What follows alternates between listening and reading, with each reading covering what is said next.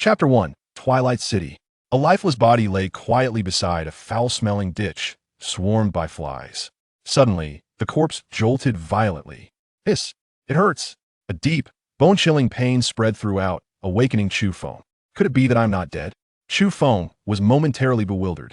Had he not been shattered into nothingness? Abruptly, a surge of memories flooded into Chu Feng's mind. After a considerable time, he finally pieced together his current predicament. I have actually borrowed a corpse to return a life. Chu Feng had reincarnated into the body of a namesake of the same gender. In his previous life, he had been punished for peeping at the sect's saintess while she bathed, resulting in his eyes being gouged out, his cultivation being stripped, and ultimately, he was killed on the streets. For reasons unknown, Chu Feng's soul had traversed the endless void, attaching itself to this body, allowing him to live once more. In his past existence, Chu Feng was one of the 4 supreme emperors of the human race in the upper realm. The 4 supreme emperors of the human race comprised 2 male and 2 female emperors.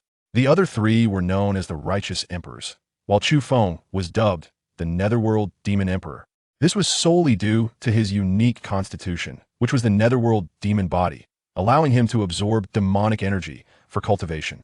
However, despite being labeled a demon emperor, Chu Feng had never engaged in any demonic acts. Instead, he had consistently guarded against the abyssal demon clan's invasions from the Black Abyss.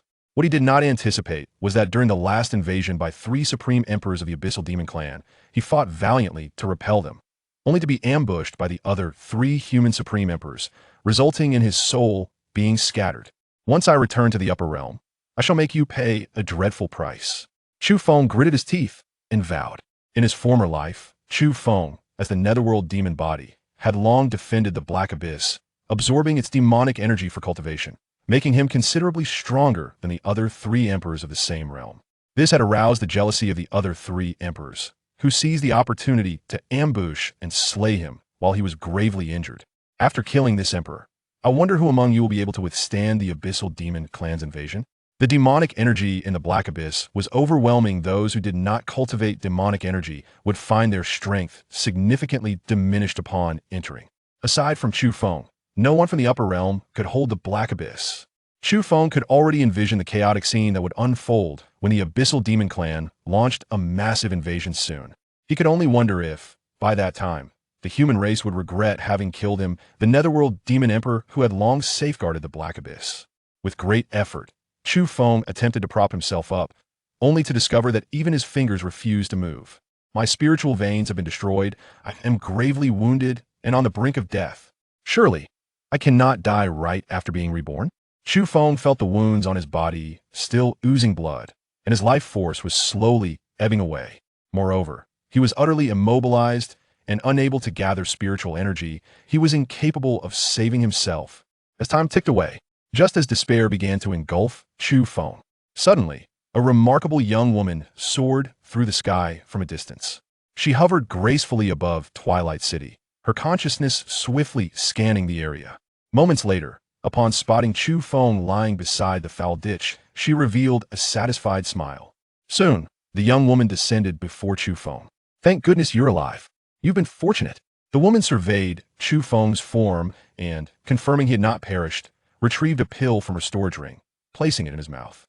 The pill dissolved instantly, sending a wave of warmth coursing through Chu Feng's entire being. In a brief moment, his life force began to rejuvenate, and the injuries on his body visibly healed. Some horrific wounds closed and scarred instantaneously. Seeing this, Chu Feng felt a surge of joy. He had been on the verge of complete despair just moments ago. Unexpectedly, a celestial being had come to save his life. Though Chu Feng was currently blind and unable to see the woman's visage, in this moment, she was nothing short of a celestial maiden in his heart. Chu Feng vowed to repay her life-saving grace in the future. After a while, noticing Chu Feng's injuries were gradually mending, the woman prepared to take him away. How foul! Chu Feng, covered in blood and grime, had been lying in the ditch for an undetermined duration, now exuding a repugnant odor. The woman delicately pinched her nose and summoned a silken ribbon, wrapping it around Chu Feng and lifting him into the air as they soared away from the city. Chu Feng was uncertain where the woman intended to take him, yet with his cultivation lost, he could only submit to her will. Having previously saved him with a precious pill, it seemed unlikely she meant him harm. Before long, The woman led Chu Feng to a small hill not far from Twilight City. The hill was lush and verdant, adorned with dense trees. She brought Chu Feng to a barren mountaintop. Suddenly, with a graceful wave of her hand, a dilapidated temple materialized atop the previously barren summit. The woman guided Chu Feng gently into the crumbling structure. In an instant, the exterior returned to its former state, barren and devoid of the temple's presence. It appeared they had entered a hidden formation. Upon entering the temple, the woman flashed an enchanting smile at the person within, saying, "Your Highness Saintess, look at what I have brought you." Chu Feng could not see, but he sensed the presence of another individual nearby. At that moment, a breathtakingly beautiful woman sat motionless in the center of the temple, seemingly under some form of restraint. Draped in a celestial gown, her exquisite features resembled that of a goddess from the heavens. Her skin was as pure as snow, translucent and radiating a soft glow, as though sculpted from the finest jade. Simply sitting there, she emanated an aura of unparalleled nobility, evoking a sense of unattainability and sanctity. "Kong Dai, what on earth do you intend to do?" The stunning woman spoke with a cold, aggrieved tone. "Your Highness Saintess, behold, I have found you an unparalleled beggar." Kong Dai erupted into a melodious laugh. With that, she tossed Chu Feng before the woman. At this moment, Chu Feng appeared ragged, covered in filth, and reeking as if he had not bathed for years, akin to a beggar. Upon seeing Chu Feng, the Saintess immediately felt nauseated. "What do you mean by this? Release me at once, or I shall ensure you regret ever coming to this world." The Saintess seemed to have guessed Kong Dai's intentions, her voice trembling slightly. "Mu Qingyao, do you have any idea how long I have awaited this day? You stole my position as Saintess and took away Lu Shixiang's affection for me. Today, I shall make this most filthy beggar teach you a lesson." Kong Dai glared at Mu Qingyao with unbridled rage. "Kong Dai, I am not only the Saintess of the Yaoqi sacred land, but also the legitimate daughter of the top family, the Mu clan. In Zhongzhou, if you dare to lay a hand on me, I shall ensure you meet a fate worse than death." Mu Qingyao threatened angrily. Kong Dai ignored Mu Qingyuo's threats and turned her gaze upon Chu Feng, saying, "Little beggar, do you realize how fortunate you are? Mu Qingyao is our Yaoqi sacred land Saintess and the most beautiful, purest woman in the wasteland. Countless men across the wasteland are infatuated with her, willing to die without hesitation for her. And now, you, a filthy little beggar, have the chance to become her first man. Tell me, do you not feel incredibly lucky?" With that, Kong Dai produced a pink pill from her storage ring and forced it into Chu Feng's mouth. "This is the exquisite Tendai indestructible pill. Little beggar, enjoy it to the fullest." The Tendai indestructible pill? Chu Feng recognized this type of pill. It was a potent aphrodisiac. Once consumed, it would compel him to seek release with a woman, or he would perish from the pressure. At this moment, Chu Feng's heart brimmed with fury. He had previously thought Kong Dai was acting out of kindness in saving him, only to discover she intended to use him as a tool for vengeance against a woman. Moreover, she sought to utilize him as a mere male instrument for revenge. This was an immense insult to someone who had once been a pinnacle emperor of the human race. Yet now, with his cultivation lost, it seemed he could only acquiesce to Kong Dai's plans and engage in an intimate encounter with Mu Qingyao, lest he face certain death. A moment later, Kong Dai also fed Mu Qingyao a pill.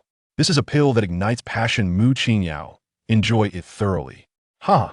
Kong Dai laughed heartily. "Kong Dai, I will never let you go unpunished." Mu Qingyao glared at Kong Dai with a fury that could cleave her apart. "I will not allow you to perish so quickly. Mu Qingyao, I have prepared 100 recording stones, and I shall capture every single one of your most beautiful moments." Kong Dai proclaimed with a triumphant laugh. "What?"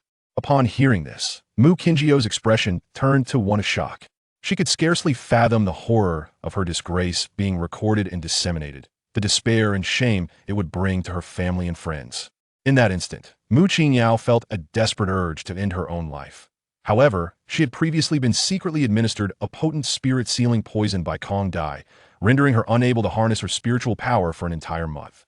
Now, she found herself utterly incapable of breaking free from Kong Dai's grasp. Even contemplating suicide was a futile endeavor. Giggle. Just imagine the uproar these recording stones will cause when they are disseminated. Kong Dai laughed, her delicate form trembling with delight. Oh no! Suddenly, Chu Feng felt a wave of heat enveloping his entire being, surging forth with undeniable intensity. Giggle. The effects of a drug have taken hold. Little beggar, the most beautiful woman in the wasteland realm stands before you, and she is now under my control. Do act swiftly." Kong Dai beamed with anticipation as she observed the transformation in Chu Feng's physique, her laughter ringing out. "Little beggar, dare to lay a hand on me, and I shall ensure your dismemberment. Even your family shall not escape my wrath." Mu Qingyao, witnessing Chu Feng's transformation, hastily issued her threat. As Chu Feng hesitated, he suddenly heard Mu Qingjiao's menacing words and began to approach her slowly.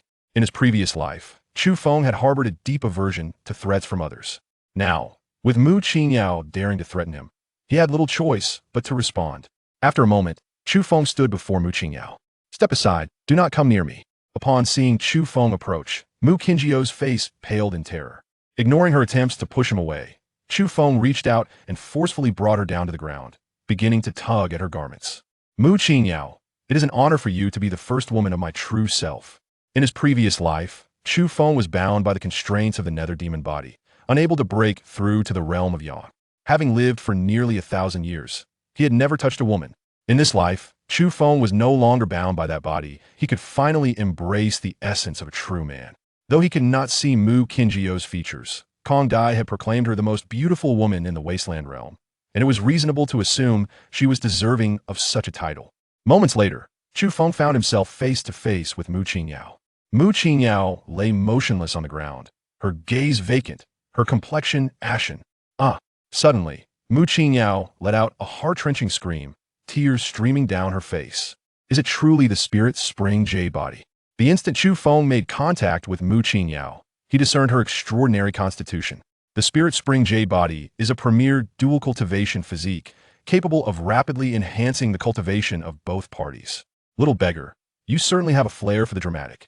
Kong Dai, having maintained a comprehensive recording of the scene, refrained from interrupting the interaction between Chu Feng and Mu Qingyao. Yet, witnessing Chu Feng's myriad of unconventional techniques, she could not help but marvel. In his previous life, Chu Feng had explored a vast array of texts, studying numerous martial arts manuals, and had retained vivid memories of the peculiar techniques therein. Now, as he engaged in this initial sparring, Chu Feng was brimming with excitement, continuously altering his techniques to attack Mu Qingyao. Chu Feng persistently sparred with Mu Qingyao, utilizing her spirit spring jade body to gradually mend his spiritual veins. Slowly, Chu Feng's spiritual veins began to revive, akin to withered wood blossoming anew in spring. On the 5th day, Chu Feng's spiritual veins were finally fully restored, and his realm began to ascend. On the 7th day, his vision returned, allowing him to finally behold Mu Qingjiao's countenance. Celestial beauty, with skin as pure as jade. Despite having encountered countless goddesses and holy maidens in his previous life, just a glimpse of Mu Qingjiao's visage captivated him profoundly. Now that he could clearly see her celestial beauty, Chu Feng's excitement surged even more. By the 9th day, Chu Feng's realm broke through to the 9th level of the body, refinement stage. He was but a step away from advancing to the spirit entry stage. Once he ascended to the spirit entry stage, he would be able to subtly draw upon the spiritual energy of heaven and earth, employing some of the techniques from his past life. In this world, the cultivation realms are divided into body refinement stage, spirit entry stage, true spirit stage, earth spirit stage, heaven spirit stage, king stage, emperor stage, sect stage, respect stage, saint stage, and emperor stage. Each realm is further subdivided into 9 levels. In his previous life, Chu Feng had reached the 9th level of the emperor stage, standing among the elite of the upper realms. However, having dealt with the abyssal demon clan for years, Chu Feng understood that there existed even higher realms beyond the emperor stage. Yet, he had never managed to break through the bottleneck of the emperor stage, remaining oblivious to what lay beyond. During these days of sparring, not only did Chu Feng gain immeasurable benefits, but Mu Qingyao also reaped rewards. However, Mu Qingyao had been concealing her true abilities, seemingly waiting for the opportune moment to strike down Kong Dai with a single blow. With the 10-day deadline fast approaching, regardless of whether Mu Qingyao or Kong Dai emerged victorious, Chu Feng would inevitably meet his demise. Kong Dai was merely exploiting Chu Feng. Once she had squeezed every ounce of usefulness from him, she would undoubtedly eliminate him to conceal her identity. As for Mu Qingyao, it was needless to say, having suffered such humiliation at his hands, she would undoubtedly relish the thought of tearing him to shreds. Mu Qingyao was at the 8th level of the heaven spirit stage, while Kong Dai was at the 7th level. Chu Feng, merely at the 9th level of the body refinement stage, was vastly outmatched in terms of cultivation. Even with extraordinary means, it would be exceedingly difficult for him to escape from both of them. On the 10th day, Chu Feng's movements gradually ceased, and the desires ignited within Mu Qingyao by the elixir seemed to dissipate entirely. Seeing this, Kong Dai smiled and slowly retracted her 100 recording stones. Absolutely breathtaking. This is undoubtedly an epic masterpiece. I never imagined that the beggar I casually picked up from filthy gutter could produce such an epic creation. Little beggar, I must say you are a true man. Giggle. It is unimaginable how much commotion this masterpiece will cause once it circulates. Mu Qingyao, you ought to express your gratitude to me. It is I who have ensured your name endures through the ages. Kong Dai, brimming with excitement, paced back and forth around Chu Feng and Mu Qingyao, incessantly chattering. At that moment, Chu Feng and Mu Qingyao remained physically entwined, in a state of intimate closeness. Suddenly, as Kong Dai turned around, Mu Qingyao forcefully propelled Chu Feng away, launching herself at Kong Dai with the swiftness of lightning. Boom! Kong Dai, caught off guard, was sent flying by Mu Qingyao, spitting blood as she crashed to the ground. How is this possible? How has your realm been restored? Kong Dai's face was etched with panic. The spirit-sealing poison she had administered was a high-priced, top-tier concoction designed to render one incapable of utilizing spiritual power for an entire month. Yet, it had only been 10 days. How could Mu Qingyao wield her spiritual power once more? Moreover, in that moment, Kong Dai sensed that Mu Qingyou's realm had not only been restored but had also broken through to the 9th level of the Heaven Spirit stage. When Mu Qingyao was at the 8th level of the Heaven Spirit stage, Kong Dai had already been no match for her. Now that Mu Qingyao had advanced to the 9th level, Kong Dai stood no chance whatsoever. In an instant, Kong Dai summoned all her strength and fled towards the exit of the dilapidated temple. Boom! Just as Kong Dai escaped the threshold of the ruined temple, Mu Qingyao caught up with her, delivering a devastating blow that sent her hurtling back. Bang! Bang! Mu Qingyao launched an unrelenting assault, pressing her advantage and swiftly subduing Kong Dai. Qingyao, spare me! Kong Dai, immobilized by Mu Qingyao, collapsed to the ground, her face a portrait of panic. Ignoring Kong Dai's pleas for mercy, Mu Qingyao quickly retrieved her clothes from the ground, only to discover they had been torn to shreds by Chu Feng. She shot a fierce glare at Chu Feng in the corner.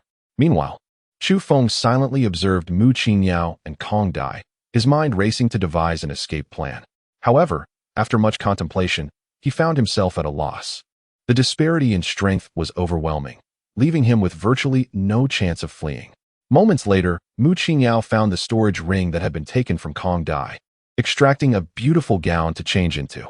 Clad in the exquisite attire, Mu Qingyao emanated an air of unmatched nobility, commanding reverence. She then drew a spiritual sword from the storage ring, her face set with murderous intent as she slowly approached Kong Dai. Qingyao, I understand my wrongs. I will give you all the recording stones. I promise today's events will remain a secret. Please spare me. Seeing the malice in Mu Qingyao's eyes, Kong Dai frantically presented all the recording stones from her storage ring, her expression one of sheer terror as she pleaded for her life. Kong Dai, unless I shred you into pieces today, my heart's resentment will not be quelled. Mu Qingyao glared fiercely at Kong Dai, her anger palpable. As a noble and pure saintess of the Jade Pool, she had been subjected to 10 days of humiliation at the hands of Kong Dai, who had chosen to associate her with a filthy beggar. The memories of her shameful encounters with Chu Feng, lying down, crouching, standing, embracing, flooded her mind, nearly causing her to faint from rage and embarrassment. With a furious swing of her spiritual sword, Mu Qingyao relentlessly struck at Kong Dai until her form was unrecognizable, reduced to a mere puddle of remains. After vanquishing Kong Dai, Mu Qingyao turned her wrath upon the scattered recording stones on the ground, shattering them to obliterate every trace of her humiliation. What a pity! At that moment, Chu Feng had quietly donned his clothes and watched in dismay as Mu Qingyao destroyed all the recording stones. These stones captured the wildness of their first encounter, a memory that should not be shared but cherished in private. The complete destruction was indeed a lamentable loss. However, while dressing, Chu Feng had secretly concealed one recording stone within his garments. Once the last of the recording stones lay shattered on the ground, Mu Qingyao turned her icy gaze toward Chu Feng. He still appeared dirty, the scars from his wounds accentuating his menacing look. I have endured the humiliation of being associated with such a filthy individual for a full 10 days. Seeing the disheveled Chu Feng made Mu Qingyao feel sullied as well. Kill. She resolved to eliminate Chu Feng, believing that only by erasing the memories of the past 10 days could she hope to forget this disgraceful experience. Mu Qingyao, do not act impulsively. I too am a victim. I can take responsibility for you. As Chu Feng beheld Mu Qingyao approaching with a murderous intent, sword in hand, he hurriedly sought to placate her. He had no desire to be slain by his first love, especially after having just been granted a second chance at life. Responsible? Do you even deserve that? Mu Qingyao gazed at the ragged Chu Feng with a sense of revulsion. As the noble and pure saintess of the Yaoqi, the thought of spending her life with such a filthy beggar was more unbearable than seeking death by striking her head against a rock. In truth, I am not. As Chu Feng was about to assert that he was not a beggar and possessed numerous sacred and divine techniques to compensate Mu Qingyao, she abruptly denied him the opportunity to speak. With a fierce swing of her sword, she aimed directly at Chu Feng's neck. The speed of Mu Qingyao's blade was unparalleled, leaving Chu Feng no chance to evade. How could it be that upon being reborn, he faced death once more, and at the hands of his very first woman? As Chu Feng beheld the spiritual sword approach his neck, a profound lament filled his heart. Mu Qingyao's blade harshly grazed his throat, yet in the blink of an eye, Chu Feng vanished without a trace. Where has he gone? Mu Qingyao pondered, momentarily taken aback by his sudden disappearance. Could it be that Chu Feng possessed a spatial teleportation talisman, allowing him to escape? Without hesitation, Mu Qingyao soared from the dilapidated temple, traversing the array, and ascended into the sky above, scanning the horizon for any sign of Chu Feng. Typically, a spatial teleportation talisman could only transport its user a few kilometers. If Chu Feng had indeed utilized one, he could not have evaded her pursuit. However, after an extensive search, Mu Qingyao found no trace of him. Undeterred, she continued her quest, venturing further afield, yet still encountered no evidence of Chu Feng's presence. Before long, Mu Qingyao returned to the ruined temple, meticulously inspecting every nook and cranny, but still uncovered no clues whatsoever. In a fit of rage, Mu Qingyao brandished her spiritual sword, reducing the entire temple to rubble. Where's this place? At that moment, Chu Feng found himself in a desolate realm. The world around him was shrouded in a gray haze, devoid of spiritual energy and any signs of life. The ground lay barren, stripped of vegetation.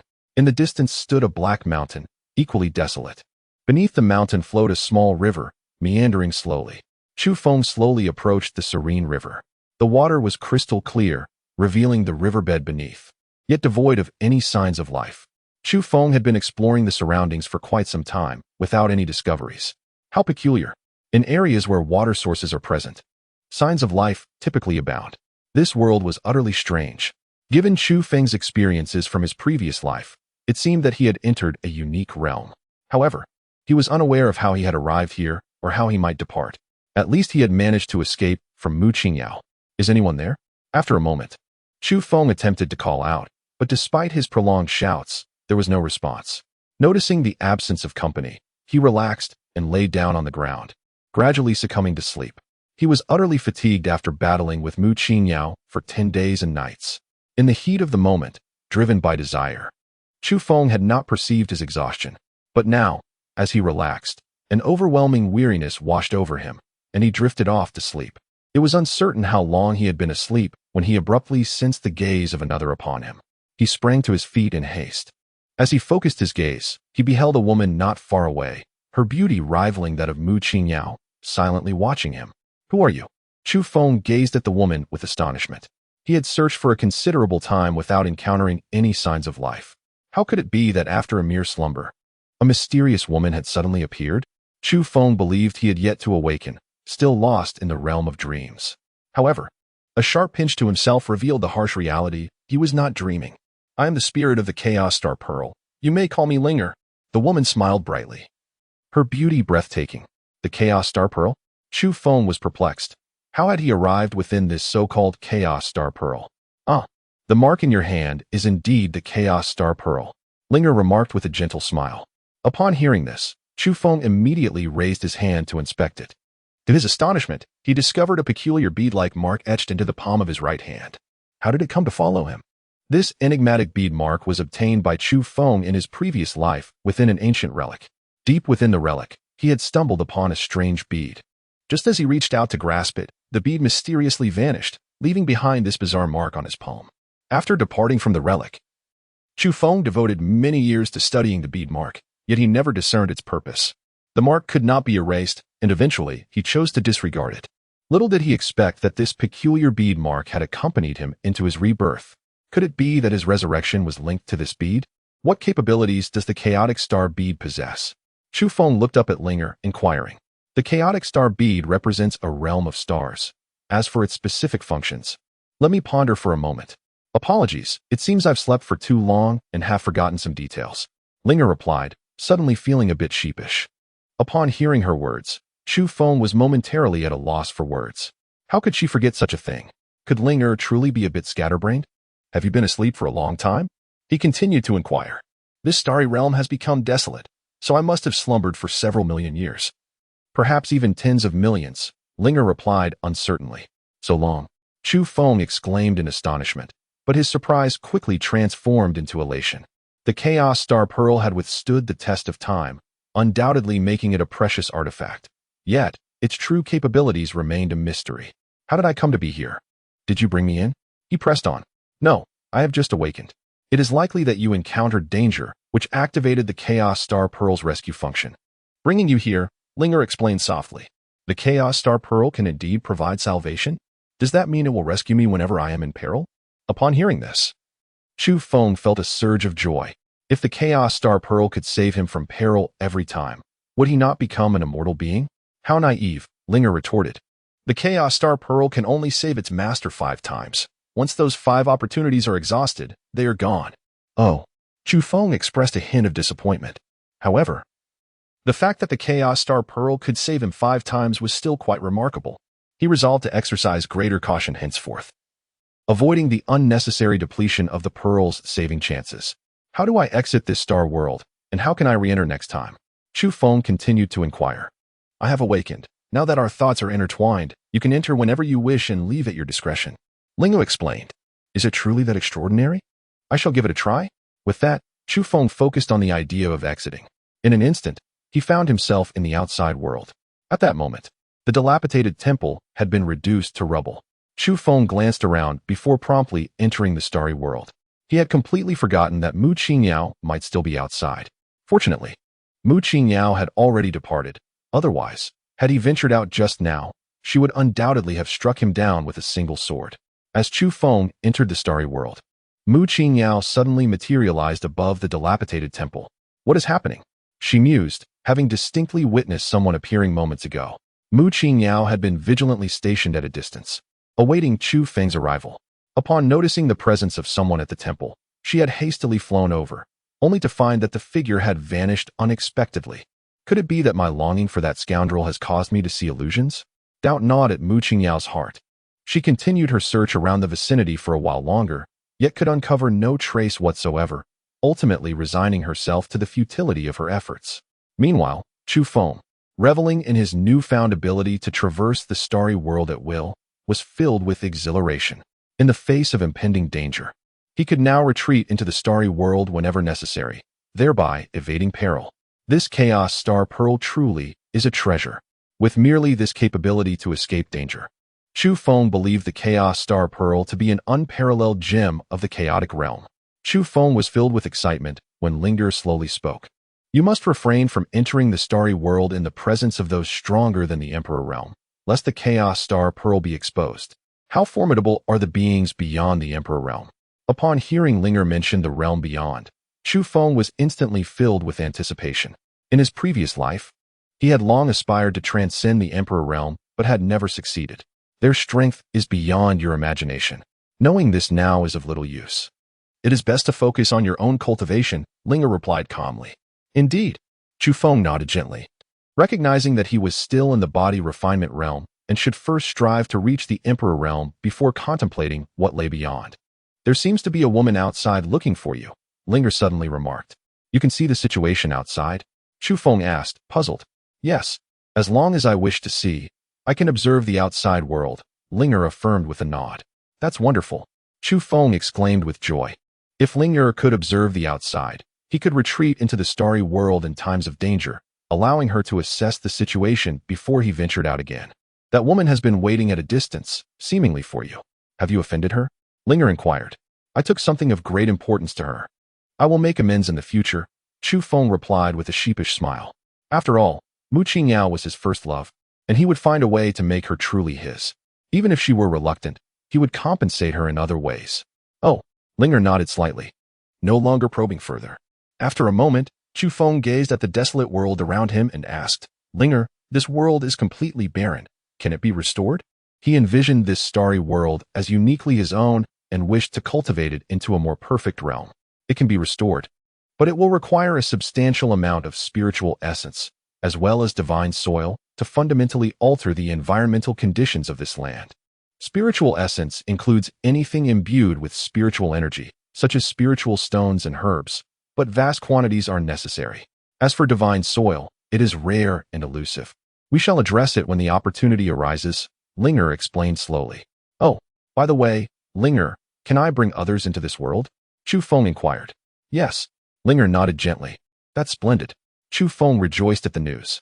He was determined to enhance this starry world, allowing his beloved ones to reside here, so he could see them at any moment.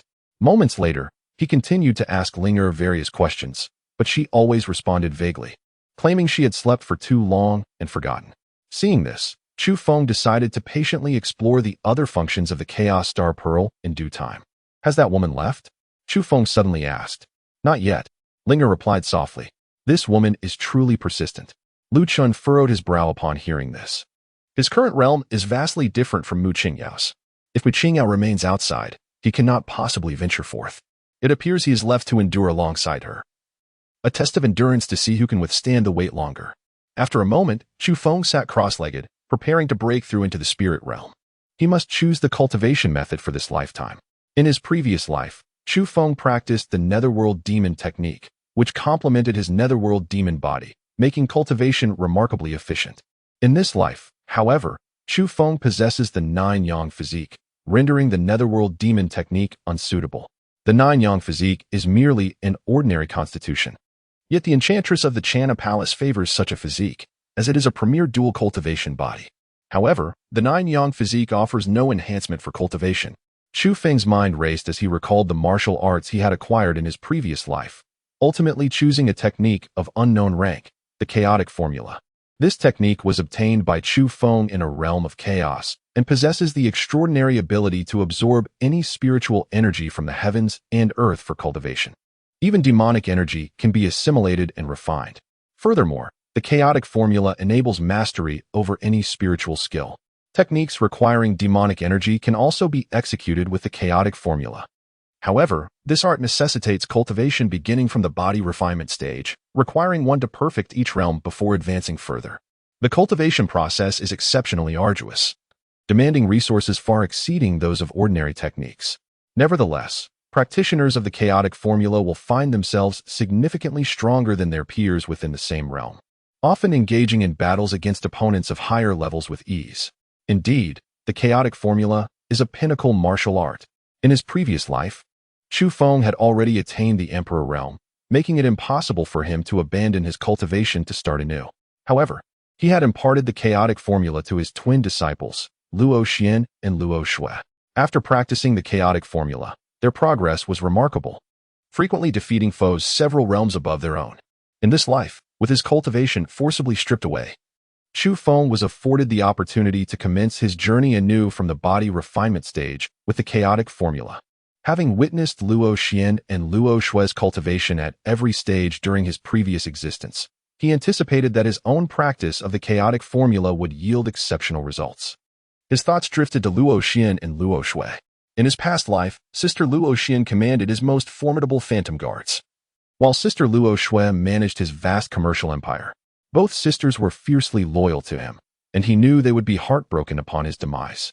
Chu Feng could only hope that they would not act impulsively in seeking vengeance on his behalf, but instead conserve their strength for his eventual return. The thought of their potential peril stirred a fierce resolve within Chu Feng. Should anyone dare to harm them, he would ensure their utter destruction upon his return to the higher realms. Simultaneously, he felt an urgent desire to grow stronger and return to the upper realms swiftly. After a considerable time, He regained his focus and began to slowly circulate the spiritual energy within his body in accordance with the incantations of the chaotic formula. This starry world was devoid of spiritual energy, rendering it an unsuitable environment for cultivation. However, during his previous battle with Mu Qingyao, he had stored a substantial amount of spiritual energy within himself. At that time, Chu Feng could have directly broken through to the spirit realm, but he had deliberately restrained himself to cultivate the chaotic formula. Now, he was poised to assimilate the spiritual energy he had accumulated. In a typical hierarchy, each major realm comprises 9 levels. However, the chaotic formula introduces an additional pinnacle level beyond the 9th. This ultimate stage consolidates the entirety of the major realm and represents the zenith of its transcendent evolution. As Chu Feng diligently practiced the chaotic art, the bones within his body began to emit a series of resounding cracks. His internal energy sea and meridians expanded relentlessly, and his skin started to exude dark stains. The chaotic art, from its inception, possessed the unique ability to cleanse the marrow and refine the bones, a power unmatched by other disciplines. After 3 days, Chu Feng finally depleted the spiritual energy within him, successfully breaking through the pinnacle of the body refinement realm and ascending to the spirit and tree realm. Delightful. Chu Feng exhaled deeply, a sense of exhilaration coursing through him. Having successfully transcended into the spirit realm, he could now faintly manipulate the ethereal energies of the universe, employing certain techniques from his past life. At this moment, he possessed a modicum of self-defense, rendering him less vulnerable to the whims of others. Moments later, disregarding Ling Er's presence, Chu Feng stripped off his garments and plunged into the nearby river, cleansing himself of the grime. "Chu Feng, you incorrigible exhibitionist," Ling exclaimed, her voice laced with a mixture of surprise and reprimand as she witnessed his sudden disrobing. Upon witnessing this, Chu Feng burst into hearty laughter, though Lingo appeared somewhat bewildered. Her charm was undeniable. Teasing her brought an undeniable joy to Chu Feng's heart. Chu Feng meticulously scrubbed away the stains upon his body until he was entirely cleansed. Just as he intended to wash his tattered garments and hang them out to dry, Ling unexpectedly produced a set of clothes from seemingly nowhere and tossed them to him. "Where did you acquire these garments? Surely they haven't been lying around for several million years?" Upon witnessing this, Chu Feng was filled with astonishment. The fact that the garment had endured through so many years undoubtedly indicated it was an extraordinary treasure. However, upon closer examination, Chu Feng realized that the clothing was merely ordinary. "I had forgotten how many years it had been stored in the storage ring," Linger remarked casually. Chu Feng continued to observe the garments for a moment, finding nothing amiss, and promptly donned them. They fit rather well. The attire seemed custom-tailored for Chu Feng, fitting him perfectly. After cleansing himself of the grime and adorning the splendid garments, he appeared transformed, as if he were a different person altogether. Handsome and refined, he resembled a scion of a noble family. Now, standing before Mu Qingyao, it was likely that she would scarcely recognize him. "Indeed, you look splendid in that outfit. You are infinitely more attractive than before," Linger remarked with admiration. "Thank you for the compliment." Chu Feng inquired, "Has that woman outside departed?" "She is no longer nearby. She must have left," Linger replied. "Very well, I shall venture out." The celestial realm was desolate, rendering cultivation impossible. Chu Feng yearned to seek opportunities to grow stronger swiftly. With that, he bid farewell to Linger and returned to the outside world. At that moment, all was silent beyond. Chu Feng cast a glance around him before dashing towards the distant Twilight City. Prior to his battle with Mu Qingyao, Kong Dai had provided him with a pill of abstemiousness, enabling him to abstain from sustenance for half a month. However, the fierce confrontation with Mu Qingyao had drained his stamina considerably, and now Chu Feng found himself ravenously hungry. He needed to enter the city and indulge in a hearty meal. Shortly thereafter, Chu Feng arrived at Twilight City. Upon entering, he sensed a spiritual presence locking onto him. It was Mu Qingyao. Astonishingly, she had yet to depart. In Chu Feng's heart, a wave of doubt surged. However, he felt no fear whatsoever. He had undergone a remarkable transformation, and with a mere alteration of his voice, Mu Qingyao would undoubtedly fail to recognize him. Chu Feng maintained a composed demeanor as he continued his walk into the city, feigning the guise of a casual shopper. It was rumored that a deranged female assassin had recently emerged, having annihilated the beggars in several nearby towns. Beggars? Why would this twisted female killer target the destitute? The reason remains unclear. Perhaps a beggar had offended her, leading to the misfortune that befell the beggars in the surrounding towns. As Chu Feng walked, he listened to the murmurs of the passers-by around him. Suddenly, a breathtaking figure, veiled in mystery, stood before him, blocking his path. Chu Jian was momentarily taken aback, lost in confusion. After a while, he regained his composure, realizing that it was Chu Feng who had just struck him.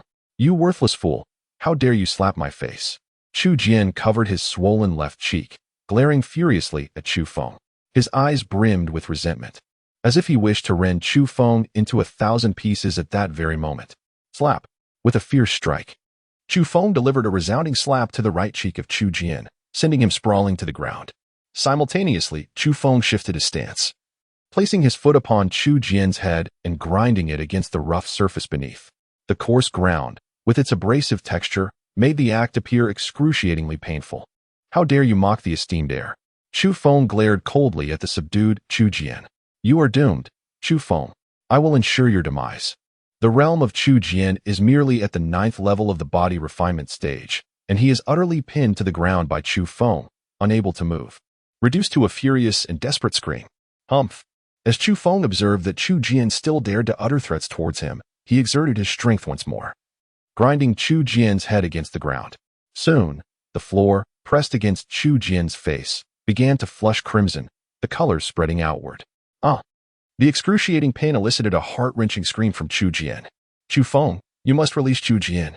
At that moment, the instructor of the martial arts arena, Chu Tianqi, hurried over, imploring Chu Feng to spare Chu Jian.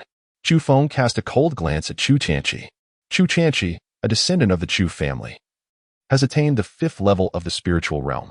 However, due to his advancing age, he can only serve as a mentor within the Chu household. Previously, when Chu Jian mocked him for not paying his respects, Chu Tianqi refrained from intervening. Now, sensing the situation has turned unfavorable, he wishes to present himself as a virtuous figure. Yet, how could Chu Feng possibly acknowledge him? Does the esteemed mentor have any objections to this young master reprimanding a worthless individual who disrespects him? Chu Feng cast a frosty glare towards Chu Tianqi, his voice laced with contempt. "Furthermore, how dare you address this young master by name? What audacity grants you such temerity?" In his recollection, Chu Tianqi had always been close to the Chu Jian faction. During their childhood martial arts training, Chu Tianqi frequently took pleasure in making his life difficult. Now, seizing this opportunity, Chu Feng resolved to teach Chu Tianqi a lesson he would not soon forget. Chu Tianqi, the instructor of the Chu family, though a collateral disciple, is held in high esteem by all members of the clan. Yet, when publicly confronted by Chu Feng, he found himself at a loss for composure. Under the chilling gaze of Chu Feng, Chu Tianqi could only bow his head in submission. "I apologize for my earlier disrespect. I implore you, esteemed young master, to overlook my transgressions and spare Chu Jian." Bang! Upon hearing this, Chu Feng delivered a fierce kick to Chu Jian's back, propelling him several meters away. With a pained cry, Chu Jian fell heavily to the ground, losing consciousness instantly. "How dare you, Chu Feng?" Chu Tianqi shouted in a fit of rage upon witnessing the scene. Just moments ago, the sound of bones shattering had echoed from Chu Jian's back, indicating that several ribs had likely been fractured. A thunderous crash ensued. Chu Feng moved with a light step, instantly appearing before Chu Tianqi. He delivered a powerful kick to his abdomen, sending him flying several meters away. "Daring to call my name so brazenly, and yet unrepentant. I shall ensure you receive a thorough lesson," Chu Feng stated coldly. "You." Chu Tianqi spat blood, pointing incredulously at Chu Feng. "Daring to point at this young master, I see you no longer cherish your hand. Allow me to shatter it for you." With that, Chu Feng instantaneously appeared before Chu Tianqi, delivering a powerful kick to his hand. Crack! The excruciating pain elicited a piercing scream from Chu Tianqi. At that moment, Chu Feng's expression was icy, exuding an aura of murderous intent, akin to a demon god. Witnessing this, the crowd recoiled in fear, hesitant to provoke Chu Feng. What is happening? Suddenly, an elder clad in green rushed forth from the depths of the Chu residence. "Second elder, the young master," stammered a trembling Chu family disciple, pointing at Chu Feng. "Chu Feng, you have returned?" The elder in green, upon recognizing Chu Feng, slowly approached him. What transpired with Chu Jian and Chu Tianqi? The elder's gaze swept over the two writhing on the ground, and he inquired. "They disrespected this young master. I merely offered them a mild lesson," Chu Feng replied with a faint smile directed at the elder. The elder was the second elder of the Chu family, Chu Wenshan. In his recollection, Chu Wenshan had previously been quite amicable towards Chu Feng and had no fondness for Chu Jian, making him a relatively neutral figure within the Chu family. Young master, you have broken several ribs of young master Chu Jian. Is this truly a mild lesson? A subordinate of Chu Jian crouched beside him, his face contorted with rage as he accused, hiss. Upon witnessing the grotesque visage of Chu Jian, swollen like that of a pig, and the pitiful state of his concave back, Chu Wenshan could not help but twitch the corner of his mouth. Second elder, I implore you to uphold justice for young master Chu Jian. Several of Chu Jian's associates beseeched Chu Wenshan. Quickly summon someone to tend to their wounds. The clan leader and several other elders have urgent matters to attend to today.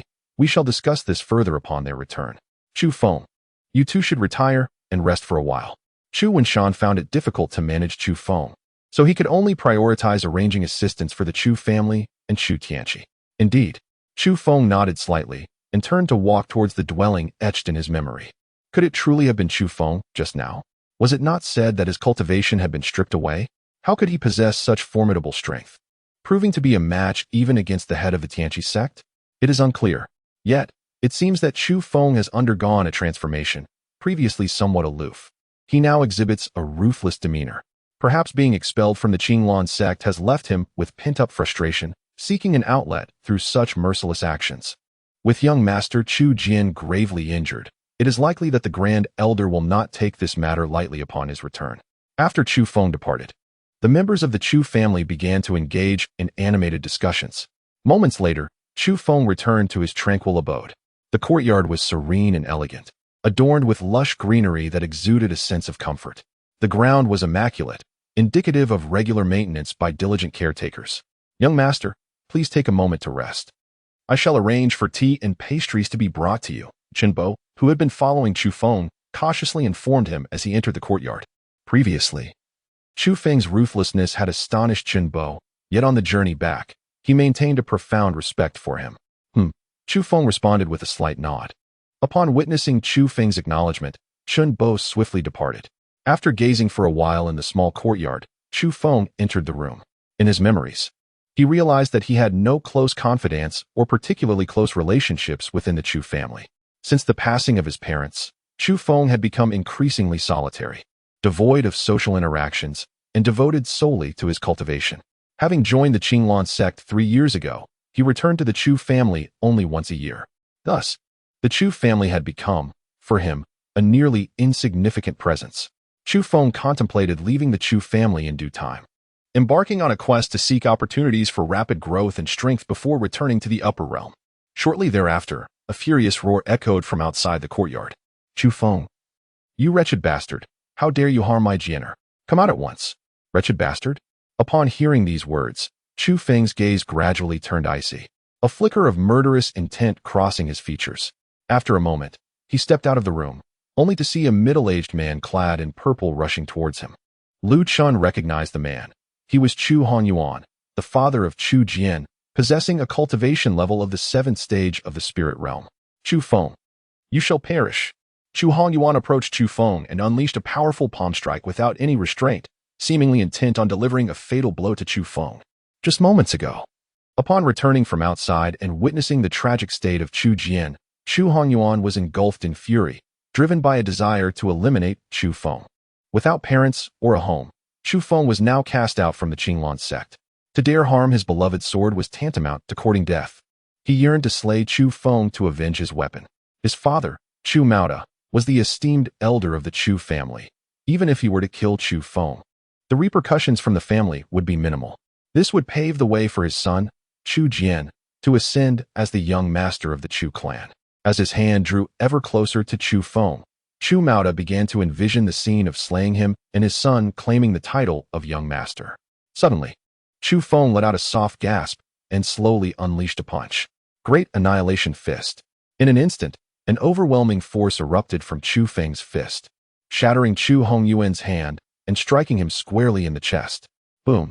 Chu Hongyuan suddenly spat out a mouthful of blood, hurtling backward. Chu Hongyuan was forcefully thrown to the ground, rolling for quite a distance before coming to a halt. "Ah, my lord," exclaimed the servant who had accompanied Chu Hongyuan. Witnessing him lying on the ground, barely clinging to life, and immediately cried out in alarm. Chu Feng cast a cold glance at the immobile Lu Maoda. The Great Annihilation Fist is a technique of the demonic path, capable of directly extinguishing the vitality of its opponent. Generally, the Great Annihilation Fist requires the use of demonic energy to unleash its full potential. However, Chu Feng can now employ the chaotic technique to transform spiritual energy into a formidable force. Although its power may be somewhat diminished, it is more than sufficient to deal with Lu Maoda, who is merely at the 7th level of the spirit realm. After that punch, it is likely that Chu Hongyuan will not survive for much longer. Chu Hongyuan dared to label him as an illegitimate child, and thus he must face the dire consequences. Shortly thereafter, the second elder, Chu Wenshan, upon receiving a report from his subordinates, hastened to the scene. After assessing Chu Hongyuan's injuries, Chu Wenshan glared furiously at Chu Feng and proclaimed, "Chu Feng, you have gravely wounded Chu Hongyuan. The Grand Elder will not let you off the hook upon his return." Humph. The faction of the Grand Elder is nothing but a blight upon the Chu family. I am merely assisting in excising these malignant tumors from our clan. Chu Feng replied indifferently. The Grand Elder, Chu Maoda, wielded his strength as a true spirit realm expert to bully others within the Chu family, often even compelling the clan leader, Chu Tianyue, to act according to his whims. 3 years ago, when Chu Feng ascended to the position of young master of the Chu family, Chu Maoda persistently obstructed him, attempting to install Chu Jian as the young master instead. Ultimately, however, it was the firm resolution of Chu Tianyue, in conjunction with the second elder, that secured Chu Feng's position as the young master. Chu Tianyue, having no offspring, finds himself in a precarious situation with Chu Maoda's tyrannical behavior. Should Chu Jian be appointed as the young master, it is likely that Chu Tianyue's position as the clan leader would soon be jeopardized. Thus, it was imperative for Chu Tianyue to resolutely designate Chu Feng as the young master at that time. Chu Feng will soon depart from the Chu family. The Chu family, after all, is a lineage of old. Before departing, Chu Feng wishes to eradicate the malignant elements plaguing the family. His life is destined to be fraught with tumult and bloodshed, leaving a trail of corpses in its wake. The association with the Chu family may not necessarily bode well for him. Before departing, Chu Feng wished to assist the Chu family, thus bringing closure to the ties he had with them. Was it not said that your cultivation had been rendered ineffective, Chu Feng? With a perplexed expression, Chu Wenshan gazed at Chu Feng. Previously, a servant had reported that Chu Feng had struck Chu Hongyuan dead with a single blow. At that moment, Chu Wenshan could hardly believe it. Chu Hongyuan has attained the 7th level of the spirit realm, making it exceedingly difficult for even a formidable opponent at the 1st level of the true spirit realm to vanquish him with a single blow. Before Chu Feng's cultivation was wasted, he had merely reached the 4th level of the spirit realm, making it inconceivable for him to have killed Chu Hongyuan with a single punch. However, he had just learned from one of Chu Hongyuan's subordinates that Chu Hongyuan was indeed gravely injured and on the brink of death from a single blow delivered by Chu Feng. This revelation left Chu Wenshan momentarily astounded. Although he had indeed been rendered powerless, I have encountered certain fortuitous events that have allowed my cultivation to be restored to the 1st level of the spirit realm. Chu Feng spoke softly. The 1st level of the spirit realm? How did you manage to injure Chu Hongyuan? Chu Wenshan wore an expression of disbelief. However, he sensed that Chu Feng's aura was indeed only at the 1st level of the spirit realm. He is utterly incompetent. Chu Feng remarked indifferently, "You." Chu Feng's words left Chu Wenshan in a state of frustration. The prowess of Chu Wenshan is only slightly superior to that of Chu Hongyuan. If Chu Hongyuan is deemed worthless, then he is scarcely better than the latter. With your cultivation merely at the 1st level of the spirit realm, how can you contend with Chu Maoda? Chu Wenshan gazed at Chu Feng with a furrowed brow. It is important to note that Chu Maoda's realm is indeed at the true spirit stage, 2nd level, which surpasses Chu Feng by a significant margin. By all accounts, 10 Chu Fengs would be no match for Chu Maoda. You need not worry about this. Once Lu Maoda returns, I shall deal with him myself. Chu Feng replied coldly. Just be cautious when the time comes. If all else fails, make your escape. Chu Wenshan remained unconvinced that Chu Feng could confront Chu Maoda. Chu Feng refrained from elaborating further. Ultimately, no amount of persuasion would lead Chu Wenshan to believe that he could slay Lu Maoda, who was at the 2nd level of the true spirit stage, with only the strength of a 1st-level spirit initiate. However, once he ultimately vanquished Lu Maoda, Chu Wenshan would realize that his words were not mere fabrications. You should rest for now. I will take Chu Hongyuan for treatment. The clan leader and Chu Mauda have gone to the Han family to discuss important matters and should return shortly. You must decide for yourself. In Chu Wenshan's words, there seems to linger an intention for Chu Feng to escape. Upon hearing this, Chu Feng merely smiled faintly and turned to return to his room. Chu Hongyuan was struck by Chu Feng's great annihilation fist, making his survival an impossibility.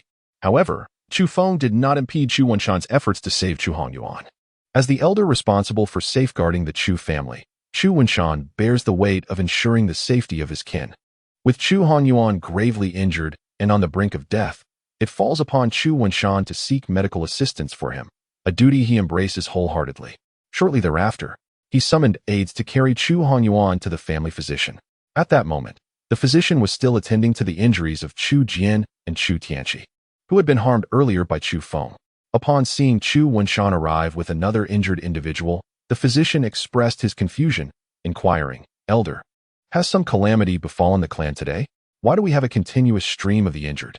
Regardless of what has transpired, prioritize his treatment above all else." Chu Wenshan insisted. Chu Wenshan immediately summoned a physician to attend to Chu Hongyuan. The physician, upon a fleeting glance at Chu Hongyuan, recognized his identity and hastened to assess his injuries. "Elder, Lord Yuan's vitality has already waned. He cannot be saved," the physician lamented. "What? My father cannot survive?" At that moment, lying not far away, Chu Jian, upon hearing the physician's words, realized that the individual brought in was his father, Chu Hongyuan. Not long prior, Chu Hongyuan had visited Chu Jian, declaring his intent to eliminate Chu Feng in retribution. Upon hearing this, Chu Jian was filled with exhilaration. As long as he eliminated Chu Feng, he would ascend to the position of the young master. Thus, he eagerly awaited news of Chu Hongyuan's success in dispatching Chu Feng. Envisioning the moment, he would become the young master of the Chu clan. However, to his shock, the news that reached him was that his father was not long for this world. How could he possibly accept such a fate? "No, it cannot be. My father will not perish." Chu Jian struggled fiercely, attempting to turn and observe the condition of Chu Hongyuan. However, with his every movement, he inadvertently aggravated his wound, causing cold sweat to bead on his forehead. "Was it done by Chu Feng?" inquired Chu Tianqi, who was nearby, tending to his injuries, his disbelief evident in his voice. "Indeed," replied Chu Wenshan with a gentle nod. "Hiss." Chu Tianqi's expression shifted to one of utter astonishment. Previously wounded by Chu Feng, he had always assumed it was a sneaky attack that led to his injuries. In a direct confrontation, he believed that Chu Feng would certainly not be his match. Little did he expect that even the significantly stronger Chu Hongyuan had been grievously injured and brought to the brink of death by Chu Feng. Yankee was instantly astounded by Chu Feng's prowess, feeling a deep sense of gratitude that Chu Feng had shown restraint earlier. Otherwise, he would undoubtedly be in a dire state akin to Chu Hongyuan, gravely wounded and on the brink of death. "Take your time to recuperate. The clan leader will return shortly, and everything will be addressed upon his arrival," Chu Wenshan stated calmly. After speaking, he cast a glance at the motionless Chu Hongyuan before departing slowly. After Chu Wenshan's departure, with the assistance of his servants, Chu Jian gradually shifted the bed and beheld Chu Hongyuan. "Father, how have you been?" Chu Jian shouted towards Chu Hongyuan. But at that moment, Chu Hongyuan had already passed away and could not respond to him. The physician also noticed something was amiss with Chu Hongyuan and hurriedly approached to investigate. After a brief moment, the physician let out a soft sigh and said, "Young Master Chu Jian, Master Yuan has departed." "What? Impossible. My father cannot be dead." "You must be mistaken. My father will not die," Chu Jian exclaimed incredulously, his voice filled with rage. "Young Master Chu Jian, please remain calm. Master Yuan has truly left us," the physician urged. "You must focus on recuperating from your injuries so that you can avenge Master Yuan." Yankee also confirmed that Chu Hongyuan had indeed passed away, promptly offering words of comfort to Chu Jian. "Ah, that wretch, Chu Feng, dared to take my father's life. When my grandfather returns, I shall ensure he is flayed alive and his remains scattered to the winds. I will even exhume his parents' graves and feed their bones to the dogs." Chu Wenshan roared furiously, vowing to make Chu Feng pay dearly. "Young Master Chu Jian, do not be agitated. Focus on healing your injuries and await the return of the Grand Elder," he reassured. "Rest assured, if Chu Feng dares to kill Lord Yuan, he is undoubtedly doomed this time." Observing Chu Jian's anguished expression and his continued outbursts, Chu Tianqi promptly intervened to offer comfort. Soon after, Chu Tianyue, seething with anger, returned to the Chu residence accompanied by Chu Maoda and several others. Today, Chu Tianyue had been invited to the Han family to discuss the allocation of a spiritual mine located near Qingfeng town. The Chu and Han families are the two prominent clans in Qingfeng town. Previously, the spiritual mine was divided equally between the two families. Now, the Han family seeks to renegotiate the distribution. Although the Han family is inherently more powerful than the Chu family, Chu Tianyue had initially consented to a division of 60-40 in favor of the Han family. However, to everyone's astonishment, the Han family audaciously demands an overwhelming 80 share, leaving the Chu family with a mere 20. Chu Tianyue found it intolerable and vehemently opposed. However, Shimeod, who accompanied him, surprisingly stated that a 20% share would be acceptable to their family. This infuriated Chu Tianyue beyond measure. As the head of the Chu family, he was outraged that Shimeod would unilaterally declare their family's acceptance of such a distribution without his consent. It was utterly disrespectful and dismissive of his authority as the patriarch. Chu Tianyue was on the brink of furious eruption. However, the presence of the fourth-ranked elder from the Han family restrained him. Moreover, with Chu Maoda having turned against him, Chu Tianyue had no choice but to suppress his anger, stating that he would reflect on the matter and provide a response in a couple of days. Ultimately, the Han family consented to grant Chu Tianyue a 2-day period for contemplation. Patriarch, a crisis has arisen. Upon their return to the gates of the Chu residence, the guards announced loudly, "What is the matter?" Chu Tianyue furrowed his brow. The distribution of the spiritual mines had already troubled him, and he did not wish for any family issues to compound his distress, further darkening his mood. "Young Master Chu Feng has returned." The guard's voice faltered slightly. "It was merely the return of that good-for-nothing Chu Feng. I had thought something serious had occurred." Chu Maoda, standing nearby, scoffed at the guard's words. "So he has returned. What significance does that hold?" Chu Tianyue replied, visibly displeased. The mere thought of Chu Feng ignited a wave of anger within him. The Songfeng Empire is dominated by 3 major powers: the Qinglan sect, Lingxiao Pavilion, and the Tianjin sect. Chu Feng is a disciple of the Qinglan sect, while the young master of the Han family is a disciple of the Lingxiao Pavilion. Previously, both young masters were disciples of the 3 major forces, and relations between the two families were relatively harmonious, with neither offending the other. It was only after the Han family learned of Chu Feng's expulsion from the Qinglan sect that they proposed a re-evaluation of the distribution of spiritual mines. One could say that it is entirely Chu Feng's fault that the Chu family has lost a significant portion of their share of the spiritual mines. The young Master Chu Feng has injured young Master Chu Jian and Coach Chu, and even killed Elder Yuan. The guard's voice trembled as he spoke. "What?" Upon hearing this, Chu Maoda let out a furious roar, seizing the guard by the neck and demanding loudly, "What nonsense are you spouting? Do you believe that I could crush your skull with a single blow?" Beside him, the third elder wore a skeptical expression and remarked, "Have you made a mistake? Wasn't Chu Feng's cultivation abolished by the Qinglan sect? How could he possibly kill Han Yuan? Indeed, that waste of a Chu Feng could not even harm my son before his downfall, let alone now that he is rendered powerless. You must be the one spreading these rumors. Watch as I shatter your skull." Chu Maoda, filled with rage, was about to shatter the guard's skull. Upon witnessing this, Chu Tianyue promptly intervened, urging Chu Maoda to refrain from taking a life. He stated, "Do not resort to violence just yet. Let us ascertain the truth of the matter first. If he is indeed guilty of spreading falsehoods, then it would not be too late to take action." With that, Chu Tianyue swiftly made his way into the Chu residence. Chu Maoda seized the guard by the neck, dragging him into the Chu residence. Previously, the second elder, Chu Wenshan, had learned of Chu Hongyuan's demise and instructed his men to carry the body to a pavilion in the outdoor training ground, awaiting the return of Chu Tianyue and Chu Maoda to arrange for the final rites. "Your Honor," as Chu Maoda entered the Chu family estate, his eyes were immediately drawn to the distant awning where Chu Hongyuan lay.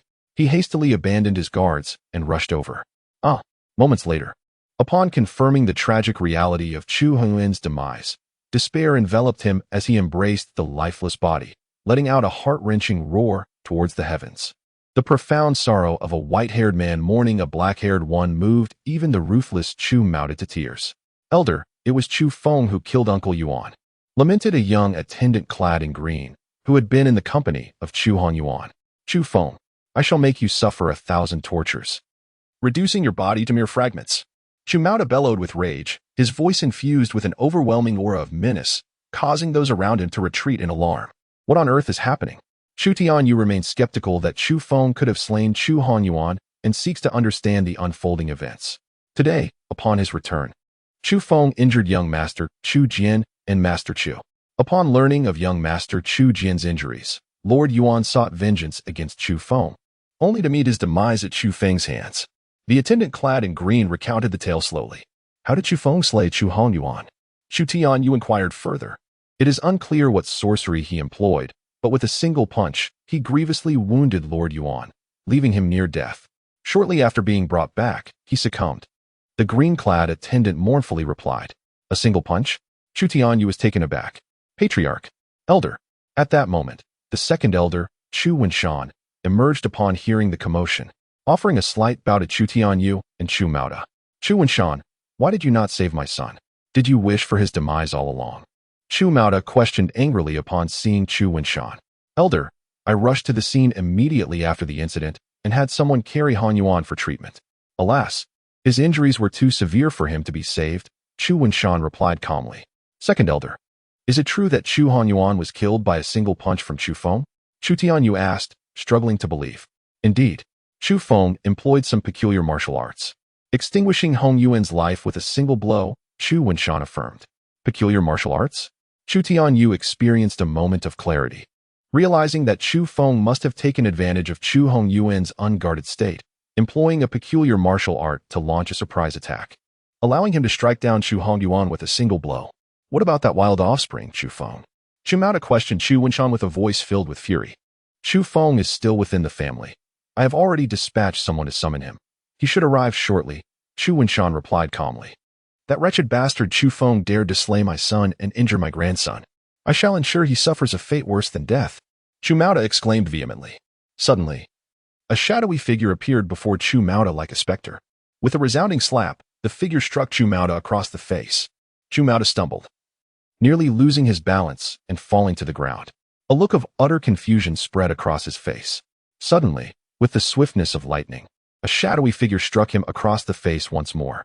Instantly, the gaunt features of Chu Mao swelled grotesquely. The atmosphere in the arena was eerily silent, as the onlookers stared in disbelief at the sudden appearance of the enigmatic figure. Chu Feng. Upon discerning the shadowy figure, Chu Tianyu was left utterly astonished. Chu Feng astonishingly struck Chu Mao across the face not once, but twice. It is imperative to note that Chu Mao is a formidable figure of the second realm of true spirit. Such an occurrence is utterly inconceivable. Ah, Chu Mao exclaimed. You wretched dog, how dare you strike me? You shall pay for this. Moments later, regaining his composure, Chu Mao unleashed a furious palm strike towards Chu Feng. Whoosh! With a graceful sidestep, Chu Feng deftly evaded the assault from Chu Mao. Perish! Chu Mao, witnessing Chu Feng evade his assault, unleashed a series of ferocious attacks against him. However, Chu Feng employed the sacred-level footwork from his past life, the shadow step, rendering Chu Mao unable to land a single blow, leaving him utterly bewildered. Ah, you wretched mutt, if you dare, stand your ground. Chu Mao was unable to strike Chu Feng, and in a fit of rage, he bellowed. Bam! With a swift movement, Chu Feng evaded, swiftly delivering a resounding slap to Chu Mao. Ah! Chu Mao was instantly consumed by rage as he launched a frenzied assault on Chu Feng. In all his decades of life, he had never been struck across the face. Yet now, he found himself on the receiving end of 3 resounding slaps from Chu Feng. In a fit of rage, Chu Mao sought to strike down Chu Feng, yet the latter's swiftness rendered him untouchable. Demonic palm. Suddenly, after evading Chu Mao's assault with the shadowy step, Chu Feng unleashed a powerful blow to Chu Mao's chest. In an instant, Chu Mao spewed forth blood and was sent flying several meters away. Ah! Upon falling to the ground, Chu Mao continued to roll about, seemingly in great distress. The demonic palm is a lethal technique that Chu Feng mastered in his previous life, a form of martial arts that infuses the body with malevolent energy, gradually ravaging the opponent's organs and leading them to a torturous demise. Ah! What has happened to the Grand Elder? Why does he keep rolling and spitting blood? It must be due to the recent strike from young Master Chu Feng. How formidable is young Master Chu Feng? that even the most powerful Grand Elder of our clan is no match for him. The Grand Elder is no longer the strongest in our family. Henceforth, the mightiest among us will be young Master Chu Feng. The onlooking disciples of the Chu family murmured amongst themselves. Chu Feng, the Grand Elder. Chu Wenshan inquired, his face a mask of astonishment. Previously, when Chu Feng mentioned the intent to eliminate Chu Mauda, Chu Wenshan was skeptical, even urging Chu Feng to flee. Yet, now he witnessed Chu Feng effortlessly defeat Chu Mauda, akin to an adult besting a mere child. It was astonishingly effortless. This left Chu Wenshan momentarily dumbfounded. He's merely a waste, Chu Feng remarked nonchalantly. Chu Feng could have easily killed Chu Mauda, yet he refrained from hastening his demise so readily. Chu Feng, how have you become so formidable? Exclaimed Chu Tianyue, his face etched with astonishment, unable to fathom the extent of Chu Feng's newfound strength. Previously, due to the incident concerning the Spirit Stone Mine, Chu Tianyue had contemplated inflicting severe punishment upon Chu Feng. However, witnessing Chu Feng's remarkable prowess in defeating Chu Mauda, he now found himself hesitant to impose any repercussions. In fact, Chu Tianyue was even inclined to bestow rewards upon Chu Feng. Chu Tianyue had long harbored the desire to eliminate Chu Mauda. However, due to Chu Mauda's formidable skills and vigilance, he found it impossible to succeed. To his astonishment, Chu Feng effortlessly defeated Chu Mauda. Chu Feng responded softly, observing Chu Mauda writhing in agony on the ground. Suddenly, a commotion arose in the distance. Grandfather! Grandfather! For servants appeared, carefully carrying Chu Jian on a stretcher, making their way toward him. Upon learning of Chu Mauda's return from the lips of a subordinate, Chu Jian had eagerly instructed them to bring him out. Chu Feng actually dared to injure him. He yearned to witness Chu Feng being subjected to 1,000 cuts. His body shattered into countless pieces. Only then could his deep-seated hatred be quelled. Chu Feng cast a frigid glance at the Chu Jian being carried over by the servants. It was a fortuitous moment, as the 3 generations of the Chu Jian family had gathered, and he was prepared to send them all to the depths of hell together. Chu Feng, how can you still be standing there unscathed? Where's my grandfather? After Chu Jian was brought over, he immediately spotted Chu Feng standing in the center. Feeling perplexed about how Chu Feng could still be standing unscathed. Grandfather, swiftly eliminate Chu Feng. He has slain my father. Chu Jian lay sideways on the stretcher, momentarily unable to see Chu Mauda, and suddenly shouted loudly, Your grandfather is lying on the ground. Chu Feng replied coldly. At that moment, Chu Mauda had already fainted from the pain, lying motionless on the ground. Grandfather? It was then that Chu Jian noticed a figure lying not far away on the ground. Chu Mauda lay on the ground, rolling about in tattered garments, his face swollen and bruised from the blows dealt by Chu Feng, rendering Chu Jian momentarily unable to recognize him. How could this be? After a brief moment, Chu Jian finally confirmed that the figure sprawled on the ground was indeed his grandfather, Chu Mauda, and his expression turned to one of sheer disbelief. No, this cannot be. Chu Jian murmured in incredulity to himself. His grandfather was the most formidable presence in the entire Chu family. How could he be lying there, on the brink of death? Grandfather, please rise and vanquish Chu Feng. Chu Jian cried out incessantly, yet Chu Mauda remained motionless on the ground. Chu Feng, have you poisoned my grandfather? Chu Jian suspected that Chu Feng had undoubtedly devised some cunning scheme to manipulate his grandfather. Otherwise, his grandfather would not be in such a state. Chief, you must apprehend Chu Feng at once. Chu Jian turned to look at Chu Tianyue. With Chu Mauda in a precarious situation, Chu Jian could only hope for Chu Tianyue's assistance in dealing with Chu Feng. However, Chu Tianyue merely cast a fleeting glance at Chu Jian, taking no action. Moments later, Chu Feng approached Chu Mauda, seizing his head and lifting him up. Chu Feng, what are you intending to do? Release my grandfather immediately. As Chu Jian beheld Chu Feng seizing Chu Mauda by the head, an ominous sensation surged within him. What are you doing? Just watch. Chu Feng replied with a cold sneer. With that, he relinquished his grip on Chu Mauda, only to swiftly bring his hand down again. Bang! Like a watermelon being crushed. Chu Mauda's skull shattered instantaneously, brain matter splattering everywhere. The onlookers gasped in horror, retreating in panic. Those who were carrying Chu Jian hastily abandoned him, hastening to distance themselves. Chu Jian fell heavily to the ground, the injured area throbbing with excruciating pain. However, at this moment, his mind was a blank slate, rendering him oblivious to the agony. Chu Feng, you Chu Tianyue and Chu Wenshan gazed at Chu Feng with astonishment, unable to fathom the cruelty with which he had slain Chu Mauda. Simultaneously, a profound doubt began to take root in their hearts regarding Chu Feng. The Chu Feng they had known could never have exhibited such savagery. They momentarily questioned whether the person before them was indeed the same. What is the fuss over the mere act of taking a life? Chu Feng remarked nonchalantly. In his previous existence, he had taken countless lives. For him, murder was merely an ordinary affair. Although the act of killing Chu Mauda had indeed been somewhat gruesome, it served to instill fear in others, deterring them from provoking him. You wild spawn, may you meet a wretched fate. I will surely kill you one day, I will. At that moment, Chu Jian snapped back to reality, his mind unraveling as he furiously cursed Chu Feng. Later? Do you truly believe you have a future? Chu Feng let out a faint scoff, slowly making his way towards Chu Jian. What do you intend to do? Patriarch, please save me. Upon seeing Chu Feng approaching slowly, Chu Jian immediately disregarded his pain and made a desperate attempt to crawl backward. Chu Feng is merely a useless individual. There is no need to kill him. Chu Wenshan pleaded. Boom. Chu Feng disregarded Chu Wenshan and approached Chu Jian, delivering a powerful kick to his chest that resulted in his immediate demise. Though Chu Jian is but an insignificant individual, he has nonetheless become an adversary, and thus, Chu Feng cannot allow him to live. Upon witnessing Chu Feng's disregard for his counsel and his immediate act of slaying Chu Jian, Chu Wenshan let out a soft sigh, choosing not to utter another word. The current Chu Feng had transcended the limits of his influence. Chu Tianyu bore no resentment towards Chu Feng.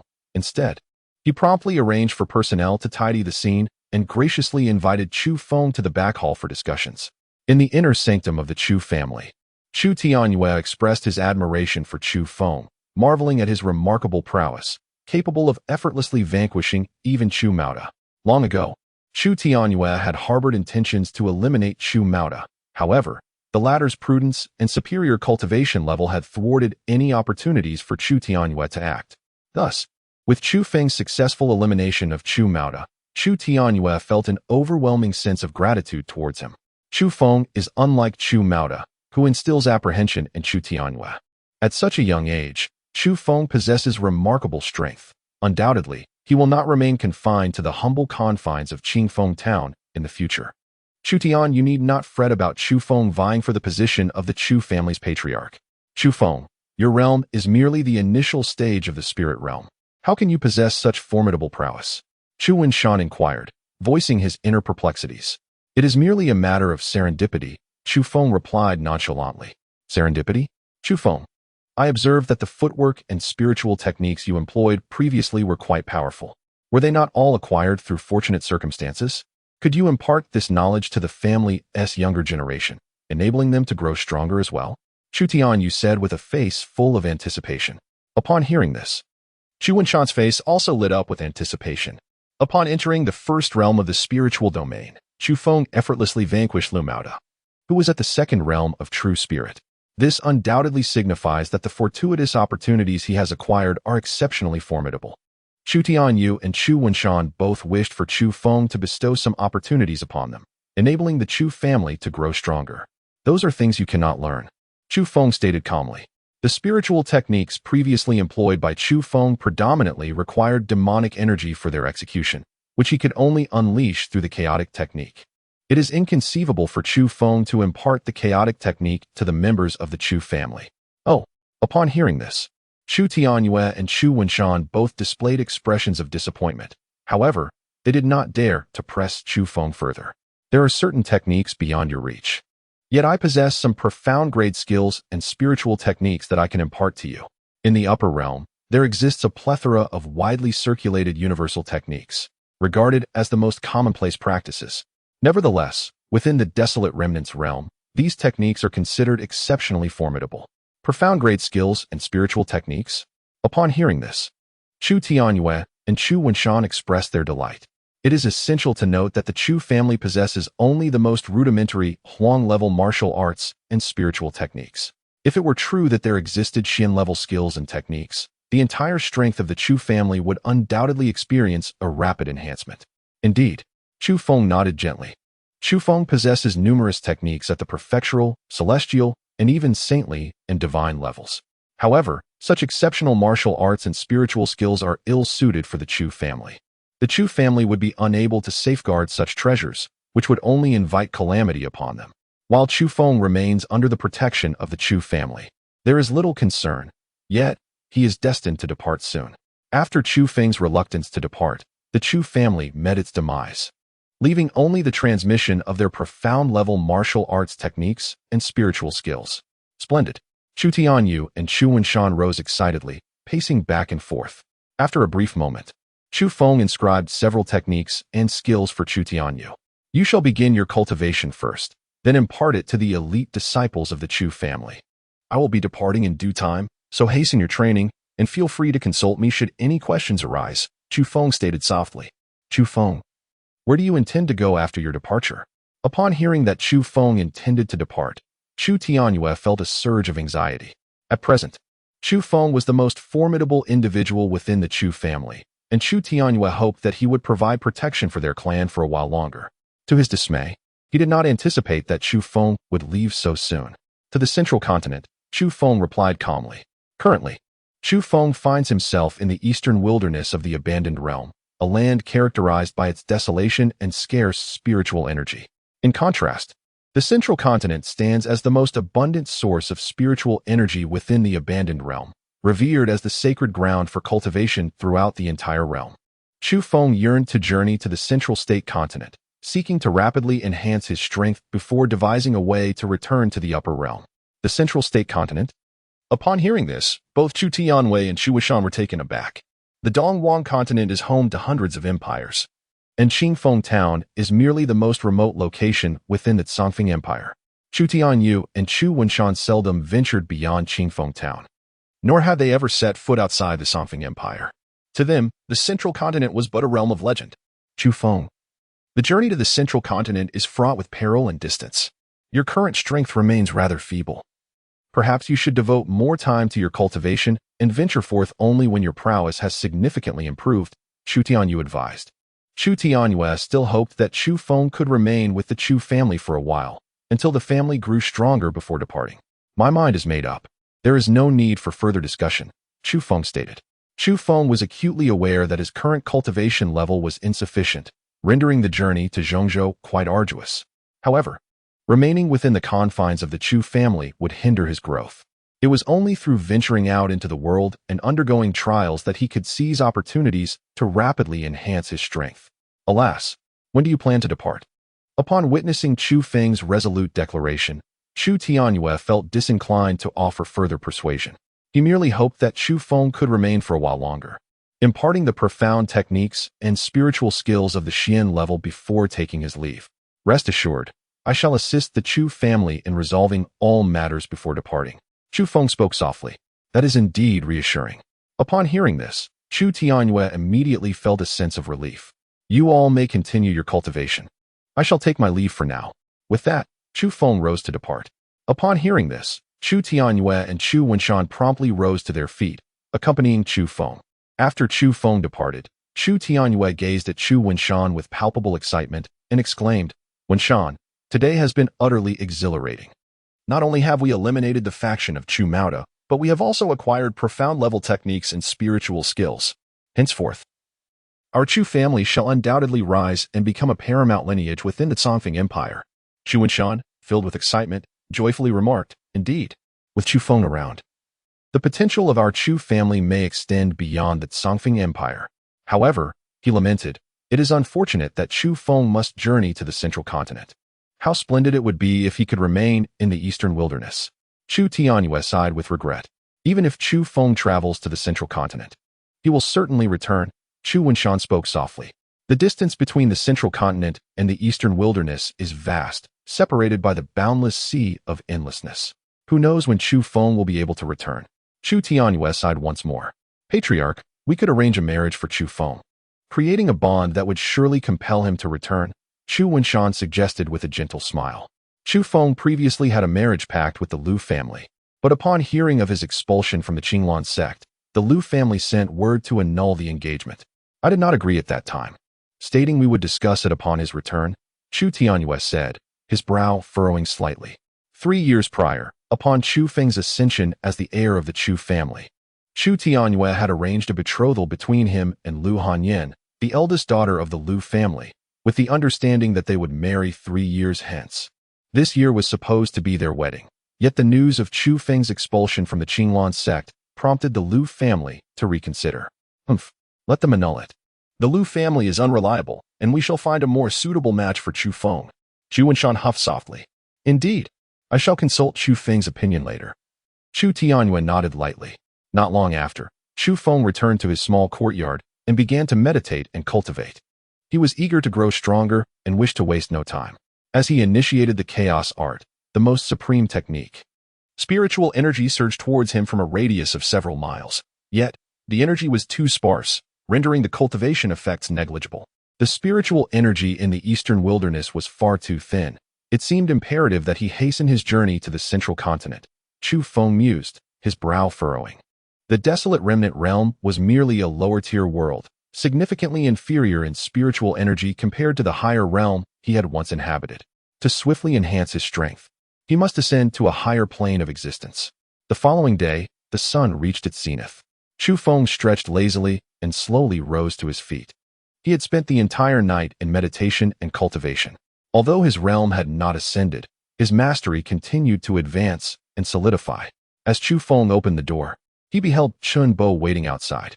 Upon seeing Chu Feng emerge, Chun Bo promptly instructed someone to bring water for him to wash up and made arrangements for breakfast. As Chu Feng was enjoying his breakfast, Chu Wenshan approached. Chu Feng, here are a portion of the resources seized from the Great Elder's faction. The clan leader has instructed me to bring them to you. Chu Wenshan spoke as he handed Chu Feng a storage ring. Chu Feng did not decline and accepted the storage ring. Previously, in Twilight City, he had been robbed and met his demise, leaving him destitute. Now that he had resources for cultivation, he did not hesitate to accept the offering. Chu Feng, we are preparing for your marriage. What do you think? Chu Wenshan inquired. Marriage? Chu Feng was momentarily taken aback.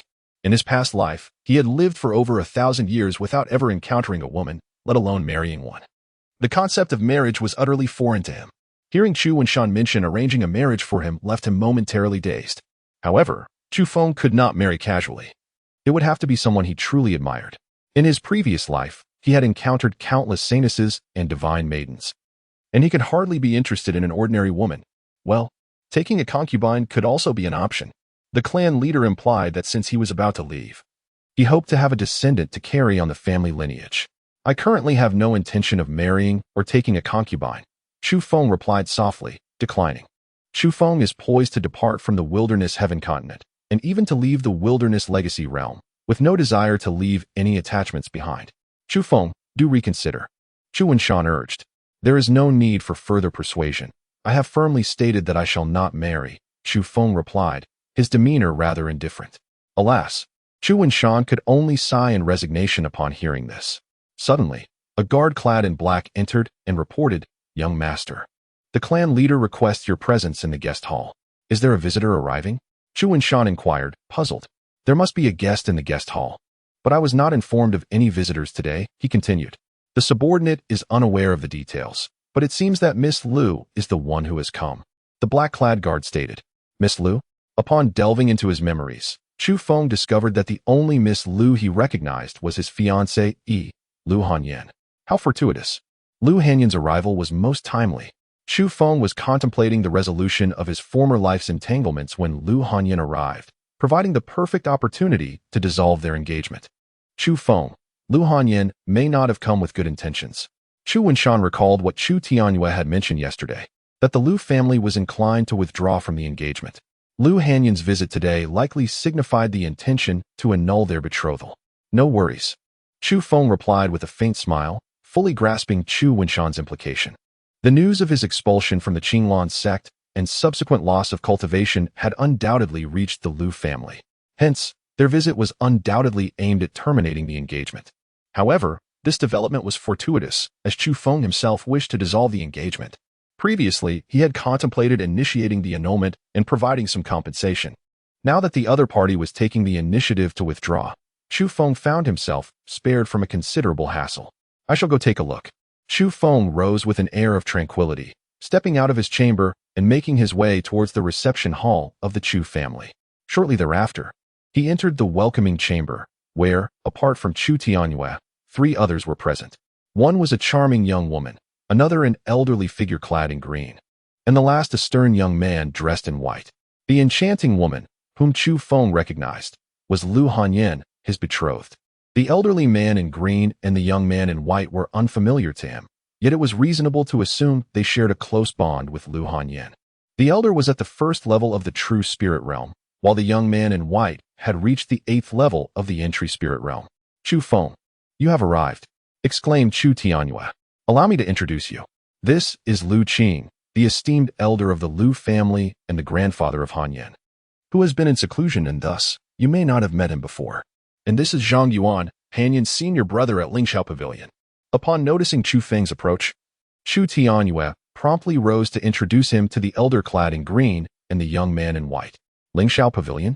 Upon hearing this, Chu Feng cast a puzzled glance at Lu Hanyan. I have recently joined the Lingxiao Pavilion and become an outer disciple, Lu Hanyan declared proudly. Senior brother Zhang Yuan is an inner disciple of our Lingxiao Pavilion. Congratulations are in order, Chu Feng replied with a faint smile.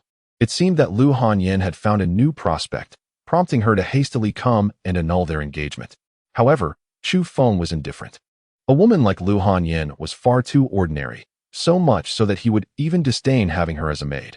Her initiative to come forth and dissolve their engagement was, in fact, to his liking. Chu Feng, you have been expelled from the Qinglan sect. And I am now a disciple of the Lingxiao Pavilion. Our statuses are now worlds apart. I have come to annul our engagement. And I hope you will be sensible and agree to it, Lu Hanyan proclaimed with an air of arrogance. Very well, I agree. Please present the agreement to dissolve the engagement. I presume you have prepared it, Chu Feng responded candidly, a smile gracing his lips. Lu Hanyan was momentarily taken aback by Chu Feng's straightforwardness. She had envisioned a scene where he would desperately cling to their engagement.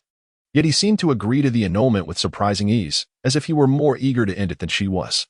Was he truly so disdainful of her as a fiancée, wishing for their separation to occur sooner? Fury surged within Lu Hanyan's heart. Chu Feng has become utterly worthless, yet he still dares to disdain her. What gives him such audacity? What is the matter? Hurry and present the agreement for the annulment of our engagement, Chu Feng said with a faint smile. Humph. In response, Lu Hanyan, filled with anger, directly threw a document at Chu Feng. As Chu Feng reached for the agreement, poised to affix his signature, an icy demeanor enveloped his countenance, sharp as a sword. A divorce decree? You wish to cast me aside? His voice dripped with a chilling malice. You are but a worthless wretch. For Hanyan to be betrothed to you is a disgrace. Only by severing ties with you can she absolve herself of this humiliation. Zhang Yuan interjected with a derisive laugh. Chu Feng, you have been rendered useless. As a disciple of the Lingxiao Pavilion, what does it matter to me if I dismiss you? Lu Hanyan declared haughtily. Previously, Lu Hanyan had deemed it too humiliating to present a divorce decree to Chu Feng and had secretly prepared a mutual agreement to dissolve their engagement. However, upon witnessing Chu Feng's eagerness to terminate their union, she interpreted his urgency as disdain for her. In a fit of indignation, Lu Hanyan cast the divorce decree at Chu Feng. What? A divorce decree? Chu Tianyue exclaimed, his fury directed at Lu Qing. Lu Qing's expression shifted to one of awkwardness. The very act of proposing a divorce was an affront to the Chu family, and presenting a divorce decree to the man was an even greater humiliation for both the family and Chu Feng himself. Nevertheless, this was a request from Zhang Yuan, and after much deliberation, Lu Qing had reluctantly acquiesced. Zhang Yuan, an inner disciple of the Lingxiao Pavilion, hailed from a powerful lineage that dwarfed the Chu family's influence. Lu Hanyan had only gained entry into the Lingxiao Pavilion with Zhang Yuan's assistance, who had also promised to wed her thereafter. Thus, the Lu family consented to Zhang Yuan's demand to deliver the divorce decree to Chu Feng. With a resounding clap, the decree fell into place. Chu Feng swiftly turned and delivered a resounding slap to Lu Hanyan's face. As the esteemed demon lord of the upper realm, how dare a mere woman from the lower realm disrespect him? What audacity possessed her? She was utterly oblivious to the peril she faced. Lu Hanyan stood momentarily stunned. Throughout her life, she had never been struck by another, nor had she ever anticipated that Chu Feng would dare to slap her. It was worth noting that during their past encounters, he had always treated her with utmost affection. Ah, Chu Feng, you worthless wretch, how dare you strike me? After a brief moment, Lu Hanyan regained her composure, clutching her swollen cheek, and shouted furiously, "You seek death for laying a hand on Han En." Zhang Yuan, witnessing the assault on Lu Hanyan, immediately charged at Chu Feng in a fit of rage. "You shall die?" Zhang Yuan bellowed as he unleashed a powerful punch towards Chu Feng. However, before he could reach him, an overwhelming force struck him in the abdomen, sending him hurtling backward to crash against the wall, where he coughed up a mouthful of blood. Lu Qing and Lu Hanyan rushed to his side, assisting him to his feet. "Young Master Zhang, are you all right? Brother, how do you fare?" They inquired anxiously about Zhang Yuan's condition. "You dare to injure me. You are doomed." Zhang Yuan wiped the blood from the corner of his mouth, glaring at Chu Feng with eyes filled with malice. "Chu Feng, wasn't your cultivation shattered?" At that moment, Lu Hanyan realized with astonishment that Chu Feng had indeed regained his strength and was capable of injuring Zhang Yuan. "I was rendered powerless. Yet I have restored my abilities," Chu Feng replied nonchalantly. "Humph. Even if you have recovered, what does it matter? You have still been expelled from the Qinglan sect." Lu Hanyan retorted coldly. "Brother Zhang is an inner disciple of my Lingxiao pavilion. Should you dare to harm him, we shall not let you go unpunished. You should kneel and beg for forgiveness from Brother Zhang. Perhaps his magnanimity will spare your life." Chu Feng, filled with rage, let out a chilling laugh, his voice laced with an ominous killing intent. "I shall grant you one final opportunity to depart. Otherwise, death awaits." Zhang Yuan, witnessing Chu Feng's refusal to plead for mercy and his audacity to threaten them, was instantly consumed by fury. He drew his sword and charged at Chu Feng, exclaiming, "You wretched spawn, perish." Zhang Yuan had discerned that Chu Feng's cultivation was merely at the initial stage of the spirit realm, believing that his previous defeat was merely a momentary lapse in judgment. Thunderous sword technique. Zhang Yuan's sword crackled like thunder, imbued with unparalleled swordsmanship, as it fiercely lunged towards Chu Feng. Zhang's mastery of the thunderous sword technique had reached a commendable level, and since Chu Feng sought no mercy, he had only himself to blame for the impending doom. Lu Hanyan smirked coldly, while Lu Qing sighed softly, never anticipating that the situation would escalate to such a degree. Yet, their family had already pledged allegiance to Zhang Yuan, and they could only resolutely stand by his side. Chu Tianyu, aware of Chu Feng's prowess, harbored no concerns for his safety. Instead, his apprehension lay in the potential repercussions should Chu Feng harm Zhang Yuan, inciting the wrath of both the Zhang family and Lingxiao Pavilion. At that moment, Zhang Yuan's assault was poised to strike Chu Feng. With a mere flicker, Chu Feng evaded Zhang Yuan's assault, then appeared beside him like a specter, delivering a devastating punch to his head. Bang! In an instant, Zhang Yuan's skull shattered, brain matter splattering everywhere. The scene fell into an eerie silence as onlookers stood in stunned disbelief, their expressions reflecting sheer shock. None of them anticipated that Chu Feng would dare to slay Zhang Yuan, let alone in such a brutal manner. It was only when Zhang Yuan's sword clattered to the ground, producing a crisp sound, that Lu Hanyan snapped back to reality, unleashing a blood-curdling scream. "Ah, Chu Feng, how dare you kill senior brother Zhang?" Just as Lu Hanyan was about to threaten Chu Feng, Lu Qing swiftly covered her mouth. "Chu Feng, today's events were instigated by Zhang Yuan. I implore your generosity, do not hold Lu Hanyan accountable." Lu Qing, trembling with fear, offered his apologies to Chu Feng. "Elder." Lu Hanyan turned to Lu Qing in disbelief, puzzled by his palpable dread. "Silence. If you wish to live, refrain from speaking." Lu Qing admonished Lu Hanyan before promptly turning back to Chu Feng to express his contrition. The manner in which Chu Feng had dispatched Zhang Yuan was too enigmatic for Lu Qing to comprehend, and he knew he could not evade such a fate. If Chu Feng were to kill him, it would undoubtedly be an effortless task. "Chu Feng, cease your life-taking actions." Upon witnessing Chu Feng's intent to continue his violent rampage, Chu Tianyu hastily intervened. "Leave," Chu Feng retorted icily. "Indeed. Let us depart immediately." Upon hearing this, Lu Qing felt an immense sense of relief and quickly grasped Lu Hanyan's hand, fleeing as if pursued. "Hold on." Just as Lu Qing and Lu Ruyan were about to step through the threshold, Chu Feng's cold voice halted them. Lu Qing's body stiffened abruptly, fear gripping him as he slowly turned his head. Chu Feng approached the side table, picked up a pen, and boldly wrote the character for break in large strokes. He then walked up to Lu Ruyan and forcefully flung the paper at her face, declaring, "It is not you who has cast me aside, but I who have cast you aside. From this moment forth, we share no ties whatsoever. It would be prudent for you to refrain from provoking me again." For should you do so, I shall not hesitate to end your life. Chu Feng gazed coldly at Lu Hanyan. Lu Hanyan's face was a mask of fury, ready to retort, but Lu Qing swiftly restrained her, humbly saying, "Very well, we shall never again intrude upon you. Begone." Chu Feng responded icily. Filled with rage, Lu Hanyan yearned to erupt, yet she was promptly whisked away by Lu Qing. Once Lu Qing and Lu Hanyan had departed, Chu Tianyu turned to Chu Feng with concern, saying, "Chu Feng, you acted too impulsively just now. If you have killed Zhang Yuan, neither the Zhang family nor the Ling Shao Pavilion will let you off lightly, nor will they spare the Chu family. What shall we do?" Chu Feng replied nonchalantly, "There is no need for concern. I shall manage them when the time comes." "How do you intend to handle that?" The speaker continued, "Chu Feng, the Zhang family boasts a formidable presence with a true spirit realm 9th level expert. You are well aware that Ling Shao Pavilion possesses a powerful being of the Earth spirit realm. Unless you can once again secure the protection of the Qinglan sect, you will be utterly unable to contend with the retaliation from Ling Shao Pavilion." Chu Tianyue paced back and forth, anxious that the repercussions from Chu Feng might lead to the annihilation of the entire Chu clan. "If you are fearful, you may wish to take your family and seek refuge for a time. Once I have dealt with the Zhang family and Ling Shao Pavilion, you may emerge," Chu Feng remarked calmly. At present, Chu Feng may not possess the strength to vanquish the Ling Shao Pavilion, yet he is confident that he will soon attain such power. "To annihilate the Zhang family and the Ling Shao Pavilion? Chu Feng, you are truly ambitious." Chu Tianyu initially intended to remark on Chu Feng's audacity, yet he hesitated, fearing to offend him. Consequently, he fell silent, redirecting his thoughts towards devising a plan to safeguard the elite disciples of the Chu family.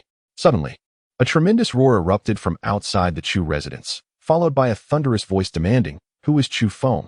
Step forward." The tone was laced with malice, unmistakably signaling that the intruder bore ill intentions. Alarm surged within Chu Tianyu as he pondered, "Has Chu Feng provoked someone outside?" Chu Feng remained silent, directly stepping outside. Moments later, he arrived at the martial arts arena. At this moment, a fierce-looking middle-aged man clad in gray was gripping a member of the Chu family, vociferously demanding answers. On the ground nearby lay several Chu family disciples, unconscious or worse. Not far behind the gray-clad man stood Lu Hanyan and Lu Qing, who seemed to have lingered, either to witness the unfolding drama or perhaps having been summoned by the gray-clad man to assist in avenging Zhang Yuan. "Elder Lin, that is Chu Feng," Lu Hanyan exclaimed, immediately identifying him to the gray-clad man. "You wretched boy, are you the one who slaughtered my disciple Zhang Yuan?" The gray-clad man glared menacingly at Chu Feng. This man was Lin Tianqing, Zhang Yuan's master and an elder of the inner sect of the Ling Shao Pavilion. He had taken Zhang Yuan on an excursion for training, with Lu Hanyan accompanying them. Not long ago, upon learning that Chu Feng had been expelled from the Qinglan sect, Lu Hanyan had implored Zhang Yuan to assist her in annulling her engagement with the Chu family. Zhang Yuan, harboring feelings for Lu Hanyan for quite some time, readily agreed. Although Lin Tianqing initially felt that such matters of annulment were beneath him and chose to wait outside the Chu family estate, he was soon met with the shocking news from Lu Hanyan that Chu Feng had brutally taken Zhang Yuan's life. Lin Tianqing, struck as if by a thunderbolt, stormed into the Chu family, consumed by rage and intent on exacting vengeance for Zhang Yuan. Chu Feng disregarded Lin Tianqing and turned to Lu Hanyan, coldly stating, "Lu Hanyan, I have warned you that should you provoke me again, I shall assuredly bring about your demise. It appears you are one who does not shed tears until faced with the grave." Lu Hanyan, her expression filled with arrogance, retorted, "Chu Feng, with Elder Lin present, do you still dare to act so brazenly? I believe it is you who is oblivious to the impending consequences. Let me inform you. Elder Lin is a prominent inner-sect elder of our Ling Shao Pavilion, and his cultivation level is at the 9th heaven of true spirit realm." "What? An inner-sect elder of Ling Shao Pavilion? The 9th heaven of true spirit realm?" Chu Tianyue, who had followed Chu Feng, was instantly overcome with fear upon hearing Lu Hanyan's words. Chu Feng has only just entered the 1st level of the spirit realm, a realm that pales in comparison to the 9th level of the true spirit realm. He is simply no match for Lin Tianqing. Chu Tianyu had initially contemplated relocating the elite disciples of the Chu family, but to his astonishment, the inner elder of Ling Shao Pavilion had already arrived. He found himself bereft of time to execute his plans and was instantly consumed by the fear that the Chu family might face total annihilation. "Elder Lin, the previous incident was merely a misunderstanding. I implore you to spare the Chu family. We are willing to pay any price." Chu Tianyu uttered, his visage marked by dread. In this dire moment for the Chu family, he had no choice but to adopt a posture of subservience, beseeching Lin Tianqing for forgiveness to secure a glimmer of hope for the Chu family's survival. Upon hearing Chu Tianyue's pleas for mercy, Chu Feng shot him a disdainful glance. This Chu Tianyue harbored not an ounce of confidence in him. Even before the battle commenced, he was already contemplating surrender. Chu Feng, the scion of the Chu family, was resolute. Should he dare to harm my disciple, the Chu family would be rendered obsolete. Today, none from the Chu family shall escape, Lin Tianqing declared coldly. With that, he drew his sword and charged toward Chu Feng. Lin Tianqing's sword surged forth like thunder, employing the thunder sword technique previously wielded by Zhang Yuan. However, in Lin Tianqing's hands, its power was even more terrifying. Long before the blade approached, Chu Feng could already feel the oppressive aura of the sword, the essence of its energy taking form. With such a vast disparity in their realms, Chu Feng chose not to confront Lin Tianqing head-on. Instead, he adeptly employed the shadow step to evade Lin Tianqing's relentless assaults. In mere moments, the ground was marred by countless deep gashes from Lin Tianqing's sword. Yet Chu Feng remained unscathed. Suddenly, Lin Tianqing's blade struck Chu Feng. Just as he reveled in the belief that he would slay Chu Feng, the latter abruptly vanished. In the next instant, a powerful fist collided with Lin Tianqing's head. The sound of shattering bones echoed, and brain matter splattered everywhere. The scene fell into an eerie silence, as if death itself had arrived. How could this be? Lu Hanyan wore a look of utter disbelief. The 9th level of the true spirit realm, Lin Tianqing, had been so effortlessly dispatched by Chu Feng. How could she possibly accept this? Lu Qing's expression turned to one of terror. He had previously sensed the immense dread that Chu Feng instilled and had wished to avoid returning. Yet, with Lu Hanyan insisting on accompanying him, he had no choice but to follow. To his dismay, the events unfolded just as he had feared. Lin Tianqing was no match for Chu Feng. What a relief! Upon witnessing Chu Feng slay Lin Tianqing, Chu Tianyue felt a sudden sense of relief. Although the murder of Lin Tianqing would undoubtedly incite the wrath of the Lingxiao Pavilion, it provided him with ample time to facilitate the escape of the elite disciples of the Chu family. Chu Feng, your fate is sealed. To dare to kill an inner sect elder of the Lingxiao Pavilion, even if you flee to the ends of the earth, we will hunt you down. As Lu Qing was about to discreetly lead Lu Hanyan away, she recklessly threatened Chu Feng without regard for her own safety. Upon hearing the words, Chu Feng cast a cold glance at Lu Hanyan, and in an instant, his figure vanished. Suddenly, Chu Feng reappeared right before Lu Hanyan. Great Annihilation Fist. Chu Feng showed no mercy, delivering a devastating annihilation punch directly to Lu Rian's chest. In an instant, she was propelled like a cannonball, soaring several meters away. Lu Hanyan screamed in agony as she crashed heavily to the ground, her face etched with disbelief. Previously, she had encountered Chu Feng multiple times, during which he had always indulged her, accommodating her every whim. To her astonishment, this time Chu Feng exhibited no compassion, ruthlessly striking with lethal intent. This left Lu Hanyan's heart brimming with incredulity and resentment. She coughed blood, her words faltering, but before she could finish, she suddenly succumbed to death. Hanyan. Lu Qing rushed over, cradling Lu Hanyan's lifeless body, crying out in despair. Young Master Chu, Hanyan was merely a bit willful. How could you take her life? Lu Qing lamented. Willful? Huh. Chu Feng chuckled softly. Lu Hanyan's behavior was no longer mere stubbornness. She had courted her own demise. Lu Qing slowly lifted Lu Hanyan's body, preparing to depart. However, in an instant, Chu Feng teleported behind him, delivering another annihilation punch that sent Lu Qing hurtling away. Lu Hanyan's body slipped from his grasp, flying into the distance. How ruthless! Lu Qing could hardly believe that Chu Feng would seek to end his life as well. Chu Feng slowly approached Lu Qing and, without hesitation, crushed his skull with a single kick.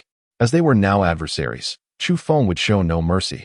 By eliminating Lu Qing, today's events could remain undiscovered for the time being. This would afford the Chu family additional time to escape and evade danger, as well as grant Chu Feng the opportunity to grow stronger. Patriarch, clear this place and arrange for the Chu family to retreat and hide for a while. Chu Feng, undaunted by the relentless pursuit of Ling Xiegwen, realized that he could not simultaneously safeguard so many members of the Chu family. Thus, he resolved to allow them to retreat temporarily for their own safety. Once he had acquired sufficient strength to confront Ling Xiaoguan, he would summon them back. Understood. Without needing further persuasion from Chu Feng, Shi Yanyu promptly set about arranging for the departure of the Chu family. With that, Shi Yanyu hastily departed with Chu and Shan and others to organize their escape. He still felt painfully inadequate. With a heavy sigh, Chu Feng felt a wave of frustration wash over him. As a formidable demon lord, it was utterly humiliating to be threatened by a mere Ling Xiao pavilion from the lower realm. In his current state of weakness, he ought to endure today's affront. Yet, the disposition he possessed from his previous life would never allow him to tolerate any form of humiliation. Those who dared to insult him would surely face death. Moments later, Chu Feng was about to retreat to his humble courtyard for seclusion and cultivation when, suddenly, a surge of dark energy erupted from the distant sky, soaring towards the heavens. Demonic energy? Upon observing the ominous black mist in the distant sky, Chu Feng's robust figure trembled violently. Such an intense aura of malevolence could only signify that something extraordinary was transpiring in that direction. Chu Feng immediately rushed towards the direction of the demonic aura. However, just as he exited Qingfeng town, the demonic energy in the distant sky began to dissipate slowly. How could it vanish? Chu Feng paused for a moment. Yet he resolutely continued to soar towards the direction of the demonic aura he had sensed earlier. An hour later, Chu Feng arrived at the Twilight Forest, situated several dozen kilometers from Qingfeng town. The Twilight Forest is characterized by its low-lying terrain, perpetually shrouded in darkness.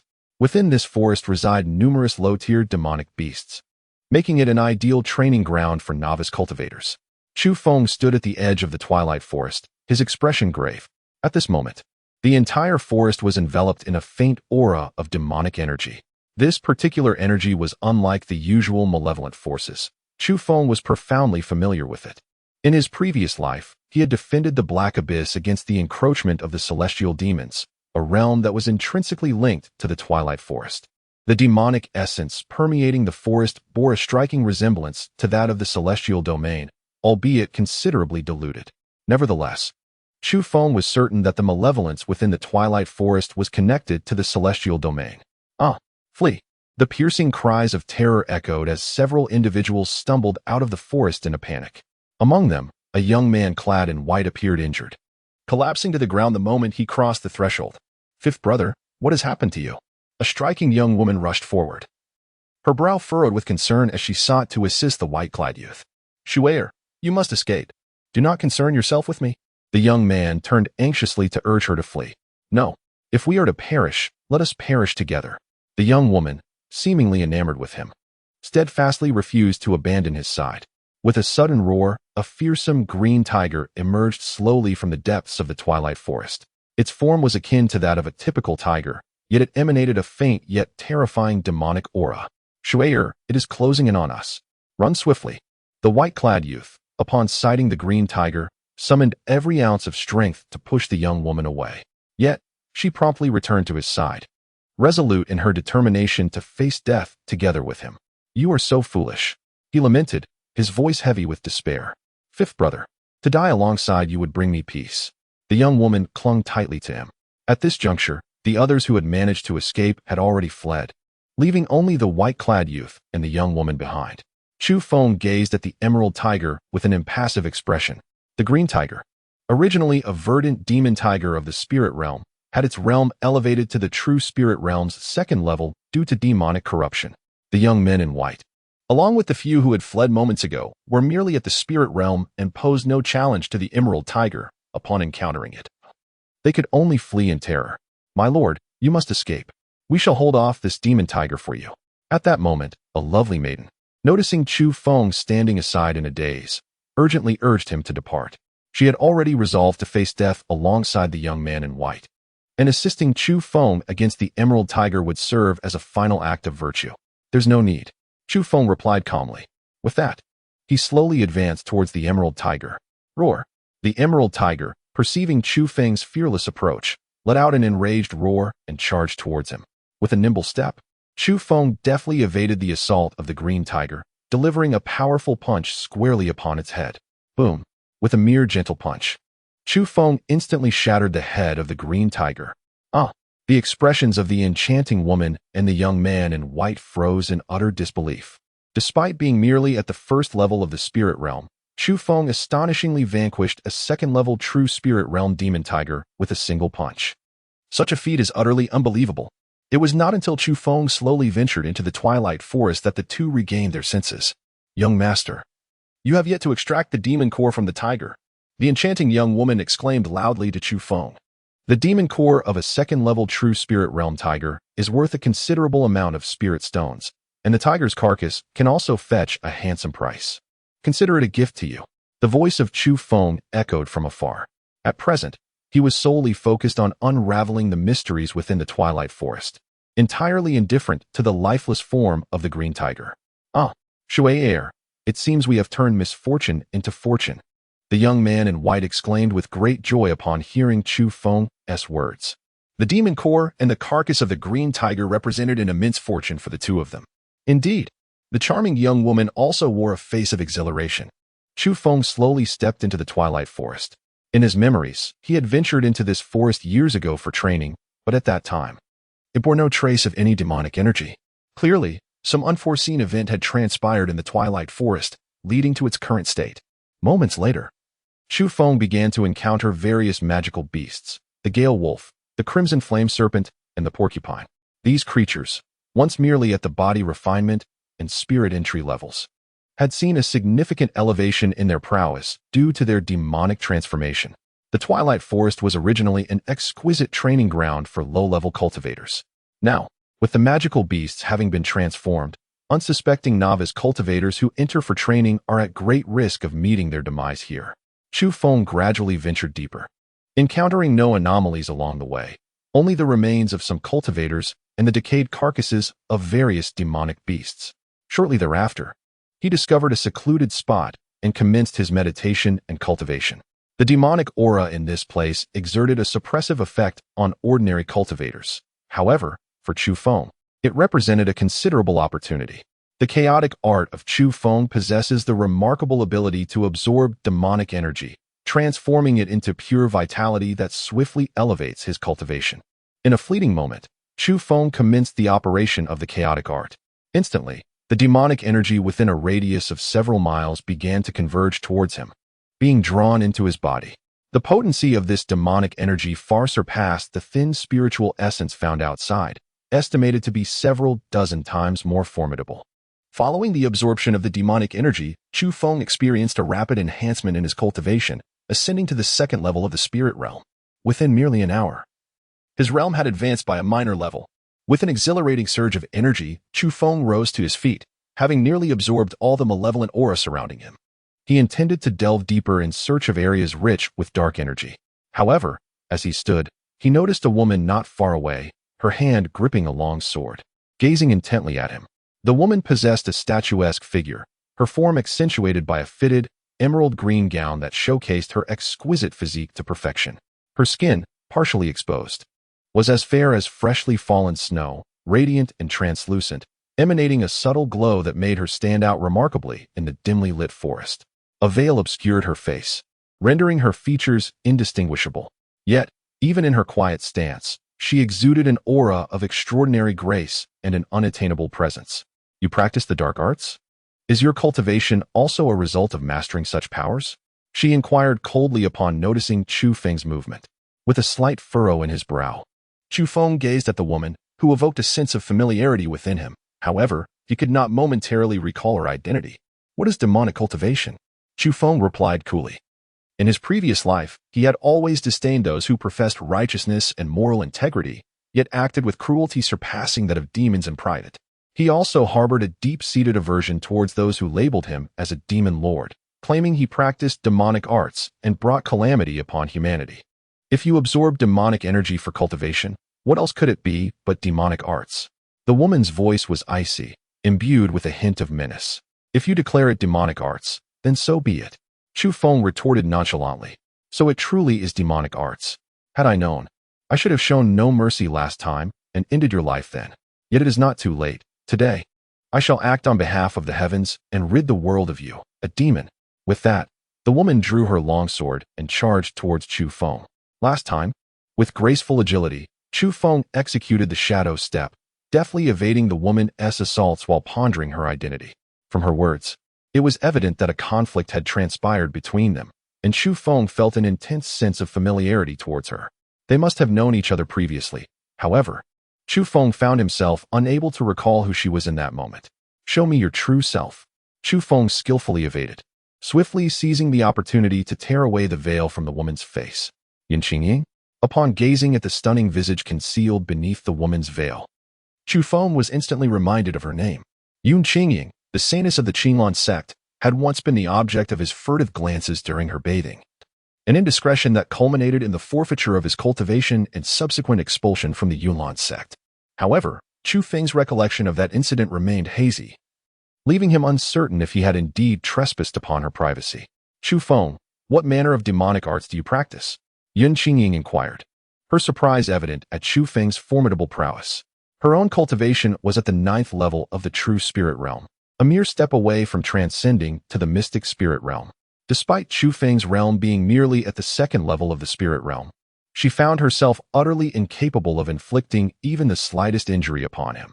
Moreover, as Chu Feng's spiritual energy flowed, there was not a trace of demonic aura to be found, which was entirely contrary to the characteristics of one practicing demonic arts. Earlier, upon encountering Chu Feng, she had indeed witnessed him absorbing demonic energy, yet there was no trace of it emanating from him, which had prevented her from acting against him at that moment. "What? Do you wish to learn?" Chu Feng inquired with a bemused smile. "Humph. Who would desire to learn your demonic arts? I merely seek to ascertain whether you are indeed practicing such arts, with no intention of wantonly slaying the innocent," Yun Qingying retorted with a cold snort. "Whether you believe it or not is of no consequence to me," Chu Feng replied indifferently, unwilling to elaborate further. "You." Yun Qingying felt a surge of indignation at Chu Feng's apathetic demeanor. It was worth noting that she was the saintess of the Qinglong sect, renowned as the most beautiful woman in the Zhongfeng Empire. Typically, the male disciples of the Qinglong sect, as well as other men she encountered, treated her with utmost respect and fervent admiration. Although she had not previously interacted much with Chu Feng, she was certain he harbored some admiration for her. Otherwise, he would not have engaged in the act of secretly observing her during her bath. Now, however, Chu Feng was treating her with such indifference. Yun Qingying suddenly felt an urge to deliver a sound beating to Chu Feng. Yet his movements were so elusive that she found herself utterly incapable of laying a finger on him.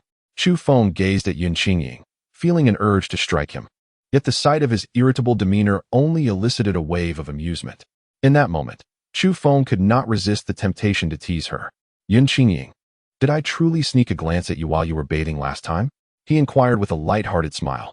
"Humph, you dare to bring up that incident? Had I known, I would have slain you, you lecherous rogue," Yun Qingying retorted, her face brimming with indignation. "Did I actually peek? I have no recollection whatsoever. Perhaps you could assist me in recalling?" Chu Feng jested. "You scoundrel! How dare you humiliate me? I shall kill you." Yun Qingying fumed, charging towards Chu Feng. "Oh, your strength has indeed grown." Chu Feng sensed a remarkable increase in Yun Qingying's strength, as if she had employed some secret technique to enhance her power. However, her attack speed still could not keep pace with Chu Feng's shadow step, rendering her efforts futile and harming him. It was only when she grew weary from her relentless assaults that Yun Qingying finally paused, panting for breath. "What? Have you reached your limit?" As Chu Feng gazed at Yun Qingying, whose breath came in rapid bursts, he found himself overwhelmed by the enchanting sight before him, leaving him parched and yearning. Perhaps it was his prior encounter with Mu Qingyao that ignited such fervor within him, for at that moment, Chu Feng was utterly captivated by Yun Qingying. Her exquisite beauty and flawless figure aligned perfectly with his aesthetic sensibilities. "Pervert, where do you think you're looking?" Yun Qingying suddenly noticed Chu Feng's unwavering gaze fixated upon her bosom. In a fluster, she hastily covered her chest and admonished him with a loud rebuke. "After all, I've already seen it last time. What's the big deal about looking again?" As Chu Feng beheld the adorable yet furious expression of Yun Qingying, his desire to tease her intensified. The incident of secretly observing Yun Qingying during her bath remained a hazy memory for him, only recalling that he had been drinking with a senior brother, and upon awakening, found himself blinded and subsequently stripped of his cultivation, cast out from his sect. At that moment, he could not discern whether his drunken state had led him to intrude upon Yun Qingying's privacy or if he had been ensnared by the machinations of others. In retrospect, the latter seemed more plausible, given that Yun Xingying's cultivation level surpassed his by a considerable margin, and the bathing area was strictly accessible only to female disciples. It was unlikely that he could have approached her, even inebriated. Nevertheless, even if he had seen nothing during that encounter, it did not impede his current amusement at teasing Yun Xingying. "Ah, you scoundrel, you actually witnessed that. Had I known, I would have shown you no mercy and ended your life then and there." Yun Xingying, in her fury, drew her sword once more, intent on striking Chu Feng. "Xingying, do not be angry. I shall take responsibility for you." Chu Feng continued to jest. "Scoundrel, who asked you to take responsibility? Die." Yun Xingying's sword relentlessly targeted Chu Feng's vital points, seemingly intent on bringing him to his end. "My dear, do not waste your energy. You cannot harm me." Chu Feng directly elevated his address for Yun Xingying to wife. "You scoundrel, I shall surely kill you in the future." Yun Xingying abruptly halted her assault, casting an indignant glare at Chu Feng before swiftly departing. She realized that she was utterly incapable of harming him. Remaining would only subject her to his humiliation. Thus, she resolved to retreat for the time being, vowing to return stronger and seek vengeance against Chu Feng. How infuriating this woman is! As Chu Feng gazed at the departing figure of Yun Xingying, his heart brimmed with joy. He suddenly realized that playfully teasing the woman he admired from time to time felt quite delightful. In his previous life, due to the constraints of the nether demon body, Chu Feng had always harbored little interest in women. Even the affection of his extraordinarily beautiful twin disciples had left him unmoved. However, in this life, unbound by such limitations, he silently vowed never to disappoint them again. After a moment, as he watched Yun Xingying's silhouette gradually fade from view, Chu Feng continued deeper into the twilight forest. Shortly thereafter, he discovered a location dense with demonic energy, where he began to circulate the chaos art, absorbing the malevolent essence to enhance his cultivation. After an hour, Chu Feng's prowess surged significantly once more. Though he had not yet ascended to a new realm, he estimated that with one more effort, he would surely achieve a breakthrough. Chu Feng slowly rose to his feet and ventured deeper into the twilight forest. After traversing a considerable distance, he unexpectedly encountered two practitioners of the true spirit realm. These individuals had come to investigate the earlier spectacle of overwhelming demonic energy. Upon witnessing Chu Feng, who had only attained the third level of the spirit realm, daring to delve into such perilous territory, they immediately urged him to leave without delay.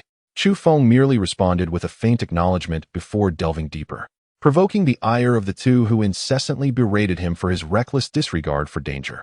Shortly thereafter, he encountered several practitioners of the true spirit realm, and he skillfully evaded them from a distance.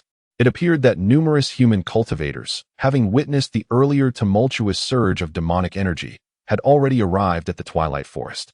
The spectacle of the chaotic art absorbing demonic energy was far too conspicuous to avert any unnecessary complications. Chu Feng ceased his absorption of demonic energy for cultivation and instead ventured further into the twilight forest in search of the source of this malevolent aura.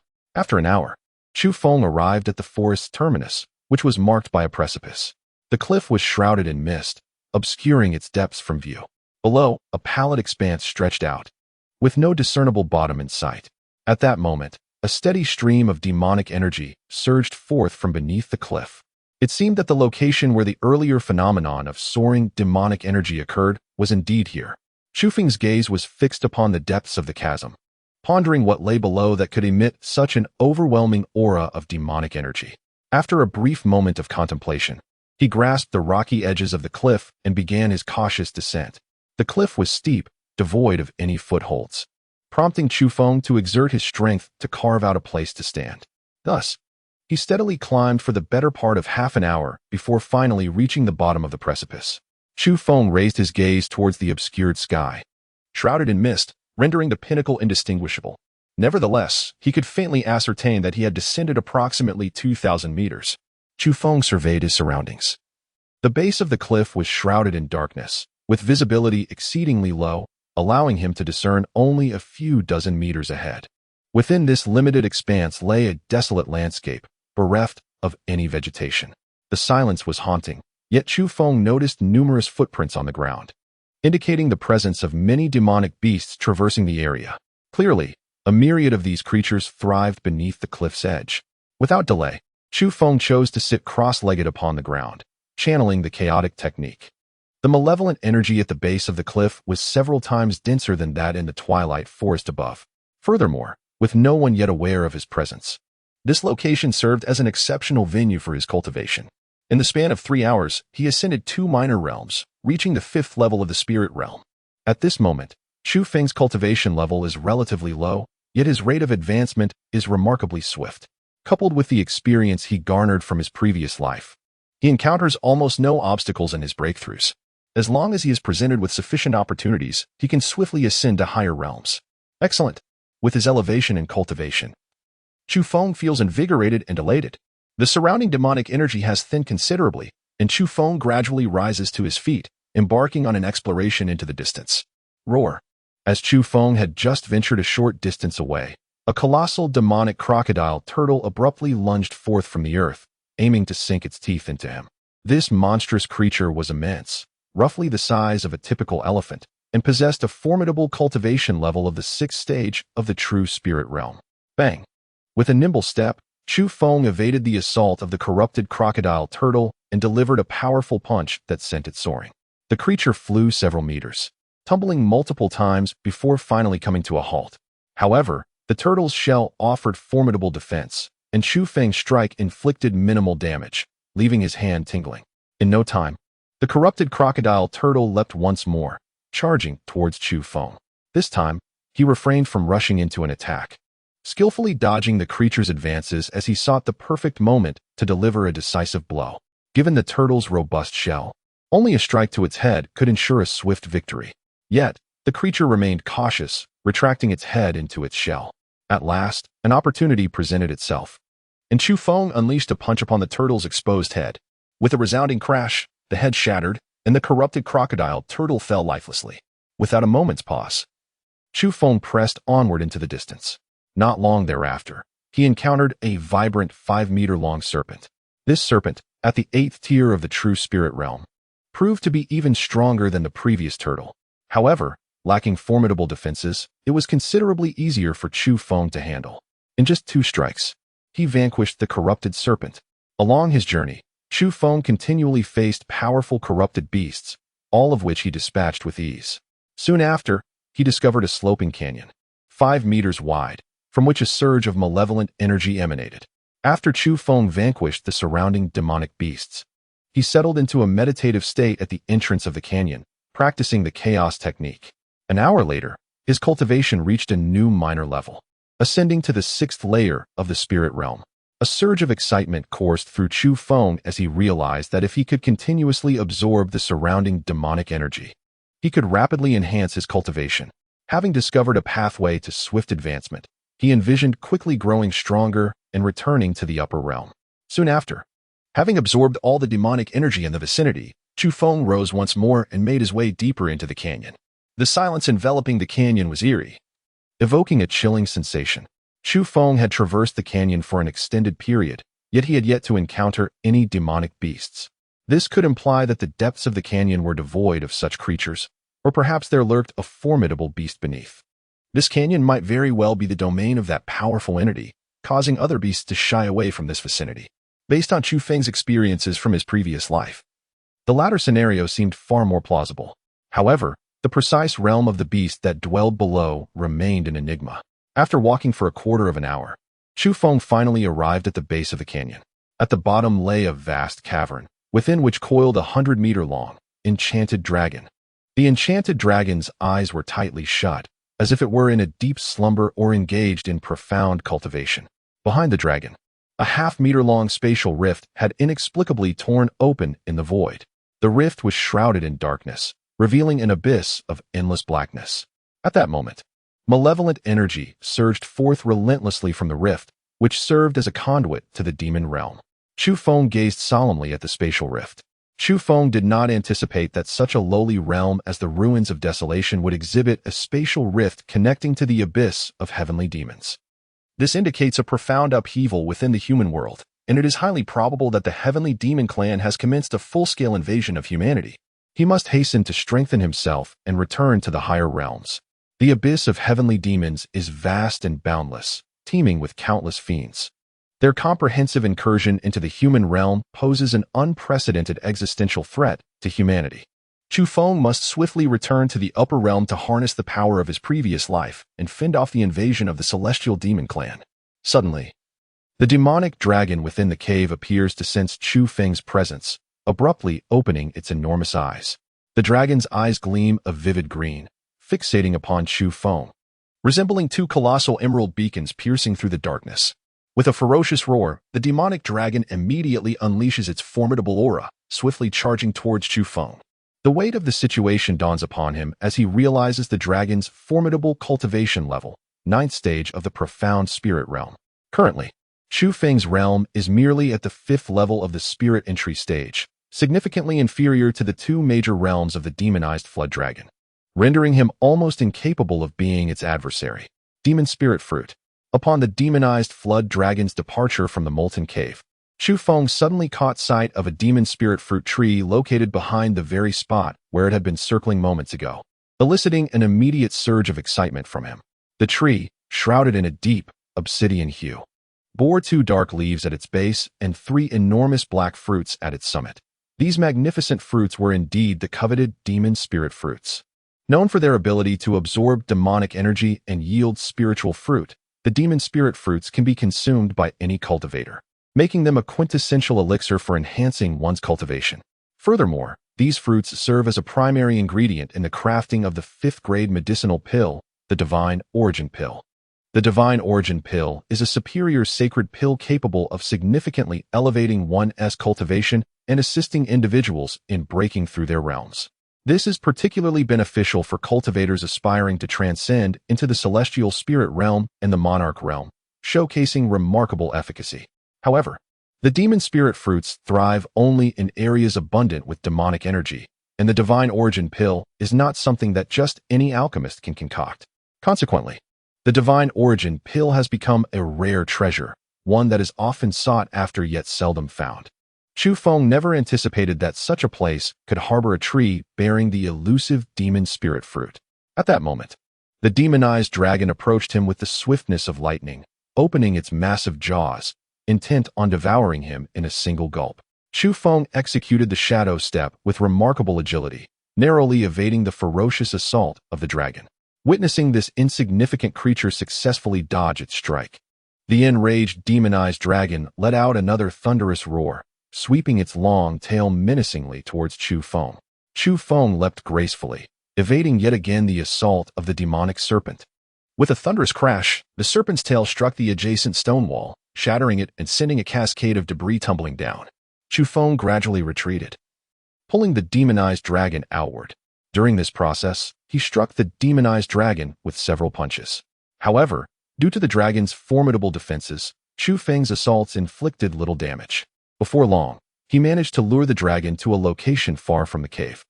As Chu Feng contemplated turning around to venture into the cavern to pluck the magical spirit fruit, a sudden, familiar voice echoed from behind him. Chu Feng, what are you doing here? Is this the Jiaolong? After evading the assault of the corrupted dragon, Chu Feng turned around. There, at a distance, stood Yun Qingying, gazing in astonishment at the fierce battle between him and the malevolent dragon. How did you get here? Quickly, leave. Chu Feng initially intended to turn and pluck the demon spirit fruit.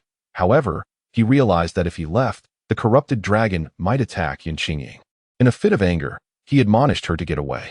You scoundrel! I wish to assist you in dealing with this dragon, yet you tell me to leave. Yun Qingying glared at Chu Feng, filled with indignation.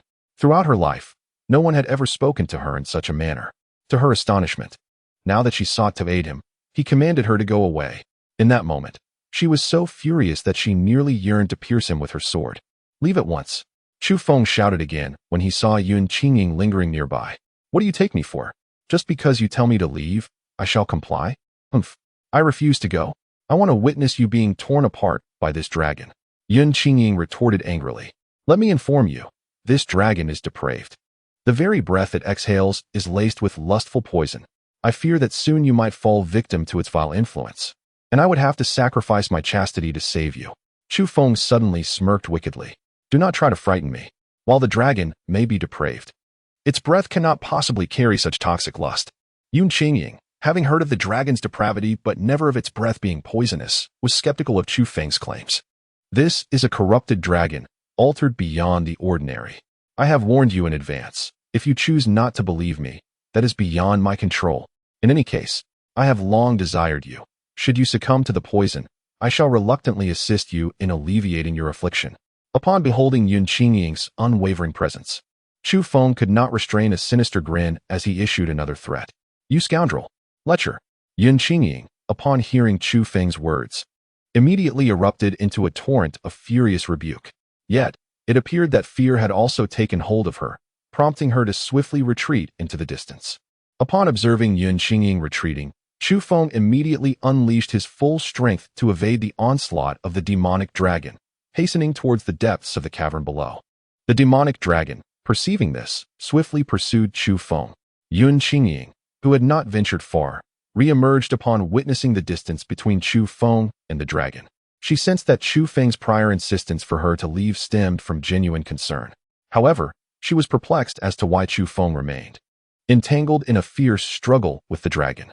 After a moment's contemplation, Yun Qingying decided to follow him down the canyon.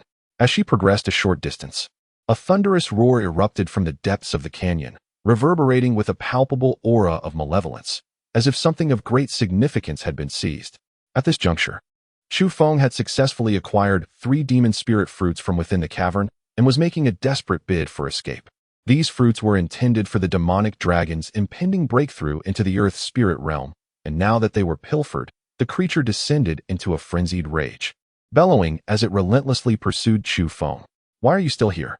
Run! Chu Feng exclaimed, spotting Yun Qingying amidst his flight. Startled by the frenzied, demonic dragon, she swiftly turned and fled in terror. Hurry and ascend. Chu Feng gestured for Yun Qingying to scale the cliff to escape. The base of the cliff was small, offering no refuge, and only by climbing back to the twilight forest could they hope to evade their pursuer. What will you do? Yun Qingying hesitated slightly.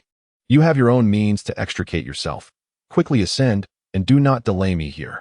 Chu Feng urged her with fervor. Chu Feng could enter the Chaos Star Pearl at any moment, but he must first ensure that Yun Qingying departs. Otherwise, should he vanish, the corrupted dragon would undoubtedly launch an assault on Yun Qingying. At that juncture, she might find herself unable to escape the malevolent grasp of the corrupted dragon. Hearing this, Yun Qingying cast a deep gaze at Chu Feng before swiftly dashing towards the cliff, grasping the rock face to ascend. After climbing for several hundred meters, she finally paused, looking down at Chu Feng. At that moment, he was circling at the base of the cliff, evading the onslaught of the corrupted dragon. Hurry and climb up. Chu Feng raised his head and saw that Yun Qingying had come to a halt, instantly engulfed by a surge of fury. His current realm was low, and he had been relying on the shadow step to evade capture, causing his spiritual energy to dwindle perilously close to depletion. Yet, this woman, Yun Qingying, hesitated still. Chu Feng truly wished to ignore her, to retreat into the Chaos Star Pearl and let the demonized dragon annihilate her instead. Suddenly, lost in thought, he was struck by the tail of the demonized dragon and sent hurtling through the air. The demonized dragon, upon hitting Chu Feng, let out a roar of excitement and opened its massive jaws, preparing to devour him. Chu Feng quickly evaded. Yun Qingying cried out in alarm upon witnessing his perilous situation. However, after being knocked to the ground, Chu Feng swiftly regained his footing and dodged the dragon's onslaught. It appeared that he had sustained no significant injury from that previous strike. Indeed, this garment was extraordinary. Chu Feng felt that the garments he wore had shielded him from most of the injury. The attire was the one gifted to him by Lingo last time, which he had previously thought to be merely ordinary clothing. However, from that last strike, it was evident that the garment was undoubtedly a treasured artifact, and indeed, an immensely powerful one. Hurry and leave. Upon witnessing Yun Qingying lingering above the precipice, Chu Feng erupted in a fit of fury, vehemently berating her to depart. The sound of his furious reprimands filled Yun Qingying with hesitation, leaving her torn between abandoning Chu Feng to flee or remaining by his side. Despite their discord, it was Chu Feng who had held off the demonized dragon long enough for her to escape. The thought of leaving him behind felt rather unprincipled. As she wrestled with her indecision, a group of individuals suddenly descended from the cliff above. Among them, an elderly woman caught sight of the demonized dragon below and, with a swift motion, unleashed a powerful strike towards the beast. Boom! In an instant, The dragon's head was obliterated. The 9th-tier dragon, a formidable foe, had been vanquished in the blink of an eye. Yun Qingying stood there, utterly astonished. A practitioner of the royal realm. Upon seeing the elderly woman, Chu Feng exhibited a hint of surprise, for he had not anticipated the presence of a cultivator of the Wang realm in this location. Mu Qingyao. Suddenly, his gaze fell upon a veiled lady beside him, and his spirit jolted with astonishment. After parting ways with Mu Qingyao in Tianmu City, he had thought it would be an eternity before their paths crossed again. Yet here, they were reunited so swiftly. At this moment, Mu Qingyao donned an exquisite glass-like gown, radiating beauty and elegance, exuding an aura of unattainability. She cast a fleeting glance at Chu Feng before diverting her attention to survey her surroundings, seeking to ascertain the situation. Yes, Saintess. Two graceful maidens immediately parted ways, embarking on an exploration of the vicinity. Chu Feng, are you all right? At that moment, Yun Qingying descended from the cliff and approached Chu Feng, inquiring with concern. I am fine, Chu Feng replied calmly. Had it not been for Yun Qingying's momentary distraction, he would never have been struck by the demonic dragon. It seemed Mu Qingyao had overheard Yun Qingying calling out to Chu Feng, as her gaze swept once more over both Chu Feng and Yun Qingying. Thank you for your assistance, esteemed ladies. Upon catching a glimpse of Mu Qingyao's gaze, Chu Feng gradually approached her and offered a respectful gesture of gratitude. Mu Qingyao, in response, merely cast a fleeting glance at Chu Feng, devoid of any reply. We have come to purge this den of demons. Your rescue was merely a trifling matter, no need for thanks, remarked the elderly woman who had just dispatched the demonized dragon with a swift strike. Nevertheless, Chu Feng smiled gently and insisted, regardless, I must express my heartfelt gratitude to you. Chu Feng suddenly turned to Mu Qingyao, smiling as he said, My lady, have we met before? You seem quite familiar to me. Mu Qingyao gazed into the distance, ignoring Chu Feng's words. The elderly woman beside her immediately grew cold at his remark and retorted, Young man, our saintess is not someone you can approach so casually. If you wish to avoid dire consequences, it would be wise to silence yourself. Upon hearing this, Chu Feng did not immediately fall silent. Instead, he continued to smile and said, I remember now, we have met in Tianmu City. Upon hearing these words, Mu Qingyao's expression instantly turned icy, and the air around them seemed to drop several degrees in temperature. Upon the mention of Tianmu City by Chu Feng, a wave of recollection surged within Mu Qingyao, bringing to mind the disgraceful incident that had transpired outside the dilapidated temple of Tianmu City. That humiliating memory resurfaced, igniting a tempest of fury within her, compelling her to contemplate violence. If you utter another word, I shall take your life, Mu Qingyao declared icily. The elderly woman, sensing the ire radiating from Mu Qingyao, cast a frigid glare at Chu Feng, as if to convey that should he dare to speak again, she would not hesitate to act against him. Seeing this, Chu Feng smiled faintly and fell silent. Moments ago, he merely intended to gauge Mu Qingyao's suspicions towards him. It is now evident that she harbors no doubts whatsoever. Suddenly, Chu Feng noticed Yun Qingying glaring at him with evident anger, as if reproaching him for casually approaching a beautiful woman. Upon witnessing this, Chu Feng flashed a grin at Yun Qingying, which only fueled her ire further. At that moment, two charming maidens who had ventured out earlier returned, reporting to Mu Qingyao, Holy Maiden, there are merely some low-tier demonic beasts in the vicinity. Additionally, below the nearby gorge lies a spatial rift from which the demonic energy is emanating. Is there anything near the spatial rift? Mu Qingyao inquired upon hearing the maiden's report. There is a damaged demon spirit fruit tree nearby, but it seems the fruits have just been plucked. One of the maidens glanced at Chu Feng and Yun Qingying after speaking. It was evident that only Chu Feng and Yun Qingying had entered the gorge. Thus, they must have harvested the demon spirit fruits. Demon spirit fruit? The old woman's eyes instantly lit up upon hearing this. The demon spirit fruit is a principal ingredient for the divine origin pill, and their Yaoqi sacred land just happens to have an alchemist capable of crafting it. However, they had long struggled to find the demon spirit fruit. Now that they had news of it, the old woman was filled with joy. If they could acquire the demon spirit fruit, their Yaoqi sacred land would have the opportunity to bolster 1 or 2 king-tier experts, significantly enhancing the strength of the sacred land. In an instant, Mu Qingyao and the others eagerly turned their gazes towards Chu Feng. Might I inquire if you could part with the demon spirit fruits? Please feel free to express any requests. We can certainly accommodate you. The old woman looked at Chu Feng and Yun Qingying with hopeful anticipation. Demon spirit fruit? I have never seen one, Yun Qingying replied, momentarily taken aback, denying the possession of the fruit. Simultaneously, her gaze shifted to Chu Feng.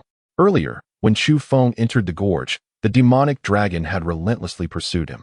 Yun Qingying suspected that he must have taken the demon spirit fruit.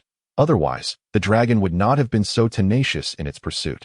Upon hearing Yun Qingying's words, the gazes of Mu Qingyao and the others fell upon Chu Feng.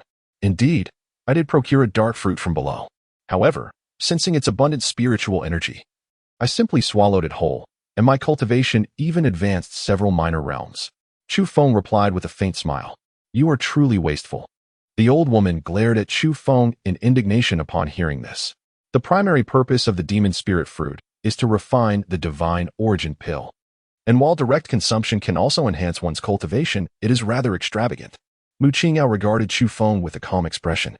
Upon hearing that he had consumed the demon spirit fruit, her demeanor remained unchanged. Previously, she had been slightly astonished to see that Chu Feng had advanced 5 minor realms since their last encounter. Now, upon learning he had ingested the fruit, she began to grasp how his cultivation had improved. Was there only one? I noticed that the demon spirit fruit tree bore 3 fruit stems. One of the maidens questioned, doubt evident in her voice. That, I cannot say. Chu Feng replied softly, denying any knowledge. Chu Feng is capable of refining the divine elemental pill himself. He would never relinquish the demon spirit fruit. Young man, the fruit in your possession is a mere waste. If you surrender it to us, we can offer you something of far greater value. The elderly woman's voice carried an undertone of menace. I have said no, and I mean no. Chu Feng replied coolly. Young man, do not provoke us by refusing our goodwill. The old woman exclaimed with fury. If you don't believe us, feel free to search my person. Chu Feng said with a faint smile. Chu Feng had already concealed the demon spirit fruit within the chaos star pearl. Even if they searched him thoroughly, they would find nothing. Xiao Xiao, please conduct a search. The old woman gestured for a graceful young woman nearby to inspect Chu Feng. In no time, the young woman had searched every inch of Chu Feng, including his storage ring. Saintess, there is indeed no demon spirit fruit on him, the young woman reported. Boy, you haven't hidden the demon spirit fruit somewhere, have you? The old woman regarded Chu Feng with suspicion. Enough. Let this matter rest. Do not tarnish the reputation of our Yaoqi sacred land. It seemed that Mu Qingyao could no longer bear to watch and intervened. Li Granny, go and destroy the spatial rift below. Mu Qingyao instructed the old woman. Li Granny cast a reluctant glance at Chu Feng, but with Mu Qingyao's command, she could only comply. Yes, Saintess. With that, Li Granny vanished in an instant. Shortly after, a tremendous sound echoed from the distant canyon, and the demonic energy in the air began to gradually cease flowing, as though its source had been severed. What a pity, Chu Feng sighed internally. He had previously hoped to cultivate by continuously absorbing the demonic energy through that spatial rift. Now that it was destroyed, he would have to find another way to elevate his realm. Before long, Li Granny returned to the scene and reported to Mu Qingyao, Saintess. The spatial rift has been destroyed. The rift below the canyon was merely half a meter long, and the spatial passage was extremely unstable, with just one strike. I shattered it. Very well. Let us return to Zhangzhou, Mu Qingyao replied softly. This time, Mu Qingyao had led a team to the eastern wilderness for a year of training. However, after being schemed against by Kong Dai and losing her virtue, she had lost her desire for further training and decided to return to Zhangzhou 6 months early. Yes, the others accompanying Mu Qingyao responded in unison. With that, Mu Qingyao ascended into the air with her companions, soaring upwards. It was as if a group of celestial beings were ascending to the heavens, which left Yun Qingying filled with envy. However, to fly like that required cultivators of the heavenly spirit realm. Yun Qingying was only at the 9th level of the true spirit realm, still 2 major realms away from achieving the heavenly spirit realm. You may leave now, Chu Feng said, turning to Yun Qingying as he watched Mu Qingyao and the others depart. As Chu Feng sought to absorb the lingering demonic energy at the base of the cliff before it dissipated, he felt an urge to drive Yun Qingying away. Chu Feng, are you so eager to expel me that you must be hiding the demon spirit fruit somewhere? If you wish for me to leave, perhaps you should retrieve it. Yun Qingying replied with a light laugh. You are overthinking it. Suddenly, Chu Feng's tone shifted dramatically as he bellowed. Wretched woman, I never imagined you coveted the demon spirit fruit as well. Leave at once, or I shall kill you. Upon hearing this, Yin Qingying's expression froze. As if struck by lightning, tears welled in her beautiful eyes, threatening to spill over at any moment. Wretched woman, Chu Feng, I never anticipated you would view me in such a light. You scoundrel, do not expect me to acknowledge you again. With that, she furiously ascended the cliff, gradually vanishing from Chu Feng's sight. Once she had departed, Chu Feng turned and made his way toward the cave at the bottom of the gorge. At that moment, the fissures in the cave's ceiling had vanished, and the demonic energy in the air began to slowly dissipate. With a sigh of regret, Chu Feng slowly returned to the canyon. Suddenly, a figure appeared before him with startling intensity. It was the previously departed Granny Li. Chu Feng, the reincarnated Demon Lord, possesses a formidable soul. Just moments ago, he sensed that Granny Li's spiritual awareness was fixated upon him. In his previous life, Chu Feng encountered countless individuals who outwardly professed righteousness and moral integrity, yet were ruthless and heartless behind closed doors. Now that Granny Li has returned, it is evident that she harbors suspicions regarding his possession of the demon spirit fruit and intends to interrogate him in an effort to seize it. To prevent the matter of the Yaoqi sacred land attempting to appropriate another's demon spirit fruit from becoming public knowledge, it is certain that Granny Li would resort to silencing him after the fact. Chu Feng did not wish for Yin Qingying to be implicated, which is why he had just harshly scolded her to leave. Brat, hand over the demon spirit fruit quickly, or I shall take your life. At that moment, Granny Li's face was filled with ferocity, devoid of any pretense. I have already stated, there is none. Absolutely none. Chu Feng replied coolly. Brat, I advise you to be sensible. If you do not surrender the demon spirit fruit, not only will I kill you, but I shall also annihilate your family and friends. Granny Li threatened fiercely. Do as you wish. Chu Feng responded calmly. By now, most of the Chu family had likely hidden away, and he was not afraid of Granny Li destroying the Chu clan. Moreover, Granny Li would never truly dare to obliterate the Chu family. After all, such actions would make the Yaoqi sacred land the target of universal condemnation. Brat, it seems you will not shed tears until you see the coffin. I shall first sever your limbs and see if you still refuse to speak. Granny Li declared with a vicious expression. Huh, truly, a paragon of virtue. Your methods are even more ruthless than those of the wicked. I hope you do not perish too swiftly. Next time we meet, it shall be my turn to sever your limbs. Oh, I forgot you have none. Then I shall sever 4. Chu Feng replied indifferently. Huh, brat, even on the brink of death, you dare to threaten me? Granny Li laughed in fury. Death, I possess a spatial teleportation talisman. You cannot kill me. With that, Chu Feng vanished in an instant. Damn it, once I capture you, I shall skin you alive. Granny Li cursed angrily upon witnessing Chu Feng's disappearance. Simultaneously, she swiftly soared into the sky, searching for Chu Feng's silhouette. However, after a lengthy search, she could not find any trace of him, and in her fury, she had no choice but to depart. Moments later, Chu Feng was in the starry world, enjoying a refreshing bath, washing away the sweat from his recent battle. Lingo, it has been a few days since we last met, and you have become even more beautiful. Chu Feng teased with a playful smile. Today, Linger donned a flowing celestial dress, appearing exceptionally stunning, captivating Chu Feng's heart. Really? Upon hearing Chu Feng's words, Linger joyfully twirled around, showcasing herself perfectly. Indeed, I never speak falsehoods. Chu Feng chuckled lightly. Well, at least you know how to flatter. Linger beamed in response.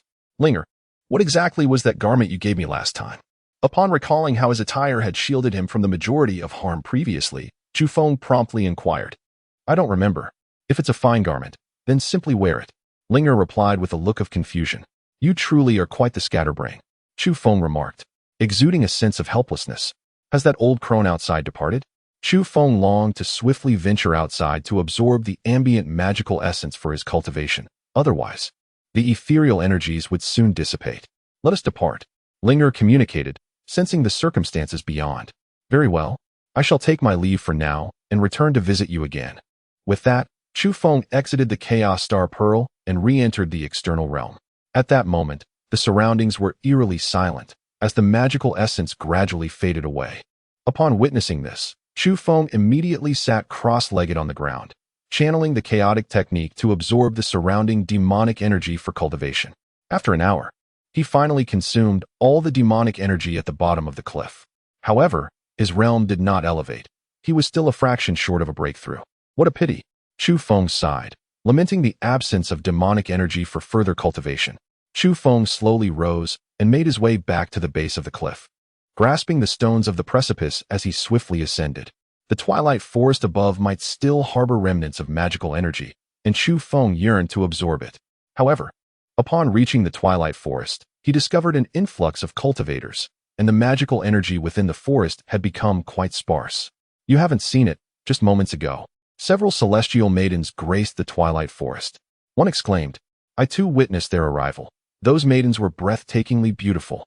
The magical energy in the twilight forest had begun to dissipate, indicating that those celestial maidens had eradicated its source. Indeed, those maidens are not only stunning but also kind-hearted. Alas, I am fated never to meet them. The surrounding cultivators buzzed with excitement, their faces alight with fervor. Beautiful and benevolent? Upon hearing this, Chu Feng let out a faint, disdainful chuckle. While she was indeed beautiful, to claim that she possessed a kind heart seemed rather ludicrous. In the realm of cultivators, how many could genuinely be said to have a benevolent heart? In pursuit of resources for cultivation, many resort to unscrupulous means, even going so far as to harm their own family and friends. Observing the numerous cultivators around him and feeling the diminishing presence of demonic energy, Chu Feng abandoned the idea of absorbing any further. He slowly departed from the twilight forest. Upon exiting the forest, rather than returning directly to Qingfeng town, he made his way toward the nearby Shanyang city. Shanyang city is the largest city in the vicinity, housing over 100,000 residents and boasting numerous prestigious merchant guilds. In order to concoct the divine origin pill, Chu Feng must acquire a high-grade alchemical furnace, as well as procure additional materials essential for the creation of the pill. Half an hour later, Chu Feng arrived at Shanyang city. The city gates loomed large and majestic, bustling with an incessant flow of people and a myriad of steeds and carriages. Chu Feng gradually stepped into Shanyang city. Upon entering, he was greeted by an exceptionally wide street. Flanking the thoroughfare were numerous shops, bustling with a constant flow of people, creating a lively atmosphere. Within these establishments, a diverse array of goods was on offer, including weapons, defensive gear, and elixirs, catering to every conceivable need. As Chu Feng walked, he searched for the items he needed. After a brief moment, he procured several materials for the divine essence pill. The primary ingredient for this elixir was the demon spirit fruit, while the other components were relatively commonplace and easily obtainable. After meandering for nearly half an hour, Chu Feng successfully gathered the remaining materials for the divine essence pill. Now, all that was left was to find a furnace capable of refining fifth-grade elixirs, and he would be able to concoct the divine essence pill. However, after an exhaustive search and inquiries, Chu Feng discovered that none of the shops in the city stocked furnaces of 5th grade or above. In the Tsongfeng Empire, a nation on such a primitive continent, most alchemists were merely of 1st or 2nd grade. A 3rd-grade alchemist was already considered the pinnacle of their craft. Consequently, the furnaces available on the market were predominantly low-grade, making it exceedingly difficult to find one suitable for refining 5th-grade elixirs. Without a 5th-grade furnace, the creation of the divine essence pill remained unattainable. Undeterred, Chu Feng continued his relentless search for information and ultimately learned of a branch of the Wanbao Chamber of Commerce located in Shanyang City. The Wanbao Chamber of Commerce stands as the largest commercial entity in the Tsongfeng Empire and ranks among the top 5 commercial organizations across the entire Eastern Wilderness continent. Upon discovering the address of the Wanbao Chamber of Commerce, Chu Feng set off without delay. As he traversed the bustling streets of the city, he found himself amidst the throngs of people. "Make way, everyone." Suddenly, a piercing voice resonated through the air. Chu Feng cast his gaze forward and beheld a white steed galloping fiercely, bearing a woman clad in purple, akin to a tempest. The pedestrians on the road, upon witnessing this, instinctively recoiled in terror. Those unable to evade in time were struck by the long whip wielded by the purple-clad lady. "Mother, where are you?" In the midst of the path towards which the white horse charged, a little girl, no more than 5 or 6 years of age, sat weeping despondently on the ground, seemingly separated from her mother. "Ah, little girl, quickly move aside." The onlookers cried out in a frenzy, realizing the imminent peril as the girl was about to be trampled by the galloping horse. Yet, the child appeared utterly bewildered, blissfully unaware of the impending danger. Meanwhile, the woman in purple seemed oblivious to the presence of the girl in the middle of the road, continuing her reckless charge without a thought for the child's fate. As the moment drew near when the girl would be crushed beneath the hooves of the galloping steed, not a single soul among the crowd made a move to intervene. With a slight furrow of his brow, Chu Feng observed the unfolding scene. Though initially reluctant to intervene, he ultimately took action at the critical moment. In an instant, he teleported before the young girl and delivered a powerful kick toward the galloping white horse. Boom! The horse was immediately struck down, its head exploding upon impact, and its carcass was sent flying several meters, crashing heavily onto the ground. The woman clad in purple atop the horse was also propelled through the air, tumbling multiple times before landing on the ground. "Little brother, you must flee." The woman in purple was none other than Xiaozi, the sole daughter of the Lord of Shangyang City. Known for her capriciousness and arrogance, she often rode recklessly through the city, disregarding the lives of the common folk. Just days prior, she had tragically caused the death of an elderly woman, prompting a young man to seek justice for the unfortunate soul. However, that young man soon met a grim fate, his lifeless body left in the streets, and his family subsequently fell into ruin. Passers-by urged Chu Feng to escape swiftly. With a faint smile, Chu Feng turned and approached the little girl behind him. "Do not be afraid, dear one," he gently reassured her. At that moment, a woman rushed over from a distance, her anxious demeanor evident as she scooped up the little girl. "Mother!" the child exclaimed joyfully, clinging to the woman. "You wretched cur! How dare you slay my beloved steed?" At that moment, the furious Xiaozi strode towards Chu Feng, still reeling from being forcefully thrown aside. "You all should depart first." Upon hearing Xiaozi's words, Chu Feng's expression instantly turned icy to the utmost degree.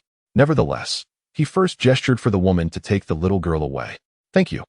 Thank you." The woman repeatedly expressed her gratitude to Chu Feng, fear evident in her voice as she hurriedly clutched the little girl and fled. Once he saw the woman and the child depart, Chu Feng then turned to Xiaozi, suppressing his anger as he said, "This is a bustling marketplace. Do you treat human lives as mere trifles by galloping recklessly? Humph. I had already called for them to leave in advance. Those who cannot escape are merely lowly commoners. If those wretches cannot avoid being struck and perish, they deserve it. Besides, those commoners live lives worse than that of dogs. If they were to be killed by me, they would die a worthy death," Xiaozi declared with an air of arrogance. Slap. Upon hearing those words, Chu Feng struck Xiaozi across the face with a resounding slap, causing her to stagger perilously close to the ground. "Ah, you wretched cur. Dare you lay a hand on me? Not even my parents have ever struck me throughout my life, and yet you have the audacity to do so. You shall pay dearly for this." Xiaozi's face was contorted with venomous rage as she violently whipped her long lash towards Chu Feng with fierce intent. Chu Feng reached out and grasped the long whip that Xiaozi had swung towards him, exerting a slight force to easily tear it from her grasp. Crack! Crack! Chu Feng seized the long whip and, with a swift motion, lashed out at Xiaozi twice. Ah! The whip struck her, leaving her skin torn and bleeding. One of the lashes even landed on her face, instantly marring her beauty and eliciting a heart-wrenching scream. How audacious of this young man to treat Xiaozi in such a manner. He is surely doomed. Not only is Xiaozi the sole daughter of the city lord, but she is also a disciple of the Lingxiao Pavilion. His boldness in confronting her will likely lead to dire consequences. Yet, witnessing Xiaozi receiving such a reprimand is quite exhilarating. "Keep your voice down. Do you wish to invite trouble?" murmured the onlookers, who were rife with speculation. Upon witnessing the tragic state of Xiaozi, Chu Feng felt a surge of satisfaction that compelled him to cast aside the whip. He vowed to remember this lesson, to refrain from such unruly behavior, lest one find themselves oblivious to the manner of their own demise. Chu Feng coldly uttered a sentence before turning to leave. "Wretched dog, you are doomed, utterly doomed. When my father arrives, I shall slice your flesh piece by piece and pickle you. Your family and friends will also meet the same fate, each one to be severed from their lives." Xiaozi gazed at Chu Feng with eyes brimming with resentment, wishing she could immediately rend him into 1,000 pieces. Upon hearing those words, Chu Feng's footsteps momentarily halted, and then his figure vanished without a trace. In an instant, he reappeared before Xiaozi, unleashing a ferocious punch aimed at her head. Boom! Xiaozi's skull erupted, with brain matter splattering everywhere. The scene fell into an eerie silence, akin to death itself. The onlookers gazed at Chu Feng in sheer horror. At that moment, he resembled a vengeful deity, radiating an overwhelming ferocity. Many, filled with trepidation, began to retreat. Had Xiaozi truly perished? Countless spectators still bore expressions of disbelief. She was dead, Her demise was utterly gruesome. This was a grave matter. It was unfathomable to consider the wrath that would befall them when the city lord learned of this. This young man had acted with reckless impulsiveness, seemingly unaware of the virtue of restraint. Now, it was likely that his family and kin would suffer dire consequences. The crowd surrounding Chu Feng murmured amongst themselves, their voices a cacophony of speculation. Chu Feng shook off the blood from his hands, paying no heed to the murmurs of those around him. With an air of nonchalance, he turned and continued his journey towards the Wanbao Chamber of Commerce. It was astonishing that this young man did not flee, but instead dared to venture deeper into the city, truly a sign of reckless bravado. Perhaps he sought to spare his family and kin the consequences by confessing at the Lord's manor. Alas, it was too late. Given the Lord's favoritism towards Xiaozi, even his confession would not shield his loved ones from suffering the same fate. The youth was undeniably impulsive. Now, it was far too late for regrets. As the crowd observed Chu Feng's approach towards the city, they presumed he intended to surrender at the Lord's manor. Shortly thereafter, Chu Feng arrived at the very heart of Shangyang City, where the Wanbao Chamber of Commerce resided. The chamber sprawled across a vast area, dominated by the imposing 7-story Wanbao Tower. The architectural style of the tower was unique, seamlessly blending various mystical elements, and its extraordinary presence could be felt from afar. The entrance to Wanbao Tower stood nearly 10 meters high, guarded by 4 sentinels clad in black armor. Numerous guards were also stationed on the balconies of each floor, vigilant against any attempts to ascend and pilfer the treasures within. Upon entering the Wanbao Tower, one was greeted by a spacious hall, resplendent in its grandeur. The hall was adorned with an array of precious items, armaments, armor, elixirs, and spiritual herbs, all dazzling to the eye. At the center of the hall stood a massive counter, behind which a strikingly beautiful young woman with an enchanting figure attended, alongside an elderly gentleman clad in green, exuding an air of remarkable presence. Chu Feng approached the counter and, gazing at the elderly man clad in green robes, directly inquired, "Do you possess any 5th-grade alchemical furnaces?" 5th-grade alchemical furnaces?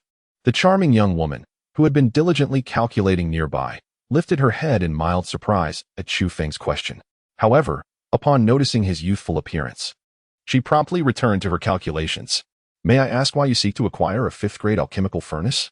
The elderly man in green inquired with a warm smile. "Naturally, for alchemical purposes," Chu Feng replied nonchalantly. "I am curious as to what kind of elixirs you intend to concoct that necessitate a 5th-grade furnace," the elderly man continued, maintaining his amiable demeanor. "Is it requisite to provide a reason when purchasing from your establishment?" Chu Feng's brow furrowed slightly. "Certainly not.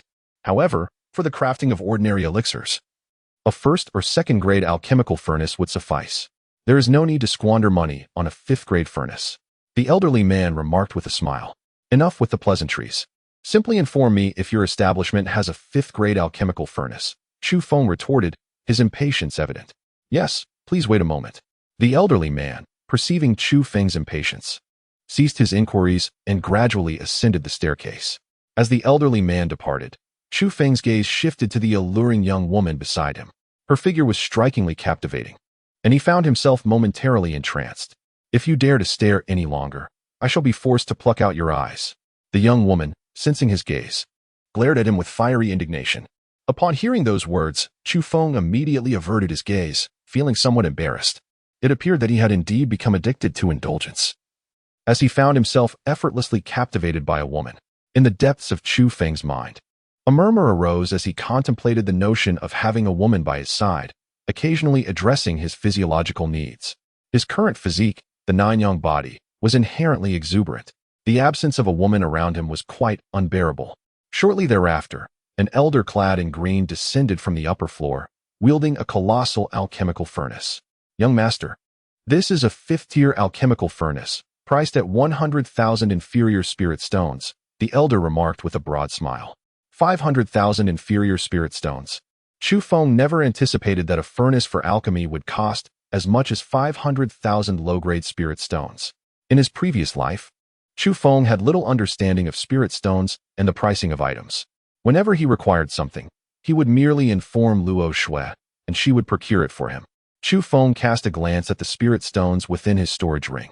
In addition to the 10,000 inferior spirit stones previously given to him by Chu Wenshan, There were approximately 260,000 inferior spirit stones obtained from the last encounter with Lu Hanyin and her companions.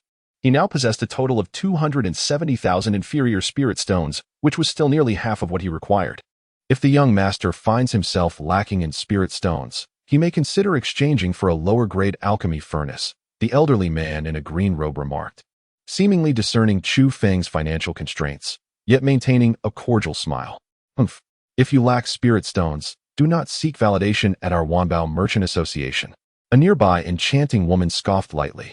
Upon his arrival, Chu Feng immediately expressed his desire to purchase a 5th-grade alchemy furnace, and moments ago, he had audaciously gazed upon her private areas. The enchanting woman swiftly concluded that Chu Feng's presence at the Wanao Chamber of Commerce was merely to seek attention in her vicinity. Upon hearing her words, Chu Feng cast a fleeting glance at the enchanting woman, disregarding her derisive laughter. How many inferior spirit stones could this magic dragon pill be worth? Chu Feng presented the inner core of the demonic dragon to the elder in blue robes. Previously, the demonic dragon had been slain by the venerable Granny Li from the Yaoqi Holy Land. However, she did not extract the inner core, and Chu Feng, seeing its potential, took it for himself. The inner core of a 9th-level demonic dragon from the Xianling realm. The elder in blue, upon receiving the demonic dragon core from Chu Feng, exhibited a hint of surprise. He discerned that Chu Feng's cultivation was merely at the 7th level of the spirit realm. Yet he had managed to acquire the inner core of a 9th-level demonic dragon. The enchanting young woman also regarded Chu Feng with astonishment, filled with curiosity about how he procured such a valuable item from the 9th level of the Xianling realm. I wonder how many low-grade spirit stones it is worth, inquired Chu Feng. Our trading association can offer 30,000 low-grade spirit stones for it. The elder in blue contemplated. Very well, I shall take the 5th-grade alchemy furnace. With that, Chu Feng retrieved 200,000 low-grade spirit stones from his storage ring and handed them to the elder. Deal. The elder in blue accepted the spirit stones with a smile and handed the alchemy furnace over to Chu Feng. Chu Feng joyfully accepted the alchemy furnace. With the 5th-tier alchemy furnace, he would be able to concoct divine origin pills, thereby rapidly enhancing his cultivation. Ideally, the divine origin pills should be reserved for breakthroughs to the celestial spirit realm or the monarch realm. Yet Chu Feng was eager to elevate his realm and could not afford to wait that long. By advancing his realm, he would subsequently be capable of refining superior pills. May I inquire about your esteemed master? The elder in green sensed that Chu Feng had a mentor, perhaps his revered teacher. The devil dragon pill had been acquired by Chu Feng's master, and it was also his master who intended to procure the 5th-tier alchemy furnace. I have no master. Chu Feng replied nonchalantly. Then do you know any alchemists capable of refining 5th-tier pills? The elder in green, undeterred, pressed on with his inquiry. I do. Chu Feng said casually. Really? The elder's expression brightened at this revelation. The enchanting woman beside him, upon hearing Chu Feng's words, was suddenly filled with excitement as she grasped his hand and exclaimed, Where can we find this alchemist? Though it may seem distant, it is actually quite near. Chu Feng replied with a gentle smile. You? The beautiful woman's expression froze upon hearing this, and she immediately released his hand. Indeed, I can refine 5th-tier pills. Chu Feng said with a subtle smile. It would be wise for you not to jest in such a manner. The elder in green, upon hearing Chu Feng's words, felt his previously excited demeanor shift to one of slight indignation. Chu Feng, so youthful, could hardly be a 5th-tier alchemist. His proclamation of being one was nothing short of mockery. Believe it or not, Chu Feng replied nonchalantly, and with that, he turned to depart. Suddenly, a cacophony erupted outside the Merchant Association, as if someone was attempting to breach its entrance, only to be thwarted by the guard stationed there.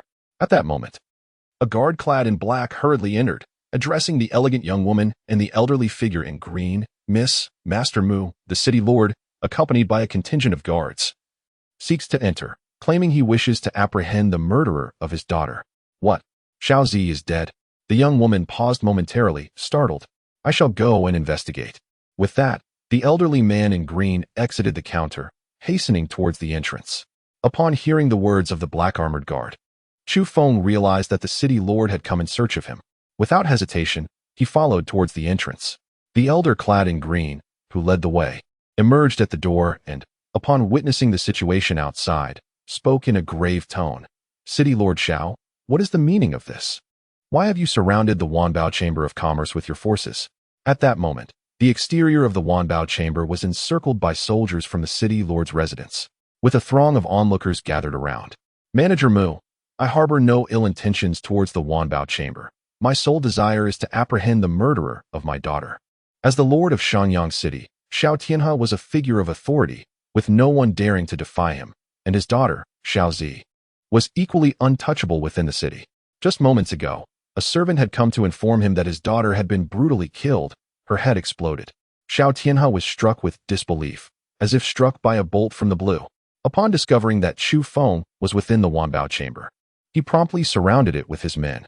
Chu Feng dared to kill his daughter. He vowed to dismember Chu Feng's body, annihilating all his kin and relatives to accompany her in death. Do you imply that my Wanbao Chamber of Commerce harbors the murderer of your daughter? Wanbao Chamber of Commerce spans the entirety of the eastern wilderness, and Mu Changhai, as the manager of the branch in Shanyang City, feared not Xiao Tianhe in the slightest. I harbor no such intentions. It is merely that my people have discovered the perpetrator of my daughter's murder has just entered your Wanbao Chamber of Commerce. Xiao Tianhe seemed reluctant to offend the Wanbao Chamber of Commerce and explained in a conciliatory manner. Upon hearing Xiao Tianhe's words, Mu Changhai turned to regard the slowly emerging figure of Chu Feng. I am the one who killed your daughter, Chu Feng stated with a calm demeanor. You wretched boy, why did you slay my daughter?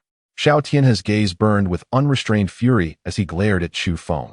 Are you unaware of your daughter's character? She wronged me, and thus I put an end to her life, ridding society of a menace. Chu Feng replied nonchalantly. Scoundrel, my daughter is still young. She is merely a bit headstrong. How could you cruelly take her life? Are you even human? Xiao Tianhe bellowed in outrage. Still young? Chu Feng scoffed lightly. Witnessing Xiao Tianhe's reaction, he finally comprehended why Xiao Zi had behaved so willfully and capriciously. You shall perish. Enraged by Chu Feng's derision towards his daughter, Xiao Tianhe charged at him with the speed of lightning. Xiao Tianhe's cultivation stood at the 6th level of the true spirit realm, and in the blink of an eye, he found himself before Chu Feng. As Chu Feng contemplated taking action, Mu Changhai unexpectedly intervened, forcefully repelling Xiao Tianhe with a single palm. Both Mu Changhai and Xiao Tianhe were at the 6th level of the true spirit realm, sharing the same level of cultivation. What do you mean by this, Mu Changhai? Xiao Tianhe glared at him, fury evident in his eyes. He is currently a guest of our Wanbao Chamber of Commerce, and we do not permit anyone to harm our guests within our premises. Mu Changhai replied coolly. Mu Changhai, Zi is still an inner disciple of the Lingxiao Pavilion. Your Wanbao Chamber is harboring the murderer of Zi. The Lingxiao Pavilion will not let this matter rest. Xiao Tianhe threatened icily. Humph. Our Wanbao Chamber is not afraid of the Lingxiao Pavilion. Mu Changhai retorted with equal coldness. Turning to Chu Feng, he continued, Young sir, if you could provide us with information about a 5th-tier alchemist, our Wanbao Chamber can assist you in resolving this matter. 10 days prior, the president of the Wanbao Chamber, Shen Wanbao, had suffered severe injuries, and only the Shueshen Zhao Hua pill could save him. However, this pill was a 5th-tier elixir, requiring a 5th-tier alchemist for its refinement. Such alchemists were exceedingly rare in the entire wild abandonment realm, with none to be found in the eastern wild continent. They existed solely in the central continent. Yet, the journey to the central continent was arduous, requiring at least a month for a round trip, and Shen Wanbao would not survive that long. Initially, the Wanbao Chamber had abandoned all hope, preparing for Shen Wanbao's final rites. Now, upon learning that Chu Feng might have connections to a 5th-tier alchemist, Mu Changhai was unwilling to overlook any possibility and sought to protect Chu Feng by inquiring about the alchemist. No need. It's just an old dog. I can handle him myself. Chu Feng calmly declined Mu Changhai's offer. At that moment, the previously mentioned enchanting woman stepped forward. Hearing Chu Feng's words, she couldn't help but roll her eyes, further convinced that he was merely a braggart. Chu Feng's realm was merely at the 5th level of the spirit realm, yet he claimed he could contend with Xiao Tianhe, who was several realms above him. Is this not mere bravado? At this moment, the enchanting woman could no longer believe that Chu Feng was a 5th-tier alchemist. She suspected that he had learned of their search for a 5th-tier alchemist and had come to deceive them. Uncle Mu, since this young man does not wish for our assistance, please step aside, she instructed Mu Changhai. But Miss, Mu Changhai hesitated, reluctant to abandon any hope of saving Shen Wanbao. However, upon seeing the resolute look in the enchanting woman's eyes, he had no choice but to acquiesce.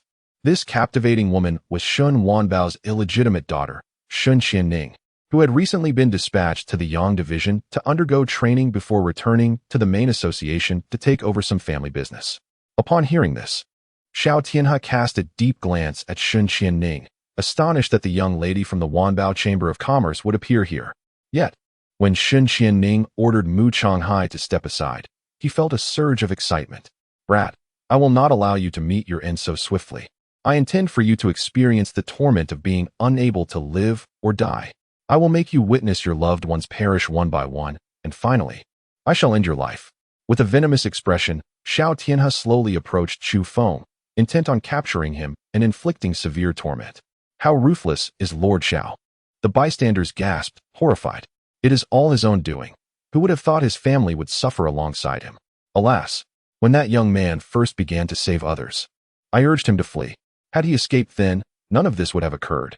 The onlookers murmured anxiously upon hearing Xiao Tianhe's intentions for Chu Feng. Shun Qianning listened with a frown, feeling a distaste for Xiao Tianhe's methods. However, since Chu Feng had previously boasted to deceive her, she could not possibly intervene to save him. "Are you finished?" she retorted. "Once you are done, you may meet your demise." Chu Feng cast a fleeting glance at Xiao Tianhe, then his figure flickered and appeared before him. The demonic heart-crushing palm, with a malevolent aura emanating from his palm. Chu Feng struck swiftly upon Xiao Tianhe's chest. A resounding thud echoed as Xiao Tianhe immediately coughed up a mouthful of blood, soaring backwards for several meters. The atmosphere fell into a profound silence, as onlookers gazed at Chu Feng in utter disbelief.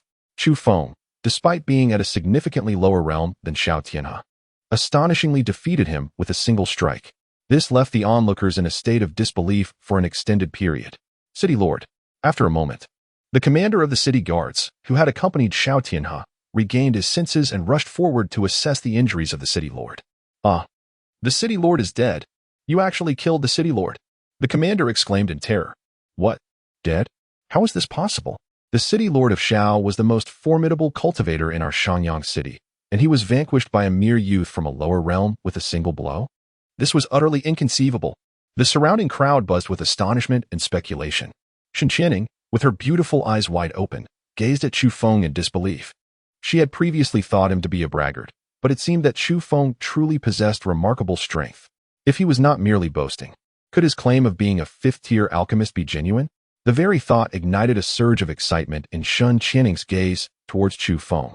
If he truly was a fifth-tier alchemist, then her father would be saved. Seize him. Kill him to avenge the city lord. At that moment, the commander of the city guards loudly commanded those around to eliminate Chu Feng. Instantly, the guards trembled as they drew their swords, yet none dared to advance. Chu Feng is someone who can effortlessly defeat even Xiao Tianhe. They are certainly no match for him. However, out of duty, they have no choice but to follow orders. I challenge any of you to dare. This young master is a distinguished guest of our Wanbao Chamber of Commerce. Uncle Mu, ensure the safety of this young master. Upon seeing the city guards prepare to take action against Chu Feng, Shun Qianning promptly commanded Mu Changhai to protect him. Chu Feng is now the sole hope for saving her father. She will not allow anyone to harm him. "Yes, miss." Upon hearing Shun Qianning's command, Mu Changhai immediately stepped forward, placing himself protectively in front of Chu Feng. "Your precious merchants guild is harboring the murderer of the city lord. I shall report this to His Majesty at once." The city guard commander, witnessing Mu Changhai's intervention, felt a profound sense of relief. Bound by duty, they had to act. Yet attacking Chu Feng could have dire consequences for them. With the Precious Merchants Guild intervening, they found a convenient excuse to evade responsibility, shifting the blame onto the guild. The Precious Merchants Guild wields immense influence across the eastern wilderness, with connections to numerous other empires. Even the Songfeng Empire would not dare to offend the guild lightly. By attributing the blame to the Precious Merchants Guild, the Imperial High Command would no longer hold them accountable. With that, the city guard commander ordered his men to slowly carry away Xiao Tianhe's lifeless body. Upon witnessing the departure of the city guards, Chu Feng also prepared to leave. "Young master, it would be rather impolite to leave so swiftly after we have just assisted you," Shun Qianning interjected, positioning herself before him. "I have no need for your assistance. This is an unnecessary endeavor." Chu Feng replied coolly. "My lord, we are fully aware that you could manage the city guards yourself. Yet, can you contend with the entire Songfeng Empire? After all, having slain Xiao Tianhe, The higher-ups of the Songfeng Empire will not let you go unpunished. Shun Qianning remarked with a faint smile. I can handle that matter without your concern, Chu Feng stated indifferently. A mere empire holds no significance for him. Even if he could not confront it directly at present, he had the means to evade it, or retreat into the Chaos Star Pearl for refuge. With that, Chu Feng began to stride towards the exit. Observing this, Shun Qianning hurriedly grasped his hand, her tone laced with a hint of desperation. Young master, may we converse? What is it you wish to discuss? Chu Feng paused, turning to face her. My father has been ambushed and poisoned. He can only be saved by a 5th-grade snow ginseng transformation pill. I implore you to assist in refining one to save him. Shun Qianning urged fervently. Were you not skeptical of my abilities as a 5th-grade alchemist? Chu Feng replied with a hint of amusement. My father does not have much time left. I beseech you to lend your aid. Shun Qianning implored, her expression earnest. As the favored daughter of Shen Wanbao, Shun Qianning found herself at odds with the direct descendants of the Shen family, who held her in disdain due to her status as a concubine's child. Should Shen Wanbao pass, her position within the family would plummet. With Shen Wanbao gravely injured, the direct line of the Shun family sought to expel her from his side. Fearing that after his demise, she would be cast out or used as a pawn in an unwanted marriage. In desperation, Shun Qianning clung to the hope that Chu Feng, being a 5th-grade alchemist, could concoct the snow ginseng transformation pill to save her father. I can indeed refine the snow ginseng transformation pill, but what reward can you offer in return? With a moment of contemplation, Chu Feng agreed to assist Shun Qianning. Burdened by numerous troubles, he sought to demonstrate his prowess as a 5th-tier alchemist before the world, believing it would alleviate his predicaments. In the underdeveloped realm of East Wilderness, a 3rd-tier alchemist was already considered a pinnacle practitioner. Should Chu Feng reveal himself as a 5th-tier alchemist, numerous factions and formidable individuals would undoubtedly flock to him. In such a scenario, the previously offended Ling Shao Pavilion and the high-ranking officials of the Songfeng Empire would think twice before confronting him. They might even seek to curry favor with him. The Shun family had previously promised that whoever rescued Shun Qianning's father could freely select 3 treasures from the family's vault. If Master Chu had any other requests, they could negotiate further. Upon hearing that Chu Feng could concoct the snow ginseng transformation pill, Shun Qianning was immediately elated. According to the Shun family's prior commitment, she would have him produce the snow ginseng transformation pill, after which he could claim 3 treasures from their vault. The Shun family, being the largest merchant house in the Songfeng Empire, surely possessed many precious items within their treasury, which Chu Feng deemed a commendable reward. With excitement illuminating her features, Shun Qianning exclaimed, Excellent. Rest assured, we at the Wanbao Merchant Association will certainly reward you well. But may I ask for your esteemed name? Chu Feng, he replied, casually stating his name. Master Chu, my father is currently in the capital of the Songfeng Empire, Tianlan City. We shall set forth for Tianlan City immediately. Shun Qianning expressed with eagerness. The Wanbao Merchant Association, the largest in the Songfeng Empire, had its business interests spread across the entire East Wilderness, wielding influence over countless factions. Even the sovereign of the Songfeng Empire dared not provoke the Wanbao Merchant Association lightly. Its headquarters was situated in Tianlan City, where the Shun family's ancestral land also resided. Previously, Shun Wanbao had been ambushed and severely injured, requiring a prolonged recovery in Tianlan City. As Shun Wanbao's favored daughter, Shun Qianning was expected to remain by his side. However, the direct line of the Shun family, concerned that her presence might affect Shun Wanbao, had sent her away to Shangyang City, preventing her from accompanying him. The day is waning. We shall depart tomorrow. As dusk approached, Chu Feng wished to rest for the night and refine the divine origin pill in the meantime. Very well. Shun Qianning nodded in agreement. The journey from Shangyang City to Tianlan City would only take 2 days, and with Shun Wanbao's recovery timeline allowing for another half-month, there was ample time. Shortly thereafter, Shun Qianning prepared a sumptuous banquet to host Chu Feng. After a hearty meal, she led him back to the Wanbao Merchant Association. Master Chu, might you demonstrate your alchemical skills for us? Shun Qianning inquired suddenly. The art of alchemy required years of dedication, and high-tier alchemists were often of advanced age. Chu Feng is still too young, and Shun Qianning harbors persistent doubts about him. She wishes to validate Chu Feng's alchemical skills in order to alleviate her suspicions. Upon hearing this, Chu Feng cast a smile, both knowing and enigmatic, towards Shun Qianning, and replied with a calm demeanor, Certainly. If Miss Shin wishes to observe my alchemical prowess, please bring forth the necessary materials. I shall concoct the Ice Heart Pill, a third-tier elixir. Uncle Mu, kindly fetch the ingredients for the Ice Heart Pill. As soon as Shin Qianning heard Chu Feng's acquiescence, she hastily summoned Mu Changhai to retrieve the materials. Moments later, Mu Changhai presented 3 sets of ingredients for the Ice Heart Pill to Chu Feng. It is customary for alchemists to prepare multiple sets of materials prior to the refining process, as there exists a certain probability of failure in alchemical endeavors. Ensuring a higher likelihood of success, Chu Feng retrieved the alchemy furnace he had previously purchased and placed it upon the ground. He then casually accepted a set of materials from Mu Changhai. After a fleeting glance at the materials, Chu Feng cast them all into the furnace. Young Master Chu, is it not customary in alchemy to extract the medicinal herbs individually from the materials? How do you intend to refine the herbs by placing them all into the furnace at once?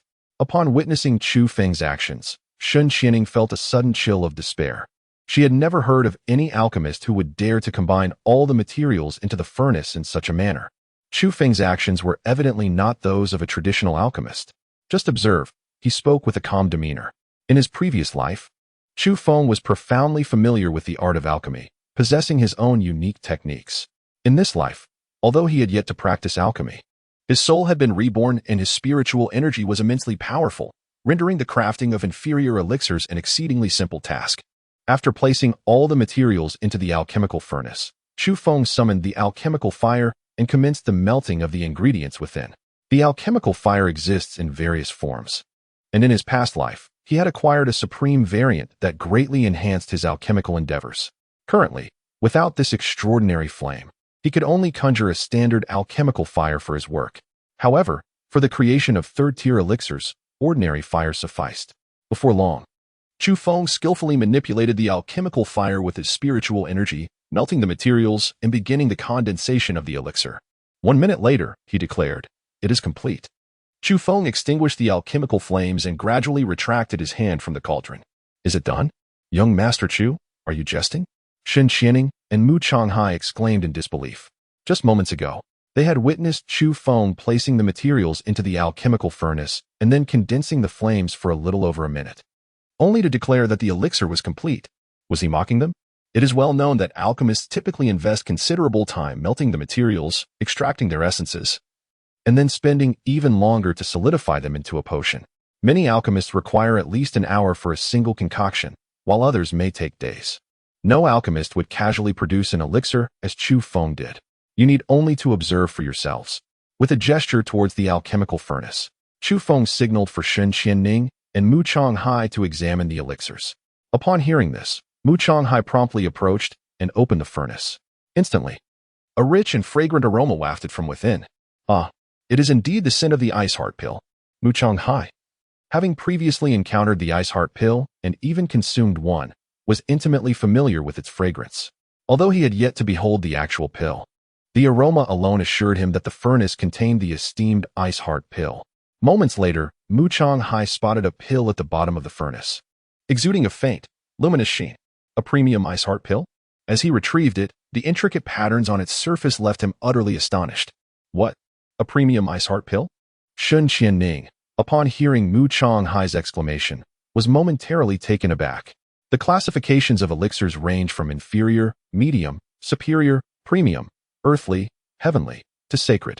In the desolate realms, it is a rare stroke of fortune for an alchemist to concoct even a medium-grade pill, as most produced are of inferior quality. The sight of the premium elixir, crafted by Chu Feng in merely a minute, left both Shen Qianning and Mu Changhai utterly dumbfounded. Just a premium pill. There is no need for such astonishment, Chu Feng remarked with a calm smile. In his previous life, he had been a master alchemist capable of forging sacred-grade elixirs. Presently, however, his realm and spiritual power were insufficient, and lacking the mystical flames, he could only produce premium elixirs for the time being. Just a premium? Young Master Chu, I have spent decades at the Wanbao Chamber of Commerce and have only ever seen a single premium elixir before. That one was merely a second-tier pill, incomparable to yours. Mu Changhai exclaimed with palpable excitement. Young Master Chu, you truly are a hidden gem, Shen Qianning added, her face alight with enthusiasm. Realizing that Chu Feng was indeed a master alchemist with concealed talents, Her heart raced with exhilaration, and her beautiful eyes fixated intently upon him. If only she could bring Chu Feng back to the Shen family, her father, Shen Wanbao, would be saved. Chu Feng is the individual she has sought out, and by rescuing Shen Wanbao, he will undoubtedly elevate her status in Shen's household. Consequently, her position within the family will soar to new heights. At that point, she intends to fiercely retaliate against those direct descendants of the Shen family who sought to expel her. After exchanging pleasantries for a brief moment, Chu Feng rose to interrupt the conversation. Very well. Please arrange for me a tranquil place to rest. I shall depart with you tomorrow morning. Chu Feng was preoccupied with the thought of concocting the divine origin pill to strengthen himself swiftly, having no desire to squander time engaging in idle chatter with Shen Qianing and Mu Changhai. Very well. I shall immediately arrange the finest chamber for the young master to rest. Upon finishing her statement, Shen Qianing promptly instructed Mu Changhai to prepare the most exquisite room for Chu Feng. Shortly thereafter, Mu Changhai escorted Chu Feng to a lavishly adorned chamber, where two enchanting maidens awaited. Tonight, you shall attend to young Master Chu with utmost diligence. Mu Changhai addressed the two maidens. Yes, they replied, gracefully bowing in acknowledgement. Chu Feng cast a glance at the two enchanting maidens, their figures alluring and captivating. However, he was not a man to be easily swayed. The woman he desired to embrace for a night must be one with whom he would share a lifetime, not just any woman. I have no need for this, he stated indifferently.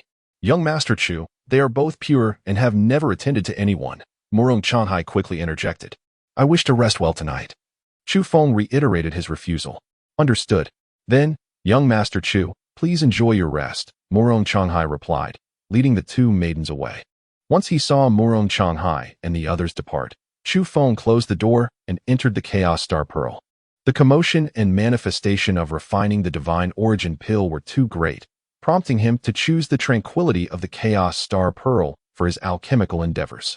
Inside the pearl, he did not spot Linger, but he paid it no mind, promptly retrieving a 5th-grade alchemical furnace to commence the refinement of the divine origin pill. Chu Feng placed a mystical spirit fruit along with several other materials directly into the alchemical furnace. He concentrated the alchemical fire, initiating the dissolution of the materials to extract their essence. The process of refining the divine origin pill proved to be considerably more intricate than that of the Ice Heart pill. This complexity stemmed primarily from Chu Feng's current low cultivation level, which necessitated a gradual extraction of the essence from the materials to ultimately form the pill. After a quarter of an hour, Chu Feng successfully completed the refinement, yielding 2 exquisite divine origin pills. As Chu Feng gazed at the 2 radiant pills within the alchemical furnace, a hint of joy flickered across his countenance. Given his current level of cultivation, producing 2 superior divine origin pills from a single set of materials was nearly the zenith of his capabilities. In his previous life, at the pinnacle of his prowess, he could refine as many as 10 heavenly-grade pills in one furnace, a spectacle that reverberated through the realms, drawing awe and wonder. Presently, as he stood at the entry level of the spirit realm, achieving the creation of 2 exceptional divine origin pills in a single endeavor was indeed commendable. Unexpectedly, a voice of astonishment broke the silence from behind him. I can't believe you can refine pills, and that you managed to produce 2 exquisite 5th-grade pills at once. With a chuckle, he replied, Oh, merely superior pills. Just wait until the day I concoct a holy-grade pill for you to behold. As Chu Feng gazed upon Linger's exquisite beauty, a wave of joy surged within him. Today, Linger donned a flowing gown of moonlight, appearing utterly enchanting, stirring profound emotions in Chu Feng's heart. Every time Chu Feng encounters Linger, her attire is always distinct, yet each ensemble is breathtakingly exquisite. What a boast! Linger replied with a skeptical expression. Sacred-grade elixirs during the primordial era are indeed rare treasures, as elusive as they are coveted. Even the most esteemed alchemists, after a lifetime of dedication, dare not guarantee the successful concoction of a sacred-grade elixir. Do you doubt this? Then let us wager. If I lose, you may do as you please with me. If you lose, all I ask is for you to fulfill one condition. As Chu Feng gazed upon the exquisite Ling, a mischievous thought stirred within his heart. What is it that you desire? Linger, noticing the fleeting spark of fervor in Chu Feng's eyes, shot him an indignant glare. I have yet to determine my intentions, but rest assured, I shall not bring you any harm. With a light chuckle, Chu Feng assuredly declared that he would never harm Linger, but would instead shower her with affection. Humph, I sense your ill intentions. Let me tell you, I am quite formidable. Should you dare entertain any improper thoughts towards me, I shall crush you. Ling Er feigned ferocity, raising her hand in a mock threat. How could that be? Chu Feng replied with an awkward smile. After a brief moment of contemplation, Ling Er suddenly flashed a cunning smile, suggesting a bet could be arranged. But the terms must be clear. Let us set it for 10 years. If you can concoct a sacred-grade pill within that time, I shall grant you one condition. 10 years. Chu Feng paused momentarily before joyously agreeing. All right, it's a deal. 10 years seemed rather brief. And Chu Feng harbored no absolute confidence in his ability to produce a sacred-grade pill. However, even if he were to lose to Ling Er, it would be of little consequence. He would simply acquiesce to her wishes. Should he emerge victorious, it would provide him the opportunity to. In an instant, Chu Feng's gaze towards Ling Er ignited with fervor. What are you staring at? Ling Er glared at him, incensed by the heat in his eyes. Of course, it is because my Ling Er is simply too beautiful, drawing me in irresistibly. Chu Feng replied with a gentle smile. Humph, at least you know how to speak. Ling Er huffed playfully. After a playful exchange with Ling Er, Chu Feng consumed a divine origin pill and commenced his cultivation. The recent creation of the divine origin pill had depleted most of his spiritual energy, necessitating the pill to restore his strength before he could forge the remaining pills. 2 hours later, having fully absorbed a divine origin pill, his realm elevated to the 6th level of the spirit entry stage. Subsequently, he continued to refine the remaining 2 sets of materials. From the last 2 sets, he successfully produced 2 top-tier divine origin pills from one and 3 from the other. This achievement left Chu Feng in a state of exhilaration for a while. Now, each divine origin pill significantly enhanced his cultivation. Possessing an additional pill would greatly amplify his progress. After completing the refining, Chu Feng bid farewell to Ling Er and returned to the outside world. By then, it was already dawn. He promptly consumed another divine origin pill to continue his cultivation. As the sun rose, having absorbed another divine origin pill, his realm ascended a small notch, reaching the 7th level of the spirit entry stage. The physique of this body was exceedingly weak. Chu Feng felt a tinge of disappointment. In his previous life, with the nether demon body, a single divine origin pill would have elevated him 2 or 3 small realms within the spirit entry stage. This incarnation's 9-yang body provided no enhancement to his cultivation. A single divine origin pill could barely promote him by 1 small realm, resulting in an agonizingly slow progression. He must devise a means to improve his physique in the future. The physique of a cultivator can indeed be enhanced, but it requires the blood of deities or the essence of ancient exotic beasts. Such resources are rare and often reliant on fortune. Before long, Shun Qianning arrived, accompanied by 2 beautiful maidservants to rouse Chu Feng from his slumber, the maidservants carrying toiletries in hand. Young Master Chu, what is your current realm? Shun Qianning was astonished to discover that Chu Feng's cultivation had unexpectedly advanced by 2 minor realms since yesterday. I obtained a rare material earlier, and after refining it into a pill last night, my cultivation was elevated by 2 minor realms. Chu Feng spoke nonchalantly. The alchemists are truly remarkable. They can concoct pills that elevate one's cultivation by 2 minor realms. Shun Qianning remarked with admiration. My cultivation has just entered the spiritual realm, so an elevation of 2 minor realms is not particularly significant, Chu Feng replied with a faint smile. Soon after Chu Feng finished his morning routine, Shun Qianning prepared breakfast. Once they had eaten, she eagerly took Chu Feng to Tianlan City. Mu Chanhai was to remain behind at the Merchant Association. This journey to Tianlan City was to be undertaken solely by Chu Feng and Shun Qianning, accompanied by a few guards. Chu Feng desired to cultivate during the journey and specifically requested a horse-drawn carriage. Shun Qianning initially preferred to ride horses, as it would expedite their arrival at Tianlan City. However, given Chu Feng's request and the ample time they had, she reluctantly acquiesced. After 4 days, they finally arrived at Tianlan City. During this time, Chu Feng successfully absorbed all the divine origin pills, elevating his realm to the pinnacle of the spirit entry stage. However, he was slightly disheartened to find that he had not yet broken through to the true spirit realm. The pinnacle stage requires a considerable amount of spiritual energy, and even after consuming 3 divine origin pills, he had not achieved a breakthrough. Nevertheless, he knew that once he transcended into the true spirit realm, his strength would significantly increase. Suddenly, Shen Qianning halted the horse and approached Chu Feng's carriage, saying, "Young Master Chu, shortly I will take you to meet my father.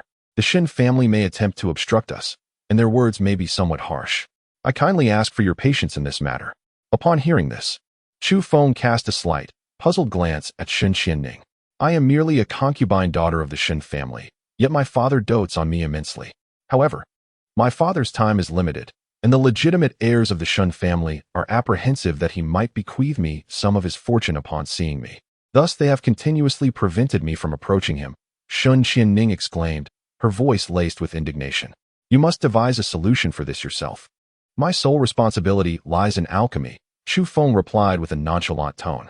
Chu Feng merely wished to showcase his prowess as a fifth-tier alchemist before the crowd, both to evade certain troubles and to claim a reward from the Shen family. As for the familial disputes concerning Shen Qianning, he had no desire to entangle himself in such matters. "I will find a way to handle my own affairs. My only concern is that you might be driven away by the Shen family's direct descendants, which is why I wanted to discuss this with you in advance," Shen Qianning hastily asserted. "Rest assured, I will not be easily provoked," Chu Feng replied calmly. Chu Feng could never be driven away. If provoked too greatly, he would resort to violence. "That reassures me. Young Master Chu, I am truly grateful. Once I rescue my father, I shall ensure that he rewards you handsomely." Hearing this, Shen Qianning spoke joyfully. "Indeed, let us proceed," Chu Feng replied.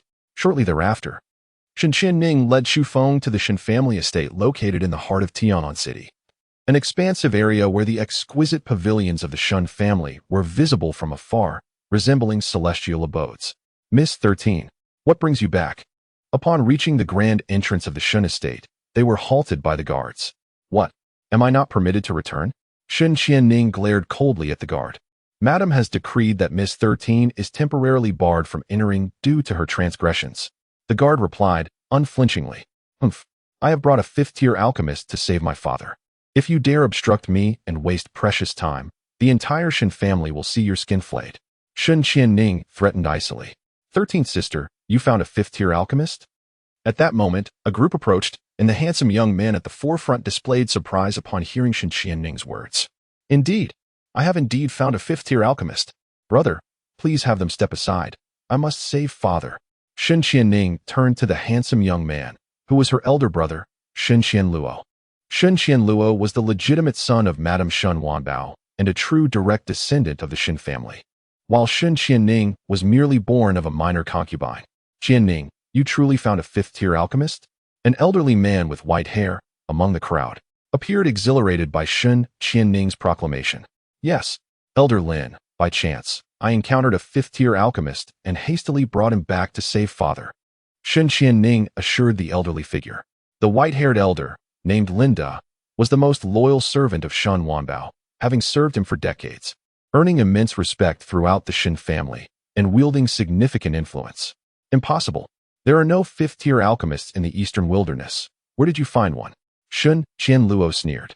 13th sister, I believe you are merely attempting to deceive us with an impostor posing as a fifth-tier alchemist to approach father. I am not as wicked as you presume. I genuinely wish to save father," Shen Qianning exclaimed loudly. "If Miss Shen claims to have found a fifth-tier alchemist, perhaps you could summon him forth so that this old man may pay his respects." At that moment, a middle-aged man in gray, who had accompanied Shen Qianluo, spoke up. 13th sister, quickly summon the fifth-tier alchemist you have found so we may verify his presence. This esteemed individual is Master Huarong, a peak fourth-tier alchemist invited by the family. Master Huarong is the closest alchemist to achieving fifth-tier status in our eastern wilderness, merely one opportunity away from breaking through. He is acquainted with nearly every fifth-tier alchemist in the vast desolate realm. If you have invited a fifth-tier alchemist, Master Huarong would undoubtedly recognize him. Shen Qianluo pointed at the middle-aged man in gray and explained, "There are no fifth-tier alchemists on the entire eastern wilderness continent. Hence, the Shen family sought out Master Huarong, a pinnacle fourth-tier alchemist. The chances of a pinnacle fourth-tier alchemist successfully concocting a fifth-tier elixir are exceedingly slim. However, with Shen Wanbao's time running short, the Shen family had no choice but to take a desperate gamble and invite a pinnacle fourth-tier alchemist to attempt the creation of the snow ginseng transformation pill. Young Master Chu, we implore you to step forward." Hearing the words of the crowd, Shen Qianling could only call for Chu Feng to appear. Young Master Chu? 13th sister. If you wish to find someone to impersonate, you ought to choose someone more presentable, don't you think? The title of Young Master Chu immediately conveys a sense of youth. How could someone so young possibly be a fifth-tier alchemist? Upon hearing Miss Xin Qianling's address, Xin Qianluo could not help but burst into loud laughter. Those around her also wore expressions of mockery, eagerly anticipating the unfolding spectacle. At that moment, upon hearing the discussions outside, Chu Feng opened his eyes, ceased his cultivation, and gracefully stepped out of the carriage. Ha!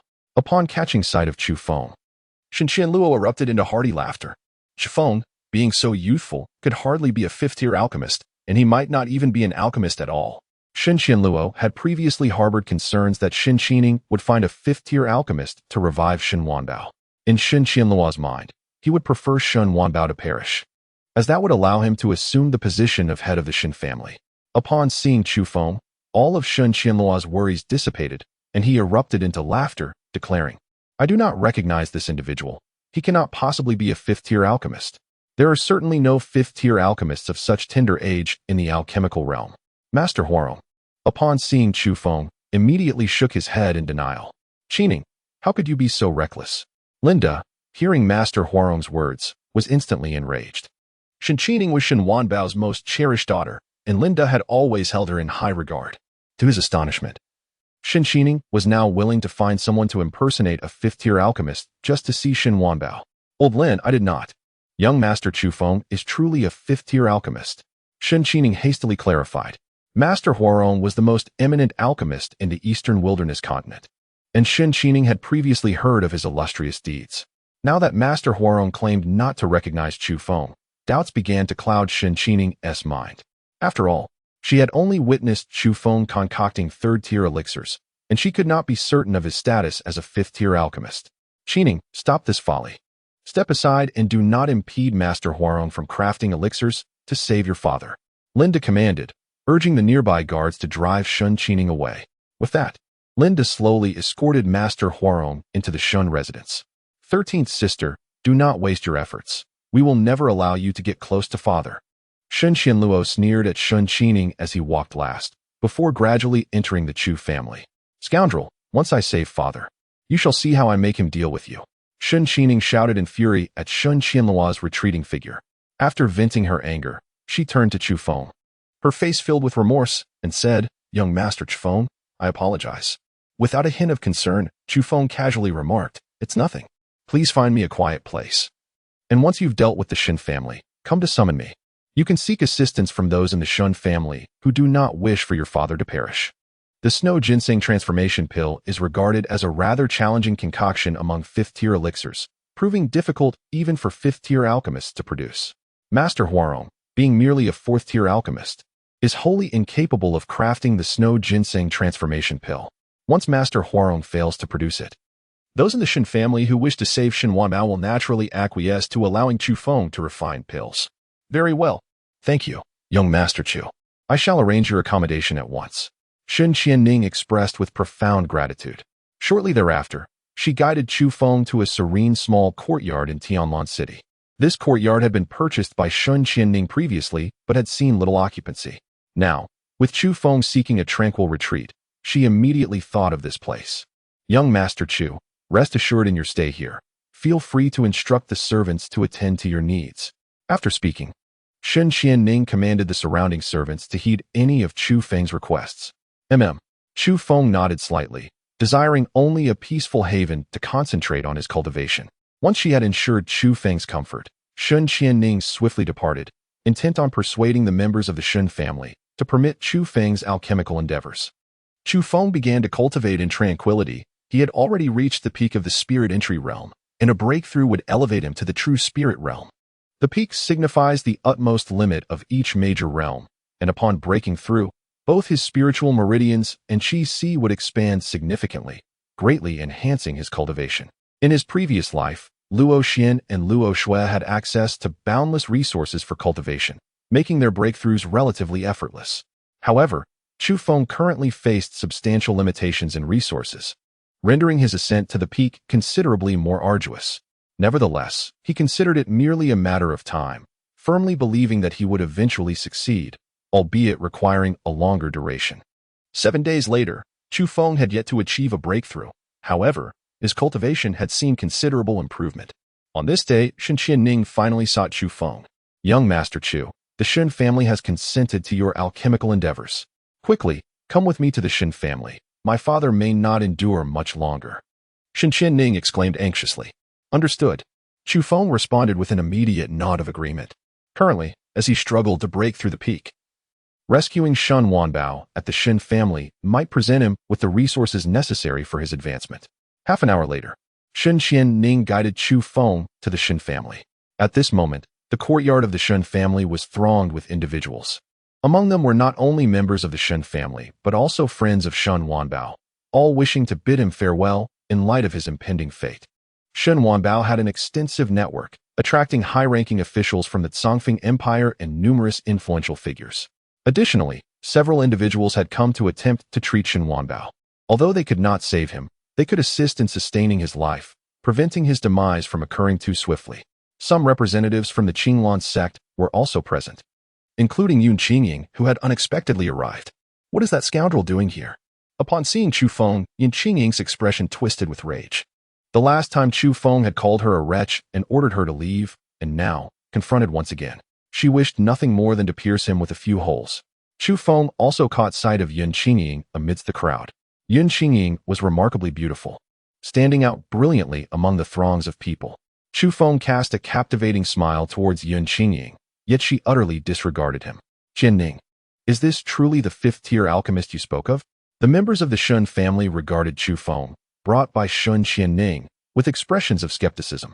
Chu Feng is far too youthful. It is utterly impossible for him to be a fifth-grade alchemist. Indeed, Master Chu is indeed a fifth-grade alchemist, Shen Qianning asserted with unwavering confidence. After being expelled from the Shen family, she had inquired again about Chu Feng, and he had assured her of his status as a fifth-grade alchemist. Shen Qianning believed that Chu Feng had no motive to deceive her, and thus she firmly trusted that he was indeed a fifth-grade alchemist. How can this be? There cannot possibly be such a young fifth-grade alchemist in the world. Miss Shen, have you been deceived by him? Yes, this person must be a fraud, perhaps seeking to exploit you for wealth and pleasure. Upon hearing Shen Qianning's words, the crowd erupted into fervent discussions, all convinced that Chu Feng was a charlatan, incapable of being a fifth-grade alchemist. Yun Qingying, too, regarded Chu Feng with skepticism, doubting his claim of being a fifth-grade alchemist. Previously, during their time at the Qinglan sect, he had not revealed himself as an alchemist. Moreover, Chu Feng was far too young. She might have believed him to be a first- or second-grade alchemist, but the notion of him being a fifth-grade alchemist was absolutely implausible. Sister, you are too naive. You wouldn't even realize if this man deceived you for wealth and pleasure. Shensen Luo, upon hearing the crowd's doubts about Chu Feng, eagerly joined in the disparagement.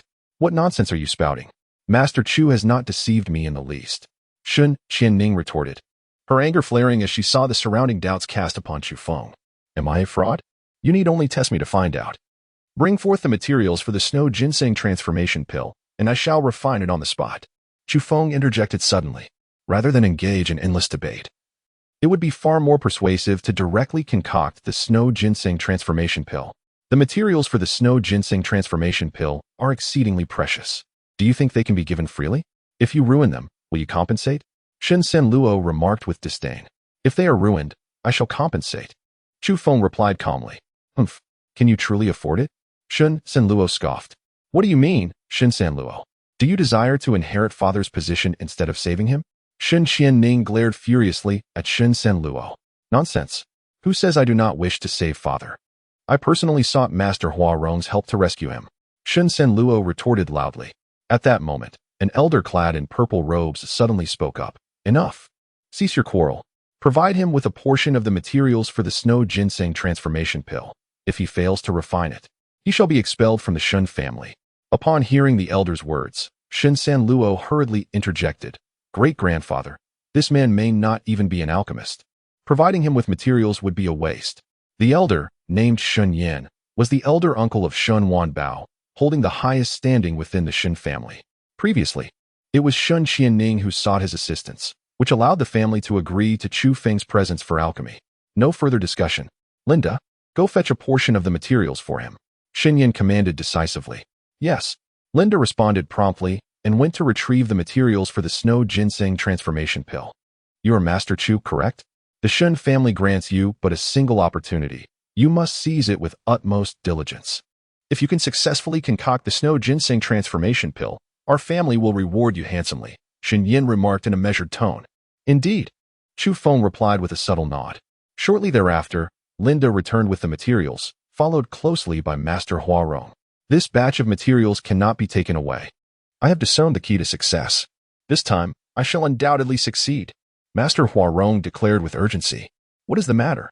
Shen Yin inquired, his brow furrowing at the sight of Master Huarong's agitation. Master, there is but one portion of the materials left for the snow ginseng transformation pill, Linda exclaimed. What? Only one portion remains? Shen Yin gasped in shock. Yes. We pooled the resources of the Merchants Guild to gather 20 portions of the materials, but in recent days, Master Huarong has squandered 19 of them. We are left with this final portion.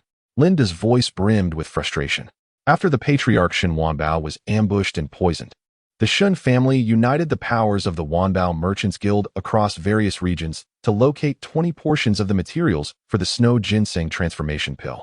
Each portion is exceedingly precious and requires a substantial amount of spirit stones. Over the past week, Master Huarong has wasted 19 portions. Yet he has failed to produce the snow ginseng transformation pill. Grant me one more chance, and I shall surely aid you in refining the snow ginseng transformation pill. Master Huarong implored anxiously. He had long aspired to concoct a 5th-grade pill and achieve the status of a 5th-grade alchemist. However, the materials for such a pill are rare and valuable, and his previous attempts had ended in failure. With the Shen family providing so many portions of the materials, Master Huarong hoped to utilize them to create a 5th-grade pill and attain the reverence of many as a 5th-grade alchemist. Yet, he had not anticipated that after 19 attempts, he would not succeed even once. Upon hearing Master Huarong's words, Shen Yin hesitated, torn between bestowing the materials upon Chu Feng or Master Huarong. This individual was already fraught with anxiety. Even if granted 1,000 portions, he would likely still be incapable of producing the snow ginseng transformation pill. Observing Shen Yan's indecision, Chu Feng interjected. Nonsense. Just give me one more chance, and I will assuredly create the snow ginseng transformation pill. Master Huarong glared at Chu Feng in anger. Master, I believe it would be prudent to entrust the materials to Master Huarong. He has attempted this numerous times and possesses experience. If he asserts that this time will be successful, it surely will, Shen Qianluo advised. Master Huarong has already made so many attempts. If he were to succeed, he would have done so by now. Master, this final portion of materials must be given to Chu Feng, or else my father will surely be doomed, Shen Qianxin urged fervently. After contemplating Chu Feng and Master Huarong for a moment, Shen Yin ultimately decided, I previously promised to allocate one portion of materials to young Master Chu. Thus, this final portion shall also be given to him. Upon hearing Shen Yan's decree, Linda promptly handed the materials for the snow ginseng transformation pill to Chu Feng. Young Master Chu, the life of our patriarch rests in your hands, Lin solemnly declared. Now, Shun Wanbao's life hangs by a thread. And this is the last remaining set of materials for the snow ginseng transformation pill. If Chu Feng fails to concoct the snow ginseng transformation pill, then Shun Wanbao is undoubtedly doomed. Chu Feng accepted the materials with a subtle nod. Young Master Chu, do your best. Shun Qianing gazed at Chu Feng with eager anticipation. Previously, Shun Qianing had approached Shen Yin, promising that should Chu Feng fail in alchemy, she would willingly accept any punishment from her family, which earned her this precious material. Now, all of Shen Qianing's hopes rested upon Chu Feng, as she yearned for him to achieve resounding success. Chu Feng cast a glance at Shen Qianing, remaining silent as he produced a 5th-grade alchemy furnace. At that moment, all eyes were riveted upon Chu Feng, and discussions erupted among the onlookers. The presence of a 5th-grade alchemy furnace suggested that he might indeed be a 5th-grade alchemist. Merely possessing a 5th-grade alchemy furnace does not necessarily make one a 5th-grade alchemist. If I were to carry a 6th-grade furnace, would that not imply I am a 6th-grade alchemist? It is evident that Chu Feng's demeanor hardly resembles that of an alchemist. True alchemists typically engage in rituals and prayers before commencing their work, yet he boldly began his crafting without any such formalities. This surely guarantees failure. The patriarch of the Shun family has made a grave error by entrusting the final ingredient to Chu Feng instead of Master Huarong. Chu Feng paid no heed to the murmurs of the crowd. After arranging the alchemical furnace, he lifted the lid and placed all the materials into the cauldron. Subsequently, he summoned the alchemical flames and commenced the refining process. Remarkably, he had chosen to insert all the ingredients in one go. Was he truly engaged in alchemy?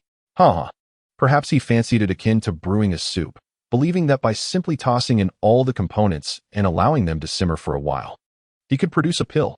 How utterly amusing. I have never encountered an alchemist bold enough to place all the materials into the furnace at once. Such an approach is utterly futile. Witnessing Chu Feng's unconventional method, the onlookers erupted into laughter. Yun Qingying could hardly contain her amusement, letting out a soft chuckle. The more disgraceful Chu Feng became, the more delighted she felt. She was now eagerly anticipating the moment when Chu Feng would commence his alchemical process, at which time the assembled crowd would undoubtedly unleash a torrent of scorn and mockery upon him. How could such a person waste the last remaining materials? It infuriated the old man. Master Huarong, witnessing this, was filled with rage. Xinyang's expression darkened instantly as he cast a brooding gaze towards Shun Qianing. Grandfather, Chu Feng's method of refining elixirs is precisely this. Please be patient, for he will surely concoct the snow ginseng transformation pill shortly. Shun Qianing hastily clarified. 13th sister, it is evident that you have been deceived by this scoundrel, and you remain oblivious to the truth. Shen Qilua scoffed loudly. Turning to Xinyang, she urged, Grandfather, we must expel him immediately and allow Master Huarong to continue the refinement. It is futile. The materials have already been placed in the furnace. They are now ruined. Had he given me that material earlier, I could have undoubtedly produced the snow ginseng transformation pill. What a shame. Master Huarong lamented with a heavy heart. 13th sister, this is all your fault. It was your insistence that led this scoundrel to refine elixirs, depriving Master Huarong of the necessary materials. You have brought ruin upon father. Shen Qilua cast all the blame upon Shen Qianing. Since the materials are already spoiled, let Chu Feng continue his alchemical endeavors. Once he finishes, if he fails, I am willing to accept any punishment. Shen Qianing declared loudly. Very well, let us wait a little longer. Xinyang replied grimly. The materials could no longer be utilized. They could merely allow Chu Feng to complete his concoction. A quarter of an hour later, Chu Feng slowly withdrew his hands and, gazing at the crowd, spoke nonchalantly. The elixir is ready. Is it truly ready? In just a quarter of an hour? Even a soup would not be cooked by then. I thought he would drag it out until nightfall, waiting for us to leave. Who would have imagined he would finish so soon? He must have run out of theatrics. How amusing. The crowd erupted in laughter, for it was utterly impossible to refine a fifth-grade elixir in such a brief span. Their anticipation for the outcome was palpable. What could it possibly be? Surely a pile of black residue. Upon hearing Chu Feng's announcement, the spectators erupted into derisive chatter, eager to witness his impending folly. Nearby, members of the Qinglan sect also observed Chu Feng, engaging in similar discussions. Who would have thought that Chu Feng is a fraud? Thankfully, we expelled him from the Qinglan sect beforehand. Indeed, it is fortunate we cast him out. Otherwise, our sect would be subjected to ridicule alongside him. At that moment, an elderly man with white hair beside Yun Qingying suddenly inquired, was this person once a disciple of our Qinglan sect? Yes, Elder Taishang. You have been in seclusion for many years and may not have encountered him. A young female disciple clad in green replied to the white-haired elder. The elder, known as Li Taiqing, was the esteemed elder of the Qinglan sect, possessing a cultivation level of Earth Spirit Realm second layer, and he was also Yun Qingying's mentor. Li Taiqing had been in seclusion at the Yunlan sect, summoned by the Shun family to extend Shun Wanbao's life, owing them a favor from years past. What transgression had led to his expulsion from the sect? Li Taiqing pondered, a hint of confusion crossing his mind. The disciples of the Qinglan sect turned their gaze towards Yun Qingying, remaining silent.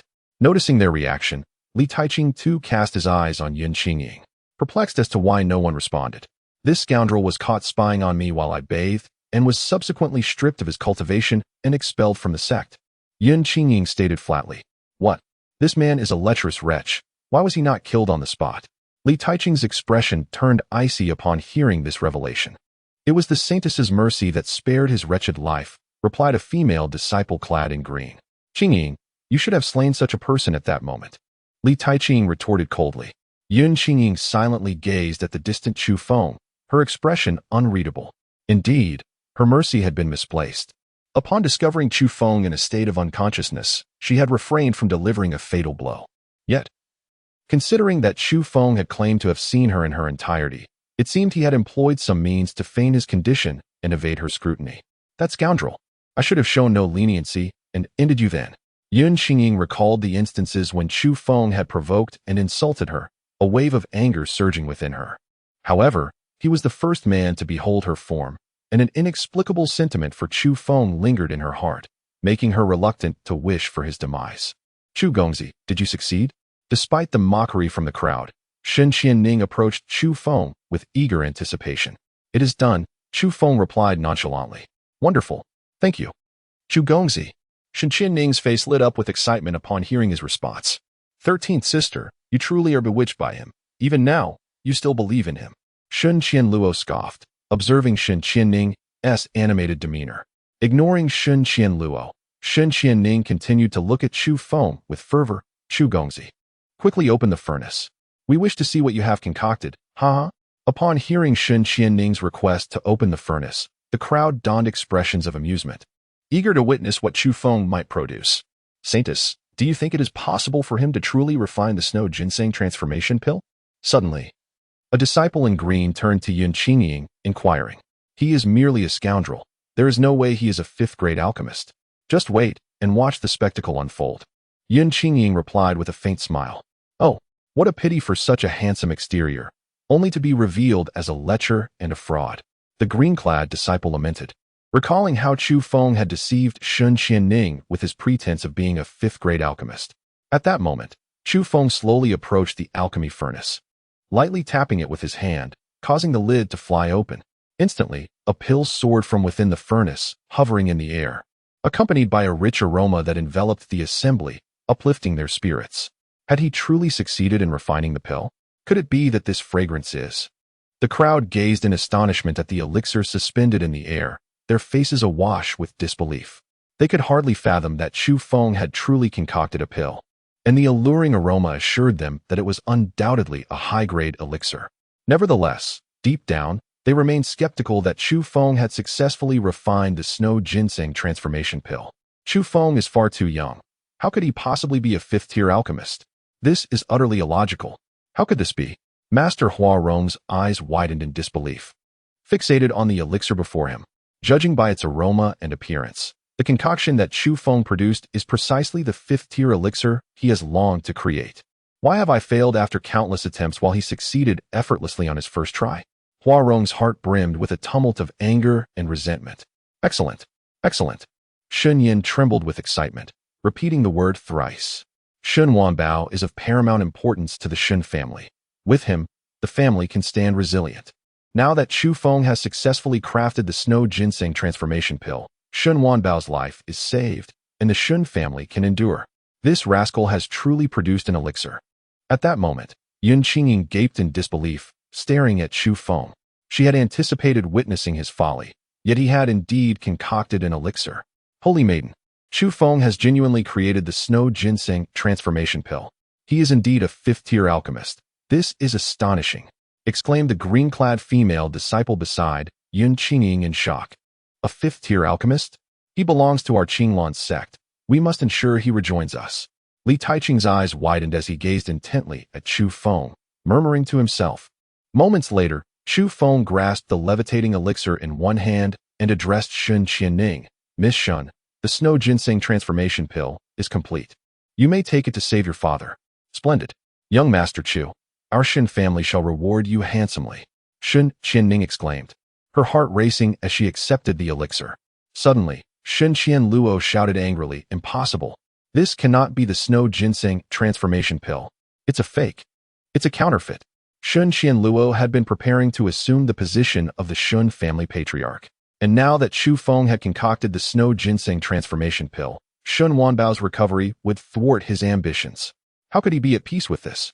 Qianluo, cease your nonsense. Quickly let Qianning take the elixir to save your father. Shen Yin scolded fiercely upon hearing Shen Qianluo's outburst. Great-grandfather. This is certainly not the snow ginseng transformation pill. Administering it to father would only harm him. Shen Qianluo protested vehemently. Hearing this, Shen Yin turned to Master Huarong, saying, Master Huarong, please confirm whether this is indeed the snow ginseng transformation pill. Very well, Master Huarong replied, advancing toward Shen Qianning to scrutinize the elixir closely. After a moment of inspection, Master Huarong's eyes widened to their fullest, and he exclaimed loudly. The crowd was instantly drawn to his piercing cry, their expressions filled with confusion. Master Huarong, what is it? Is there a problem with the elixir? Shen Yin inquired anxiously. This is a counterfeit snow ginseng transformation pill. Master Huarong must have uncovered a flaw. Please, Master Huarong, reveal the truth to everyone. Shen Qianluo laughed heartily. This is indeed the legendary snow ginseng transformation pill, and it is of the highest quality. Amidst the eager gazes of the crowd, Master Huarong murmured, What? A supreme snow ginseng transformation pill? The atmosphere instantly fell into a heavy silence. Everyone's eyes were fixed intently on the pill, their expressions filled with astonishment. In the backward land of the eastern wilderness, even mid-grade pills are a rarity. Hearing of a supreme-grade pill, especially one of the 5th tier, left the crowd momentarily speechless with shock. Inger, we must find a way to bring Chu Feng back to our Qinglan sect. Did he not peek at you while you were bathing? This indicates that he certainly harbors affection for you. You must devise a way to entice Chu Feng back to our Qinglan sect. Yin Xingying was gazing at Chu Feng in astonishment when she suddenly received a transmission from Li Taiqing, causing her expression to become momentarily dazed. Entice. Yin Xingying never anticipated that Li Taiqing would suggest she seduce Chu Feng. Indeed, Xingying, you have no idea how formidable an alchemist capable of refining supreme-grade pills can be. If Chu Feng agrees to return to Qinglan sect, we shall soon overshadow the Lingxiao Pavilion and the Tianjian sect, becoming the most powerful sect in the Zongfeng Empire. In the future, our Qinglan sect might even ascend to become the strongest sect in the eastern wilderness. Thus, regardless of the cost, we must ensure that Chu Feng returns to our Qinglan sect. Li Taiqing stated with undeniable authority. Master, I will do my utmost. Yun Qingying initially intended to refuse, but upon seeing Li Taiqing's resolute gaze, she could only acquiesce for the time being. Last time, Chu Feng had called her a wretch and told her to leave. Presently, Yun Qingying had no confidence in persuading Chu Feng to return to the Qinglan sect. If she approached him, she might even face humiliation. However, since Li Taiqing had saved her years ago and took her as his disciple, she could not defy his command. At that moment, upon hearing Master Huarong declare the pill to be of supreme quality, Shen Yin immediately instructed Shen Qining to take the pill to Shen Wanbao. Great-grandfather, you must come with me. Shen Qining seemed to harbor some reservations. At that moment, Shen Wanbao's wife and concubine were by his side.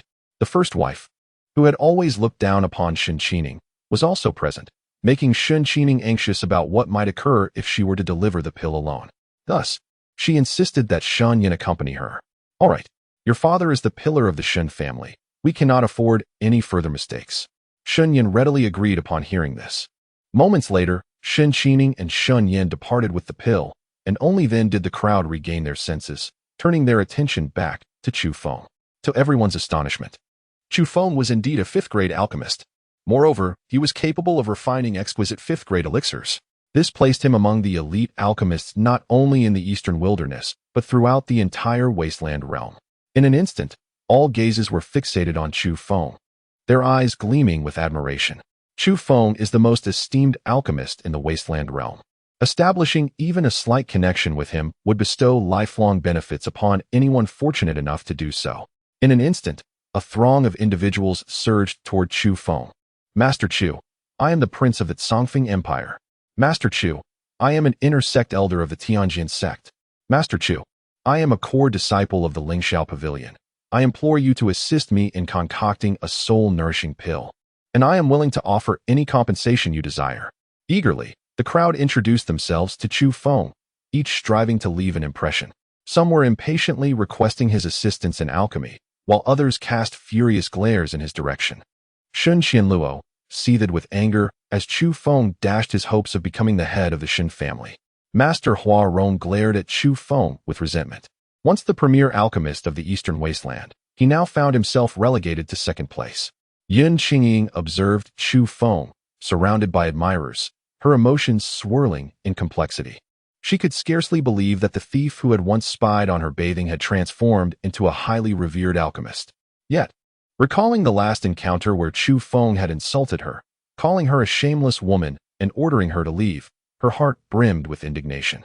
"Qingying, go greet Master Chu," urged Li Taiqing, noticing her silent contemplation. "Master, there are too many people now. He wouldn't have the time to notice me. I shall find him privately later." Yin Qingying feared that if she approached Chu Feng, he might again hurl insults at her in front of the crowd. "Saintess, Chu Feng has long harbored interest in you. Should you seek him out, he would undoubtedly eagerly accompany you back to the Qinglong sect," teased a female disciple in azure robes. Yin Qingying was rendered speechless. Given that Chu Feng had previously insulted her, how could he possibly agree to return with her? Contemplating the past incident, she found herself uncertain about confronting him. Were it not for Li Taiqing's command, she would have preferred to avoid any contact with Chu Feng altogether. "Qingying, if Chu Feng agrees to return to our Qinglong sect, you might have to sacrifice a bit of your allure in a critical moment," Li Taiqing stated earnestly. "Master." At his words, Yin Qingying's eyes dimmed. She had not anticipated that Li Taiqing would ask her to make such a sacrifice for Chu Feng. Chu Feng's appearance is remarkable, and now as a fifth-tier alchemist, he is indeed a suitable match for you. Ideally, you two would become partners, ensuring that Chu Feng remains bound to our Qinglong sect, Li Taiqing said with a smile. "Master, Chu Feng's status has now changed. He may no longer find me appealing." Yin Qingying responded softly. After the previous incident, she felt that Chu Feng had lost interest in her, perhaps even grown to despise her. "Impossible. Qingying, you are the most beautiful woman in the Songfeng Empire. What man could remain indifferent to you? Rest assured, as long as you take the initiative, Chu Feng will undoubtedly develop feelings for you." Li Taiqing chuckled lightly. Yin Qingying could only nod helplessly. A moment later, Shun Qianing, with an expression brimming with excitement, swiftly exited the inner courtyard of the Shin family. "Young Master Chu, the exquisite snow ginseng transformation pill you concocted works wonders. After my father consumed it, the poison was immediately neutralized, and his injuries are recovering rapidly," Shun Qianing exclaimed, gazing at Chu Feng with fervor. "Indeed, it is gratifying to assist the head of the Shin family," Chu Feng replied with a gentle smile. The effects of the exquisite snow ginseng transformation pill far surpass those of ordinary ones. Thus, it is no surprise that Shun Wanbao is recovering swiftly from the poison. At that moment, those who previously harbored doubts about Chu Feng's status as a fifth-grade alchemist had their skepticism dissipated upon hearing that the pills he crafted had cured Shun Wanbao. They eagerly flocked to Chu Feng with enthusiasm. Shortly thereafter, Shun Yin emerged, joyfully addressing Chu Feng. "Master Chu, you shall henceforth be our benefactor. Once Wanbao's condition improves in a few days, I will ensure he expresses his gratitude to you properly." With that, Shun Yin instructed his servants to prepare a feast to graciously host Chu Feng and the many influential guests. Before long, the banquet commenced. Individuals from various factions approached Chu Feng to propose toasts, and he graciously accepted each one. During the feast, Chu Feng assured the attendees that they could seek his alchemical services in the coming days. Moreover, he promised to produce a single pill for merely 2 portions of materials. This announcement sent waves of excitement and joy throughout the crowd. It is well known that alchemists typically require around 5 portions of materials to produce a single pill, and sometimes even 10. Thus, Chu Feng's promise of crafting a pill from merely 2 portions was indeed monumental news. Everyone yearned for Chu Feng to assist them in creating dozens or even hundreds of pills. Yet he had already stipulated that each individual could only request the crafting of one. By helping others with their alchemical needs, Chu Feng also aimed to enhance his reputation, attracting more patrons to seek his expertise.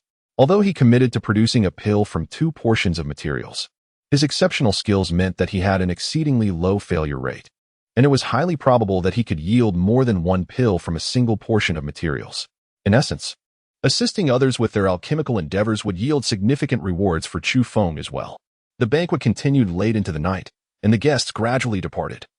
Still lingering in pleasant spirits, the Shin family arranged for Chu Feng to stay in the finest courtyard and assigned a dozen beautiful maidservants to attend to him. Chu Feng gladly accepted the arrangements made by the Shin family. However, he refrained from engaging with the beautiful maidens. In the days that followed, Chu Feng diligently refined elixirs for everyone, The tale of Chu Feng, a fifth-grade alchemist, has spread throughout the Songfeng Empire and even permeated the entirety of the Eastern Wasteland. In a fleeting moment, countless individuals flocked to Tianlan City, eager to seek out Chu Feng for his alchemical expertise. Chu Feng welcomed all requests, willing to refine any elixirs of third grade or above. On this day, Shen Wanbao had finally recovered significantly and promptly dispatched Shen Qianing to extend an invitation to Chu Feng. Chu Feng was aware that Shen Wanbao intended to express his gratitude, and thus he felt a surge of delight as he followed Shen Qianing to meet him. Shortly thereafter, they arrived at an opulent reception hall of considerable spaciousness. At the center, a middle-aged man, pale yet retaining his dignified presence, occupied the grand chair. Without needing an introduction, Chu Feng could easily deduce that this man was Shen Wanbao. Beside him sat a middle-aged woman adorned in resplendent attire, with Shen Qianluo standing behind her. This woman was Shen Wanbao's principal wife, Lin Shulan, and the mother of Shen Qianluo. After Shen Qianning paid her respects to Shen Wanbao and Lin Shulan, she introduced Chu Feng to Shen Wanbao. "Father, I have invited Master Chu," she announced.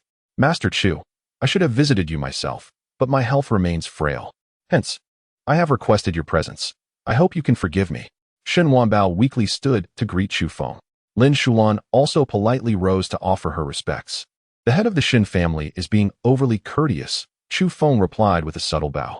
Chu Feng approached to collect his reward, undoubtedly intending to do so in person. He was also contemplating the prospect of personally selecting treasures from the Shen family's treasury shortly. "I am profoundly grateful to Master Chu for saving my life. Please, feel free to request any reward, and our Shen family shall make every effort to accommodate your wishes." Shen Wanbao inquired with a smile. Previously, the Shen family had promised that whoever rescued the family head would be allowed to select 3 treasures from their treasury. "And this is what I desire," Chu Feng replied in a calm voice. "This is certainly not a problem. I shall have someone escort Master Chu to the treasury to choose his treasures shortly." Shen Wanbao chuckled lightly. "Indeed." Chu Feng nodded gently. After exchanging pleasantries for a moment, Shen Wanbao suddenly turned to Chu Feng and inquired, "May I ask if Master Chu is already betrothed?" As he spoke, his gaze subtly shifted towards Shen Qianqing, the implication unmistakable. Chu Feng cast a fleeting glance at the blushing face of Shen Qianning, his brow slightly furrowed. He held no romantic interest in her. His intention in rescuing Shen Wanbao was solely to acquire the 3 treasures from the Shen family's vault. Furthermore, Shen Qianning's beauty was unremarkable, and her cultivation aptitude was mediocre, rendering her unworthy of being his partner. At present, he had no inclination toward matrimony. Chu Feng calmly articulated his refusal. Upon hearing his rejection, Shen Qianning's complexion paled noticeably. "In that case, I have overstepped," she conceded. "Linda, please escort Master Chu to select 3 treasures from the vault." Shen Wanbao, upon hearing this, ceased further discourse and allowed Linda to guide Chu Feng to the treasures. "Certainly," Linda replied, his tone respectful. "Master Chu, right this way. I shall lead you to the vault for your selection." "Very well," Chu Feng acknowledged. After bidding farewell to Shen Wanbao, Chu Feng departed alongside Linda. "Father, I wish to accompany them," Chu Feng expressed, eager to witness the selection of treasures. Shen Qianluo, concerned that Chu Feng might lay claim to some precious artifact, promptly decided to join. "Father, I will go as well," Shen Qianjing chimed in. "Very well," Shen Wanbao waved his hand, granting permission for the 2 sisters to follow. Shortly thereafter, Linda led Chu Feng to the Shen family treasury, with Shen Qianluo and Shen Qianjing trailing closely behind. Upon noticing the 2 individuals trailing behind, Chu Feng chose not to utter a word, instead fixating his gaze upon the grand treasury building of the Shen family. The structure, towering 5 stories high, was meticulously guarded by a battalion of sentinels. Encircling the edifice lay a rudimentary array of lethal traps. Any intruder unfamiliar with the intricacies of such formations would undoubtedly suffer grave consequences. "Master Chu, please." Linda respectfully gestured for the guards to unbar the entrance to the treasury, inviting Chu Feng to step inside. As Chu Feng slightly nodded, he stepped into the treasure vault building. Upon entering, he was greeted by a dazzling array of treasures, weapons, armor, spiritual artifacts, elixirs, spirit herbs, as well as various martial techniques and spiritual skills. The wealth within the Shen family's vault was even more abundant than that of some imperial treasures. "Master Chu, you may freely select 3 items from this collection," Linda gestured with a smile. Indeed. I shall take a look first, Chu Feng replied with a faint nod. At that moment, Shun Qianluo and Shun Qianqing gazed covetously at the treasures within the vault. They were seldom permitted entry into the Shun family treasury, only gaining the opportunity to select a single treasure upon achieving merit for the clan. Furthermore, they were typically restricted to the first floor, rarely having a chance to acquire items from the upper levels. Young Master Chu, the finest treasures are located above, Shun Qianqing whispered as she approached him. Chu Feng softly responded. Without needing Shun Qianqing's words, he was already aware that the most valuable items lay above, though he also considered the possibility of discovering something he required on the lower level. Chu Feng wished to thoroughly examine and select 3 treasures most befitting him. Upon hearing Shun Qianning's words, Shun Qianluo shot her a fierce glare. He seemed to believe that all the treasures here would eventually belong to him, and he resented Shun Qianning for alerting Chu Feng, allowing him to claim the finest treasures. Shun Qianning paid no heed to Shun Qianluo and continued to follow Chu Feng. Linda also silently trailed behind, refraining from any disruption. Shun Wanbao's directive permitted Chu Feng to freely choose 3 treasures. As long as Chu Feng did not exceed this number, he would not intervene. After half an hour, Chu Feng finished inspecting the treasures on the first floor. Among them were several items he desired, yet he did not hasten to select. He intended to view the treasures across all 5 floors before making his final choice. Soon, Chu Feng ascended to the second floor. The treasures on the second floor were fewer than those on the first, yet they were of significantly superior quality. Chu Feng, take the treasure on the bottom shelf of the third rack to your right. Chu Feng was poised to inspect the treasures on the second floor when he was suddenly graced with the voice of Linger. At the sound of her words, he promptly made his way to the third shelf on the right. The bottom row of the shelf displayed a collection of treasures, which upon a fleeting glance, he discerned to be merely ordinary. The second box, Linger urged once more. Upon hearing this, Chu Feng picked up the second box and opened it, revealing a small amount of soil within.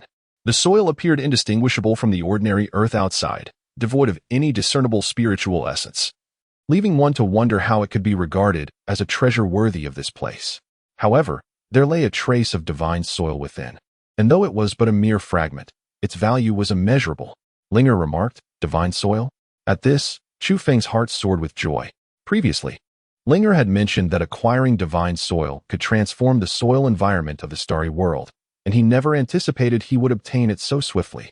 Chu Feng swiftly grasped the box containing the divine soil and turned to Linda, declaring, I shall take this treasure. Excellent. Master Chu may select 2 additional treasures. Linda nodded in agreement. Chu Gongzi, what is this? Shen Qianning inquired, somewhat perplexed by Chu Feng's choice. This is spirit soil, utilized for cultivating spiritual herbs.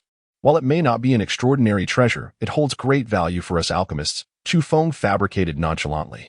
Upon concluding his explanation, Chu Feng stowed the box of divine soil within the Chaos Star Pearl. Shun Qianluo couldn't help but smirk at Chu Feng's selection of mere soil as his first treasure. Chu Gongzi, perhaps you should take a moment to consider your options further, Shun Qianning suggested, believing that Chu Feng's initial choice lacked merit. 13th sister, let Master Chu choose as he sees fit. Your input is unnecessary, Shun Qianluo retorted sharply upon noticing Shun Qianning's attempt to advise Chu Feng. This treasure belongs to our father, not to you, so it is none of your concern. Shun Qianning replied coldly. Enough. Do not disturb Master Chu in his selection. What treasures he chooses is entirely his decision. Linda interjected, sensing the impending conflict between the two. Chu Feng paid no heed to the 2 individuals, continuing his exploration of the treasures on the second floor. After examining the artifacts on the second floor, he proceeded to the 3rd, 4th, and 5th floors. It took him a full hour to thoroughly inspect the entire treasure repository. Aside from acquiring the unique divine soil on the second floor, he found no extraordinary artifacts on the other levels. Ultimately, on the 5th floor, Chu Feng selected a heavenly grade spirit sword, the Shadow Demon Sword. Linda cautioned that the Shadow Demon Sword is a malevolent blade capable of influencing one's mind, urging Chu Feng to reconsider his choice. However, Chu Feng merely smiled faintly and took the Shadow Demon Sword without hesitation. The final item chosen by Chu Feng was a Qiyang ginseng, a rare and precious herb, which serves as the primary ingredient in the concoction of the Qiyang elixir. This elixir, classified as a 5th-grade medicinal pill, possesses the remarkable ability to refine the body and enhance one's cultivation. Chu Feng had been unable to transcend to the pinnacle of the spirit realm. But with the acquisition of this red sun ginseng, he felt a profound confidence in swiftly breaking through to the true spirit realm. After securing the 3 treasures, he took his leave. Shen Qianning silently watched Chu Feng depart, yearning to speak, yet recalling his prior rejection, she found herself at a loss for words. She perceived an insurmountable chasm separating her from Chu Feng, as if they were inhabitants of 2 disparate worlds, destined never to unite. How infuriating! He had taken 2 treasures from the 5th floor. Only after Chu Feng had distanced himself did Shen Qianluo release her pent-up frustration. She lamented that the treasures from the Shen family's treasury would inevitably belong to him. And the thought of losing 2 precious items from the 5th floor filled her with anguish. After Chu Feng departed, he returned to the courtyard arranged by the Shen family. By this time, darkness had descended. Upon returning to his chamber, Chu Feng closed the door and entered the starry realm.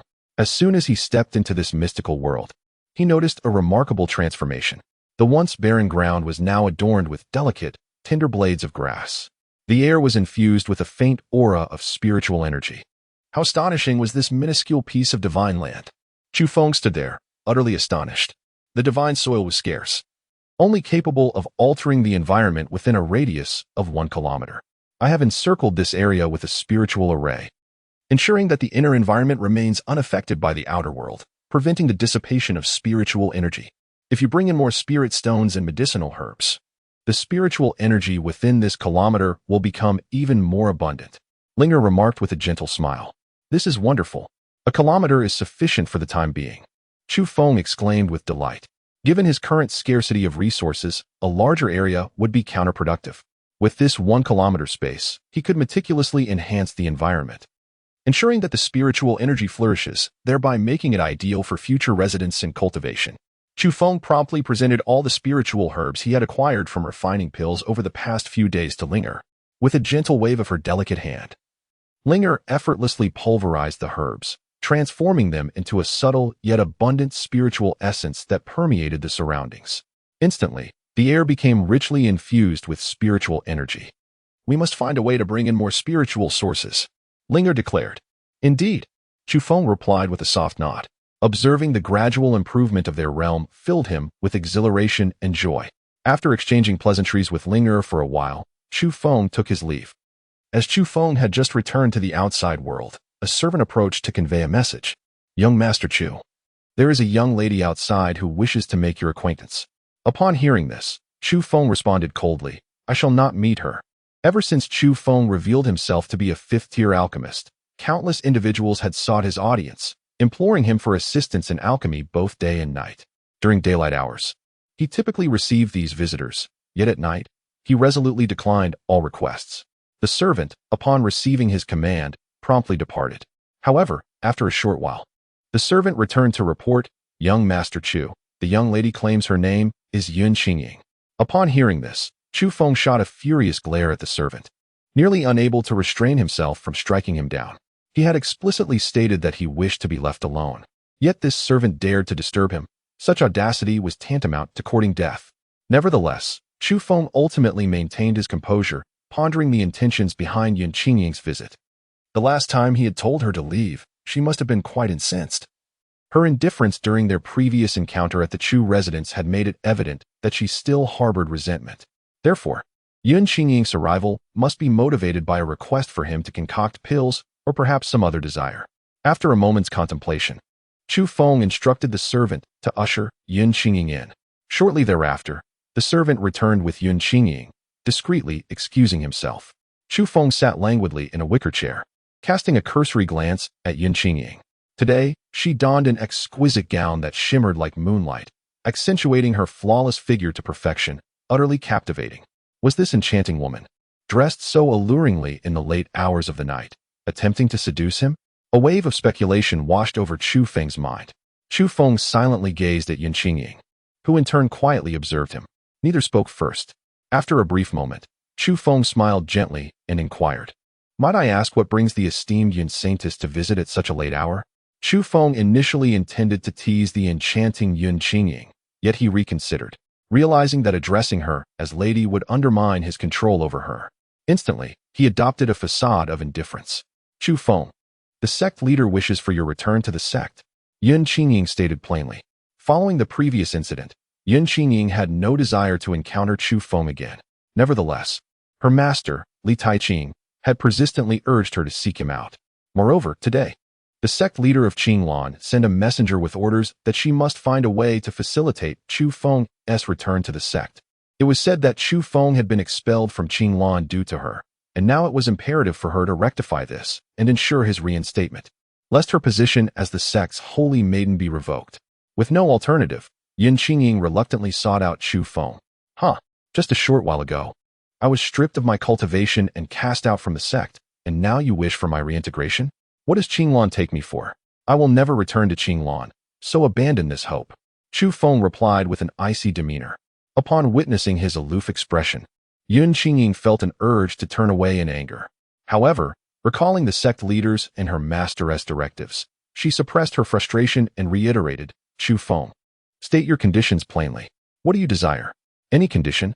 Chu Feng inquired, his gaze lingering on Yun Qingying's exquisite form, a wicked smile emerging on his lips. You first express your conditions. As long as they are not excessively unreasonable, the sect shall accommodate them. Yun Qingying, struck by his alluring grin, felt a wave of unease wash over her, yet her curiosity about his demands persisted.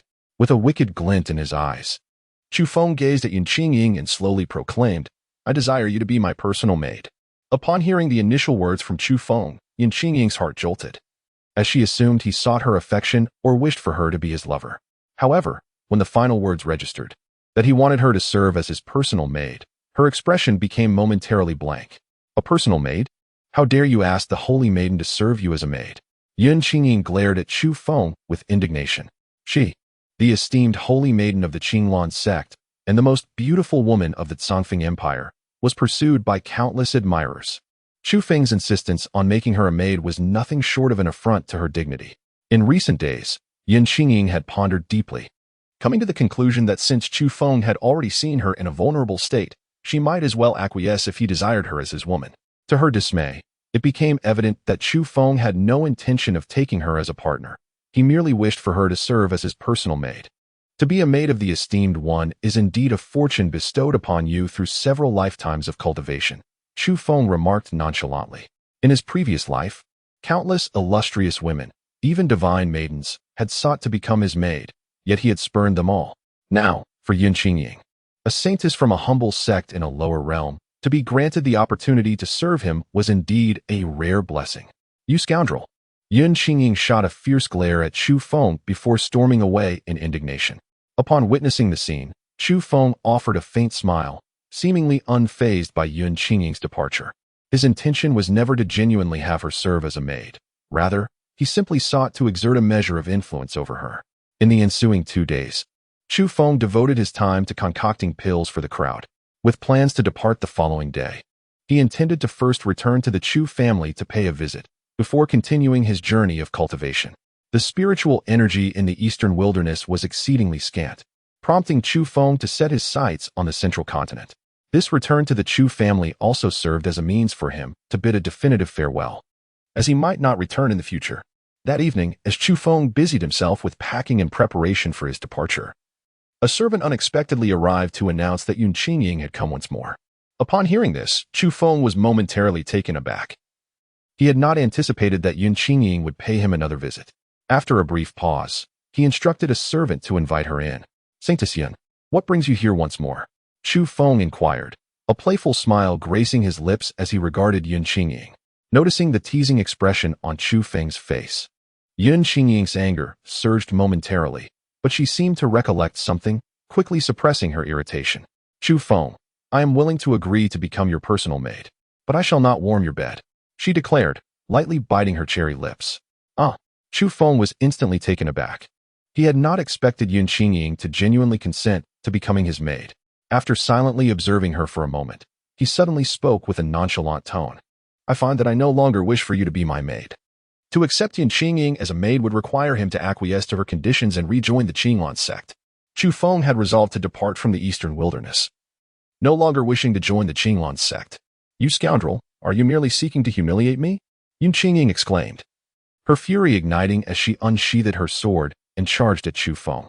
After much internal conflict, she had consented to serve as Chu Feng's maid, only to find him suddenly retracting his decision, which was clearly an affront to her dignity. Stop. We can discuss this further. Chu Feng swiftly evaded Yun Qingying's assault, urging her to cease her actions. Upon hearing his words, Yun Qingying struck at him a few more times before finally relenting, feeling somewhat appeased. Upon observing Yun Qingying withdraw her hand, Chu Feng gradually spoke. I am willing to rejoin the Qinglan sect, but I wish to serve as a guest elder of the sect. Chu Feng had no desire to return to the Qinglan sect. His previous suggestion of having Yun Qingying serve as a personal maid was merely an attempt to dissuade her. To his astonishment, Yun Qingying actually acquiesced. Chu Feng, unwilling to be a person of empty promises, promptly resolved to adopt a new identity and join the Qinglan sect.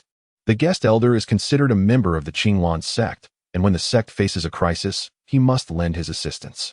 However, the guest elder retains the freedom to depart from the sect at any time, unbound by the constraints of the Qinglan sect. Chu Feng contemplated the prospect of spending some time at the Qinglan sect before departing. This way, he would not be in violation of his agreement with Yun Qingying. Moreover, the Qinglan sect harbored a mystical realm known as Lingyun Valley, abundant in spiritual energy, which was typically accessible only to core disciples. Chu Feng's ascension to the position of guest elder would grant him the privilege to engage in cultivation within the sect. Contemplating this, he mused that spending some time in the Qinglan sect was not an unappealing prospect. Guest elder? The sect leader inquired, expressing his willingness to endorse Chu Feng as the chief elder of the alchemy hall. Yun Qingying, upon hearing Chu Feng's words, was momentarily taken aback. I harbor no interest in the position of chief elder of the alchemy hall. I desire only to be a guest elder. Should you acquiesce to this, I shall consent to return to the Qinglan sect, Chu Feng replied in a measured tone. Do you not wish to remain long within the Qinglan sect? Yun Qingying, aware that guest elders are not bound by the sect's constraints, swiftly grasped Chu Feng's intentions. The Qinglan sect is but a modest establishment. Do you truly believe it can sustain a true dragon such as myself? Chu Feng remarked indifferently. Just you? A true dragon? Yun Qingying retorted with a scoff, her demeanor shifting to one of disdain. Little servant, have you forgotten your place? How dare you mock your master? Chu Feng's expression turned cold as he slowly approached Yun Qingying. Stay back. The sect has yet to approve your terms. I am not your servant. Panic surged within Yun Qingying as she sensed Chu Feng drawing near. I shall depart from Tianlan City tomorrow morning. You must reach a decision promptly. Chu Feng halted, gazing at the flustered Yun Qingying with a composed demeanor. Very well. I shall return immediately to seek counsel. With that, Yun Qingying hastily exited, her urgency palpable. Chu Feng gazed at the panicked retreat of Yun Qingying, a subtle smile gracing his lips. He suddenly felt that acquiring such a maidservant might not be a bad idea after all. The following morning dawned. Chu Feng's body trembled violently as a formidable aura erupted from within him. At last, he had ascended to the true spirit realm. After acquiring the Qiyang ginseng and refining it into the Qiyin pill, he had spent 2 days in cultivation. Finally, he broke through the bottleneck of the extreme spirit realm and advanced to the true spirit realm. Elated by his breakthrough, Chu Feng concluded his meditation and rose to wash up and partake in breakfast. As Chu Feng opened the door, he was unexpectedly greeted by Yun Qingying, who awaited him outside. Chu Feng, the sect has consented to your request, she exclaimed upon seeing him. Oh, so, you are now my personal maid? Chu Feng replied with a faint smile. Yun Qingying bit her cherry lips lightly, speaking in a hushed tone. Chu Feng, may I serve as your maid in private? Are you suggesting that in the presence of others, you remain the saintess, but in solitude, you would be my maid? Chu Feng remarked with a knowing smile. Indeed. Yun Qingying nodded gently, saying, Chu Feng, I will agree to be your maid only if you accept my terms. Chu Feng cast a fleeting glance at Yun Qingying, aware that she was reluctant to abandon her dignity as a saintess. However, he did not genuinely desire her to serve as a maid, and he would soon depart from the Qinglan sect. Consequently, Chu Feng acquiesced to Yun Qingying's terms, stating, I can accept your conditions. However, before outsiders, we must pretend to be partners for the time being, so that our frequent interactions do not raise suspicion. Yun Qingying pondered for a moment then, with a slight grit of her teeth, acquiesced, very well. Excellent. From this moment forth, you shall be my little maid. Chu Feng jested. I. Yun Qingying momentarily struggled to adjust to her new role and was at a loss as to how to attend to Chu Feng. Fortunately, at that moment, a servant entered. bringing water and toiletries for Chu Feng to wash up. Yun Qingying promptly took the items from the servant's hands and presented them to Chu Feng, urging him to freshen up. Chu Feng refrained from jesting with Yun Qingying and soon completed his morning ablutions, after which he took her for breakfast. I must first return to the Chu residence before heading to Qinglan's sect, Chu Feng remarked, glancing at Yun Qingying. All right, I will accompany you to the Chu residence. Yun Qingying seemed somewhat apprehensive about Chu Feng departing alone, wishing to follow him closely. You are my personal maid, so it is only natural that you remain by my side. Chu Feng replied with a gentle smile. First, let us visit my master. So he is informed of your agreement to return to Qinglan's sect, Yun Qingying suggested. Certainly. Chu Feng nodded in affirmation. Before long, he had gathered his belongings and was ready to leave. Prior to his departure, he instructed a servant to inform Shen Qining of his exit. Half an hour later, Chu Feng followed Yun Qingying to the Qinglan sect's outpost in Tianlan City, Saint-Etienne. At that moment, nearly a dozen handsome young men awaited at the entrance of the outpost. Upon spotting Yun Qingying, they eagerly approached her with warm greetings. Saintess, why are you out so early today? I have brought you the most renowned breakfast from Tianlan City, a young man in white attire said with a smile. The others also presented their offerings of breakfast, seemingly all there to treat Yun Qingying. I have made it clear that I will not accept your gifts. Moreover, I already have a partner. Please do not disturb me any further. Yun Qingying suddenly stepped in front of Chu Feng, linking her arm with his. Upon witnessing Yun Qingying's actions, Chu Feng was momentarily taken aback, yet he swiftly grasped that she intended to use him to deter her suitors.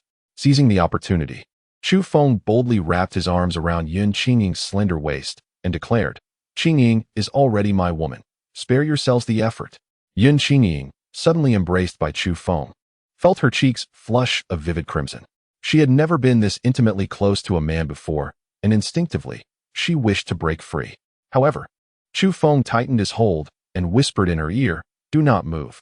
Surely, you wouldn't want our relationship to be exposed, would you? At his words, Yun Qingying ceased her struggles, allowing Chu Feng to continue holding her. What? The crowd gasped in disbelief. Who are you? On what grounds do you claim to be the partner of the Holy Maiden of Yun? The onlookers were incredulous as they processed the exchange between Yun Qingying and Chu Feng. She had always been single, with no rumors of romantic entanglements, and now, out of the blue, she was bound to Chu Feng. The crowd found it hard to accept this startling turn of events. He was a fifth-tier alchemist, Chu Feng. Suddenly, a handsome young man seemed to recognize Chu Feng, murmuring his identity. What? A fifth-tier alchemist? The crowd recalled the recent emergence of a fifth-tier alchemist in Tianlan City, though they had yet to encounter him. To their astonishment, this very alchemist had become Yun Qingying's partner. Anger flashed in the eyes of the crowd as they glared at Chu Feng, wishing to tear him apart. Yet, Chu Feng's status as a fifth-tier alchemist rendered their formidable backgrounds insignificant in comparison. Fifth-tier alchemists were the pinnacle of their craft on the eastern wilderness continent. Their mere word could command the loyalty of many powerful beings. Should they offend Chu Feng, he would not even need to lift a finger.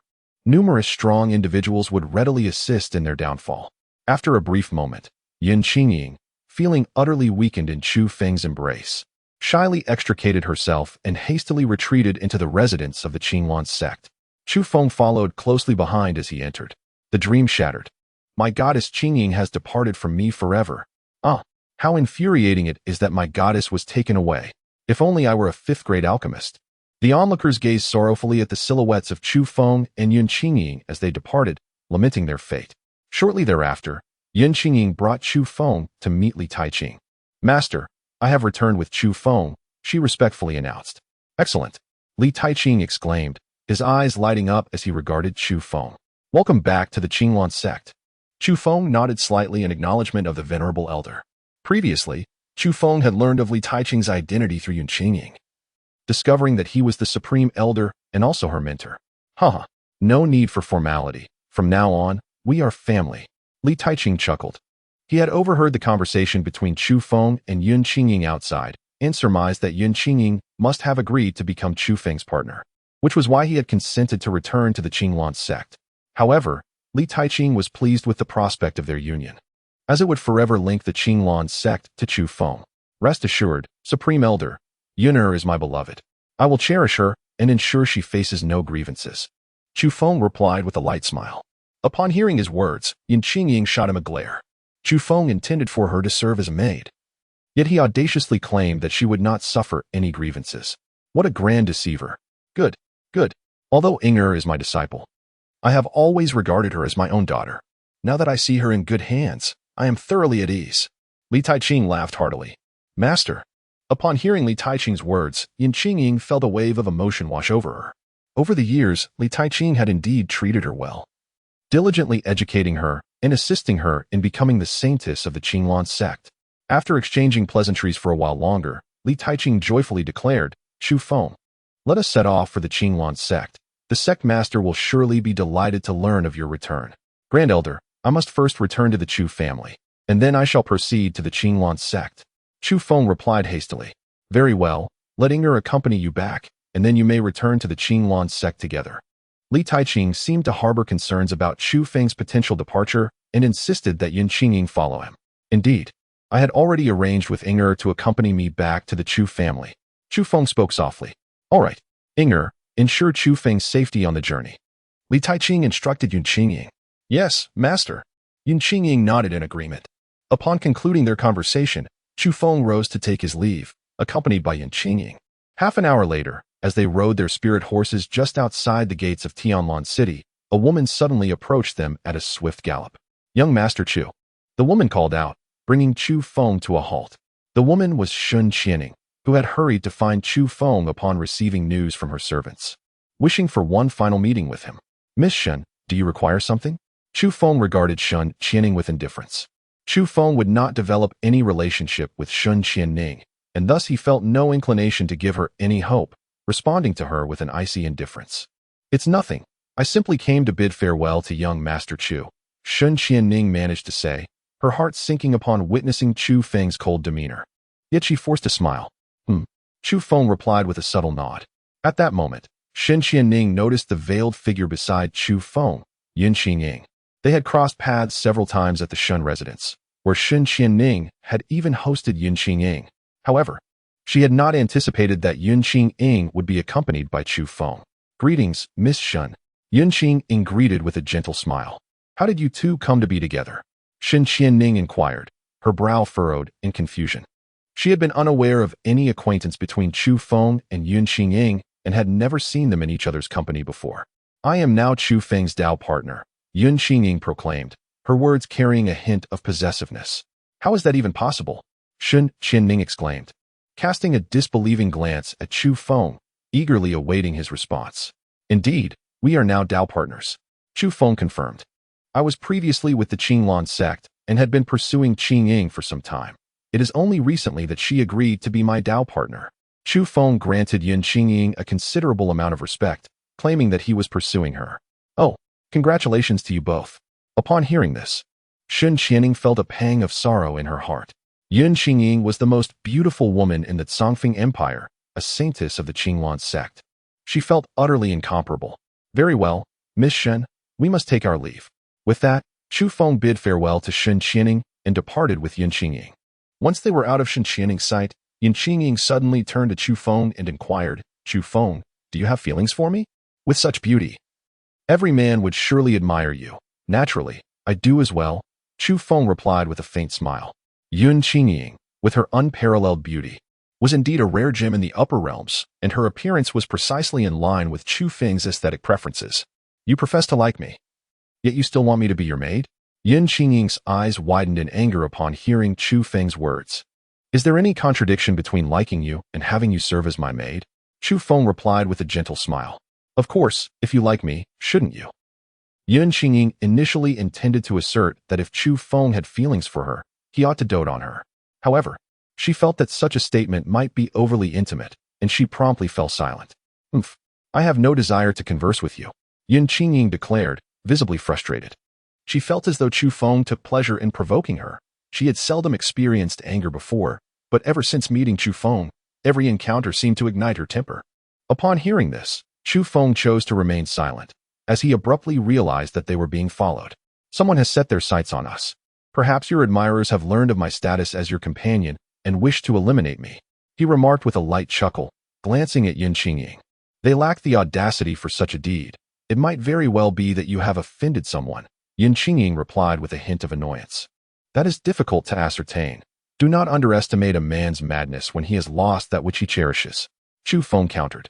However, regardless of who it may be, anyone daring enough to threaten my life shall meet their demise. Chu Feng's expression turned cold, and a glimmer of murderous intent flashed in his eyes. Chu Feng, should I signal for help? We are not far from Tianlan City. A signal could summon our master swiftly. Yun Qingying expressed her concern, fearing that the individuals pursuing them possessed formidable strength, which might overwhelm them both. No need, Chu Feng replied coolly. Having now broken through to the true spirit realm, he felt confident that he could contend even against those in the earth spirit realm. Moreover, the number of earth spirit cultivators in the Songfeng Empire was scarce, and there were no experts at the celestial spirit realm, thus he harbored little fear. Indeed, he was eager to test the power he had gained from his recent breakthrough. Be cautious. If we find ourselves overmatched, we must flee immediately, Yun Qingying warned, a hint of anxiety in her voice. Understood, Chu Feng acknowledged with a slight nod. The two rode on for another half-hour until they arrived at the entrance of a valley. Just as Yun Qingying was about to caution him about the potential ambush within, Chu Feng had already charged into the valley. Seeing this, she had no choice but to follow him into the gorge. Upon entering the valley, Chu Feng sensed numerous powerful auras surrounding them. Chu Feng, this valley is perilous. We must leave at once, Yun Qingying urged as she caught up with him, her urgency palpable. It is too late to retreat now, Chu Feng replied calmly. As soon as Chu Feng finished speaking, a group of masked figures clad in black emerged from both sides of the valley, encircling him and Yun Qingying. Xianling realm? Diling realm? Yun Qingying discerned that among the black-clad figures were several formidable cultivators of the Xianling realm, one of whom was even at the second level of the Diling realm. Terror instantly washed over her face. Diling realm experts were exceedingly rare in the Songfeng Empire, typically belonging to the elite of the three major sections. Yun Qingying never anticipated that such powerful beings would come to hunt them down, leaving her utterly bewildered and frightened. They were already far from Tianlan City, and even if she signaled for help, Li Taiqing would not arrive in time. Moreover, with so many strong adversaries attacking them, even if her master Li Taiqing were to come, she would likely be unable to handle the situation. We are from the Qinglan sect. If you wish to live, step aside immediately. Yun Qingying quaked as she drew her sword, hoping to intimidate the assailants with the name of her sect. He. So you are the renowned beauty of the Songfeng Empire, the saintess of the Qinglan sect, Yun Qingying? To think you would come to slay Chu Feng, and yet bring us such unexpected delight. Today, I shall savor the essence of the Empire's foremost beauty. Ha! The black-clad figure at the second level of the Diling realm gazed at Yun Qingying with a malevolent grin. My lord, after your enjoyment, do allow us a taste as well, chimed in a diminutive figure beside him, echoing his sinister sentiment. Fear not. Today, you all shall relish the essence of the Empire's foremost beauty. The Diling realm black-clad man cackled wickedly. You. Upon hearing the words of the Diling realm figure, Yun Qingying felt a wave of terror wash over her as she slowly retreated. She feared not for her life, but the thought of being dishonored by so many black-clad men was a fate infinitely worse than death. Chu Feng, I will hold them off for a moment. You must find a chance to escape. With your agility, you might just evade them. The memory of how Chu Feng had evaded the demonic dragon at the cliff's bottom in the twilight forest lingered vividly in her mind. Yun Qingying felt that her own escape was impossible and resolved to buy Chu Feng a fleeting opportunity to flee, even if it meant sacrificing herself. Upon hearing this, Chu Feng was momentarily taken aback as he cast a glance at Yun Qingying. He had always been the one to provoke her ire, presuming that she would wish for his demise. Yet, in this perilous moment, Yun Qingying was willing to put herself in harm's way to shield him from danger. In an instant, Chu Feng found himself harboring a deeper affection for her. Do not worry, everything will be all right with me, he gently reassured, grasping her hand. The words of Chu Feng instantly brought a sense of reassurance to Yun Qingying. However, she still harbored doubts about Chu Feng's ability to contend with so many adversaries. Chu Feng, if we cannot escape, you must kill me. I refuse to suffer indignity. Yun Qingying grasped Chu Feng's hand tightly. Even in the face of death, you indulge in such tender sentiments. The sinister figure from the earth spirit realm sneered, Chu Feng, soon I shall make you witness the humiliation of your beloved before I end your life. He. The malevolent thoughts surged within the dark-clad figures as they observed Chu Feng and Yun Qingying holding hands. My lord, your plan is truly magnificent. In that moment, Chu Feng will undoubtedly wish he were dead. I can hardly contain my anticipation. cackled a diminutive figure in black. Suddenly, the unmistakable sound of a sword being drawn echoed through the air. In an instant, a fierce sword aura sliced through the air, severing the head of the small, dark-clad figure. The head soared into the sky, and the body fell limp, lifeless. Witnessing this, the surrounding figures in black recoiled in terror. Yun Qingying gazed at Chu Feng, her expression one of shock. Moments ago, she had seen a sword materialize in Chu Feng's hand, and in the blink of an eye, the diminutive figure had been decapitated with astonishing swiftness. Was it sword intent? Or perhaps the mastery of sword intent? The dark-clad figures from the Earth Spirit realm stared at Chu Feng in horror. Sword intent is a realm that sword cultivators yearn for, with only a rare few among hundreds of thousands achieving such enlightenment. Typically, only those of higher realms can comprehend sword intent, leaving the figures perplexed as to how Chu Feng, at merely the first level of true spirit realm, could grasp such terrifying mastery of sword intent. Qingying, retreat to that crevice. Witness how I vanquish our foes. Chu Feng commanded, directing Yun Qingying to take cover. In his previous life, he had been exceptionally proficient in swordsmanship. In this life, though he had scarcely practiced, the moment he grasped the sword, he felt an intrinsic connection, enabling him to unleash the might of perfected sword intent. The sword wielded by Chu Feng is the celestial grade spiritual sword, the Shadow Demon Sword, which he previously selected from the Shun family's treasury. This exceptional sword significantly amplifies the power of his swordsmanship. Coupled with Chu Feng's mastery of sword intent, the potency of his techniques is dramatically enhanced. At this moment, the expression of the black-clad figures from the Earth Spirit realm turned exceedingly grave. One of them bellowed, "Let us strike together and eliminate him. Kill." Upon hearing the command from the Earth Spirit realm's black-clad leader, the surrounding figures rushed towards Chu Feng with ferocity. "Chu Feng, be cautious," Yun Qingying exclaimed, her heart filled with concern as she witnessed the multitude of black-clad figures charging at him. Phantom of the Underworld Ghost Sword. Upon witnessing the situation, Chu Feng displayed no fear whatsoever. He gently brandished the shadow blade, invoking the renowned swordsmanship from his past life, the Spectral Phantom Sword.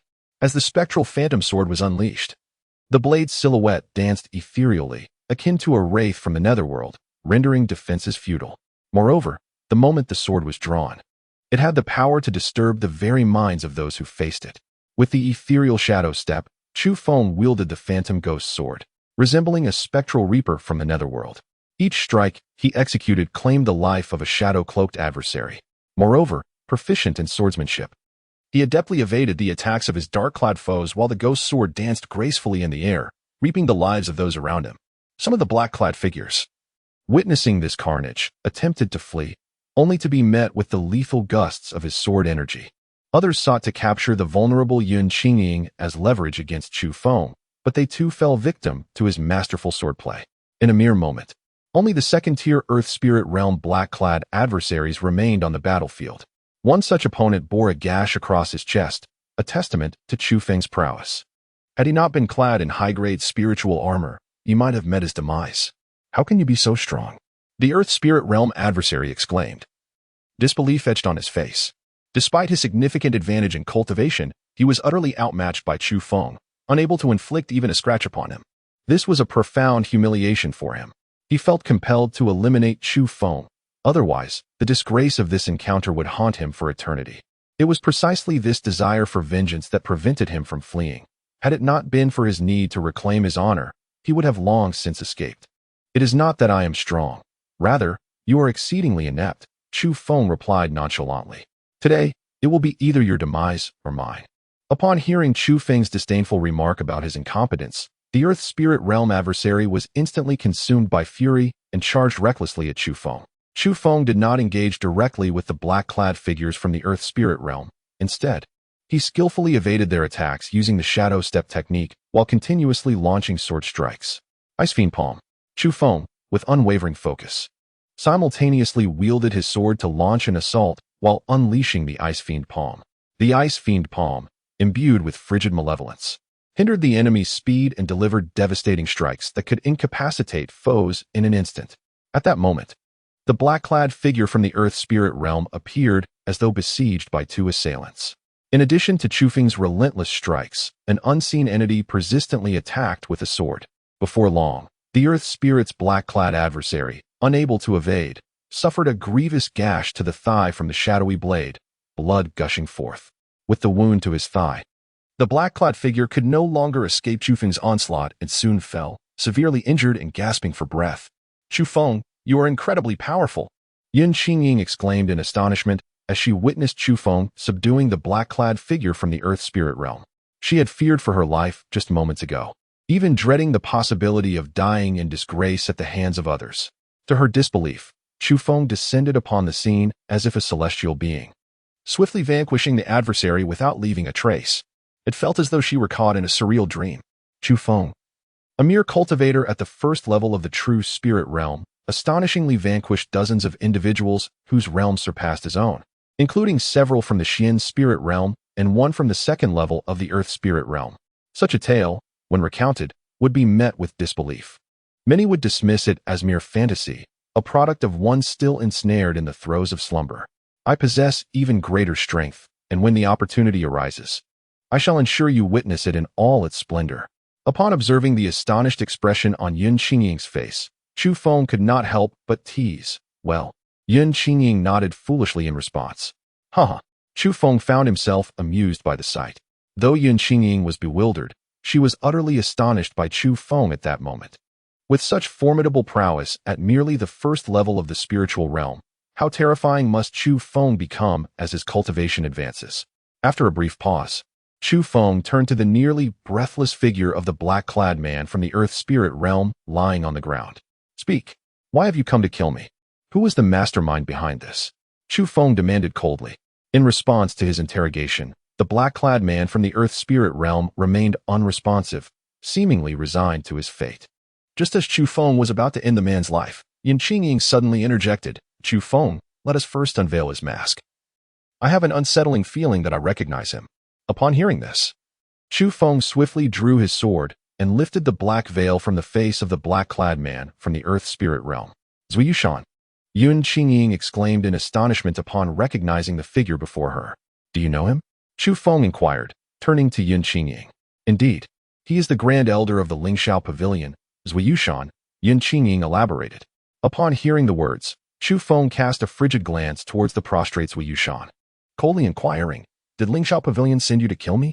Aware of Zui Yushan's identity, Chu Feng surmised that his prior actions specifically, the slaying of Lingxiao Pavilion disciple Zhang Yuan and the exposure of his entanglement with the inner sect elder Lin Tianqing, had come to light. Zui Yushan remained unmoved by Chu Feng's accusation. "Humph, the Grand Elder of Lingxiao Pavilion dares to come after me? Then I shall eradicate Lingxiao Pavilion," Chu Feng declared icily. "No, I was not sent by Lingxiao Pavilion." At last, Zui Yushan reacted to Chu Feng's threat of annihilation, his voice weak and fragmented. "Then who sent you?" Chu Feng pressed coldly. "I am already aware of your identity. If you wish to spare your loved ones from harm, it would be prudent to answer truthfully." "It was Master Huarong," Zui Yushan stammered. "I owed him a favor, and not long ago, he contacted me, demanding that I kill you to repay that debt." "Master Huarong?" Chu Feng's brow furrowed in contemplation. "Chu Feng, do you have enmity with Master Huarong?" Yun Qingying inquired as she approached his side. "None." Chu Feng pondered slightly. He bore no significant grudge against Huarong, having merely encountered him at the Shen family estate. If there was any offense, it stemmed from his acquisition of the last materials for the snow ginseng transformation pill, which had inadvertently humiliated Huarong. He never anticipated that Huarong would harbor such a narrow-minded vendetta, seeking to have him killed over such a trivial matter. "Humph, to dare send someone to kill me. Huarong shall pay a grievous price." "Where is Huarong now?" Chu Feng demanded coldly. "I do not know. He may have already left the Songfeng Empire." Zui Yushan replied weakly. "Let him flee to the ends of the earth. I shall hunt him down," Chu Feng declared with icy resolve. Having identified the mastermind, Chu Feng swiftly brandished the shadow blade, a fierce arc of sword energy severing Zui Yushan's head from his body. After eliminating Zui Yushan, Chu Feng proceeded to scour the bodies of the numerous dark-clad figures. With his current low cultivation level and scarcity of resources, even the smallest gain was invaluable. Moreover, not only did he require resources for his own cultivation, but his chaotic star realm also demanded an immense supply of spiritual energy. Thus, he was determined not to overlook any opportunity for resources. Soon, Chu Feng completed his search. "Let us continue our journey," he announced, turning to Yun Qingying. "Oh, very well," Yun Qingying replied, having been momentarily entranced by Chu Feng's prowess. Today, she was thoroughly astonished by him, while she had previously been mildly surprised to learn he was a fifth-grade alchemist. Witnessing him dispatch so many high-level adversaries with his mere first-level true spirit cultivation left her utterly awestruck.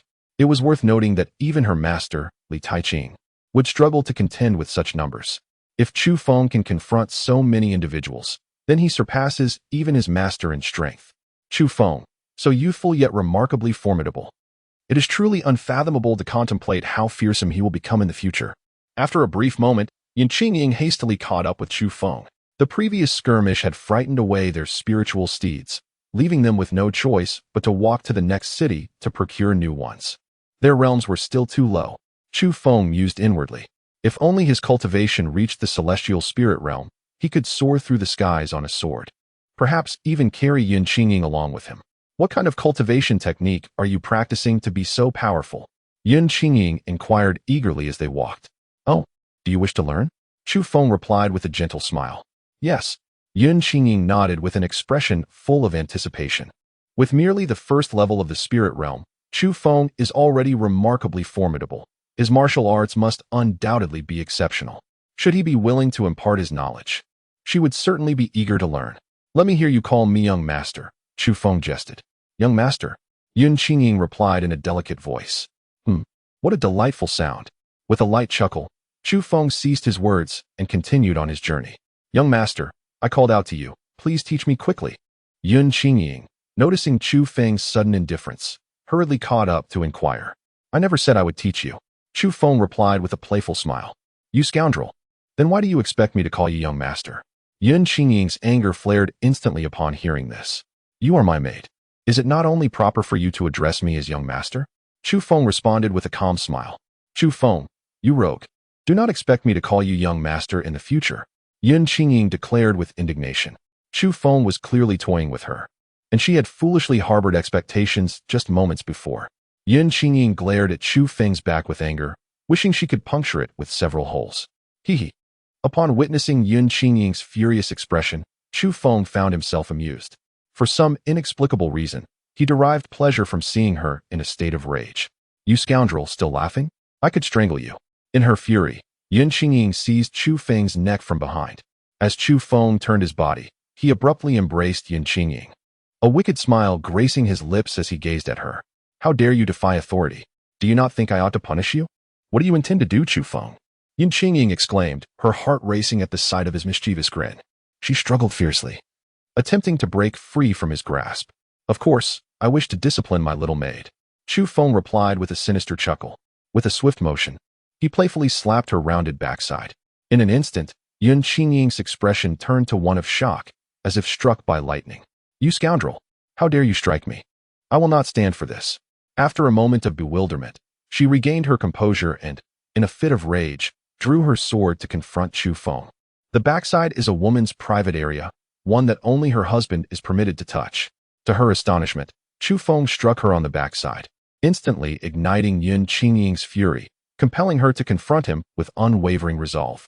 With a nimble step, Chu Feng effortlessly evaded Yin Qingying's onslaught. Despite her relentless attempts to strike him, she could not lay a finger on him. Suddenly, with a swift motion, Chu Feng sidestepped her attack and playfully smacked her on the backside. Ah, she exclaimed, you scoundrel, just end me. I wish for nothing more than to cease existing. Tears welled in her eyes as she crouched down, embodying a picture of utter despair. Upon witnessing the profound sorrow etched upon Yin Qingying's face, Chu Feng instantly recognized the gravity of his previous actions. I sincerely apologize. I should not have struck you. As a form of recompense, may I offer to teach you a sacred level footwork technique? Chu Feng hastily expressed his contrition. Sacred level footwork? At these words, Yin Qingying's heart lifted, and she gazed at Chu Feng with incredulity. The hierarchy of martial arts techniques is classified as follows: yellow, profound, earth, heaven, sacred, divine, and imperial. As the most prestigious sect in the Songfeng Empire, the Qinglan sect possessed footwork of merely the profound level. The mere proposition that Chu Feng could teach her a sacred level technique left her momentarily in disbelief. Indeed, Chu Feng replied with a gentle smile. I can impart to you the sacred level footwork, the illusory immortal steps.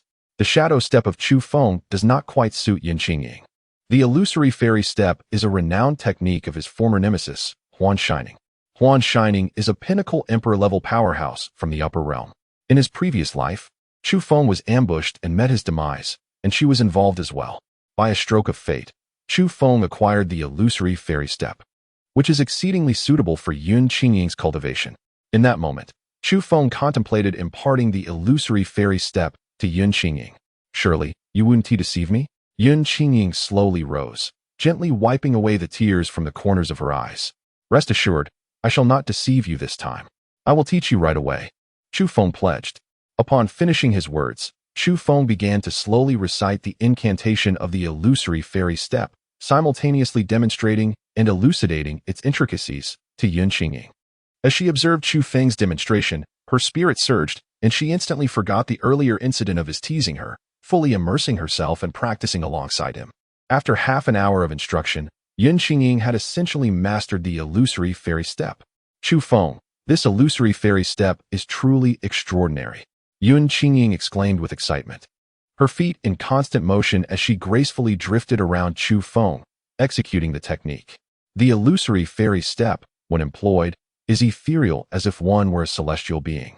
Its shadow appears without form, making it a top-tier technique for both offense and travel. You are merely at the threshold now, with diligent practice. You will undoubtedly refine your skills further. With this illusory fairy step, facing adversaries beyond your level will become much easier, even against significantly stronger foes. You will have the means to escape, Chu Feng remarked with a light chuckle. Indeed, Chu Feng, thank you. Yun Qingying paused, gazing at him with heartfelt gratitude. Are you no longer upset? Chu Feng teased lightly. Hearing his words, Yun Qingying was reminded of the earlier teasing. Although she was no longer angry, she huffed playfully at Chu Feng. Humph. Now that I possess the illusory fairy step, you better not think of bullying me again. Once I master it fully, it will be my turn to tease you. Hee. It seems I shall no longer be able to bully you. Had I known, I wouldn't have taught you. Seeing Yun Qingying's self-assured and proud demeanor, Chu Feng couldn't help but chuckle. Even if Yun Qingying had perfected the illusory immortal steps, he could still tease her at will. However, Chu Feng didn't wish to dampen her spirits, so he decided to let her revel in her moment of triumph. You can't take it back now. I've memorized all the incantations in each technique. From now on, prepare to be at my mercy, Yun Qingying exclaimed, exhilarated by her daydreams of playfully tormenting Chu Feng in the future. Very well, I shall await your attempts to bully me. With a gleeful smile lighting her face, Chu Feng felt his own spirits lift. It must be noted that having a beloved woman by one's side undoubtedly enhances the joys of life. Just wait until the day I send you scurrying in every direction, Yun Qingying teased with a playful laugh. After engaging in playful banter for quite some time, Chu Feng and Yun Qingying finally resumed their journey toward Qingfeng Town, home to the Chu family. Chu Tianyu has dispatched all the elite descendants of the Chu family to conceal themselves. At this moment, only a handful of mediocre relatives and some servants remain within the Chu household. Chu Tianyu contemplated the notion of dispatching all the members of the Chu family. However, should the Lingxiao Pavilion come upon the Chu residence and find it deserted, they would certainly embark on a thorough search for the Chu disciples. Presently, Chu Tianyu has chosen to retain a portion of the Chu family members with mediocre talents within the estate. When the Lingxiao Pavilion investigates, he plans to offer this group as a means of atonement. Even if they were to be exterminated, the elite disciples of the Chu family outside would remain safeguarded. Patriarch. Dire news. The Han family has intruded. Chu Tianyu was in earnest discussion with Chu Wenshan when, all of a sudden, a hurried disciple of the Chu clan burst in to report, the Han family? Upon hearing this, Chu Tianyu furrowed his brow, uncertain of the purpose behind the Han family's visit to the Chu residence. Previously, regarding the matter of the spiritual mine in Qingfeng Town, Chu Tianyu had acquiesced to the distribution proposal from the Han family, with the latter receiving 80% and the Chu family allotted a mere 20%.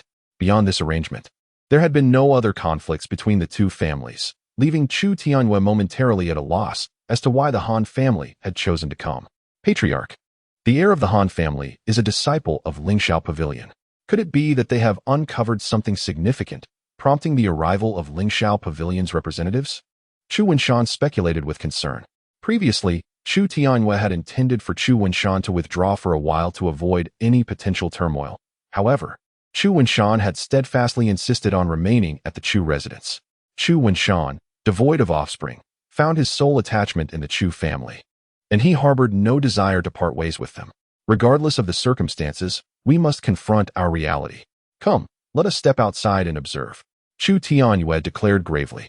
Moments later, he escorted Chu Wenshan to the martial arena of the Chu family. At that juncture, Han Xingzhao, the head of the Han family, awaited them in the arena, accompanied by a throng of followers. Scattered on the ground nearby lay several injured disciples of the Chu family, each grievously wounded and writhing in agony. Chu Tianwei, witnessing the anguished cries of the disciples from the Chu family on the ground, furiously directed his gaze towards Han Xingzhao. What is the meaning of this, head of the Han family? In response, Han Xingzhao coldly inquired, and what have you done with the young master Zhang Yuan of the Zhang family and elder Lin of Lingxiao Pavilion? Chu Tianyue felt a sudden shock within, yet he maintained an outward demeanor of ignorance, replying, how should I know where they have gone? The last time they visited our Chu family, they stayed for a while and then left. Chu Tianyue, do not attempt to deny it. We possess irrefutable evidence proving that they entered your Chu family and have not emerged since. Today, Elder Shou Qian from Lingxiao Pavilion and Elder Zhang Ding from the Zhang family are here as well. You must hand them over promptly, otherwise, your Chu family shall surely face annihilation, Han Xingzhao declared coldly. Upon hearing this, Chu Tianwei cast a glance at the two elderly figures beside Han Xingzhao. One was at the 3rd level of the Xianling realm, while the other had attained the 9th level of the Zhonling realm. It was evident that they were the esteemed elders Zhou Qian of the Lingxiao Pavilion and Zhang Ding, the grand elder of the Zhang family. The presence of such formidable figures from the Lingxiao Pavilion and the Zhang family filled Chu Tianyue's heart with trepidation. Their strength was overwhelming, far beyond what the Chu family could withstand. Thus, Chu Tianwei resolved to feign ignorance. Suddenly, members of the Han family dragged in 2 disciples of the Chu family from outside. Master, they have confessed. Young Master Zhang Yuan and Elder Lin Tianqing have been slain by the Chu family, and their bodies are buried in an unknown location, reported the Han family members. What? Zhou Qian and Zhang Ding's faces contorted with fury as they glared at Chu Tianwei. How audacious of your Chu family to dare murder young Master Zhang and Elder Lin. Han Xingzhao was somewhat taken aback by Chu Tianyue's audacity, yet this presented a perfect opportunity for him to leverage the power of the Lingxiao Pavilion and the Zhang family to annihilate the Chu family, thereby allowing the Han family to dominate Qingfeng town. Scoundrels, you have betrayed the Chu family. Chu Tianyu cast an indignant gaze upon the 2 individuals being dragged in by the Han family. We were once under the aegis of the Grand Elder. You have slain the Grand Elder, and our actions are but a means of avenging him. One person laughed heartily. Upon hearing those words, Chu Tianyue was instantly engulfed by regret. Previously, when Chu Feng suggested that he eliminate all members of the Elder S faction, he had only executed the primary figures, sparing some of the lesser ones. Little did he anticipate that those whom he had spared would ultimately betray the Chu family, leading to its potential ruin. Why did your Chu family slay the elders of my Lingxiao Pavilion? Zhou Qian questioned angrily. I kill as I please. There is no need for explanations. Chu Tianyue retorted loudly. Today, the Chu family could not escape annihilation, and Chu Tianyue felt no fear. He boldly admitted to the murders, hoping this would safeguard Chu Feng and the fleeing members of the Chu clan.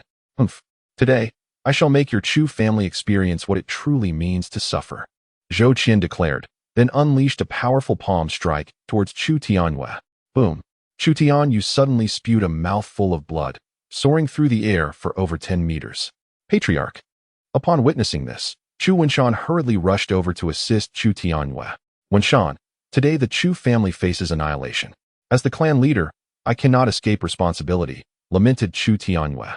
Chu Tianyu had always aspired to elevate the Chu family to great heights, yet he never anticipated that it would ultimately lead to the family's downfall.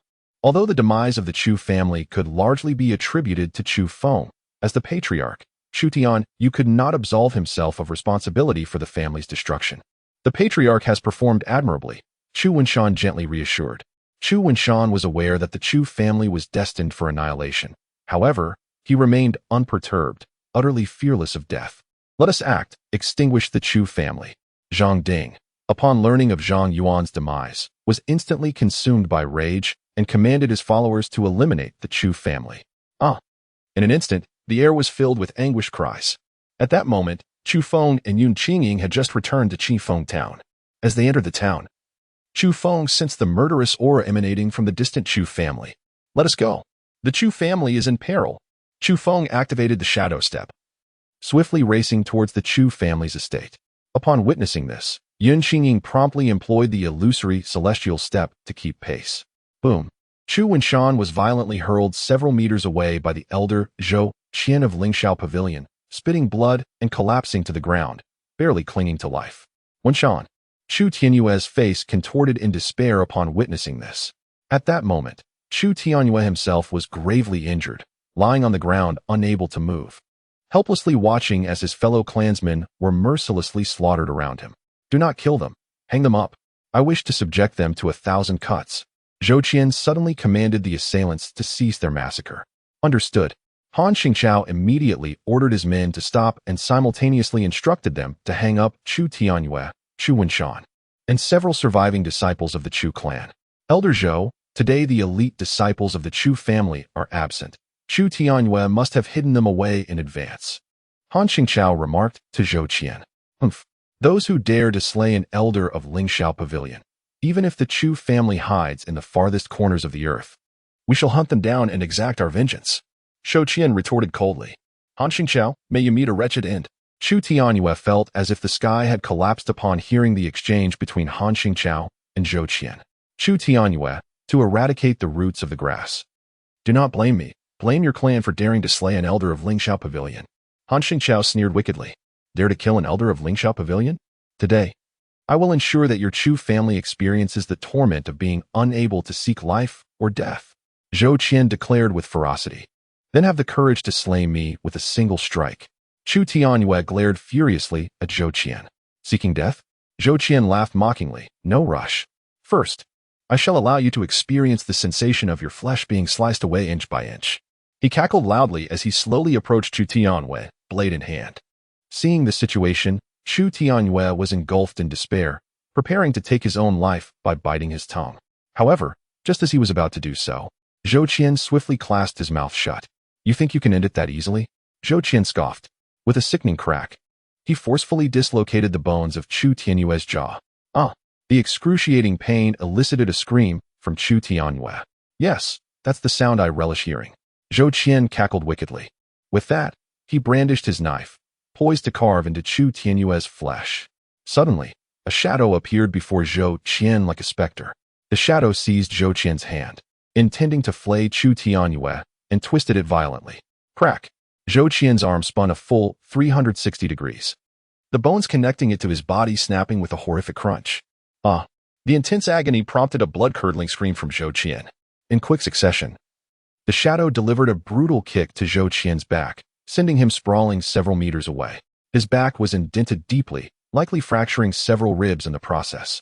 The searing pain once again forced a cry from Zhou Qian. You enjoy hearing such sounds, do you? Allow me to provide you with more.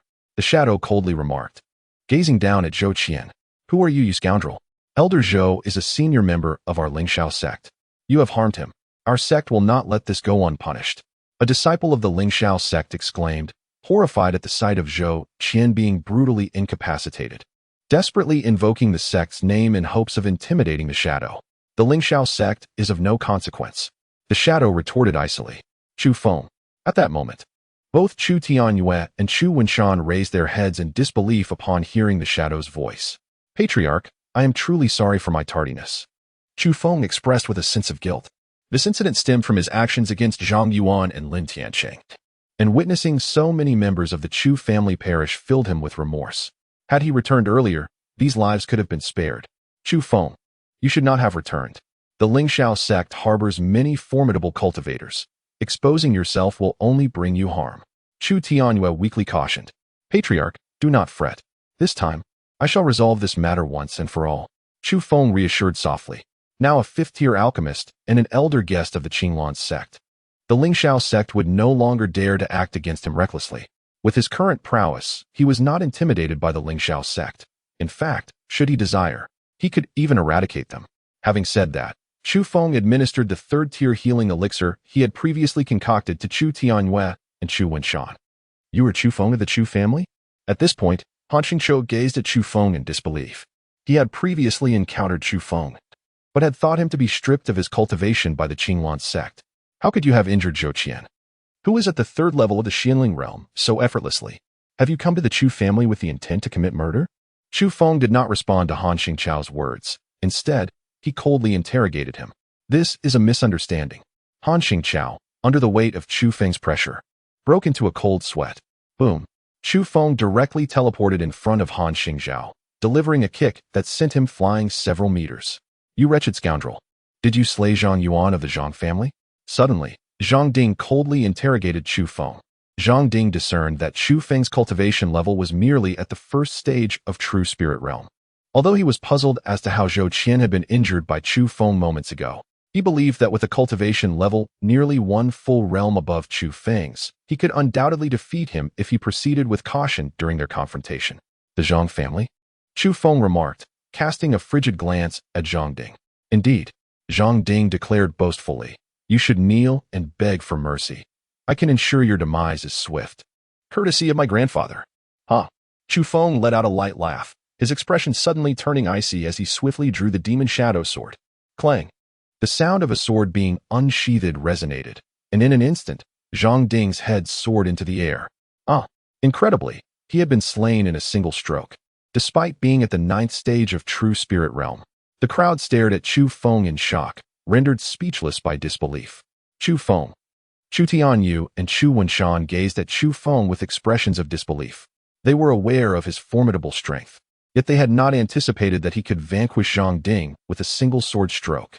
It is worth noting that Zhang Ding was a renowned master, nearly unmatched within the realm of true spirit. At that moment, Han Xingqiao was so frightened that he nearly lost control of himself. The most powerful individual of the Han family was merely at the 4th level of true spirit, and now, with Chu Feng effortlessly dispatching the 9th level Zhang Ding, it was evident that annihilating the Han family would require no effort on his part. Instantly, Han Xingqiao regretted his involvement in today's events. Previously, the Lingxiao Pavilion had only requested the Han family's assistance in an investigation, but upon seeing an opportunity to eradicate the Chu family, he had eagerly engaged, even bringing along a majority of the Han family's elite disciples to confront the Chus. Now, it was too late for regrets, having slain so many of the Chu family. Chu Feng would undoubtedly seek retribution against the Han family. Han Xingqiao swiftly contemplated how to escape the impending catastrophe. Suddenly, he beheld an extraordinarily beautiful woman appear on the scene. Yun Fairy, please save us. Chu Feng is a great demon. He intends to kill us all. Han Xingqiao, having encountered Yun Qingying before, was overwhelmed with excitement upon her arrival and instantly accused Chu Feng of being a fiend, hoping she would assist in dealing with him. Indeed, Chu Feng is a great demon. Yun Fairy, we are from the Lingxiao Pavilion. He seeks to slay us. We implore you to eliminate this demon. Upon hearing Han Xingqiao's words, the disciples of the Lingxiao Pavilion immediately joined in the accusations against Chu Feng. Yun Fairy, do not heed their unfounded claims. Chu Feng is not a demon. Chu Tianyu is also acquainted with Yun Qingying. Upon hearing Han Xingqiao's slanderous accusations against Chu Feng, he promptly stood up in defense of him. Previously, Chu Feng had been expelled from the Qinglong sect for secretly observing Yun Qingying during her bath. Chu Tianyu harbored concerns that Yun Qingying held a prejudice against Chu Feng, hastily concluding that he was a demon. Indeed, I am a demon, Chu Feng declared with a devilish smile, openly admitting it. In his previous life, Chu Feng was the Demon Lord of the underworld, a title he had grown accustomed to. As countless individuals referred to him as a demon. Chu Feng, do not speak nonsense. Upon hearing Chu Feng's words, Chu Tianyue and Chu Wenshan were immediately alarmed and attempted to stop him. The demon was a scourge to the world. If Chu Feng were to be identified as the demon, he would be condemned by all, and even the Chu family would suffer repercussions. What nonsense are you speaking? Yun Qingying shot an irritated glance at Chu Feng, then turned to address the crowd, proclaiming loudly, Chu Feng is not a demon.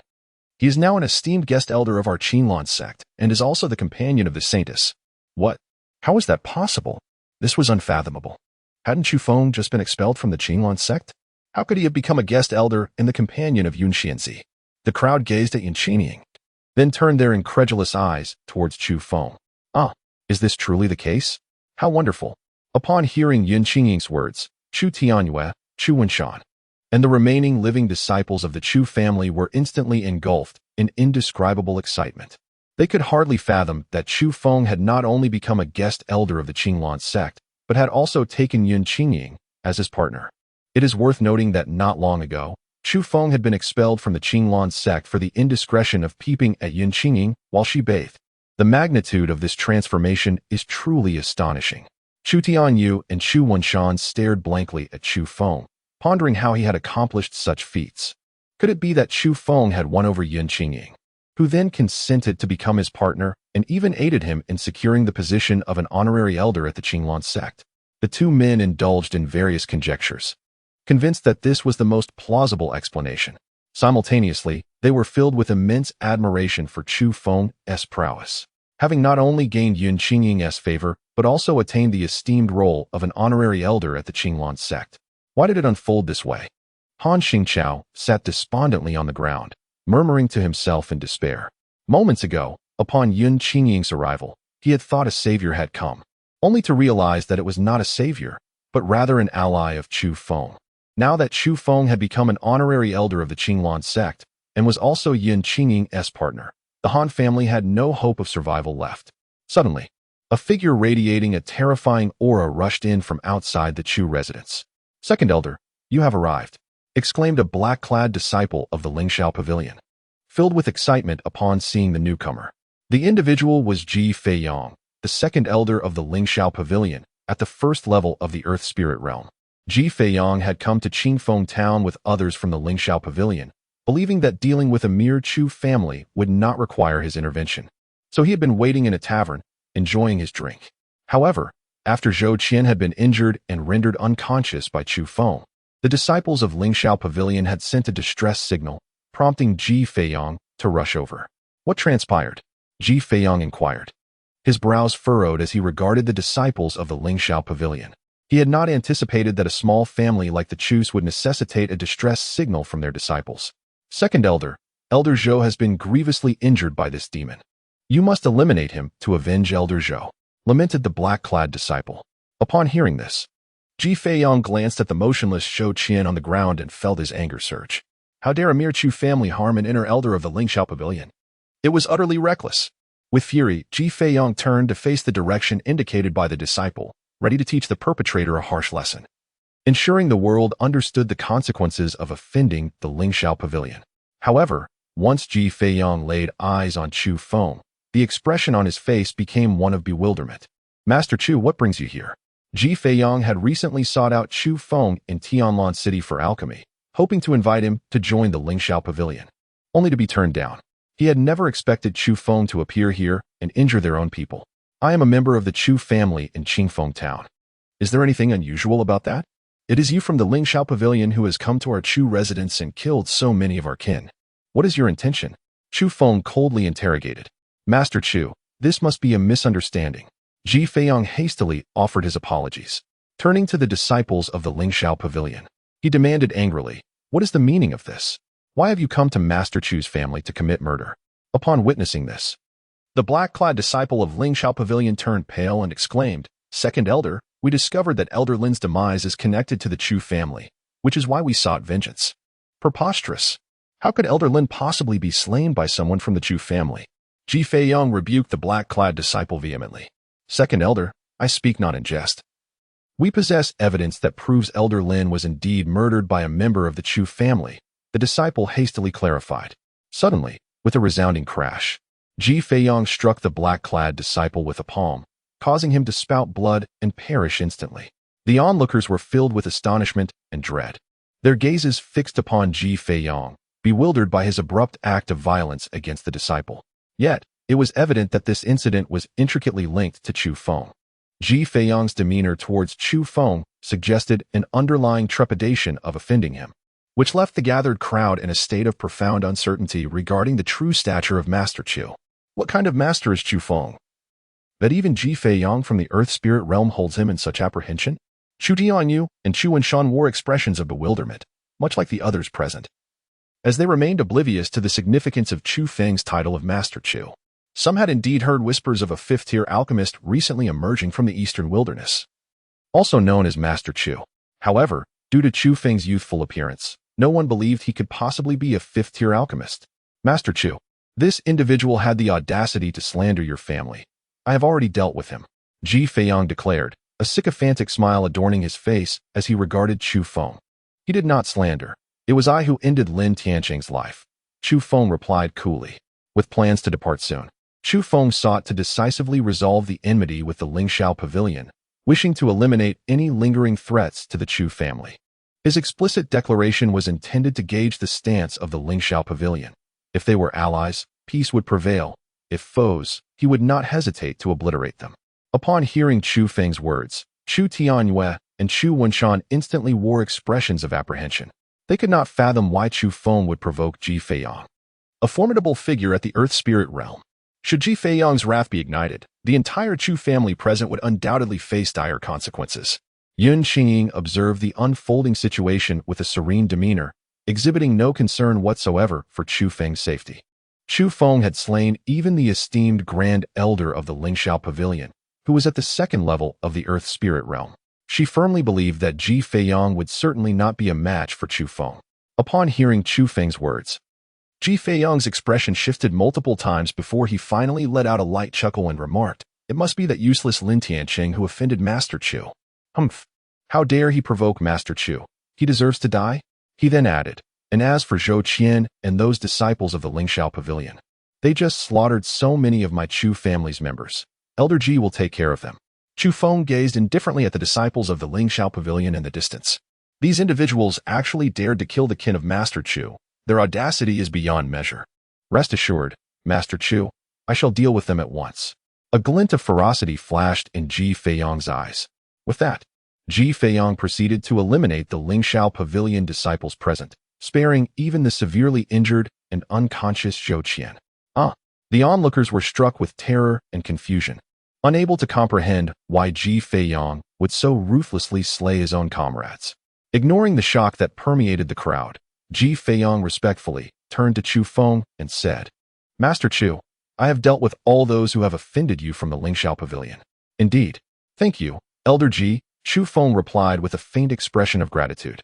Given Ji Feiyang's discernment, Chu Feng chose to refrain from pursuing further grievances against the Lingxiao Pavilion for the time being. Chu Tianyue and Chu Wenshan stared in astonishment at Chu Feng, unable to fathom how he could compel Ji Feiyang to such an extent. It is worth noting that Ji Feiyang is a formidable presence in the Earth Spirit realm. Elder Ji Yu, Han Xing gazed at Ji Feiyang with disbelief, as Ji Feiyang, with a mere gesture, could easily extinguish Chu Feng's life. He could not comprehend why Ji Feiyang would harbor such trepidation towards Chu Feng, even resorting to the extreme measure of eliminating a disciple from the Lingxiao Pavilion to atone for his actions. Among them was even an inner sect elder from the Lingxiao Pavilion. Master Chu is a fifth-grade alchemist. How could they dare to offend Master Chu, knowing that such an affront could lead to their demise? In the face of the crowd's bewilderment, Ji Feiyang suddenly interjected with an explanation. "What? A fifth-grade alchemist?" Upon hearing this, the crowd was instantly rendered speechless, their expressions transformed into ones of incredulity as they turned to gaze at Chu Feng. Is it possible that the youthful Chu Feng is a fifth-tier alchemist? Chu Feng, are you truly a fifth-tier alchemist? Chu Tianyu and Chu Wenshan gazed at Chu Feng in utter astonishment. They had never witnessed Chu Feng's alchemical prowess and were unaware of his capabilities in this art. Chu Feng replied with a casual nod. Could it be that he is truly a fifth-tier alchemist? Upon seeing Chu Feng's affirmation, Chu Tianyu and Chu Wenshan were instantly engulfed in a sea of ecstatic joy. Until now, the entire Eastern Wasteland continent had not seen a fifth-tier alchemist. However, they understood the significance of such a title. In this underdeveloped realm of desolation, even a third-tier alchemist could elevate a family to the ranks of the top-tier clans within the Eastern Wasteland. Now that their Chu family had produced a fifth-tier alchemist, were they destined to soar and ascend to the pinnacle of the desolate realm? Splendid. Our Chu family has indeed given birth to a true dragon. The remaining members of the Chu family were instantly overwhelmed with excitement, their joy manifesting in exuberant gestures and jubilant expressions. No, this cannot be true. How could Chu Feng possibly be a fifth-grade alchemist? Elder Ji, could you be mistaken? Han Xingqiao exclaimed, disbelief etched across his face. I personally sought Master Chu's expertise in alchemy, and countless individuals in Tianlan City have witnessed Master Chu's prowess. It is inconceivable that there could be an error. Ji Feiyang retorted coldly. It truly is the case that he is a fifth-grade alchemist. Han Qingchao murmured in despair. Chu Feng is a fifth-tier alchemist. Given that the Han family has previously slain so many members of the Chu family, what chance do they have of survival? Master Chu, have these individuals from the Han family offended you? Would you like this old man to assist you in dealing with them? Ji Feiyang said with a sycophantic smile as he regarded Chu Feng. Then I must trouble Elder Ji, Chu Feng replied. Chu Feng was disinclined to dirty his hands with the affairs of the Han family. Since Ji Feiyang was willing to assist, Chu Feng decided to accept this favor, thereby temporarily resolving the grievances with Lingxiao Pavilion. Please, esteemed head of the Chu family, show mercy and allow Chu Feng to spare the Han family. The spiritual mine in Qifeng town, we of the Han family shall relinquish it all to the Chu family. Upon hearing the exchange between Ji Feiyang and Chu Feng, Han Qingchao was instantly filled with dread and sought to enlist the help of Chu Tianwei to plead for leniency. Han Qingchao, is this truly your fate today? Upon witnessing Han Qingchao's pitiful pleas for mercy, Chu Tianwei felt a surge of vindication within his heart. Nevertheless, given that the Han family had just slain numerous members of the Chu family, Chu Tianwei could not possibly spare Han Qingchao. To eradicate the roots of a weed is essential. Otherwise, it will inevitably sprout anew with the gentle caress of spring. The Chu family and the Han family have become sworn enemies, intent on utterly annihilating the Han clan. Kill. Chu Feng did not wish to squander any time and promptly urged Ji Feiyang to take action. Upon hearing this, Ji Feiyang immediately sprang into action, swiftly eliminating Han Qingzhao and the members of the Han family present. The Han family disciples, stricken with terror, fled in all directions, however.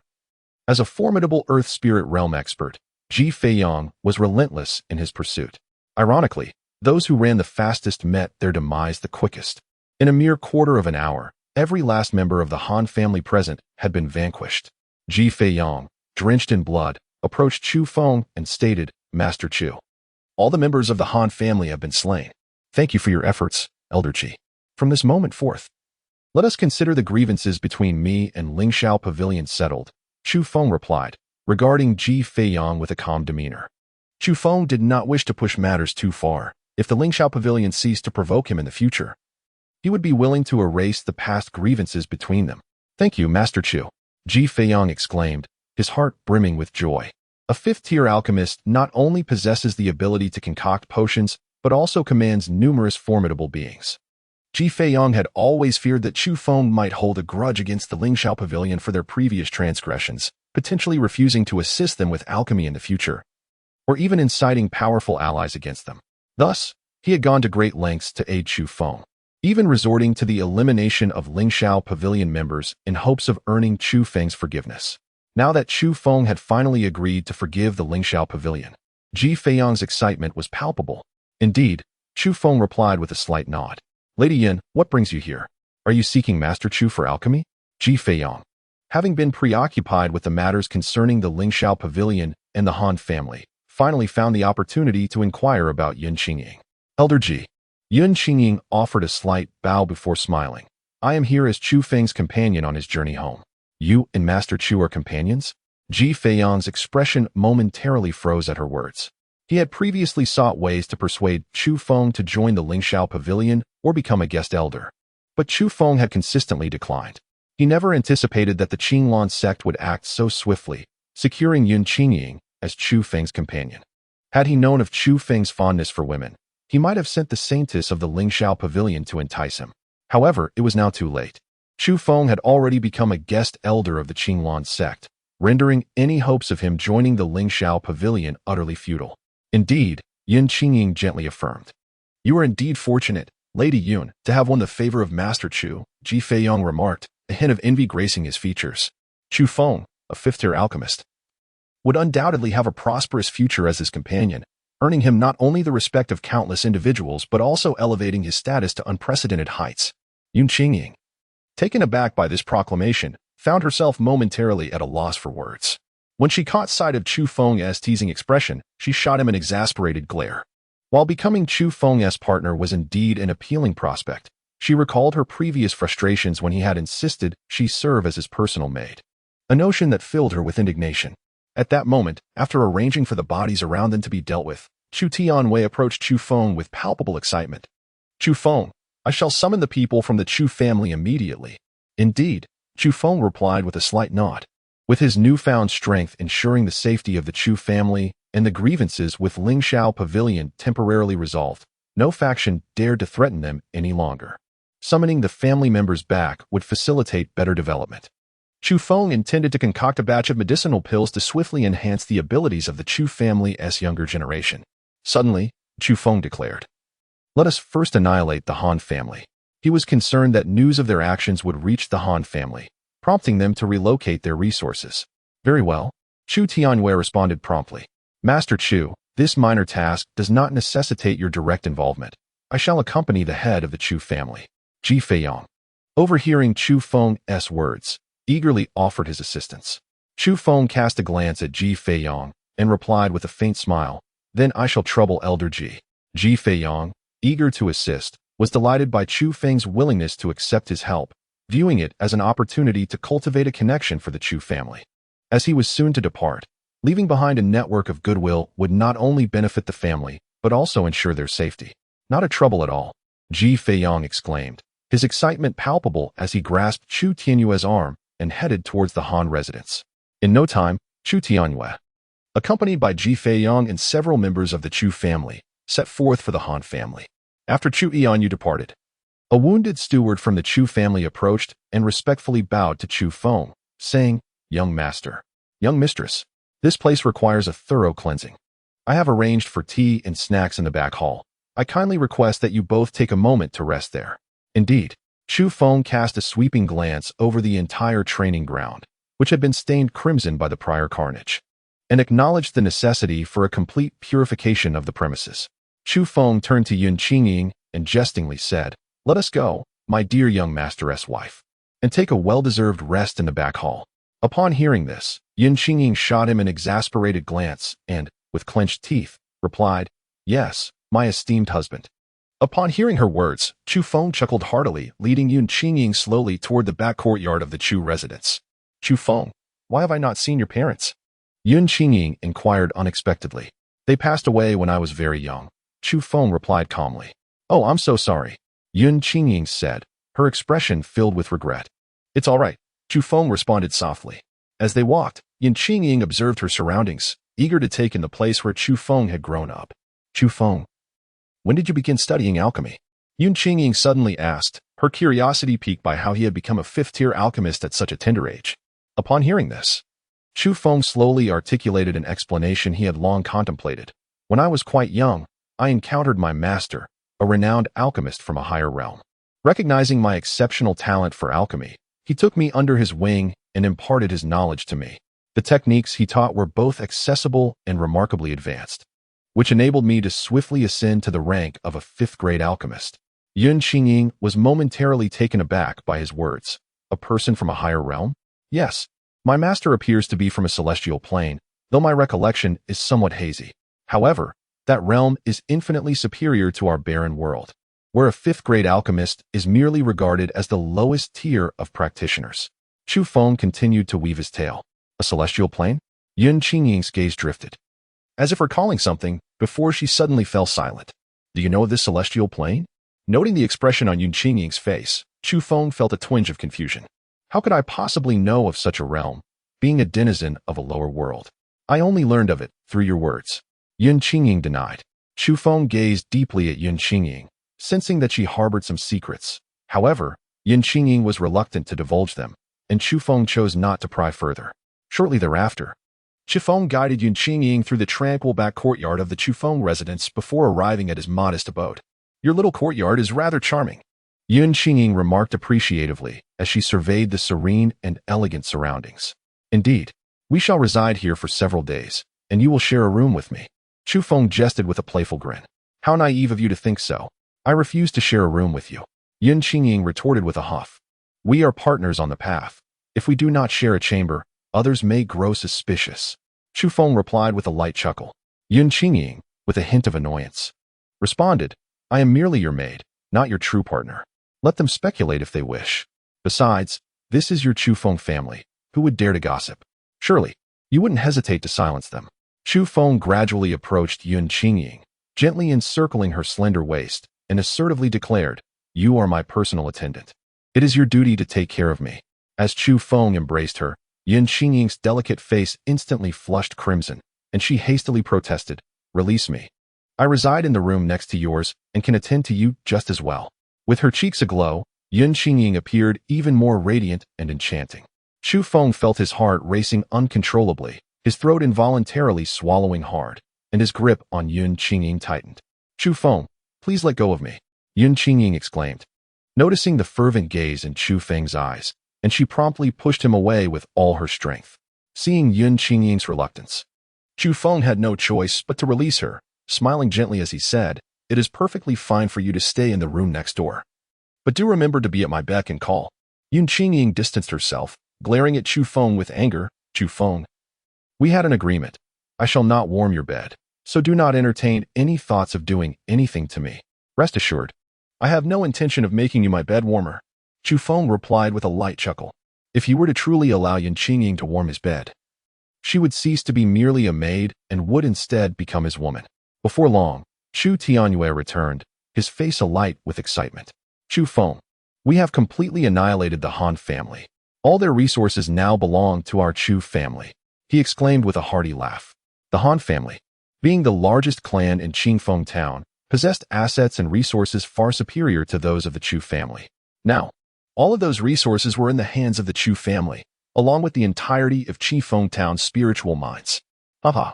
Upon the sudden acquisition of such abundant resources by the Chu family, and with the presence of Chu Feng, a fifth-tier alchemist, Chu Tianwei felt as though life had never been so splendid. This was all thanks to Elder Ji's assistance, which enabled them to swiftly vanquish the Han family. Chu Tianwei turned to Ji Feiyang and expressed his heartfelt gratitude. Upon hearing this, Chu Feng turned his gaze towards Elder Ji Feiyang and said with a faint smile, "Thank you, Elder Ji. Consider this a favor owed to you. Should you ever require assistance with alchemy or any other matters, do not hesitate to seek me out." Chu Feng did not owe any favors to Ji Feiyang. However, considering the need to establish connections for the Chu family, he decided to enlist Ji Feiyang's assistance. "Master Chu, this is merely my duty." Upon hearing Chu Feng's words, Ji Feiyang's face broke into a smile as radiant as a blooming chrysanthemum. Upon witnessing the unfolding events, Chu Tianyue erupted into joyous laughter. The occurrences of the day fostered a burgeoning camaraderie between him and Ji Feiyang.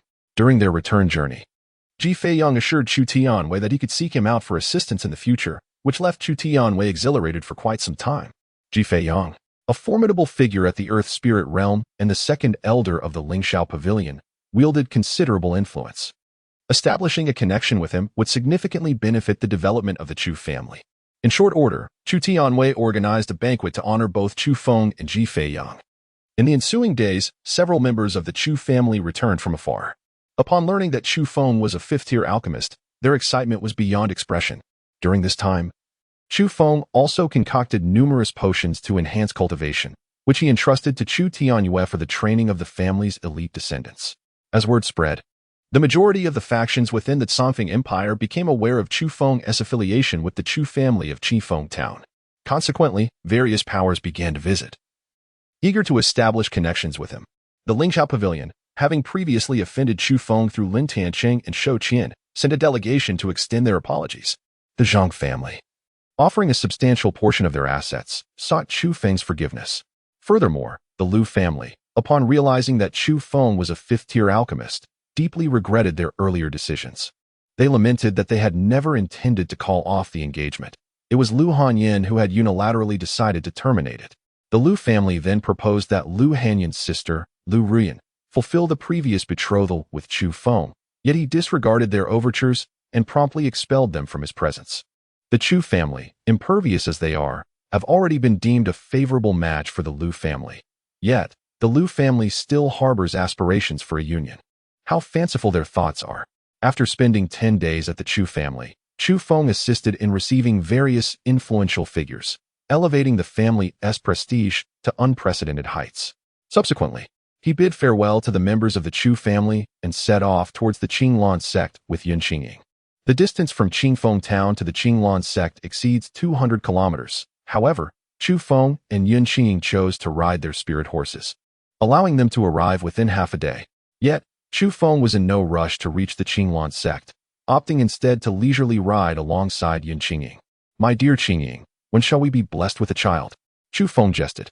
Just moments ago, during parting with Chu Tianyue and others, Chu Tianyue had specifically urged Chu Feng and Yun Qingying to make earnest efforts towards parenthood, leaving Yun Qingying blushing with embarrassment. Upon recalling the amusing incident, Chu Feng could not help but tease Yun Qingying. Come on, let us indulge now, he exclaimed. Yun Qingying shot him an exasperated glare. For the past few days, Chu Feng had taken every opportunity to jest and provoke her, leaving her in a constant state of irritation. She had once believed that mastering the illusory immortal steps would render her immune to his antics. However, she soon discovered that Chu Feng's shadowy steps surpassed her own, making it impossible for her to evade his relentless teasing. Over time, Yun Qingying had grown somewhat accustomed to his playful torment, even finding it less bothersome.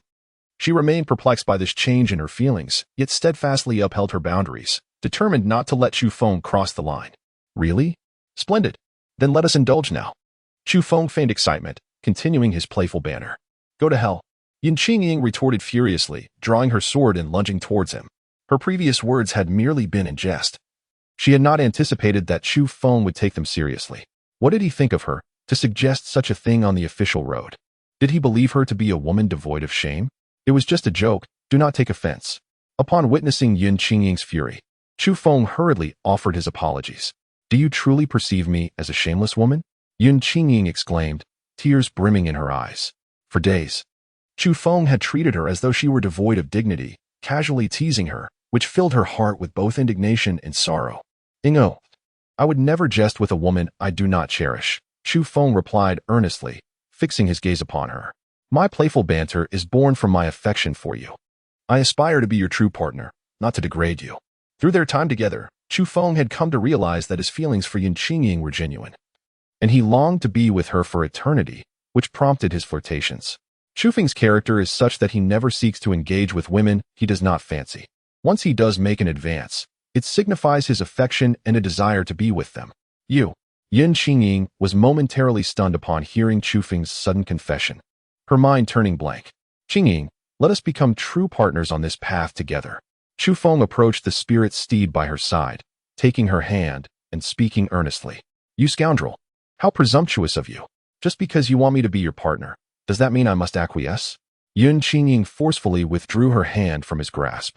Hearing Chu Feng express his feelings for her filled her heart with joy. She, too, held affection for him. Otherwise, she would not have tolerated his persistent teasing.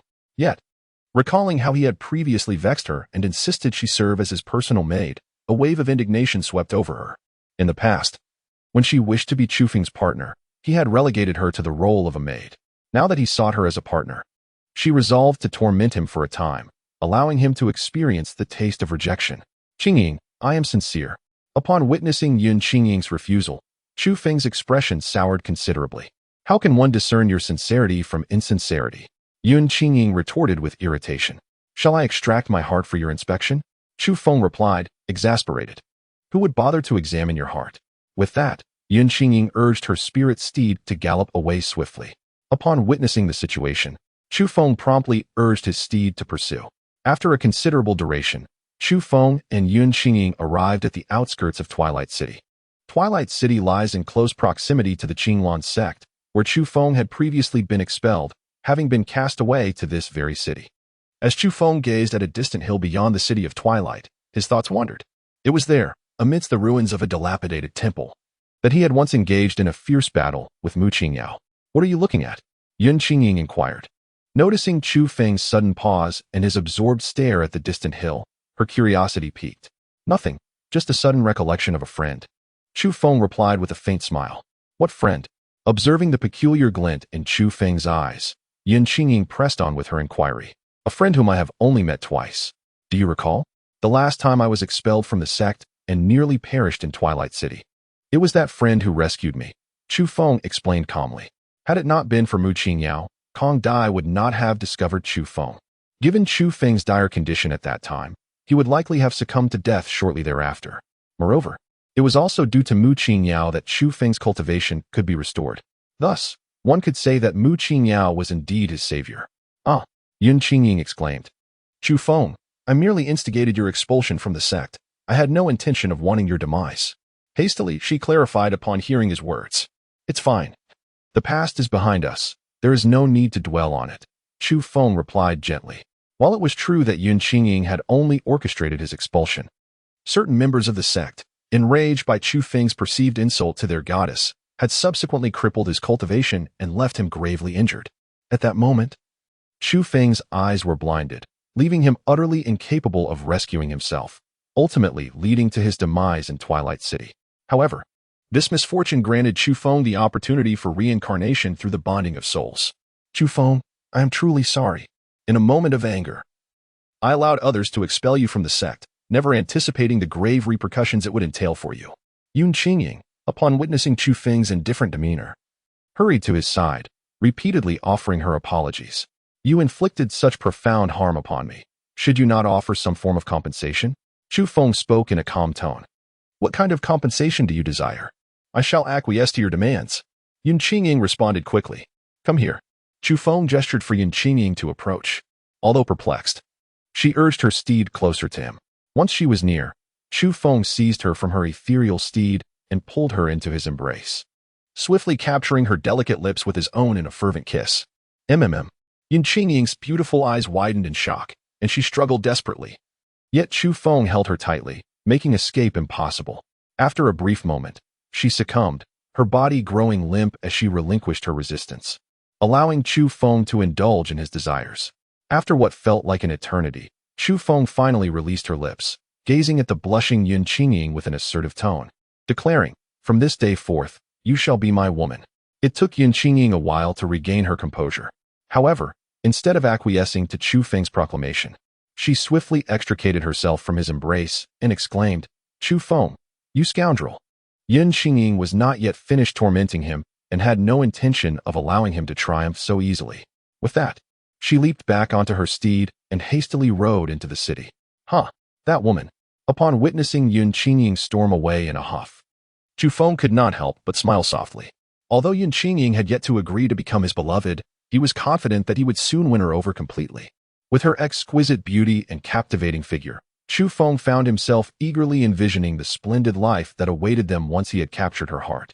In a moment, he hastened to catch up with Yun Qingying, only to find her engaged in conversation with a young man clad in white.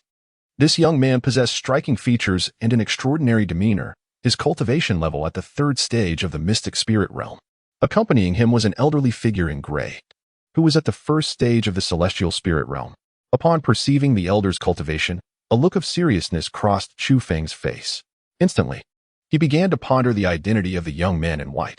The Songfeng Empire did not harbor any formidable warriors of the celestial spirit realm. Thus, the fact that this young man had a protector of such caliber hinted at his remarkable status. Upon witnessing the white-clad youth entangled with Yun Qingying, Chu Feng swiftly approached her side. Inger, who is he? Chu Feng leaned closer to Yun Qingying, radiating an air of possessiveness. And you are? The white-clad youth turned to regard Chu Feng. Chu Feng, don't. Yun Qingying seemed poised to intervene, yet Chu Feng had already seized her hand, proclaiming loudly, I am Inger's Dao partner. Dao partner? The white-clad youth's expression brightened with excitement as he gazed at Yun Qingying, his eyes reflecting an indescribable intrigue. Seeing Chu Feng's bold declaration, Yun Qingying chose not to refute and directly affirmed, indeed, he is truly my Dao partner. Allow me to introduce you, Chu Feng, my Dao partner, and a fifth-tier alchemist. This is Chao Kuan, the heir of the Chao family, the most prominent family in the Tianluo Empire. Upon hearing this, Chu Feng's gaze sharpened slightly. The Tianluo Empire stands as the most formidable empire on the eastern desolate continent, and the Chao family, being the largest clan within the Tianluo Empire, represents the pinnacle of power in the region. It is no wonder that Chao Kuan is accompanied by a guardian of the first realm of the heavenly spirit.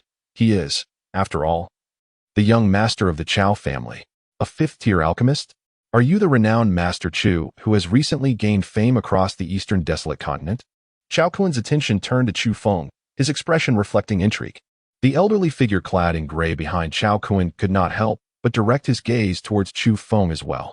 A fifth-tier alchemist possesses the potential to pose a significant threat to the Chao family, which undoubtedly warrants their attention. Indeed, Chu Feng replied with a nonchalant nod.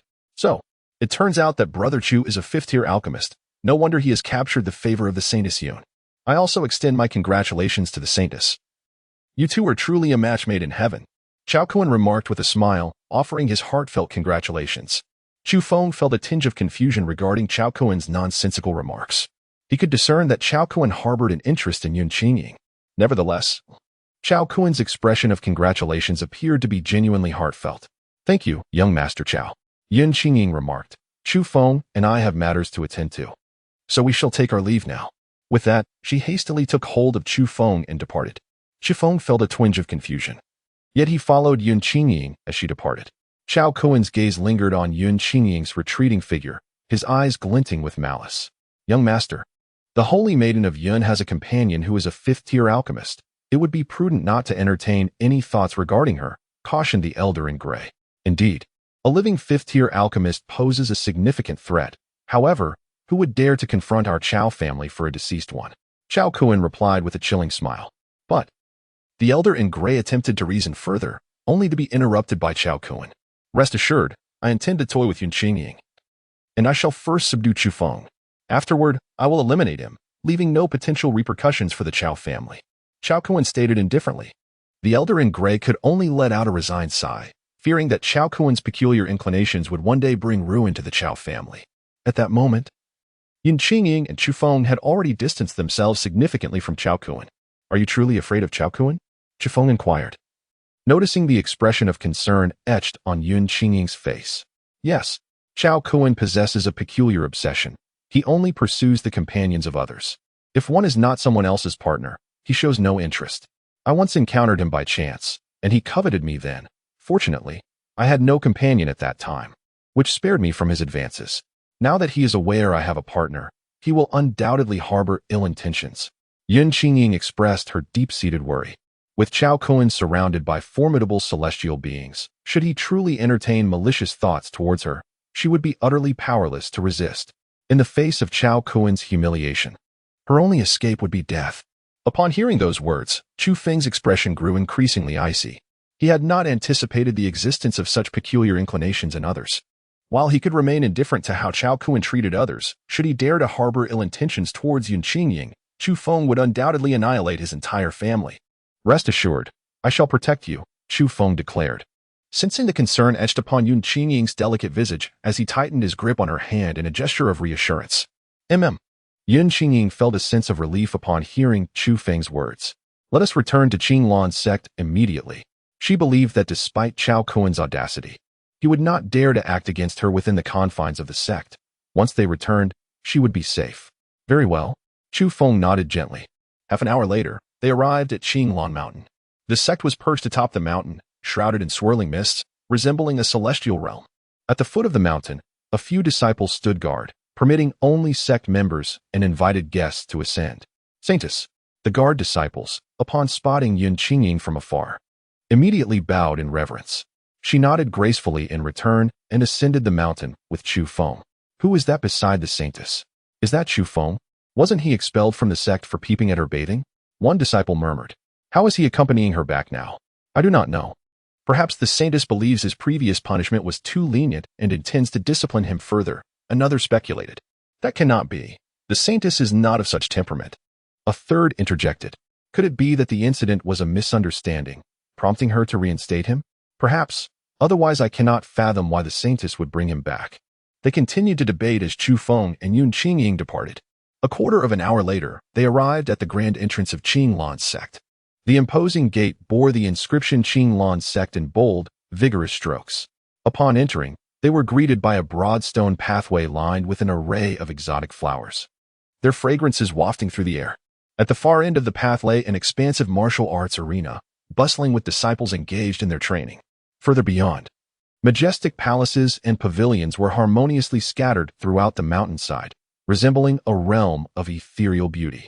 As Yun Qingying led Chu Feng slowly past the arena, the disciples present immediately bowed in deference upon spotting her. Their attention was drawn to Chu Feng, their curiosity piqued by his unexpected return.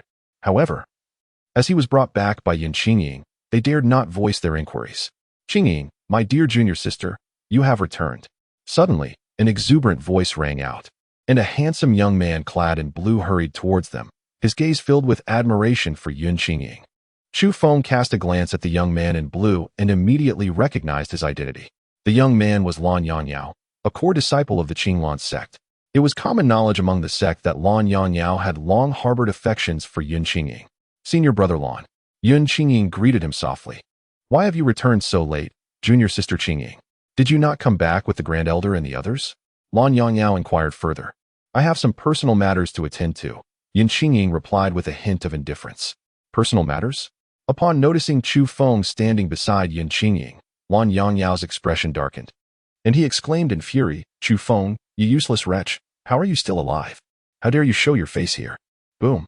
Before Lan Yangyao could finish his words, Yun Qingying abruptly appeared before him and sent him flying with a single palm strike. Junior sister Qingying, what are you doing?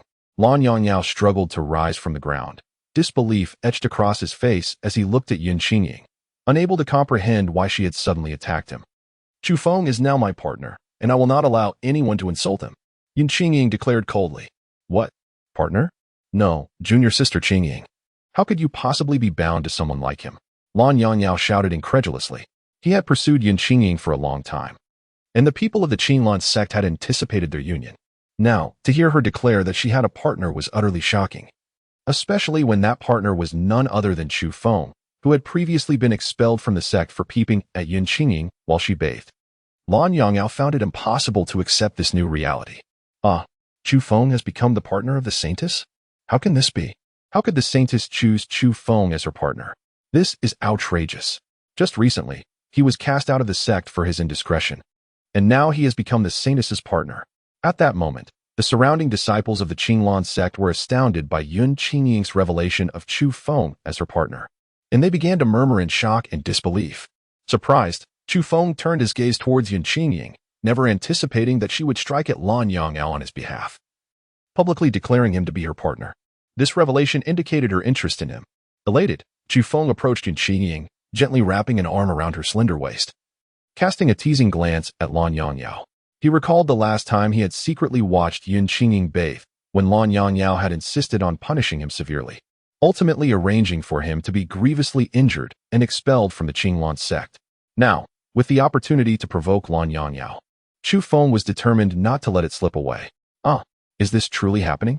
The onlookers, witnessing Yun Qingying allowing Chu Feng to embrace her waist without resistance, were instantly convinced that the two were indeed partners. This cannot be. Chu Feng, have you enchanted Qingying with some mind-altering potion? Lan Yangyao glared furiously at Chu Feng, convinced that he must have used some sort of enchantment on Yun Qingying. Otherwise, she would never have chosen him as her partner. If that is what you believe, so be it, Chu Feng replied with a faint smile. Hearing this, Yun Qingying shot him a reproachful glance before turning back to Lan Yangyao, her voice steady and calm. Brother Lan, I have long stated that we are incompatible. Now that I have a partner, I kindly ask that you refrain from disturbing me in the future. Qingying, you are merely under Chu Feng's spell. I will surely help you find the antidote. Lan Yangyao remained unconvinced that Yun Qingying could harbor feelings for Chu Feng. Ignoring him, Yun Qingying turned to Chu Feng and said, Chu Feng, I will take you to meet the sect leader. With that, she took his hand, steering him away from Lan Yangyao, eager to depart. Chu Feng, I will kill you. Lan Yangyao, seeing Yun Qingying lead Chu Feng away, erupted in a fit of rage, launching an attack towards him. Boom. With a swift kick akin to thunder, Chu Feng sent Lan Yangyao flying for several meters. How can this be possible? Lan Yangyao lay on the ground, blood spilling from his mouth, his face a mask of astonishment as he gazed at Chu Feng, unable to fathom that he had been struck down with such ease. The disciples of the Qinglan sect surrounding them were equally astounded. It is worth noting that Lan Yangyao was at the first level of the Xianling realm, a paragon among the younger generation of the Qinglan sect, even surpassing Yun Qingying in cultivation.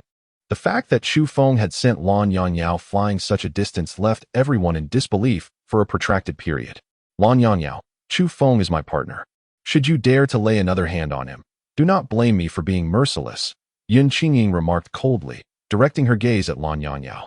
Though she had recently spurned Chu Feng's advances, in her heart, she had already accepted him as her partner. Otherwise, she would not have allowed him to be subjected to such bullying. Chu Feng is her Dao companion, and she will not permit anyone to harm him. Sister Qingying. Upon witnessing Yun Qingying's indifferent expression, Lan Yangyao felt as if he had plunged into an icy abyss.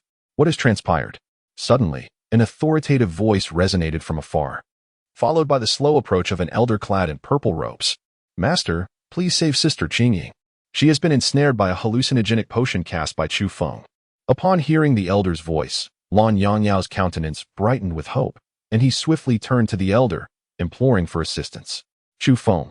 The elder, upon spotting Chu Feng, erupted into hearty laughter, exclaiming, "Welcome back to the Qinglan sect, Master." Chu Feng offered a slight bow to the elder, who was none other than Gu Qiuyang, the sect leader of Qinglan, possessing a cultivation level of the Earth Spirit Realm, 3rd stage. Both Yan Qingying and the disciples present in the training ground paid their respects to Gu Qiuyang with deference. "Chu Feng, we have awaited your return for so long. It brings me immense joy to finally see you back in the sect." Gu Qiuyang's laughter echoed with excitement. Earlier, Li Taiqing had mentioned that Chu Feng had agreed to return to the sect. However, until now, with Chu Feng's actual presence in the Qinglan sect, Gu Qiuyang could finally breathe a sigh of relief. "Master, Chu Feng has drugged Sister Qingying." Lan Yangyao, witnessing Gu Qiuyang's warm welcome of Chu Feng, was momentarily taken aback and hastily interrupted. Yet, before Lan Yangyao could finish, he was met with a sharp rebuke from Gu Qiuyang. "What nonsense are you spouting? Speak another word of this, and I shall expel you from the sect." At Gu Qiuyang's words, Lan Yangyao stood in stunned silence, as though struck by lightning. He was a core disciple of the Qinglan sect, and Gu Qiuyang had always shown him great kindness. He could not fathom why the master would now treat him thus. Moments later, Yan Qingying's mentor, Li Taiqing, along with several high-ranking members of the Qinglan sect, also arrived, extending a warm welcome to Chu Feng. Chu Feng respectfully greeted each individual present. The disciples of the Qinglan sect observed this with bewilderment, unsure why so many high-ranking officials from their sect had come to welcome him. Suddenly, Gu Qiuyang gestured for silence and proclaimed loudly, "From this moment forth, Chu Feng shall serve as an honorary elder of our Qinglan sect, holding a position equivalent to that of the 10 esteemed elders." The 10 esteemed elders are the core elders of the Qinglan sect, responsible for overseeing its various critical departments, wielding considerable power and influence. Ah, Chu Feng? An honorary elder? Has the sect master lost his mind? How could he announce such an illogical appointment? Strange. Why do none of the core elders oppose this unreasonable decree from the sect master? Who knows? Yet it is evident that something extraordinary must have transpired regarding Chu Feng. Otherwise, the sect master and the elders would not have elevated him to the position of honorary elder. Surrounding disciples of the Qinglan sect were astonished by Gu Qiuyang's announcement, engaging in fervent discussions, perplexed as to why Chu Feng had been granted such an honor. What could possibly be the reason? Lan Yangyao was rendered utterly dumbfounded upon hearing Gu Qiuyang's decree. Furthermore, I must solemnly announce another matter. From this day forth, we have acquired a 5th-grade alchemist in our Qinglan sect. Gu Qiuyang continued with a smile. A 5th-grade alchemist? Surely the sect master has lost his senses. How could a 5th-grade alchemist possibly join our Qinglan sect? Indeed, a 5th-grade alchemist is among the most elite in the entire wasteland realm. It is simply implausible for them to become a member of our sect. Could it be that Chu Feng is the 5th-grade alchemist? I believe you are the one who has lost your senses. How could someone as young as Chu Feng possibly be a 5th-grade alchemist? Indeed, there is no way Chu Feng could be a 5th-grade alchemist. Upon hearing Gu Qiuyang's words, the surrounding disciples of the Qinglan sect erupted into yet another wave of intense discussion. Gu Qiuyang, with a smile upon his face, observed the disciples, and after a moment, he restored order and continued. Some of you have already guessed correctly. Chu Feng is indeed a 5th-grade alchemist. This is a truly astonishing revelation. I, too, was incredulous when I first heard this news. However, the Grand Elder, the Holy Maiden, and several disciples have witnessed Chu Feng concocting 5th-grade elixirs with their own eyes. Now, let us warmly welcome Elder Chu back to our Qinglan sect. Upon hearing Gu Qiuyang's words, everyone turned to Chu Feng with immense astonishment. Some who had previously known Chu Feng stared at him intently, unable to believe that he was a 5th-grade alchemist. Yet, with Gu Qiuyang and numerous elders having confirmed his status, disbelief was no longer an option. A 5th-grade alchemist? Lan Yangyao murmured as he gazed at Chu Feng. In that moment, he finally comprehended why Yan Qingying had chosen Chu Feng as her partner. With a gentle smile, Chu Feng responded to the warm welcome from the crowd, boldly proclaiming that anyone wishing to refine pills of the 3rd rank or higher could seek him out, offering a deal of 2 portions of materials for 1 pill. Upon hearing this announcement, the attendees were instantly ablaze with excitement. Previously, the most formidable alchemist of the Qinglan sect could only concoct 3rd rank pills. but with a staggering failure rate. Often, from 10 portions of materials, not a single pill would result. Now, with Chu Feng's assurance that merely 2 portions would yield 1 pill, the crowd could hardly contain their eagerness to consult him for alchemical endeavors. Please remain calm. Elder Chu is one of our own at the Qinglan sect. As long as Elder Chu is available, everyone may approach him for pill refining at any time. Gu Qiuyang observed the fervent enthusiasm of the crowd and promptly urged them not to crowd around Chu Feng. After speaking, Gu Qiuyang led Chu Feng into the inner sanctum of the Qinglan sect, arranging for a feast to properly host him. Suddenly, a disciple hurriedly approached, reporting, "Sect Master. The young master of the Chao family from the Tianluo Empire, Chao Kuan, requests an audience." Chao Kuan? Gu Qiuyang furrowed his brow, pondering why he would come to the Qinglan sect. Having encountered Chao Kuan before, he was aware of the latter's peculiar tendencies, but could not fathom the purpose of his unexpected visit. At this moment, Yun Qingying turned pale upon hearing of Chao Kuan's arrival. "Inger, do not worry. I will ensure your safety." Seeing this, Chu Feng approached Yun Qingying, clasping her hand in a gesture of comfort. Meanwhile, a flicker of fierce determination flashed in his eyes. The Chao family wielded considerable influence, and Chu Feng knew he should not confront them at this juncture. However, since Chao Kuan dared to harbor ill intentions towards Yun Qingying, he had to eliminate him. "Master, on my return, I encountered Chao Kuan in Twilight City with Chu Feng, and I am concerned for his safety." Yun Qingying hesitated, her words trailing off. Gu Qiuyang immediately grasped the essence of her concern. Li Taiqing, standing nearby, was instantly filled with righteous indignation, rebuking Chao Kuan for his audacity in pursuing them to Qinglan sect. The other senior members of Qinglan sect exchanged anxious glances. Given that Yun Qingying was now Chu Feng's partner, if the sect failed to protect her, it would undoubtedly incite Chu Feng's discontent, potentially leading him to sever ties with Qinglan sect. After a moment of contemplation, Gu Qiuyang addressed Yun Qingying, saying, "Qingying, please escort Chu Feng back to your Moonshadow Palace. We shall inform others that you have been in seclusion, focusing on your cultivation." Yun Qingying nodded in agreement, replying, "All right." With that, she took Chu Feng's hand and bid farewell as they made their way to her Moonshadow Palace. Chu Feng intended to say more, but was promptly interrupted by Yun Qingying, who pulled him away, leaving him with no choice but to follow. Before long, Yun Qingying led Chu Feng to a magnificent and exquisite palace surrounded by vibrant and exotic flowers that filled the air with their enchanting fragrance. A gentle stream meandered in front of the palace, spanned by a wooden bridge entwined with peculiar plants. This idyllic scene resembled a celestial paradise, evoking a sense of tranquility and serenity within those who entered. "This Moonshadow Palace is quite remarkable." Chu Feng expressed his admiration. "Much of the Moonshadow Palace has been arranged by my own hands," Yun Qingying replied. Since acquiring the Moonshadow Palace, she devoted herself not only to cultivation but also to its adornment. She invested considerable effort to transform the surroundings into such a beautiful haven. "Saintess." A graceful young woman emerged swiftly from within the palace, and upon seeing Yun Qingying, she immediately bowed respectfully. "This is my maid, Lin Shower, who has been with me for many years." Yun Qingying introduced her to Chu Feng. "Chu Feng, you lecher, what brings you here?" Lin Shower exclaimed upon finally noticing him, her voice laced with anger. "Shower, do not be rude. Henceforth, Chu Feng shall be my partner," Yun Qingying replied, her tone slightly frosty. "What? Saintess, how can that be? He was expelled from the sect." Lin Shower was taken aback by Yun Qingying's words. "Chu Feng is now a guest elder of the sect. The sect leader and the elders are all aware of our union," Yun Qingying clarified. "Ah." Lin Shower was momentarily stunned, staring incredulously at Chu Feng, puzzled as to how he had turned his fortunes around. Given the disgraceful manner in which he had been expelled from the sect, it was astonishing that he had managed to become a guest elder of the Qinglan sect and secure Yun Qingying as his partner so soon thereafter. This was simply unbelievable. "All right, quickly arrange a room for Chu Feng," Yun Qingying instructed. "Yes." Lin Shower responded promptly, though she cast a lingering glance at Chu Feng before departing slowly. "Do not hold it against Shower. She is fiercely loyal to me. When she blinded you, it was for my sake," Yun Qingying said, watching Lin Shower leave. "It was she who blinded me. I had thought it was you," Chu Feng remarked, slightly taken aback.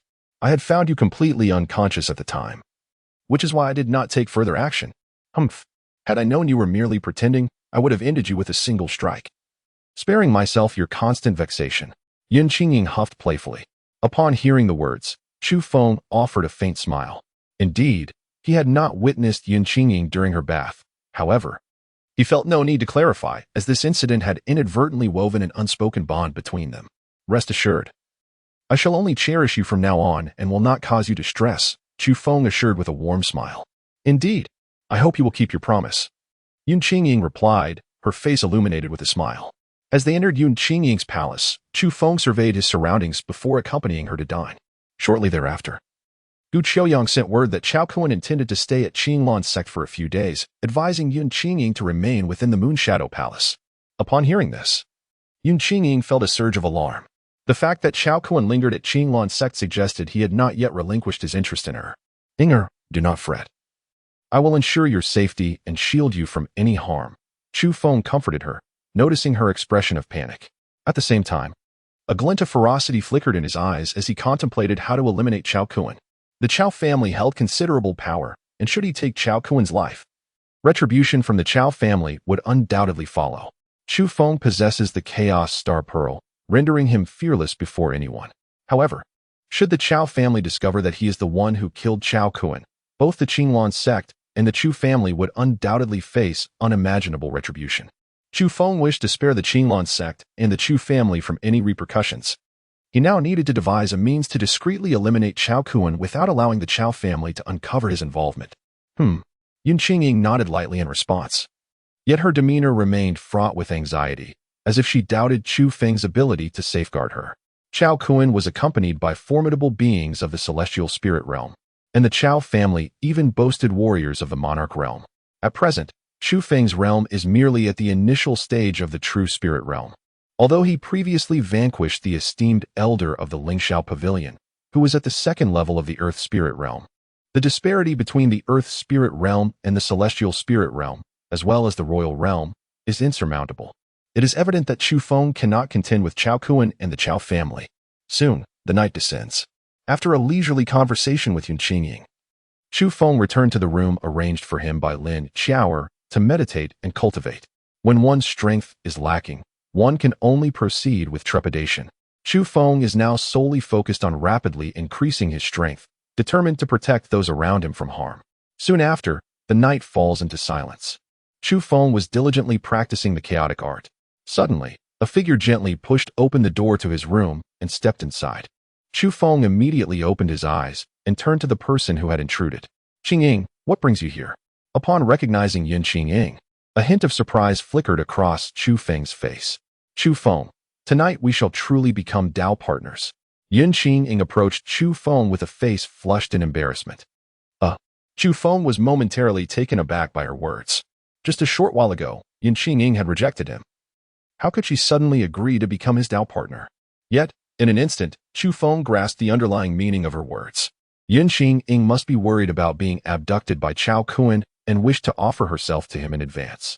Chu Feng stared dazedly at the resplendent Yun Qingying, hesitating over whether to become her partner for eternity that very night. Chu Feng, take me, Yun Qingying exclaimed as she leapt into his embrace, her voice sweet and tender. In an instant, he was enveloped by her enchanting fragrance, and the delicate softness of her form ignited a fervor within him, causing his rationality to wane. Chu Feng possessed a physique known as the Nine-Yang body, which was inherently exuberant. Ever since his intimate encounter with Mu Qingyao, he had been suppressing his body's desires for women. Now, with Yun Qingying willingly presenting herself, and with Chu Feng harboring feelings of affection for her, he no longer hesitated. He swiftly embraced Yun Qingying, capturing her delicate lips in a fervent kiss. Soon, amidst Yun Qingying's pained cry, the room resonated with an unending symphony of crashing waves. The following day, the sun rose high in the sky. Chu Feng reluctantly rose from the soft embrace of Yun Qingying, who had now succumbed to a weary slumber. With a serene and invigorated expression, Chu Feng gazed at Yun Qingying, his heart brimming with pride. At last, Yun Qingying was entirely his. Though her devotion stemmed from a fear of being abducted by Chao Kuan, the affection between them had long been established. Chao Kuan's intrusion merely served as a catalyst for their relationship to evolve. After staring at Yun Qingying for a considerable time, Chu Feng settled down to meditate and cultivate. His current level of cultivation was still insufficient, and he needed to grow stronger swiftly to safeguard Yun Qingying. After 2 hours, Yun Qingying gradually awoke. As she opened her drowsy eyes and caught sight of Chu Feng beside her, a fleeting look of surprise crossed her face. However, the memories of the previous night quickly flooded back, and her cheeks flushed a deep crimson. "You rascal!" The recollection of Chu Feng's shameless antics from last night made her grit her teeth in indignation. "Qingying, you're awake?" Hearing her voice, Chu Feng immediately halted his cultivation and turned to her. Upon noticing her clenched jaw, he asked with a puzzled expression, "What's wrong? You dare to ask me what's wrong after humiliating me like that last night?" Enraged, Qingying seized Chu Feng's hand and bit down fiercely. "I was merely expressing my affection for you, not bullying you." Chu Feng laughed heartily in response. "You jerk." The sight of Chu Feng's smug demeanor ignited her fury. She cursed her impulsive decision from last night, which had allowed Chu Feng to take advantage of her. Yet, it seemed that from this moment onward, she would be perpetually at his mercy. After a brief moment, Qingying donned her attire and rose to join Chu Feng for a meal. During their repast, she instructed Xiaoer to inquire about Chao Kuen's whereabouts within the Qinglong sect. Shortly thereafter, Xiaoer returned with news that Chao Kuen had been residing in the palace assigned to him without displaying any unusual behavior. Qingying pondered for a moment before resolutely declaring, "Chao Kuen is undoubtedly plotting something. Chu Feng, I wish to retreat into the Spirit Rhythm Valley's secret realm for a while. You must accompany me." The Spirit Rhythm Valley's secret realm only permitted those below the Earth Spirit realm to enter, and by entering the secret realm, they would be free from fear of Chao Kuen. Very well. Previously, Chu Feng had promised to return to the Qinglong sect with the intention of cultivating in the Lingyun Valley for a period of time. Now that Qingying requested his company to enter the Lingyun Valley, it presented the perfect opportunity for him to engage in his training. Shortly thereafter, Qingying led Chu Feng out of the Moonshadow Palace. Upon their exit, Chu Feng sensed a spiritual presence fixating upon them. This presence belonged to a celestial spirit realm practitioner, and without a hint of doubt, Chu Feng discerned that it was the one accompanying Chao Kuen. It appeared that Chao Kuen had instructed this celestial spirit realm individual to monitor them closely, indicating a genuine intent to take action against Qingying. A chill swept across Chu Feng's countenance, his eyes glinting with murderous intent. Qingying was already his beloved. If Chao Kuen dared to covet her, he would pay the ultimate price. "Chu Feng, what is the matter?" Qingying noticed his unusual demeanor and swiftly turned her gaze toward him. "It's nothing. You are simply too beautiful. I was momentarily entranced," Chu Feng replied with a gentle smile. Chu Feng did not wish to burden Qingying with his concerns, so he casually concocted an excuse to placate her. "You rascal." Qingying's cheeks flushed slightly as she shot him a playful glare. However, deep within her heart, she felt a surge of joy at his words. "Very well, let us proceed," Chu Feng said with a gentle smile.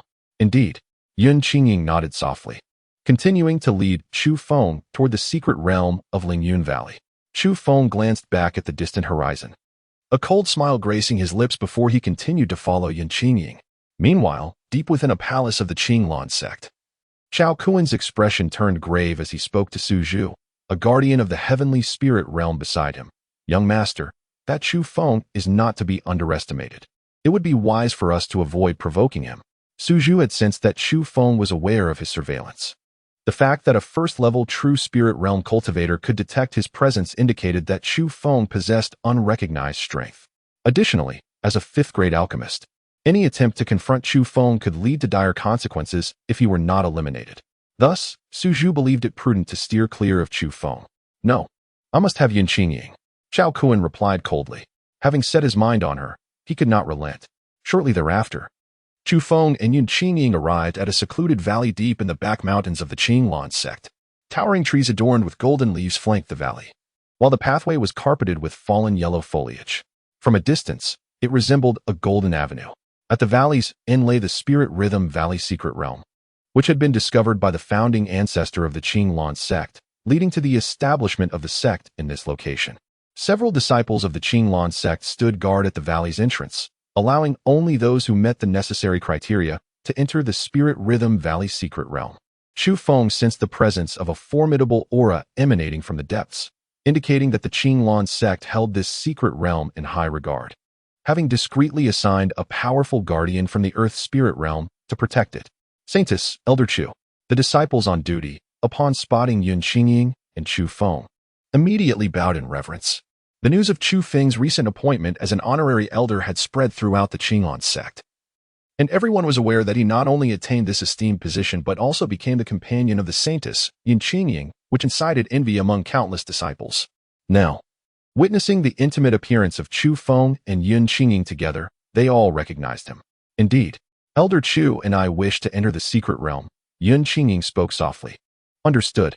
As the saintess, Yin Qingying had the privilege to enter the secret realm at any time. Chu Feng, an esteemed guest elder, held a position equivalent to that of the 10 grand elders and possessed the privilege to enter the secret realm at will. Consequently, the disciples stationed at the entrance promptly parted ways, allowing Chu Feng and Yin Qingying to proceed. Together, they ventured into the canyon, making their way deeper within. As they walked, the surroundings suddenly transformed with a jolt. Instantly, Chu Feng and Yin Qingying found themselves in an unfamiliar space. This realm, though not vast, was suffused with an abundance of spiritual energy, teeming with vibrant flora and towering trees. Chu Feng, this is the Spirit Rhythm Valley secret realm. The spiritual energy here is indeed rich, I assent it? Yin Qingying remarked with a gentle smile directed at Chu Feng. Indeed, Chu Feng nodded appreciatively.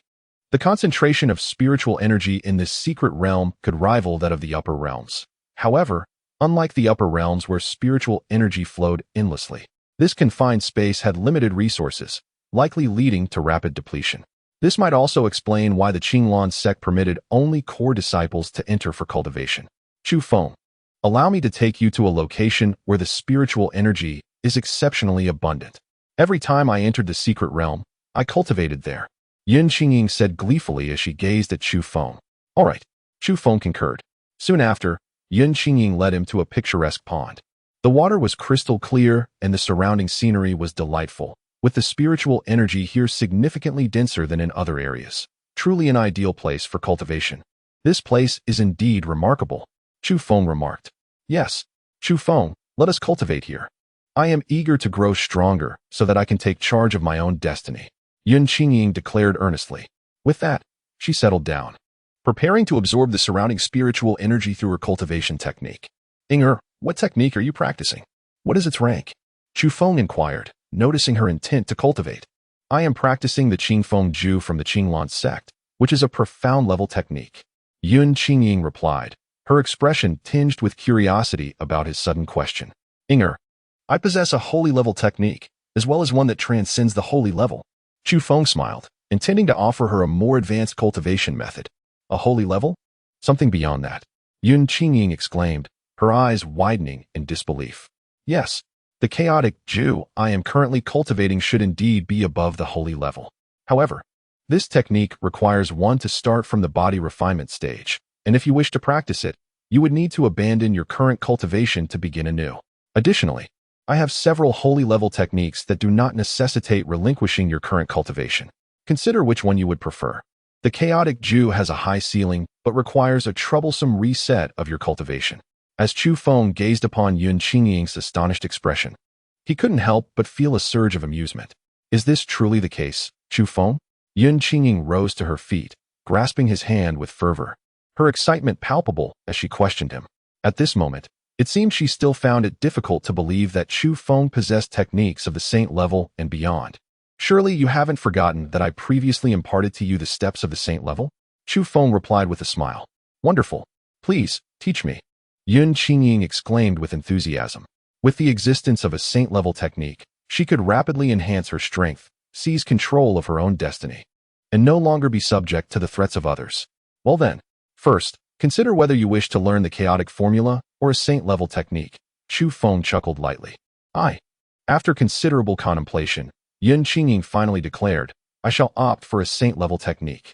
The thought of abandoning her cultivation to restart was too cumbersome and time-consuming. Very well. Choosing a saint-level technique is acceptable. Your constitution is that of a water spirit body, and I possess a saint-level technique known as the water god technique, which is exceptionally suited for your cultivation. Having merged with Yin Qingying the previous night, Chu Feng had come to fully comprehend her physique. In his past life, he had fortuitously acquired the water god technique, the pinnacle of techniques for the water spirit body.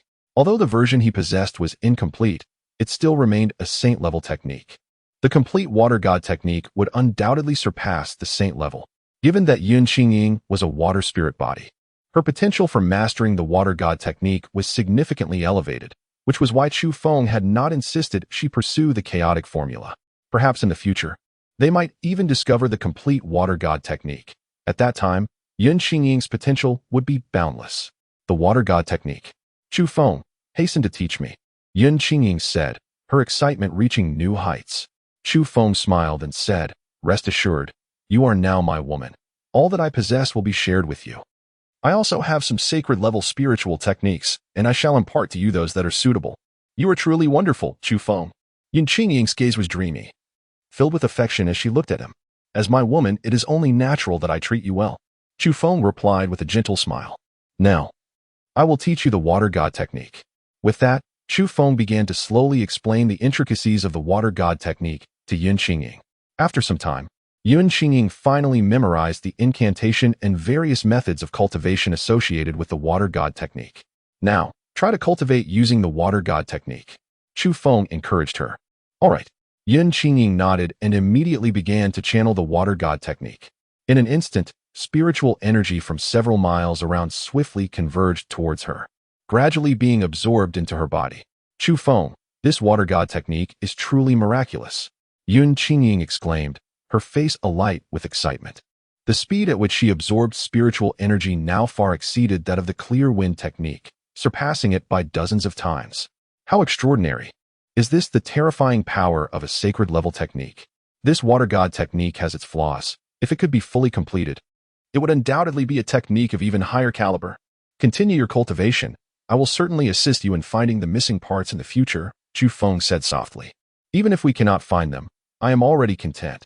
This is a sacred-level technique. Yun Qingying replied joyfully. Yes, the current water god technique is sufficient for your cultivation. I shall now impart to you a sacred-level sword technique, the frost sword technique.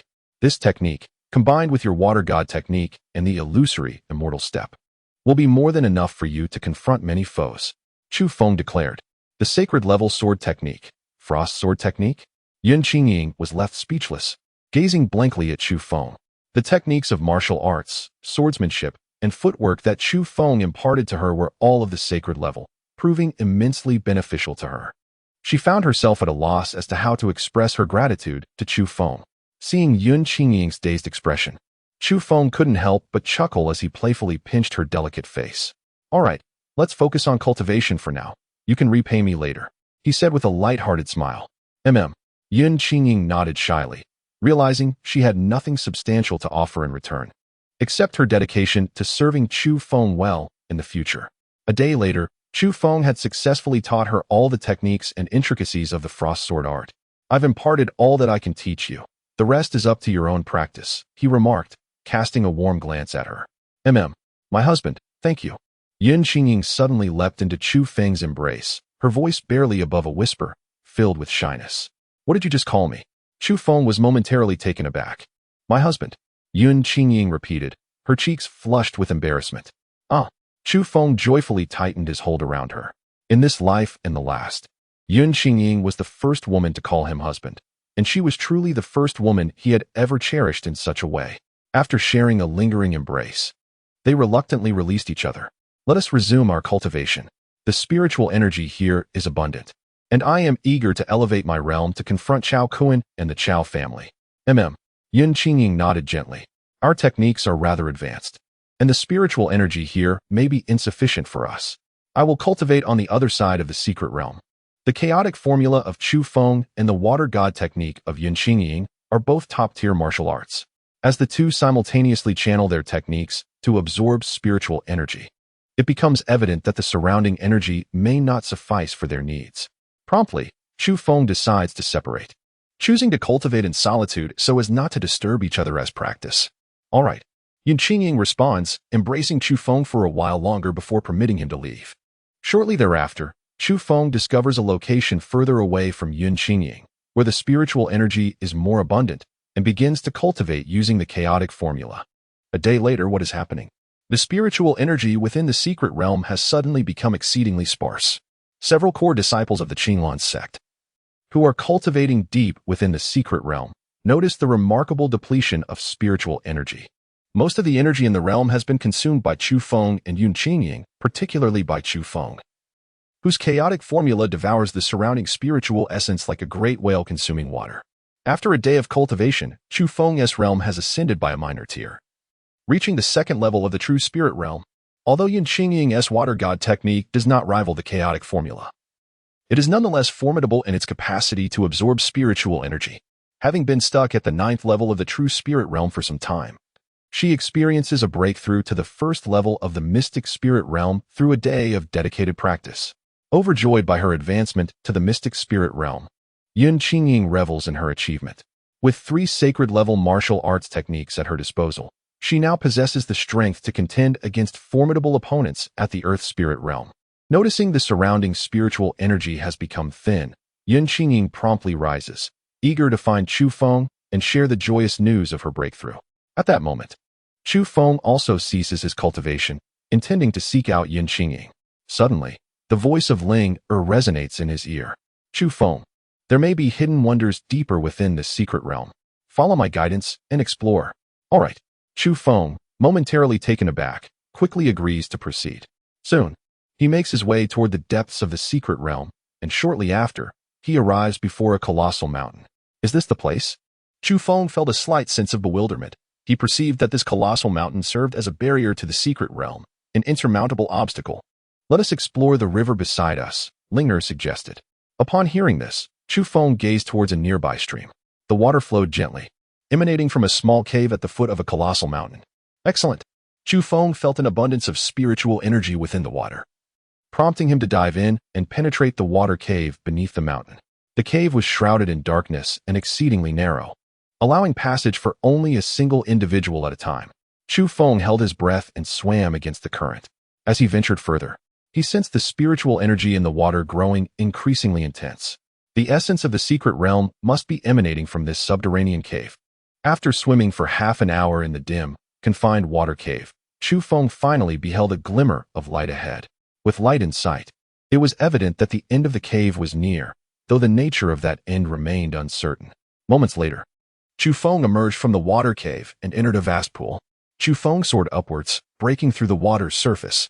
Above the water loomed a magnificent waterfall, cascading down from a towering mountain that soared over 100 meters high, presenting a breathtaking spectacle. The air was thick with rich spiritual energy. Chu Feng inhaled deeply, feeling invigorated. This space was significantly smaller than the external secret realm, resembling a more diminutive version of it. Yet the spiritual energy here was several times denser than that outside. A medium-grade spiritual vein. Suddenly, a voice filled with excitement resonated in Chu Feng's ear, belonging to Linger. A medium-grade spiritual vein? Upon hearing this, Chu Feng was elated. The presence of such a vein would vastly accelerate his cultivation speed, especially with the Chaos Star Pearl in his possession. If he could secure the spiritual vein within it, he could cultivate at any moment. However, given his current level, it seemed he was unable to extract this medium-grade spiritual vein. Was he destined to remain here to cultivate indefinitely? Chu Feng was in a state of perplexity when Lingo spoke again. Chu Feng, follow my guidance to the vein of spiritual energy, and I shall absorb this vein into the Chaos Star Pearl. Can you truly absorb this vein? Chu Feng asked, excitement evident in his voice. Of course. Do you not know who I am? Ling replied, her words dripping with an air of supreme confidence. Who are you? Chu Feng teased. I am someone you need not concern yourself with. Simply know that I am exceptionally powerful, Linger declared. Upon hearing her words, Chu Feng chuckled softly, refraining from teasing Ling further. He gradually followed her guidance to a vast, open expanse. This location marked the eye of the spiritual vein, where the concentration of spiritual energy was significantly more abundant than elsewhere. Suddenly, the Chaos Star Pearl in the palm of Chu Feng's hand emitted a radiant beam of light that pierced into the earth. Shortly thereafter, a colossal spiritual vein, shimmering with ethereal light, was slowly extracted, soaring towards the Chaos Star Pearl in Chu Feng's grasp. As the spiritual vein manifested, the surrounding spiritual energy transformed into a torrential downpour, cascading gently.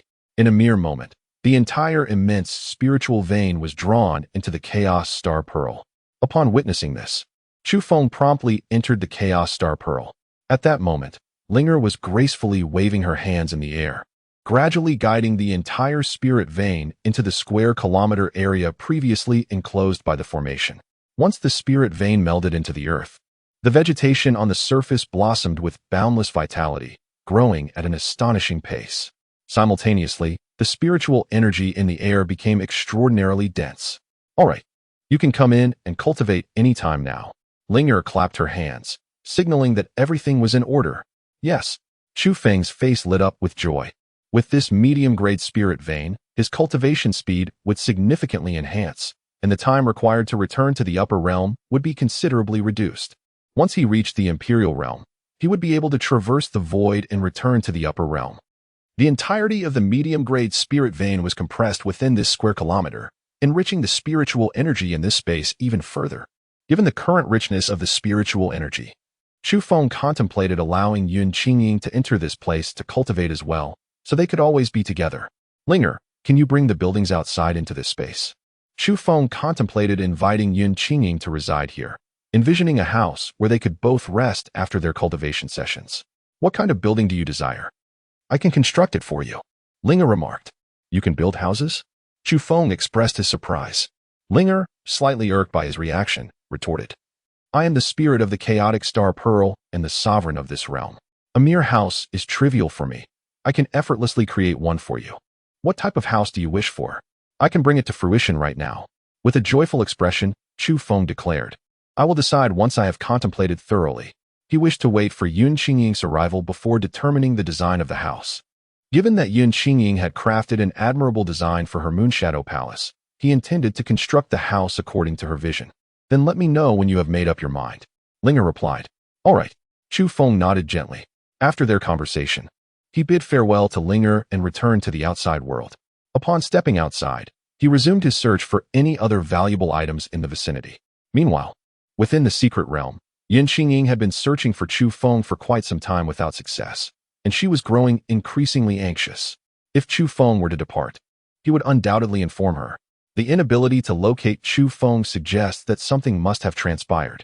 Determined to uncover the truth, Yun Qingying resolved to exit the secret realm and inquire among the outer disciples whether Chu Feng had left for any reason. Moments later, she emerged from the secret realm, intent on seeking out the guarding disciples to ask if Chu Feng had exited. Suddenly, a figure cloaked in black materialized before her, reaching out with a powerful grasp in an attempt to seize her. Startled, Yun Qingying swiftly employed the illusory fairy steps, narrowly evading the black-clad assailant's grasp. What kind of technique is that? The black-clad man was taken aback to see Yun Qingying elude his capture. It's you. Elder Lin, save me. Recognizing the assailant as Su Zhu, the protector of Chao Kuan, she cried out desperately for Elder Lin Wu, a guardian of the secret realm. Simultaneously, she hastily made her escape towards the outside. While no one in Qinglan's sect could match Su Zhu's prowess, she could only hope that he would hesitate to act against her in front of others. Yet, in an instant, Su Zhu reappeared before her, effortlessly restraining her. With her cultivation at the profound spirit realm, she was 2 major realms beneath Su Zhu and could not evade his grasp in her panic. Release me. Fear overwhelmed her as she envisioned the grim fate that awaited her should she fall into Su Zhu's hands. At that moment, an elderly figure clad in green appeared on the scene.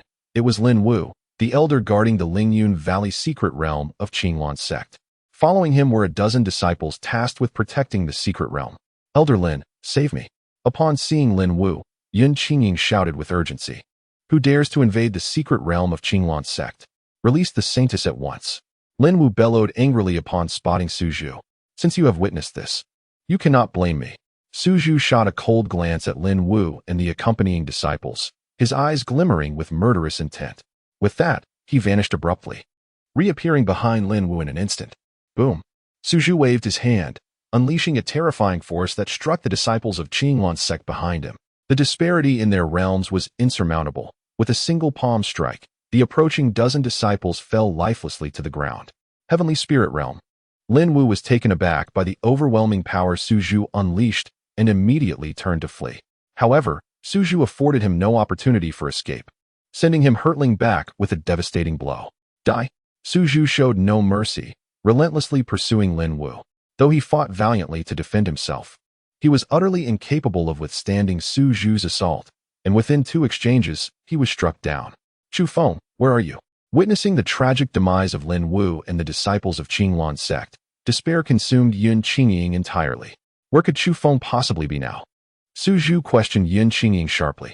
The order given to Su Zhu by Chao Kuan was to capture both Yun Qingying and Chu Feng. Currently, only Yun Qingying had been apprehended, and Su Zhu intended to extract the whereabouts of Chu Feng from her.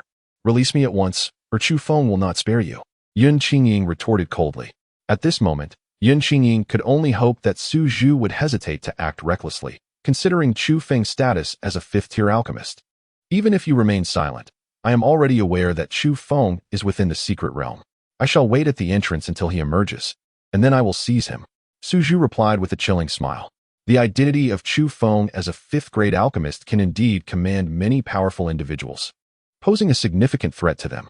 However, as long as they can capture Chu Feng at the entrance of the secret realm and eliminate him afterward, no one would dare to offend the Chao family over the demise of a mere fifth-grade alchemist. If you let Chu Feng go, I will accompany you, Yun Qingying pleaded urgently. Chu Feng must die. No one can save him, Su Zhu coldly asserted. Hearing this, Yun Qingying's expression turned desolate. Just as she had truly connected with Chu Feng, fate cruelly intervened, introducing a Chao Kuan to shatter their beautiful future. I will never let you go even in death, Yun Qingying cried out in despair. Death? You may wait until the young master has had his fun, Su Zhu replied with a chilling smile. Suddenly, a graceful middle-aged woman appeared in the arena. Qingying, is that you? The woman gazed at Yun Qingying with palpable excitement. Upon seeing the middle-aged woman, Yun Qingying's expression froze. Disbelief etched on her face. Is it really you, Aunt? Qingying, it truly is you. I have finally found you, the woman exclaimed with fervor. Aunt, I thought you. Yun Qingying's emotions surged, tears welling in her eyes. Yun Qingying was originally the legitimate daughter of a small family in the upper realm, the Yun family. 15 years prior, when she was merely 6 years old, a member of the Yun family offended the scion of the powerful Tianshui Pavilion, leading to a siege against the entire family. In that chaos, the Yun family scattered, and her aunt, Yun Yin, took her and leaped into a space rift to escape. Within the rift lay turbulent streams of time and space, randomly transporting them to various realms of the universe, ultimately landing them in the desolate wasteland realm. Upon arriving, Yun Yin, concerned for the safety of the remaining members of the Yun family, entrusted Yun Qingying to the kindly Li Taiqing and hastily returned to the upper realm to aid her kin. Years passed without a trace of Yun Yin, leading Yun Qingying to believe that she had met with misfortune upon returning. To her astonishment, her aunt had now reappeared. Qingying, I am so sorry for not coming to find you all these years, Yun Yin said, gripping Yun Qingying's hand with fervent emotion. At that moment, Su Zhu began to retreat slowly, intent on slipping away unnoticed. Yun Yin was terrifying. Su Zhu felt as insignificant as an ant before her. Aunt, kill him. He just tried to take my life, Yun Qingying exclaimed as she noticed Su Zhu attempting to escape, urging her aunt to eliminate him. An insect dares to threaten Qingying? Die. Yun Yan's expression darkened at her words, and she struck towards Su Zhu with a swift palm. Boom. With her cultivation at the second level of the sovereign realm, Su Zhu stood no chance against Yun Yan's attack, instantly disintegrating into a mist of blood. Qingying, you have suffered all these years. Yun Yan turned to her niece. Noting that Yun Qingying had only reached the first level of the profound spirit realm, and let out a soft sigh. In the desolate realm, the most inferior of worlds, the spiritual energy was scarce. At that time, Yun Qingying, being young and having yet to practice the Yun family's techniques, found herself at a low level of cultivation. I am not in pain.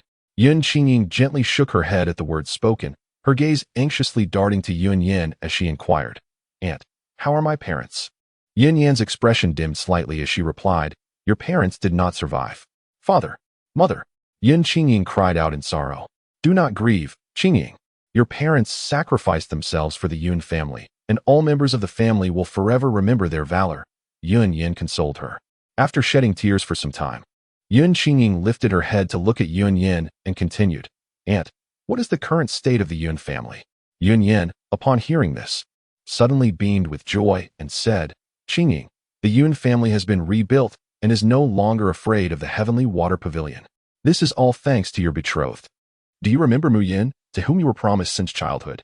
He is now a core disciple of the heavenly Tao sect, which is far stronger than the heavenly water pavilion. It was Lin Yan's assistance that compelled the heavenly water pavilion to spare our family.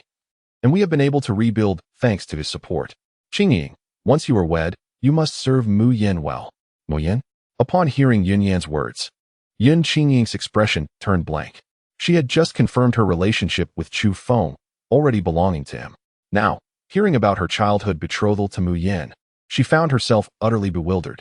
After all those years, Yun Qingying had believed the Yun family was annihilated, and she had not anticipated returning to the upper realm. Nor had she thought much about her engagement to Mu Yin. Now, just as she had become Chu Feng's woman, Yun Yin had come to find her. How was she to face this? What is the matter? Are you too delighted? Let me tell you. Mu Yin is now a paragon of the upper realm, the dream lover of countless women. Yet he has always remembered your betrothal and has been waiting for you. This time, he specifically asked me to find you and said that once you return, he will marry you. Yun Yin spoke with a radiant smile. And Yun Qingying was at a loss for how to express her situation with Chu Feng. Suddenly, several disciples from the Qinglan sect rushed in from the distance. They had heard commotion in the secret realm and came to investigate. Upon spotting the slain Qinglan sect disciple on the ground, they immediately assumed Yun Yin was responsible and shouted angrily, Who are you to dare intrude upon the Qinglan sect? Insignificant insects, perish. With a swift motion, Yun Yin caused the assailants to explode in an instant. And do not kill them. They are my fellow disciples. Seeing Yun Yan's ruthless response, Yun Qingying hurriedly intervened to stop her. They are merely a few ants from the lower realm. Their deaths are inconsequential. Yun Yin coldly glanced at the deceased Qinglan sect disciples before turning back to Yun Qingying. What were you about to say, Qingying? Nothing much. Yun Qingying, witnessing Yun Yan's cold demeanor, hesitated to mention her relationship with Chu Feng. Yun Yin had come specifically to retrieve her for marriage to Mu Yin. If she were to discover that Yun Qingying was already Chu Feng's woman, she would undoubtedly take his life. No, she must not allow Yun Yin to learn of Chu Feng's existence, for his life would be in jeopardy. And, please take me back to the upper realm at once. Yun Qingying cast a lingering glance towards the distant Moonshadow Palace before turning back to the secret realm behind her. She was uncertain of Chu Feng's whereabouts. For now, she could only return to the upper realm with Yun Yin and devise a plan to find him later. Should Yun Yin uncover Chu Feng's existence, his fate would be sealed. Very well. I shall take you back to the upper realm this instant. Yun Yin replied with a smile, grasping Yun Qingying's hand as they soared into the sky. The journey from the desolate realm to the upper realm was long. Yun Yin would need to guide Yun Qingying to a nearby mid-tier realm, where they could traverse through a series of teleportation arrays before ultimately crossing the boundless void to return to the upper realm. As Yun Qingying looked down at the diminishing Qinglan mountain, a profound sadness enveloped her heart. With this departure, she questioned whether she would ever have the chance to return to the desolate realm or see Chu Feng again. At that moment, Chu Feng had just finished exploring the small secret realm. It was teeming with exotic flora, and he had transplanted all the valuable specimens into the Chaos Star Pearl. The environment within the Chaos Star Pearl had undergone a significant transformation, now perfectly suited for the cultivation of various rare plants. These exquisite blooms not only enhanced the beauty of the surroundings, but also served to adorn the interior of the Chaos Star Pearl. Contemplating the enhancement of the Starry Realm's environment, Chu Feng was certain that Yun Qingying would be delighted. After thoroughly exploring the small secret realm and collecting all that he could, Chu Feng plunged back into the pool, locating the small waterhole through which he had entered, and swiftly swam out. Half an hour later, he emerged from the waterhole, returning to the outer secret realm. Subsequently, Chu Feng began his search for Yun Qingying within the realm. However, after a considerable amount of time, he found no trace of her. Had she perhaps departed? Chu Feng felt that Yun Qingying might not be able to find him and had left first. In an instant, a wave of concern surged within Chu Feng's heart. As Yun Qingying emerged from the secret realm, there loomed the possibility of her being captured by Chao Kuan's men. Contemplating this, Chu Feng hastily rushed towards the exit of the secret realm. Shortly thereafter, upon stepping out, he beheld a throng of disciples from the Qinglan sect gathered outside. Among them were Gu Qiuyang, the sect leader, and Li Taiqing, the esteemed master of Yun Qingying. What had transpired? Upon witnessing the lifeless bodies of over a dozen disciples from the Qinglan sect strewn across the ground, a wave of unease surged within Chu Feng. Chu Feng, you have emerged. Where's Inger? Why did she not accompany you? Upon seeing Chu Feng, Li Taiqing swiftly approached. Did you not encounter Inger? Chu Feng was taken aback by the words. No, she is not in the secret realm. Li Taiqing felt an unsettling sensation rising within her. I could not find Inger in the secret realm, and thus came out to search for her. Chu Feng exclaimed urgently, "What has transpired here? Who is responsible for the deaths of these disciples? We are equally unaware of who has taken their lives. Even Lin Wu, an elder of the spirit realm guarding the secret domain, has met his demise." Li Taiqing exclaimed in fury. Lin Wu had been a longtime friend of his, and he was utterly astounded that he had met his demise within their own sect. This revelation incited an unparalleled rage within Li Taiqing. Could it be that even the elder of the earth's spirit realm had been slain? In an instant, Chu Feng was reminded of the celestial guardian, Su Zhu, of Chao Kuan's Tianling realm. At present, only those of the celestial realm possessed the capability to silently eliminate the elder of the earthly realm. Within the Qinglan sect, there exists but a single individual of the celestial realm, and that is Su Zhu. Contemplating this, the unease within Chu Feng's heart intensified profoundly. Could it be that Su Zhu sent someone to guard the entrance of the secret realm and abducted Yun Qingying, only to be discovered by the elders and disciples on watch, leading to Su Zhu ultimately slaying them all? And what of Chao Kuan? Where is he now? Chu Feng inquired anxiously. Chao Kuan should still be in the small courtyard of the rear hall. What is the matter? Do you truly believe that the events here are the doing of Chao Kuan? At that moment, Gu Qiuyang approached, filled with confusion, and inquired, "Quickly take me there. Qingying may have been abducted by him." Chu Feng exclaimed anxiously. "What?" Upon hearing this, Li Taiqing was taken aback, contemplating Chao Kuan's peculiar inclinations. He felt it plausible that Chao Kuan could indeed commit such an act. Without delay, he and Chu Feng hastened towards Chao Kuan's residence. Gu Qiuyang, witnessing this, felt a surge of urgency and followed closely behind. Should Chao Kuan have harmed Yun Qingying, a fierce enmity would undoubtedly arise between Chu Feng and Chao Kuan, potentially leading to a life-and-death confrontation. At that time, the Qinglan sect found itself caught in the crossfire, uncertain of how to navigate its precarious position. Assisting Chu Feng in dealing with Chao Kuan could lead to dire consequences. Should the Chao family launch an attack, the Qinglan sect might face total annihilation. If assistance is not rendered to Chu Feng, he will undoubtedly depart from the sect. At this moment, Chao Kuan awaited Su Zhu to bring back Yun Qingying and Chu Feng so that he could deal with them. He had already devised a plan for their fate. He intended to toy with Yun Qingying in front of Chu Feng and subsequently eliminate Chu Feng. As for Yun Qingying, one might as well keep her around until boredom sets in before taking action. Chao Kuan was lost in his reverie when, all of a sudden, the door outside was kicked open with great force. Chao Kuan furrowed his brow and turned to look, only to see a figure darting towards him like lightning. Chu Feng. Upon recognizing the face of the approaching individual, Chao Kuan was taken aback. He had not yet received any report from Su Zhu, whom he had dispatched to capture Chu Feng and Yun Qingying. How had Chu Feng managed to breach his defenses? "Chao Kuan, where have you taken Qingying?" With the swiftness of a thunderbolt, Chu Feng seized Chao Kuan by the throat, demanding answers in a voice laced with fury. Chao Kuan, momentarily taken aback, found himself at a loss. Despite his superior cultivation level, he was utterly defenseless against Chu Feng's grip. As the esteemed heir of the Chao family, he had never before experienced such indignity, and his anger flared as he exclaimed, "Chu Feng, release me at once, or I shall annihilate your entire family. Now, where's Qingying?" Chu Feng tightened his hold on Chao Kuan's neck, refusing to relent. "I do not know." Chao Kuan's face flushed crimson as he struggled for breath.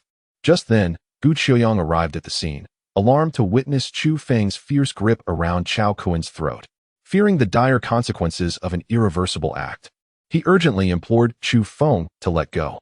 Chu Feng disregarded Gu Qiuyang and directly drew the shadow sword from his storage ring, piercing through Chao Kuan's thigh with a single strike. Fiercely, he demanded, "Will you speak?" "Ah," Chao Kuan exclaimed, "you dare to harm me, and you shall pay dearly for it." Despite the excruciating pain, he glared at Chu Feng with a face full of resentment. Throughout his life, Chao Kuan had rarely suffered injuries. Now, feeling such betrayal from Chu Feng, he wished nothing more than to see him thoroughly punished. With a frigid countenance, Chu Feng fiercely brandished his sword once more, piercing through Chao Kuan's other thigh, eliciting incessant cries of agony from him. At that moment, realizing that Chao Kuan was incapable of fleeing, Chu Feng relinquished his grip. With his legs impaled, Chao Kuan collapsed onto the ground in an instant. "Where is your guardian?" "Su Zhu?" Upon discovering that Su Zhu was absent, Chu Feng immediately suspected that Su Zhu had captured Yun Qingying and hidden her away. I do not know. Chao Kun shouted in pain and anger. He too was eager to ascertain Su Zhu's whereabouts. At that moment, his heart brimmed with resentment towards Su Zhu. He had dispatched Su Zhu to apprehend Chu Feng, yet not only had Su Zhu failed to capture him, but he had also allowed Chu Feng to come and inflict harm upon him, leaving him without aid for so long. Do not feign ignorance. Did you not send Su Zhu to abduct Qingying? In a fit of fury, Chu Feng thrust his sword into Chao Kuen's thigh once more. Simultaneously, an overwhelming sense of guilt enveloped Chu Feng's heart. As Yun Qingying's beloved, he had utterly failed to protect her, allowing her to be taken away. A grievous error beyond forgiveness. Had he known, he would have remained by her side at all times, thus preventing such an occurrence. All of this was his fault. Indeed, it was I who instructed Su Zhu to abduct Yun Qingying, for I wished to toy with her. Chu Feng, you must kneel and beg for mercy at once, or Yun Qingying is certain to meet her demise. Chao Kun glared at Chu Feng with venomous intent, openly admitting his role in Su Zhu's actions. Upon hearing Chao Kuen's words, Chu Feng, filled with fury, swiftly unleashed a sword strike towards him. In an instant, a fierce beam of sword light sliced through Chao Kuen's left arm. A piercing scream erupted from Chao Kun as his arm was severed. Ah, Chu Feng. How could you sever young Master Chao's arm? Gu Qiuyang exclaimed, his face instantly beset with shock upon witnessing the brutality of Chu Feng's actions. Such harm inflicted upon Chao Kun by Chu Feng leaves no room for reconciliation between the two. The Qinglong sect must make a choice, to stand by Chu Feng, remain neutral, or directly capture him and hand him over to the Chao family. Chu Feng, refrain from acting hastily.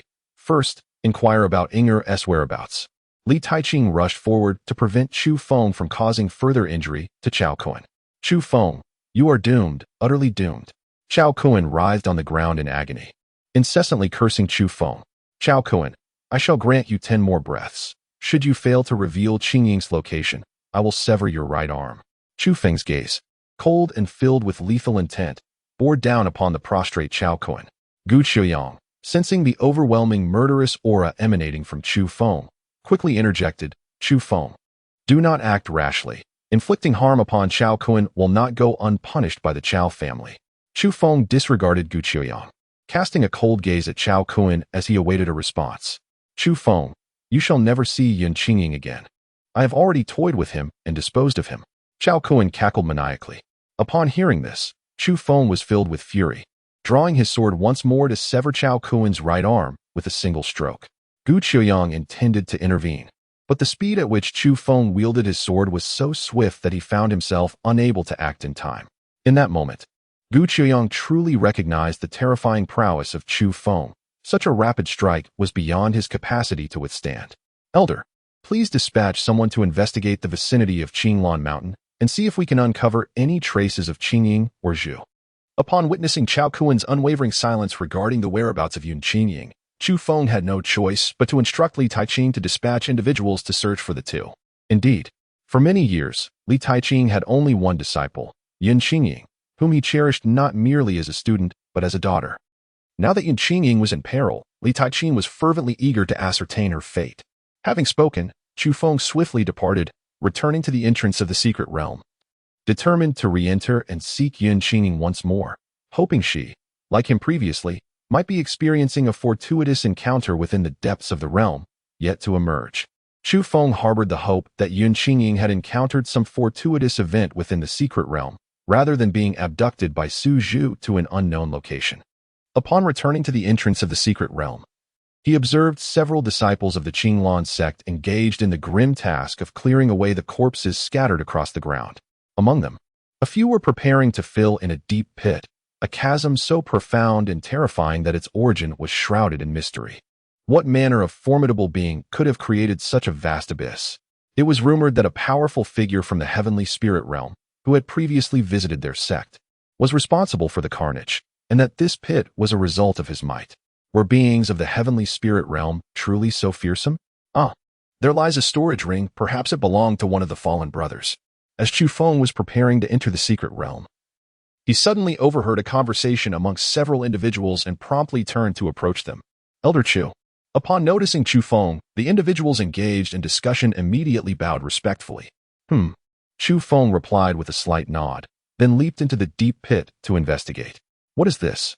Chu Feng sensed a faint yet terrifying aura emanating from the depths of the pit, causing his heart to seize in alarm.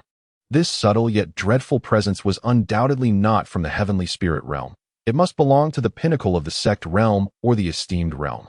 Chu Feng had previously acquired knowledge of the wasteland realm, where not a single peak cultivator at the pinnacle of the zone realm or any formidable figure of the realm could be found. How could such a powerful being manifest in this desolate domain? A profound sense of bewilderment enveloped Chu Feng. Hand over the storage ring to me. Chu Feng directed his gaze towards the disciple who had just found the storage ring. Yes, the disciple responded, albeit somewhat reluctantly. But under the piercing scrutiny of Chu Feng's gaze, he had no choice but to surrender it. Upon receiving the storage ring, Chu Feng immediately employed his spiritual sense to explore the items within.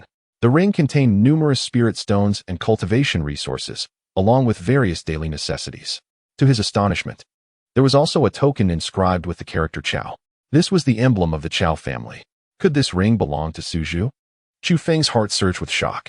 Chu Feng promptly retrieved the garments from the storage ring for inspection. To his astonishment, they indeed belonged to Suzhu.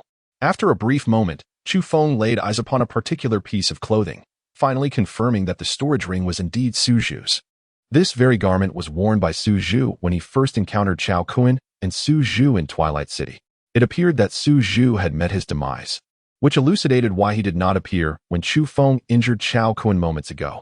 A wave of understanding washed over Chu Feng's heart. Simultaneously, he pondered why Suzhu had been slain by that formidable entity in this very place. Could it be that Suzhu was attempting to apprehend Yun Qingying when he was spotted by that powerful being, leading to his untimely death? Had Yun Qingying also been abducted by that terrifying force? Chu Feng swiftly contemplated various possibilities. After a moment, he once again entered the secret realm of Lingyun Valley. Regardless of the circumstances, he was determined to thoroughly inspect the domain once more, to ascertain whether Yun Qingying was present within. 2 hours later, Chu Feng meticulously searched every nook and cranny of the secret realm, yet he found no trace of Yun Qingying. Chu Feng continued to explore the secret realm, enlisting the help of several disciples in the search. However, their efforts yielded no results. Ultimately, he was compelled to accept the disheartening truth that Yun Qingying was not within the confines of the secret realm. Concurrently, Li Taiqing dispatched individuals to investigate the whereabouts of Yun Qingying and Suzhu at Qinglan Mountain, yet their inquiries also bore no fruit. It appeared that Suzhu had forcibly abducted Yun Qingying at the entrance of the secret realm, only for her to be claimed by an unknown formidable presence, who subsequently took her away. Chu Feng speculated upon these events, yet he found himself perplexed as to why Yun Qingying had left him no message or indication of her fate. After much contemplation, Chu Feng finally arrived at a certainty. Yun Qingying had not fallen into the hands of the Chao family. This revelation brought him immense relief.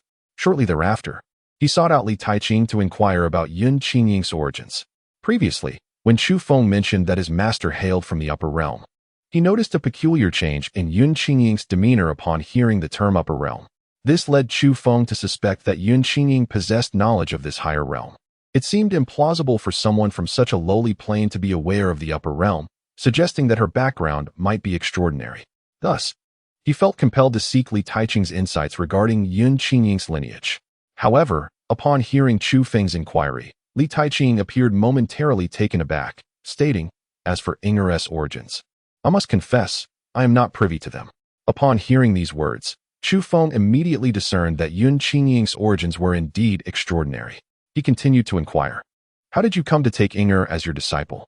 15 years ago, I chanced upon Inger and learned that she had become separated from her aunt. Compassion compelled me to take her under my wing, assisting her in the search for her aunt, though our efforts yielded no success. Ultimately, I had no choice but to bring her back to Qinglan's sect. Observing her exceptional talent for cultivation, I decided to accept her as my disciple, Li Taiqing recounted, narrating the circumstances of his mentorship of Yun Qingying. At that time, Yun Yin feared for the safety of the Yun family and wished for Yun Qingying to lead a tranquil life as an ordinary person in the mortal realm. Trusting in Li Taiqing's benevolence, she discreetly placed Yun Qingying in his care, hoping he would provide her sanctuary. It was only after witnessing Li Taiqing formally accept Yun Qingying as his disciple that Yun Yin felt reassured enough to return to the higher realm. Did Ingo ever mention her aunt or any news of her parents to you? From Li Taiqing's narration, Chu Feng learned of a crucial figure, Yun Qingying's aunt. Eager to uncover more information to locate Yun Qingying, he inquired further. No, Li Taiqing replied, shaking his head.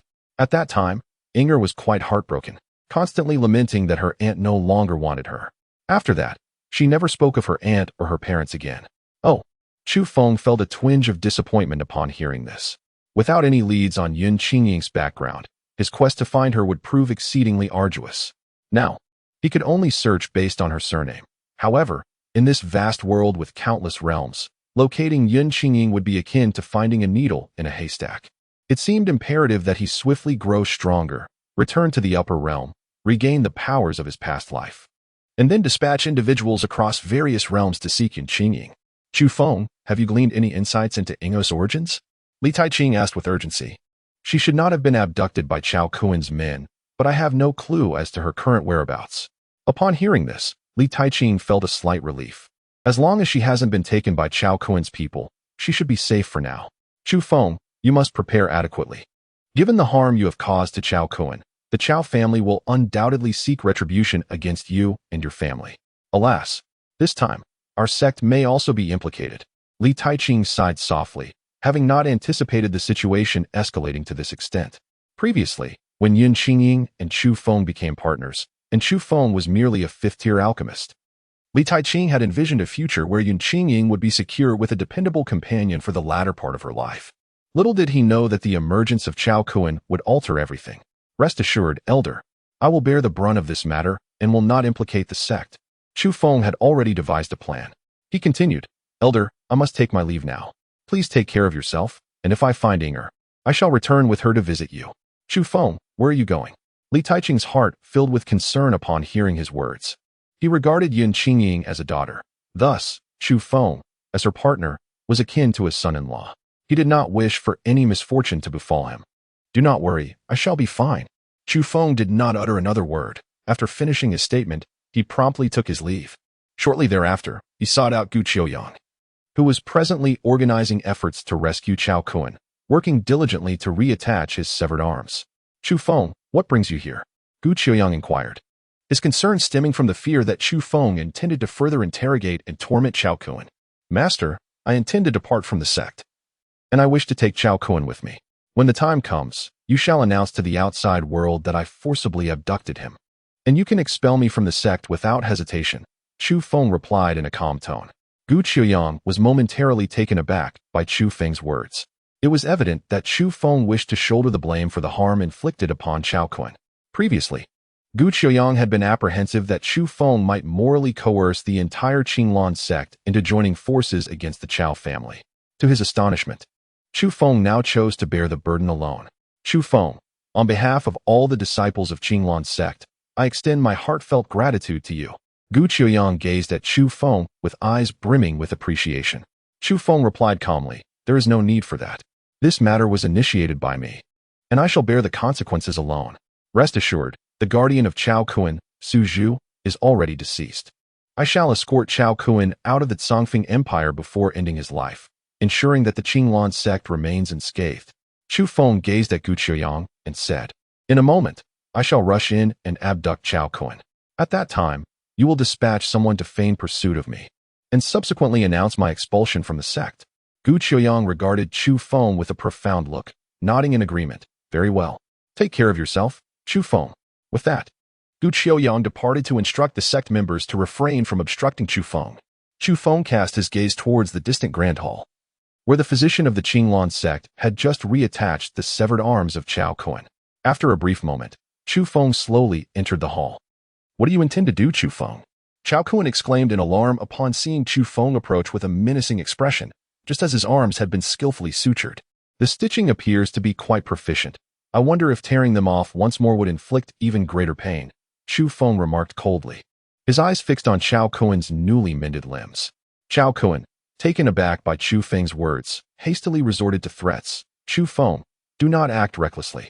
I assure you, Sect Master Gu has promised to ensure my safety. If you dare to harm me, Sect Master Gu will not spare you. You think I would be intimidated? Chu Feng retorted with a chilling laugh. Without another word, he strode directly in front of Chao Kuen, subdued him, and dragged him by the legs towards the exit.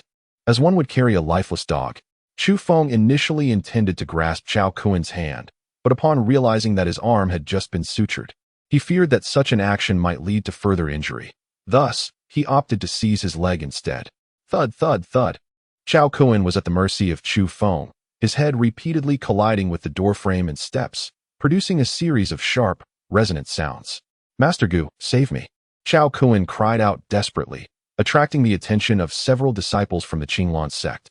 However, as Gu Qiuyang remained silent, none dared to intervene on Chao Kuen's behalf.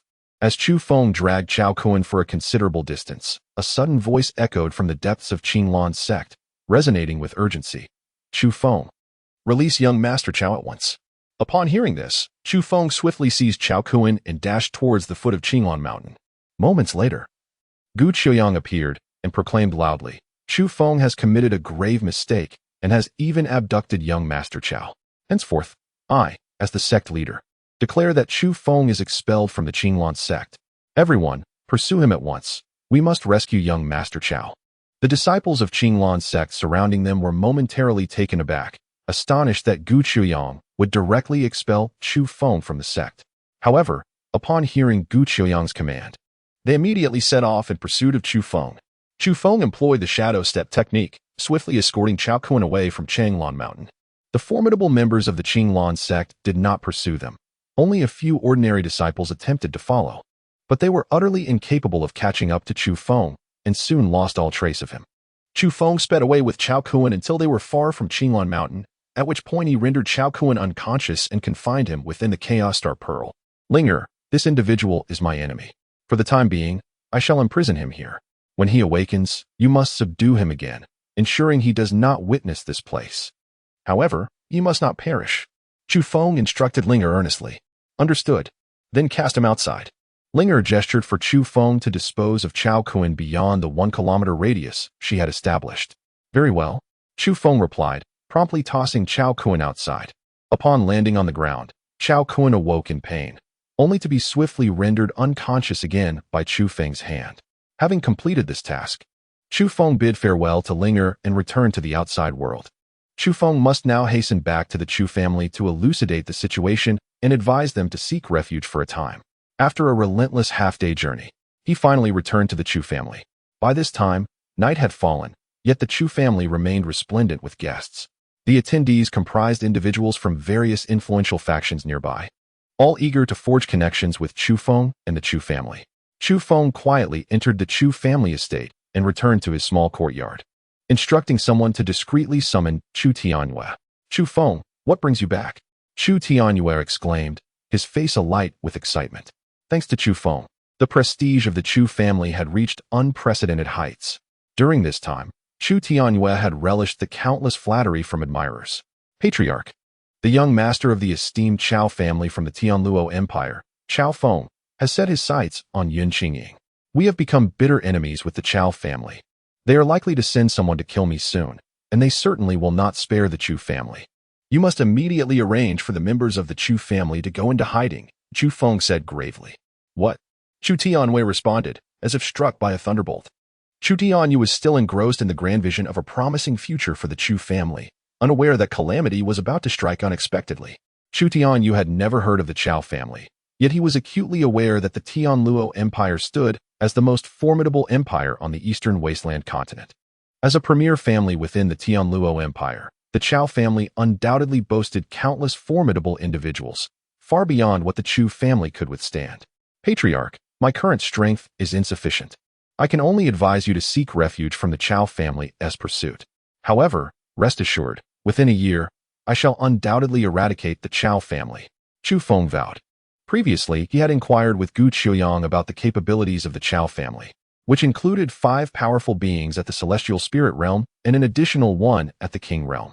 At present, Chu Feng's cultivation level is merely at the 2nd tier of the true spirit realm, making it quite challenging to contend with the numerous formidable experts of the Chao family. However, Chu Feng is confident that within a year, his realm will see significant advancement, enabling him to eradicate the Chao family. Very well. I shall make arrangements for the members of the Chu family. Let this serve as a trial before our ascent to a prestigious family. Upon hearing Chu Feng's words, Chu Tianyue's expression turned resolute. Previously, due to the Lingxiao Pavilion, the Chu family had already taken refuge once. Now, as they prepare to escape again, Chu Tianyue feels there is little reason for concern, regarding it instead as another training opportunity for the disciples of the Chu family. Indeed, this time, I shall concoct some disguise pills for you all. Previously, Chu Feng had concocted a modest quantity of disguise pills. He promptly requested Chu Tianyue to assist in procuring the necessary materials, intending to labor through the night to produce them for the disciples of the Chu family. The disguise pill is merely a second-tier elixir, and its ingredients are readily available. In the treasure trove of the Chu family, there existed a plethora of materials. Within the span of merely 2 hours, Chu Feng had concocted several hundred disguise pills, which he then presented to Chu Tianyue. Patriarch, you must arrange for people to depart at once. The night had fallen deeply, and all guests had taken their leave. Chu Feng urged Chu Tianyue to organize a departure in batches. Very well, Chu Feng, you must ensure your safety, Chu Tianyue said solemnly, gazing intently at Chu Feng. Chu Feng is the beacon of hope for the Chu family. Should anything befall him, the future of the Chu clan would be irrevocably jeopardized. Fear not, for I shall remain unharmed. Chief, I vow to elevate the Chu family to the pinnacle of the wasteland realm. Once I return to the upper realm and reclaim the power of my former life, it will be a mere trifle to support the Chu family. Indeed, Chu Feng, we eagerly await your leadership to guide our family to the summit of the wasteland realm. Chu Tianyue's gaze shimmered with boundless hope. With that, he bid farewell to Chu Feng to arrange for his departure. The following day, individuals from various factions visited the Chu family, only to discover that the residence was eerily deserted. This left them perplexed, as they could not fathom the events that had transpired just the day before. Everything seemed perfectly well, yet overnight, all had vanished without a trace. After departing from the Chu family, Chu Feng relentlessly journeyed towards the Tianluo Empire, intent on eliminating Chao Kuan within its borders. This would ensure that the Chao family became aware of his whereabouts, thereby preventing them from dispatching a multitude of individuals to the Songfeng Empire, thus allowing his kin to survive more effectively. Along his journey, Chu Feng disseminated news, proclaiming that Chao Kuan of the Chao family had slain his beloved partner, Yun Qingying. He offered assistance in alchemy free of charge to anyone who could bring him the head of a Chao family member. The revelation sent ripples of shock through the various factions that caught wind of it. The confrontation between the fifth-tier alchemist, Chu Feng, and the esteemed Chao family of the Tianluo Empire raised questions about who would ultimately prevail, captivating many spectators who eagerly awaited the outcome. 10 days later, Chu Feng finally arrived at the largest empire on the eastern wasteland continent, the Tianluo Empire. Nestled on the far western edge of the eastern wasteland, it was separated from the central continent by the treacherous misty sea. This sea, perpetually shrouded in fog, was home to many formidable sea beasts. Ordinary vessels could scarcely navigate its waters, with only the elite warships of powerful factions or major merchant guilds capable of traversing the mist. Yet, even these prestigious ships did not guarantee safe passage, as incidents of complete annihilation were not uncommon. Soon after, Chu Feng reached a remote town on the fringes of the Tianluo Empire, known as Bihue Town, where he released Chao Kuan from the Chaos Star Pearl. At this moment, Chao Kuan remained in a state of unconsciousness, though he was unharmed. During the journey, Chu Feng had administered a fasting pill to him, ensuring that Chao Kuan would not suffer from hunger-induced disfigurement that might render him unrecognizable. Chu Feng grasped Chao Kuan's leg, dragging him into the town of Bihue. The agony of being pulled along instantly roused Chao Kuan from his stupor. Chu Feng, spare me. I shall never again dare to offend the Cloud Sanctus. Whatever compensation you desire, I am willing to provide. Over the past few days, awakening only to be struck unconscious had instilled a deep-seated terror within Chao Kuan. He understood that Chu Feng would not regard his status, prompting him to plead for mercy and request that Chu Feng release him.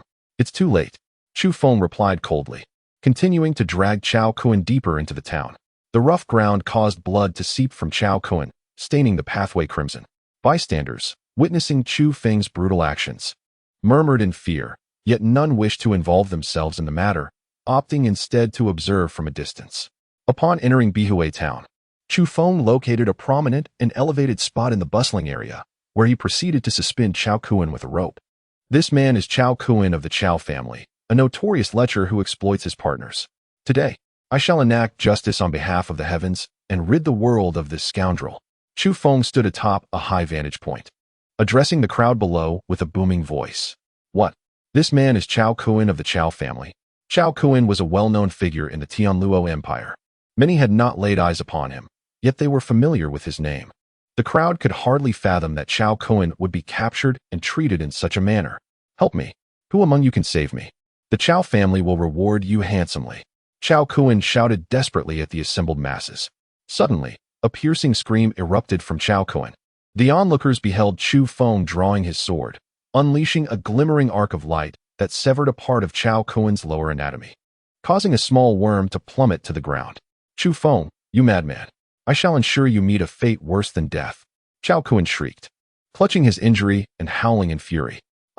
This man has indeed castrated Chao Kuan, gasped the crowd. Who is this audacious individual that dares to treat Chao Kuan in such a manner? Does he wish for his own demise? The spectators murmured in astonishment. At that moment, two middle-aged men exchanged glances, and with a sudden burst of resolve, they charged toward Chu Feng. Both men were at the third level of the Xinling realm, and having observed that Chu Feng was merely at the second level of the Xinling realm, they were determined to rescue Chao Kuan and claim their reward from the Chao family. Upon witnessing this, Chu Feng let out a cold, disdainful laugh and abruptly swung his sword towards the two men. In an instant, a remarkably fierce sword aura surged forth, hurtling towards the advancing middle-aged men. With a thunderous crash, the two men were instantly cleaved in half, blood gushing forth as they fell, prompting the onlookers below to scatter in terror. Despite his evident cultivation level being merely the second stage of the true spirit realm, how could he exhibit such terrifying prowess? He had effortlessly dispatched two individuals at the third stage of the profound spirit realm with a single stroke. Those who previously harbored intentions of rescuing Chao Kuan to claim rewards from the Chao family now stood paralyzed in fear, deterred by Chu Feng's overwhelming might. Chu Feng cast a cold glance at the crowd surrounding him, noting that no one dared to intervene. He then shifted his gaze to Chao Kuan. Suddenly, Chu Feng swung his long sword once more, unleashing three brilliant arcs of light that struck fiercely at Chao Kuan's arms and legs. Chao Kuan let out a harrowing scream. In that moment, his limbs were severed, blood gushing forth in torrents. Thus, all five of Chao Kuan's appendages lay severed at Chu Feng's feet. The horrific scene left the onlookers in stunned silence, with some fainting from the sheer terror of it all. Chao Kuan, I hope you may truly learn to be human in your next life, Chu Feng said coldly, his gaze fixed upon him. With that, his sword was drawn once more, and with a swift stroke, he severed Chao Kuan's neck. In an instant, Chao Kuan's head soared into the air, lifeless and irrevocably departed from the realm of the living. I am Chu Feng, a fifth-grade alchemist, and today I enact divine retribution by slaying Chao Kuan. Chu Feng proclaimed loudly to the crowd. Having delivered his declaration, he soared away from the city. After half an hour of swift flight, he arrived at a secluded location and immediately entered the Chaos Star Pearl. Chu Feng intends to diligently cultivate within the Chaos Star Pearl for a considerable period before venturing forth to eradicate the Chao family. Chu Feng, how ruthless you are. Will you treat me in such a manner in the future as well? As soon as Chu Feng entered the Chaos Star Pearl, Ling Er feigned a look of terror directed at him. What absurd thoughts are you entertaining? I am only ruthless towards my enemies. Towards you, I shall only bestow affection, Chu Feng declared with a mischievous grin. Your smile is rather sinister. It surely harbors ill intentions. Ling Er retorted, glaring at him. Haha, fear not, for we are the closest of companions. I would never bring you harm. Chu Feng reassured her with a laugh. Humph, who can tell if your words ring true? Ling Er responded with a playful snort. Rest assured, they are indeed genuine. Chu Feng replied with a light chuckle. After engaging in playful banter with Ling Er for a while, Chu Feng finally said, All right, I must commence my training now. Very well. Should you require anything, do not hesitate to summon me, Ling Er said before vanishing in an instant. Chu Feng promptly seated himself upon the ground, channeling the chaotic technique to absorb the surrounding spiritual energy for cultivation. His current realm was woefully inadequate, necessitating swift advancement in his training. Soon after, the news of Chao Kuan's brutal murder at the hands of Chu Feng spread throughout the entire Tianlu Empire and its neighboring realms. The Chao family was incensed, vowing to find Chu Feng and rend him to pieces. However, despite the Chao family leveraging all their connections to search the surrounding empires, They found not a single trace of Chu Feng. Just as the Chao family was preparing to dispatch individuals to the Songfeng Empire in search of Chu Feng, he unexpectedly reappeared in other regions of the Tianlu Empire. Every now and then, Chu Feng would emerge from the Chaos Star Pearl, deliberately revealing his presence to allow the Chao family to continue their search. Thus, spring gave way to autumn, and half a year swiftly passed by. Chu Feng let out a long breath, his face alight with excitement. After more than a month of arduous effort, he finally shattered the barrier of the true spirit realm and ascended to the first level of the mysterious spirit realm. In the span of half a year, he spent the first 4.5 months reaching the 9th level of the true spirit realm, and it took him an additional month and a half to break through to the ultimate level of the true spirit realm. With this breakthrough, Chu Feng's spiritual veins and qi expanded significantly, and his power saw a remarkable enhancement. Now, he stands unafraid before the might of those in the heavenly spirit realm. He can even contend with formidable opponents from the King realm. However, it still depends on the specific strength of his adversaries, as some in the King realm can only battle those of the same realm, while others possess the ability to fight across realms. Chu Feng was uncertain about the strength of the Wang realm experts from the Chao family, and he could not ascertain whether he could contend with them. However, he was not in haste to annihilate the Chao family. He intended to first eliminate the Tianling realm cultivators before ultimately addressing the Wang realm warriors. At that moment, Linger appeared before Chu Feng, having noticed his recent breakthrough. Chu Feng, you must cease the unrestrained absorption of the spiritual energy from the spiritual veins, otherwise, they will become depleted. During his pursuit of advancement, Chu Feng had forcibly extracted the energy from the spiritual veins, causing damage to their essence. Very well. I shall wait until the spiritual veins have recovered before I resume my cultivation, Chu Feng assented with a nod. The essence of the spiritual veins has already been partially exhausted. Even when they recuperate, you cannot absorb their energy endlessly as you did before. Henceforth, you must limit your cultivation time to no more than half a day, Linger admonished solemnly. Understood. I will adhere to your guidance, Chu Feng replied. Now at the first level of the Xianling realm, he felt sufficiently equipped to handle most adversaries. He could spend his days seeking opportunities in the outside world and engage in cultivation within the Chaos Star Pearl at night, thus not impeding his training while rapidly enhancing his strength. Shortly thereafter, Chu Feng emerged into the outside world, where it was midday, and he found himself not far from a grand city. Chu Feng displayed no reservations as he made his way toward the distant grand city. This magnificent city, known as Xianyang City, stands as the largest bastion in the eastern region of the Tianluo Empire. As Chu Feng stepped into Xianyang City, he immediately captivated the attention of numerous onlookers.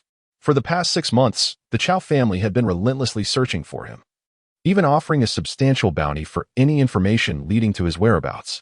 Within Xianyang City, posters bearing Chu Feng's likeness were prominently displayed, and many recognized him at once. However, the general populace was acutely aware of Chu Feng's formidable prowess and dared not approach him recklessly. Suddenly, a middle-aged man clad in green, at the first level of the Earth Spirit Realm, charged towards Chu Feng with ferocity. Clang! The crowd heard the unmistakable sound of a sword being drawn, and in an instant, a glimmer of sword light flashed by. In the blink of an eye, the Earth Spirit Realm warrior was severed at the neck. This. The formidable first-level Earth Spirit Realm fighter was effortlessly slain by Chu Feng with a single stroke of his sword. How could someone at the first level of the mystic spirit realm possess such terrifying power? Thankfully, I refrained from acting earlier, otherwise, I too would surely have met a similar fate. Witnessing Chu Feng's swift dispatch of the green-clad warrior, the onlookers erupted into a cacophony of astonished whispers and discussions. Unfazed by the murmurs surrounding him, Chu Feng strode directly into a tavern and chose a seat by the window. For the past 6 months, he had subsisted solely on fasting elixirs, neglecting the pleasures of exquisite cuisine. Today he wished to treat himself, a celebration of his recent breakthrough into the profound spirit realm. Although the tavern had other patrons, they hastily vacated upon his entrance. The tavern owner, having witnessed the scene, recognized the gravity of offending Chu Feng and promptly ensured that the finest food and drink were served to him with utmost respect. Chu Feng said little, raising his glass to pour a drink which he downed in one swift motion. Soon, exquisite dishes began to arrive one after another, and without any hesitation, Chu Feng commenced a hearty feast. Moments later, an elderly man clad in black attire approached him, his hair as white as snow. Chu Feng raised his head, his eyes narrowing slightly as he regarded the elderly man with white hair. The old man was at the 7th level of the earth spirit realm, yet his aura appeared somewhat disordered, as if he bore a hidden ailment.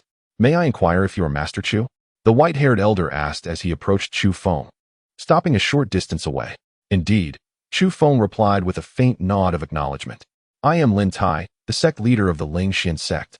In my youth, I fell victim to a chilling poison that I have been unable to eradicate, which has hindered my ability to advance in cultivation.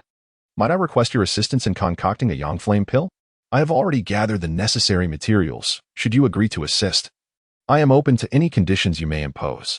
The elderly man gazed earnestly at Chu Feng as he spoke. The yang flame pill is a 5th-tier elixir, and its preparation is rather intricate. Lin Tai had long struggled to find someone capable of crafting it. Upon encountering Chu Feng today, he was immediately filled with hope and approached him for assistance. "Very well. However, I require you to eliminate a direct descendant of the Chao family in return for my help in crafting the yang flame pill," Chu Feng stated matter-of-factly. "Could Master Chu possibly consider an alternative condition? My Lingxian sect is but a minor sect, and offending the Chao family would bring dire consequences to our entire sect." Lin Tai replied, his expression fraught with concern. "Then I regret that I cannot assist you." Chu Feng responded softly, continuing to pour himself a drink. "Master Chu, I beseech you to help me once more," Lin Tai said, bowing deeply before Chu Feng in a renewed plea. Chu Feng cast a fleeting glance at Lin Tai and said, "You may leave." Lin Tai wished to voice his thoughts, yet Chu Feng had already turned his attention to the street outside.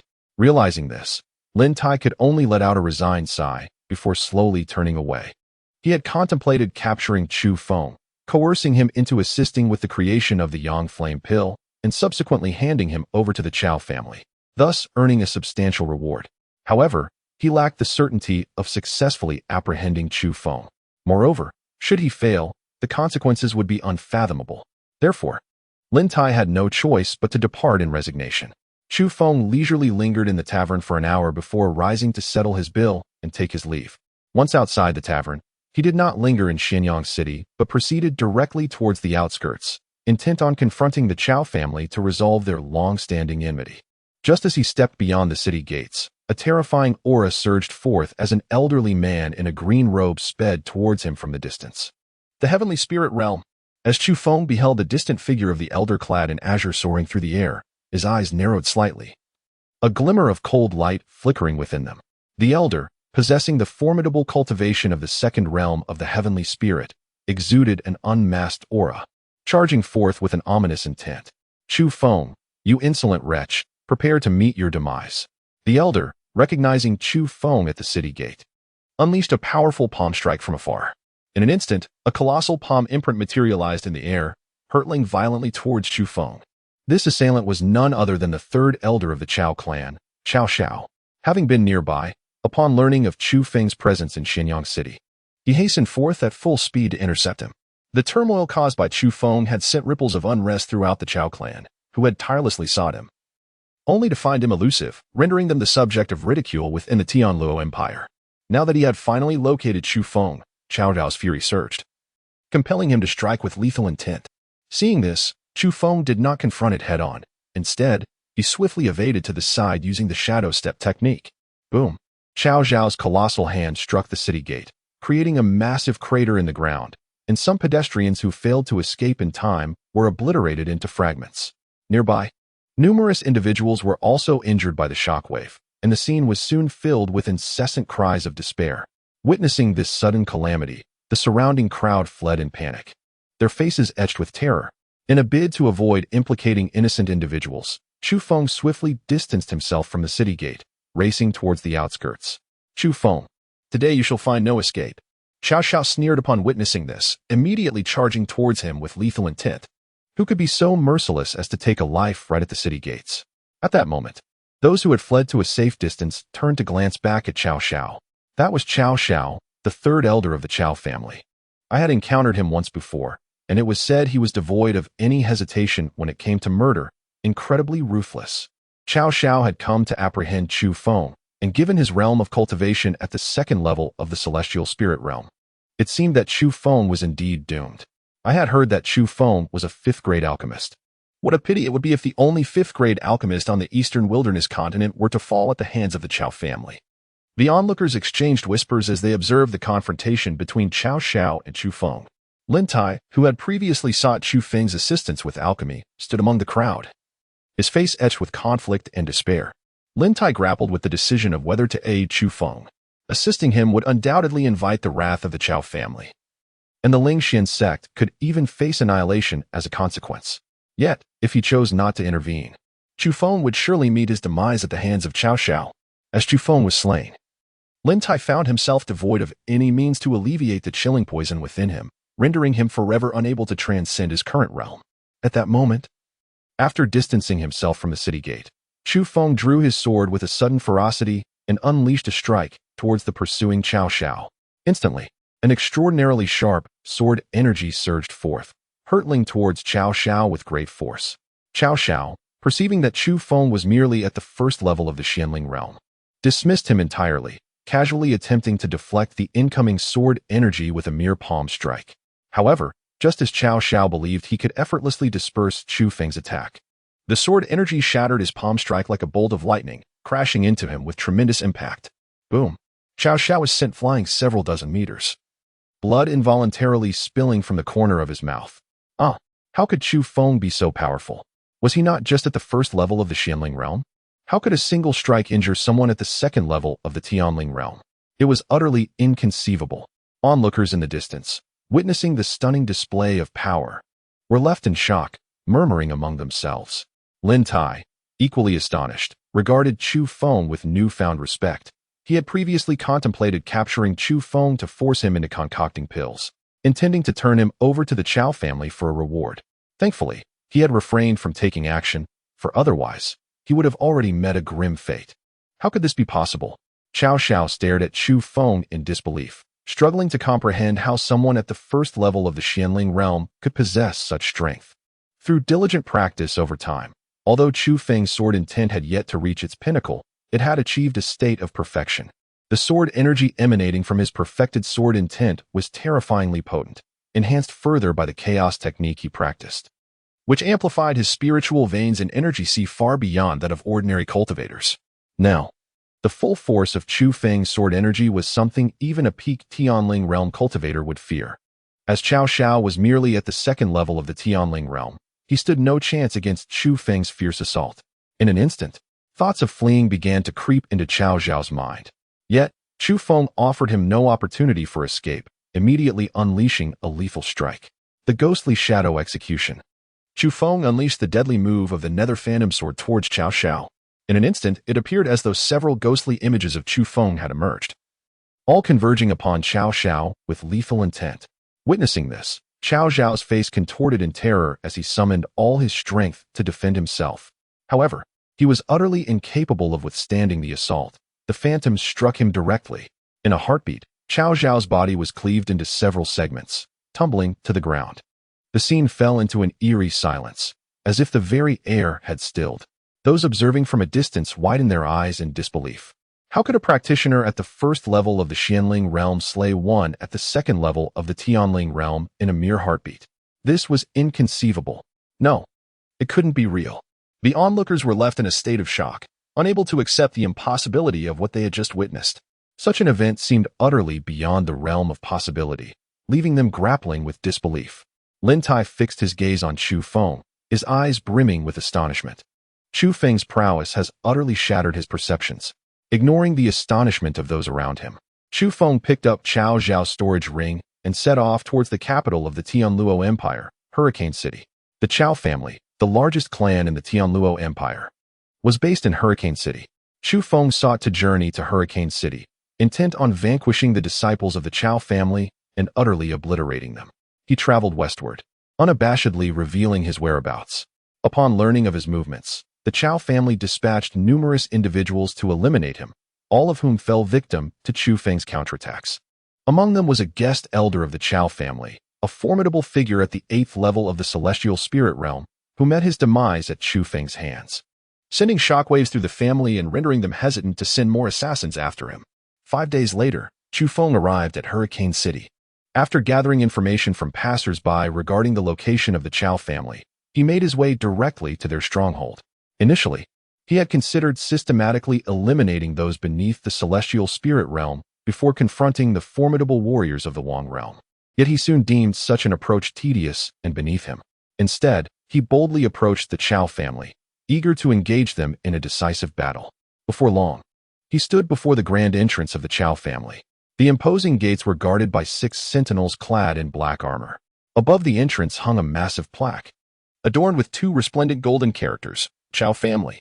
Through the gates, one could catch a glimpse of the opulent interior of the Chu estate, sprawling and replete with exquisite and lavish pavilions, reminiscent of a celestial palace. Chu Feng strode directly towards the entrance of the Chu residence. Upon noticing him, the guards promptly inquired about his identity.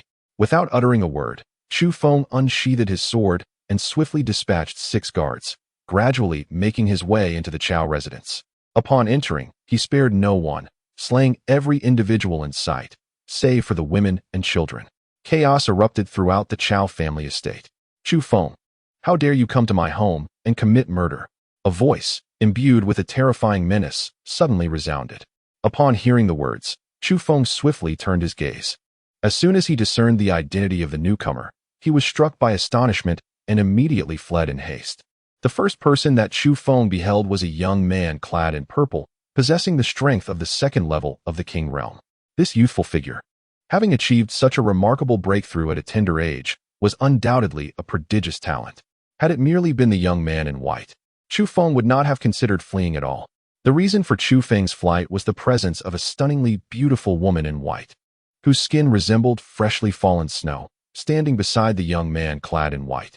This elegant woman possessed a tall and graceful figure, her eyes twinkling like stars.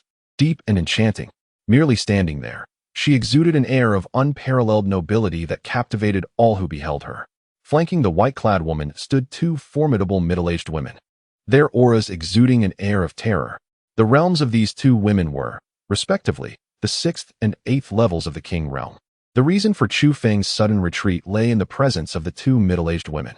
Faced with the purple-clad youth of the 2nd realm, he had little confidence.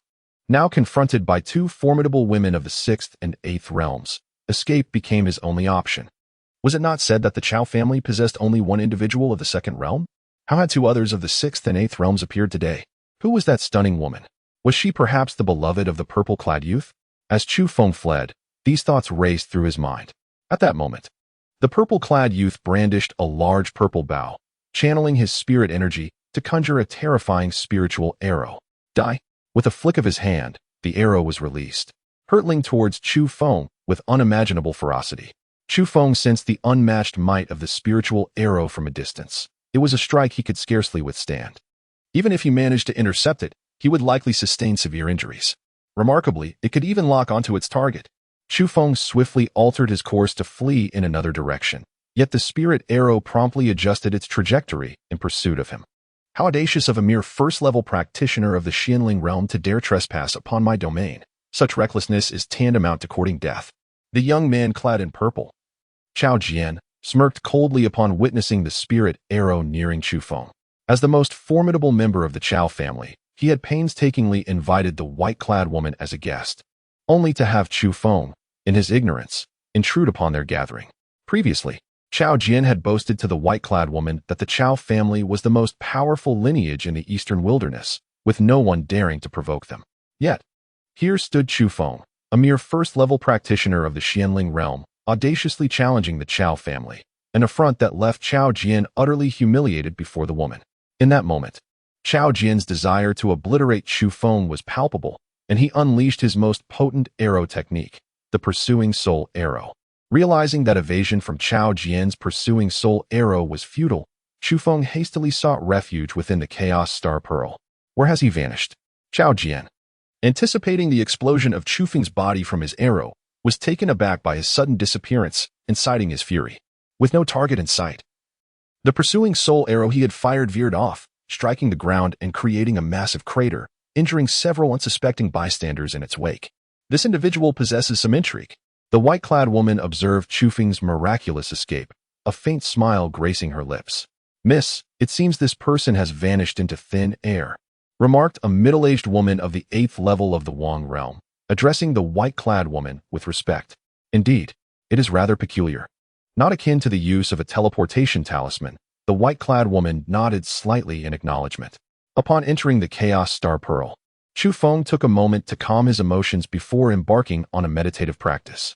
From the arrow shot by Chao Jian earlier, Chu Feng realized that with his current strength, he was far from being a match for Chao Jian, especially considering that the Chao family still possessed two formidable warriors at the 6th and 8th realms of the king level. Thus, Chu Feng could only persist in his cultivation, striving to elevate his realm in hopes of one day vanquishing the Chao family. After half a day, he ceased his training.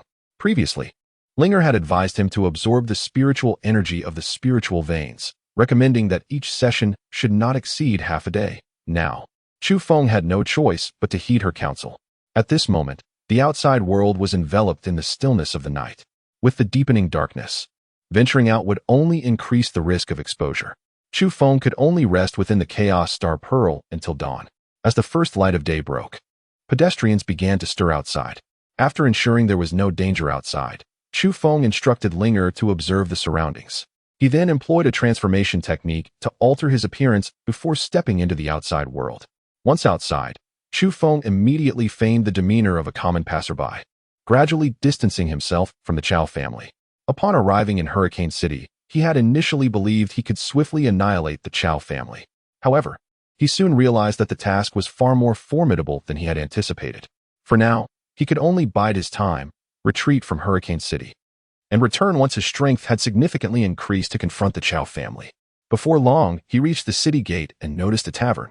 Without hesitation, he entered the establishment, intending to have a meal before departing from Hurricane City.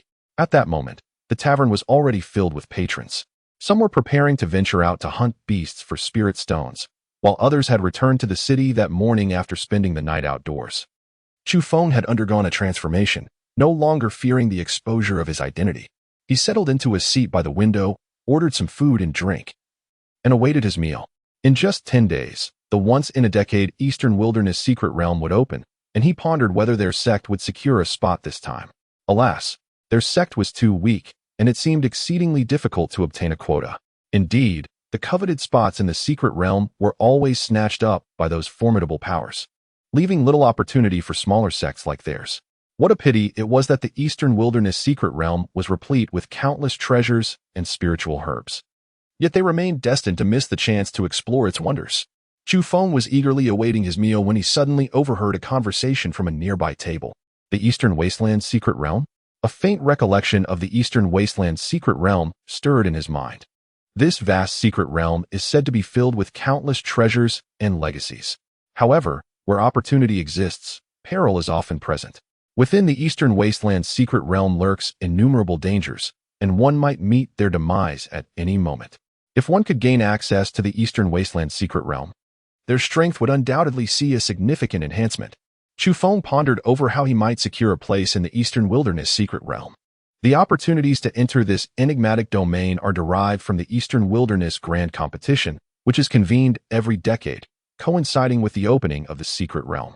This grand contest serves as a battleground for disciples from various esteemed factions across the Eastern Wilderness continent, divided into 4 distinct tiers: the Xinling stage, the Dylan stage, the Tianling stage, and the Wang stage. The top 32 competitors in each tier are granted access to the secret realm, with higher rankings yielding more opportunities. The Wang stage offers the most places, while the Xinling stage provides the fewest. Moreover, participation in the Eastern Wilderness Grand Competition is not open to all. Only those factions or families with long-standing repute within the Eastern Wilderness are permitted to compete. It seems I must temporarily align myself with the faction, mused Chu Feng. Suddenly, a few individuals entered the tavern.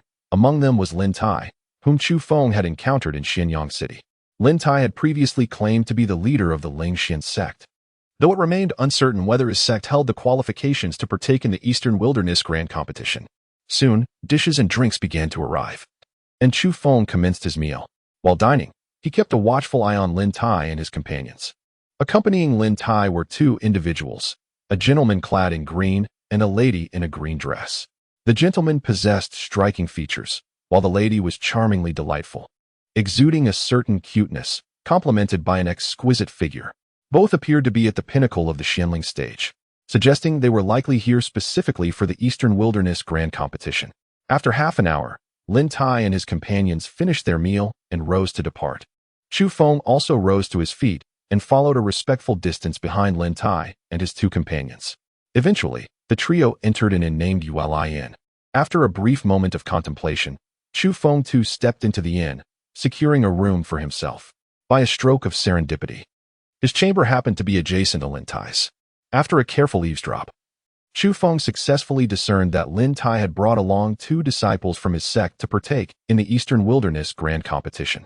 With the revelation that Lin Tai's sect was eligible to participate, Chu Feng promptly resolved to leverage this opportunity to gain access to the Eastern Wilderness secret realm.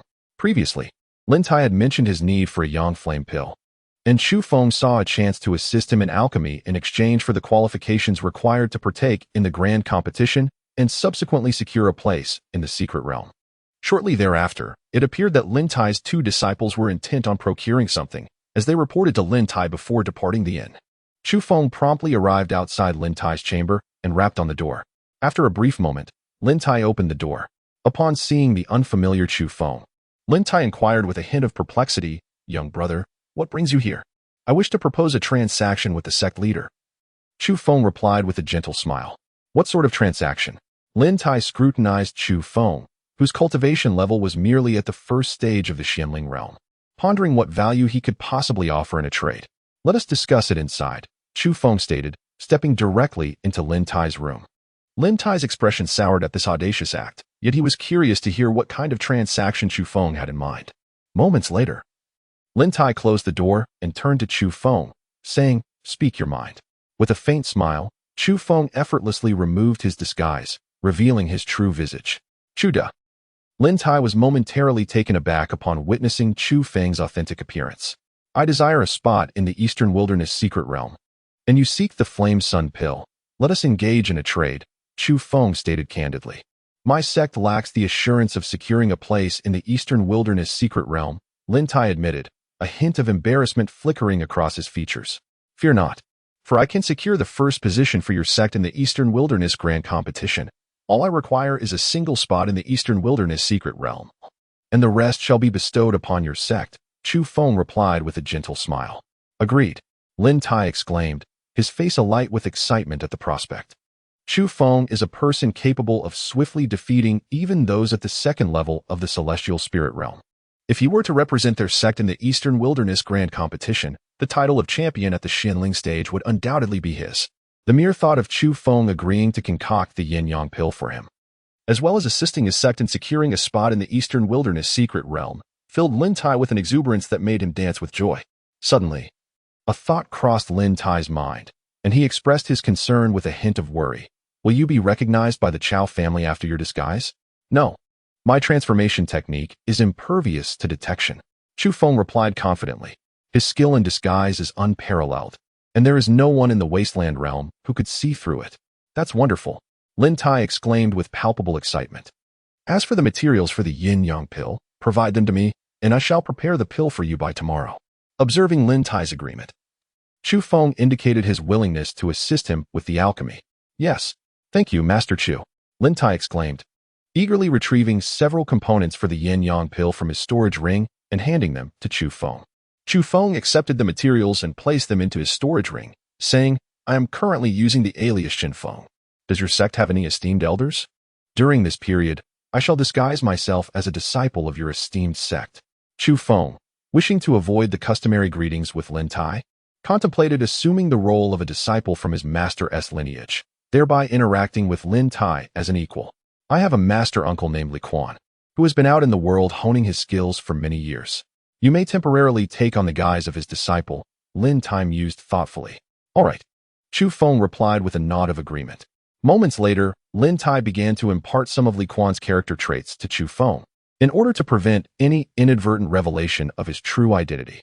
Chu Feng also inquired about the rules of the Eastern Wilderness Grand Competition and the circumstances surrounding the Eastern Wilderness secret realm.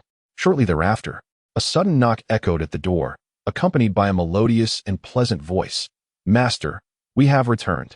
Lin Tai immediately turned to Chu Feng and said. Upon seeing this, Chu Feng immediately employed a disguise to assume his previous appearance. Lin Tai, noticing Chu Feng's transformation, slowly approached to open the door. As the door swung open, the figures of the previously encountered young man in a green robe and the woman in a green dress came into view.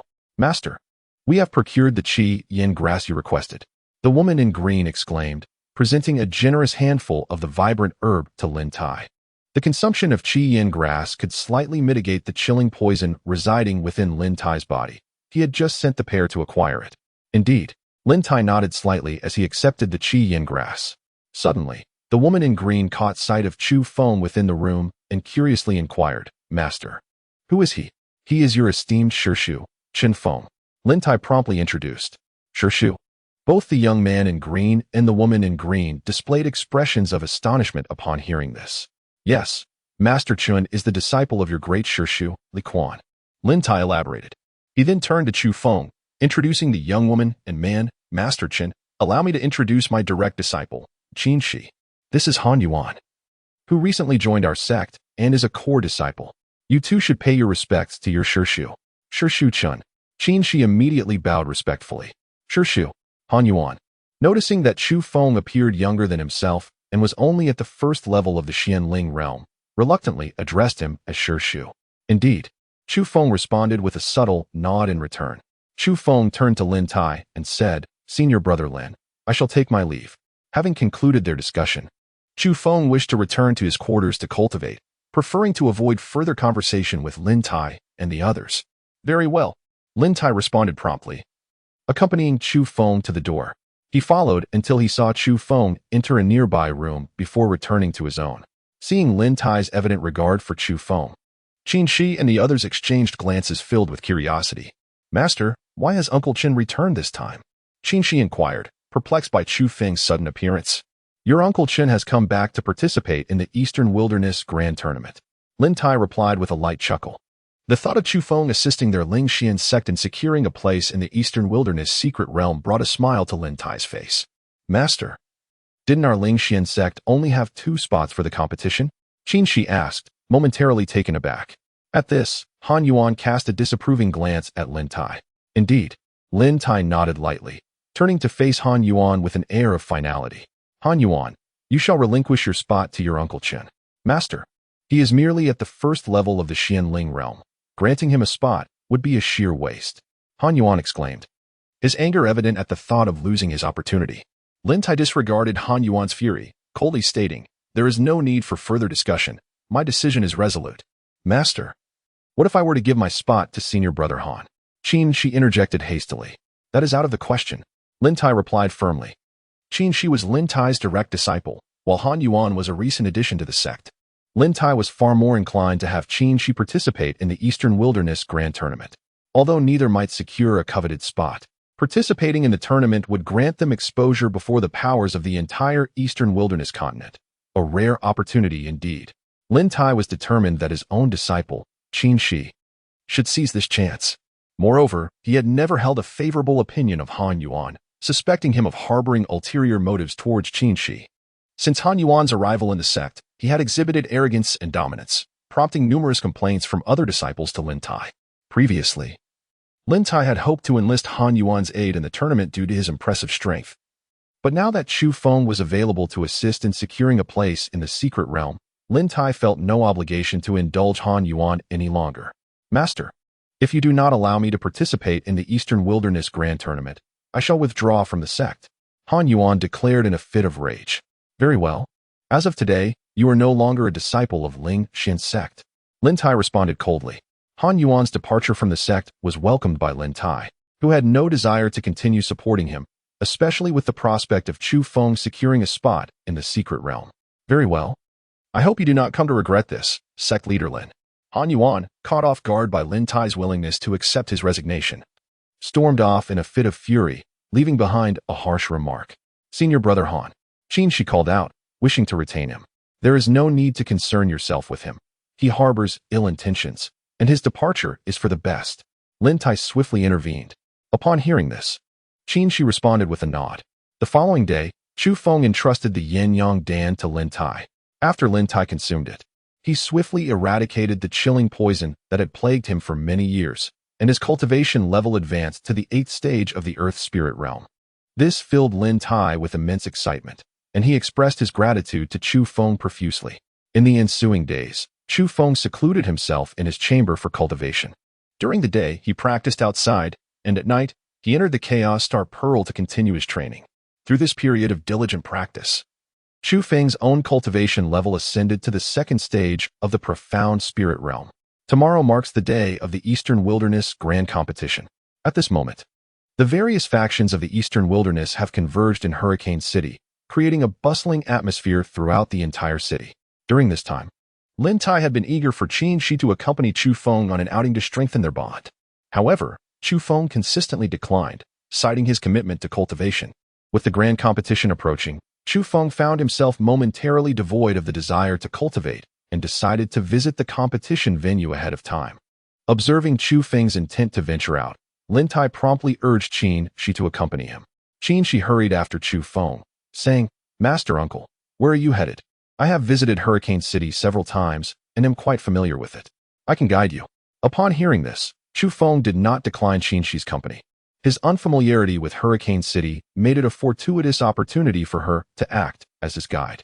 After a brief moment, Chu Feng informed Qin Shi of his intention to visit the venue for the Eastern Wilderness Grand Competition, and upon hearing this, she joyfully led the way. Half an hour later, Chu Feng and Qin Shi arrived at the site of the Eastern Wilderness Grand Competition, the Hurricane Arena. The Hurricane Arena was immensely spacious, with seating estimated to accommodate around 300,000 spectators. Furthermore, considering the vast open areas surrounding it, the entire arena could likely host over 500,000 individuals. At the center of the arena stood several colossal competition platforms, where the forthcoming Eastern Wilderness Grand Competition would presumably take place. After a brief moment of contemplation, Chu Feng departed with Qin Shi. They had scarcely left the hurricane training ground when they noticed several individuals approaching them. "Brother Han," Qin Shi exclaimed upon recognizing one of them. The newcomer was none other than Han Yuan, whom Chu Feng had encountered previously. Accompanying Han Yuan were an enchanting lady and two male disciples, all adorned in matching attire, suggesting they belonged to the same sect. "Qin Shi, I am no longer your senior brother. Refrain from such casual address," Han Yuan retorted with a cold smirk. "Han Yuan is now a core disciple of our Tianshan sect." The enchanting lady chimed in, her laughter ringing out. This captivating figure was Zhao Yan, a core disciple of the Tianshan sect, boasting a formidable cultivation level of the 9th layer of the Xianling realm. Chu Feng cast a cold glance at Han Yuan and the alluring woman before striding away. However, Han Yuan swiftly positioned himself in front of Chu Feng. "Chen Feng, you worthless fool, you should fervently hope not to cross paths with me in the grand competition, otherwise, I shall ensure you regret it." Han Yuan had long harbored resentment over Chu Feng's usurpation of his position and yearned to administer a lesson to him.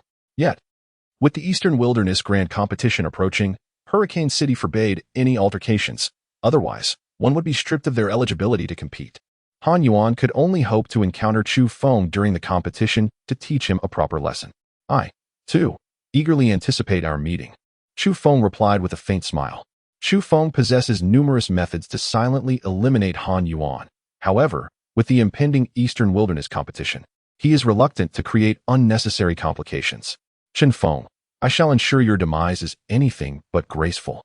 Han Yuan seethed with fury upon witnessing Chu Feng's audacity to provoke him further. Observing this, Qin Shi swiftly positioned herself between Chu Feng and Han Yuan. At that moment, a large crowd unexpectedly approached from the distance. Upon witnessing the arrival of the figures, Chu Feng's gaze sharpened with intensity. At the center of this group stood the enchanting woman he had encountered previously at the Chao family estate. Adorned in a gown of golden butterfly silk, her flawless figure was accentuated to perfection, and coupled with her stunning beauty, even the celestial maidens descending from the heavens would pale in comparison. The moment she appeared, she captivated the attention of everyone present. Han Yuan's eyes widened, fixated on her, as if he wished to devour her essence. Chu Feng stared blankly at the woman, though his gaze was not captivated by her beauty, but rather perplexed by her cultivation level. Previously, he had only caught a distant glimpse of her, failing to discern her true capabilities. Now, he realized that she was merely an ordinary woman, devoid of any martial prowess. This revelation left him utterly bewildered. Accompanying the woman were two formidable guardians, one at the 6th and the other at the 8th level of the King realm, indicating her exceptional status. Logically, given her position. Even if she were to be considered a waste in terms of cultivation, she should still be able to enhance her abilities through training. Chu Feng was puzzled as to why the woman possessed no cultivation. At that moment, it appeared that she noticed Chu Feng and his companions. Her expression momentarily faltering before she abruptly altered her course, advancing towards them. Upon witnessing this, Chu Feng was slightly taken aback. Could it be that the woman had recognized him? Logically speaking, with his skills in disguise, it was improbable for her to unveil his identity. The woman shared an extraordinary connection with the Chao family, and she was accompanied by 2 guardians of the Wang realm. Should she discern his true identity, Chu Feng would have no choice but to retreat into the Chaos Star Pearl. Chu Feng momentarily composed himself, seeking to discern the intentions of the woman before him. After a brief pause, she approached accompanied by a throng of individuals. The man in front, Han Yuan, mistakenly assumed she was seeking him out, and with palpable excitement, stepped forward, saying, "Esteemed lady, I am Han Yuan of the Tianxian sect. How may I be of assistance to you?" The woman, however, disregarded Han Yuan, fixating her gaze upon Chu Feng, and with a subtle smile inquired, "May I ask for your esteemed name, sir?" Upon hearing her words, Chu Feng was momentarily taken aback, uncertain of what had drawn the lady's attention to him. Nevertheless, he promptly replied, "I am Chen Feng." "Chen Feng, you say? I understand now." The woman offered a faint smile. "Fair lady, this Chen Feng is merely a waste, a mere second level of the Xianyuan realm. If you require assistance, feel free to seek me out." Han Yuan interjected, stepping between Chu Feng and the lady, his expression eager. The woman cast a cold glance at Han Yuan. In an instant, the middle-aged woman beside her, who was at the 6th level of the Wang realm, comprehended her intent. With a swift motion of her hand, Han Yuan was sent hurtling through the air. "Senior brother Han!"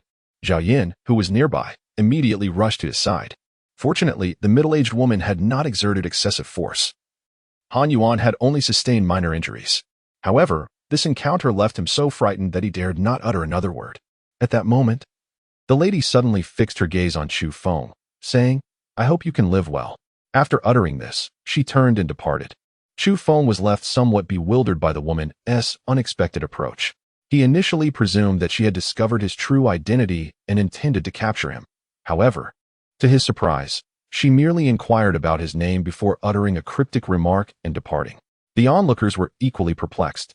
The woman's behavior suggested that she harbored some interest in Chu Feng, yet his disguised appearance was far from striking, leaving them puzzled as to why such a beautiful woman would take notice of him.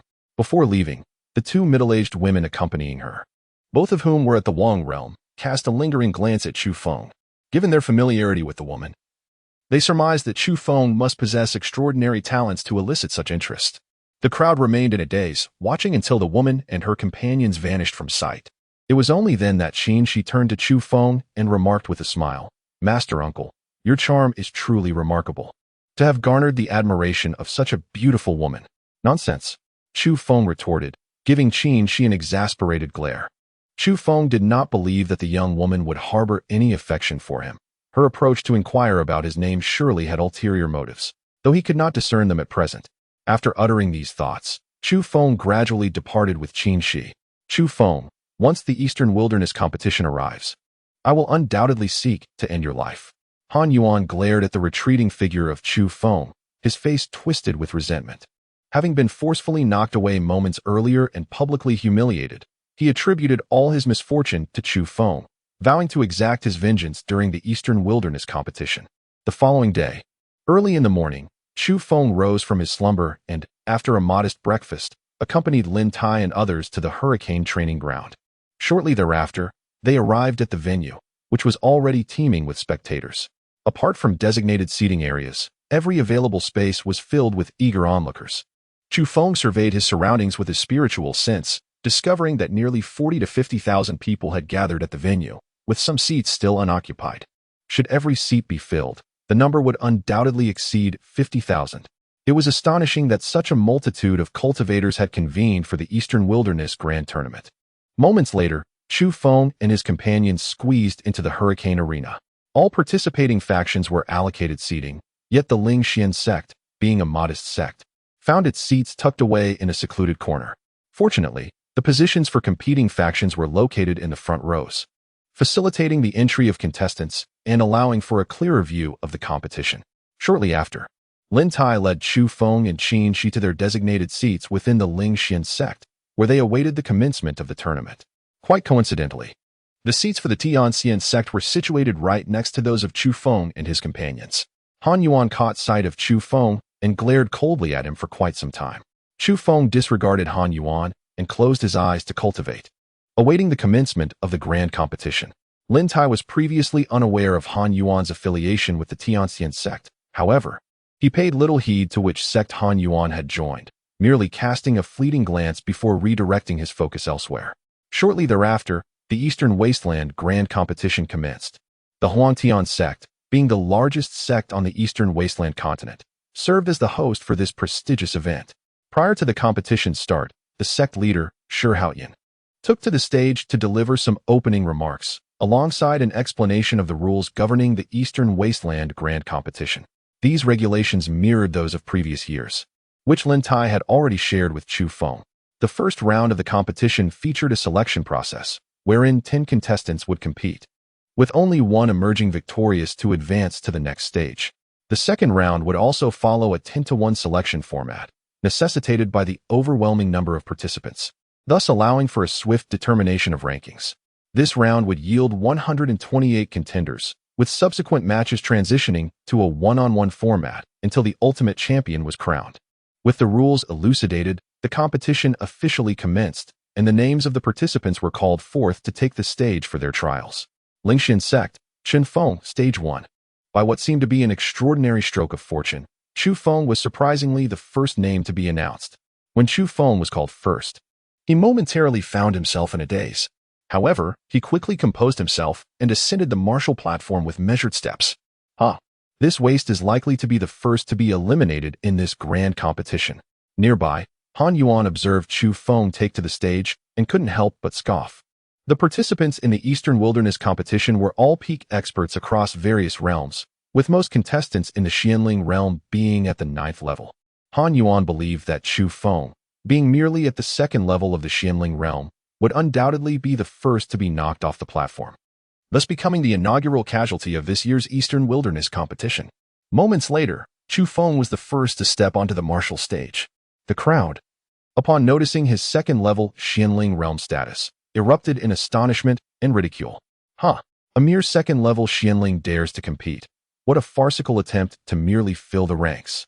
Indeed, he would surely be the first to be cast down. If there were to be a last place, he would undoubtedly occupy that position.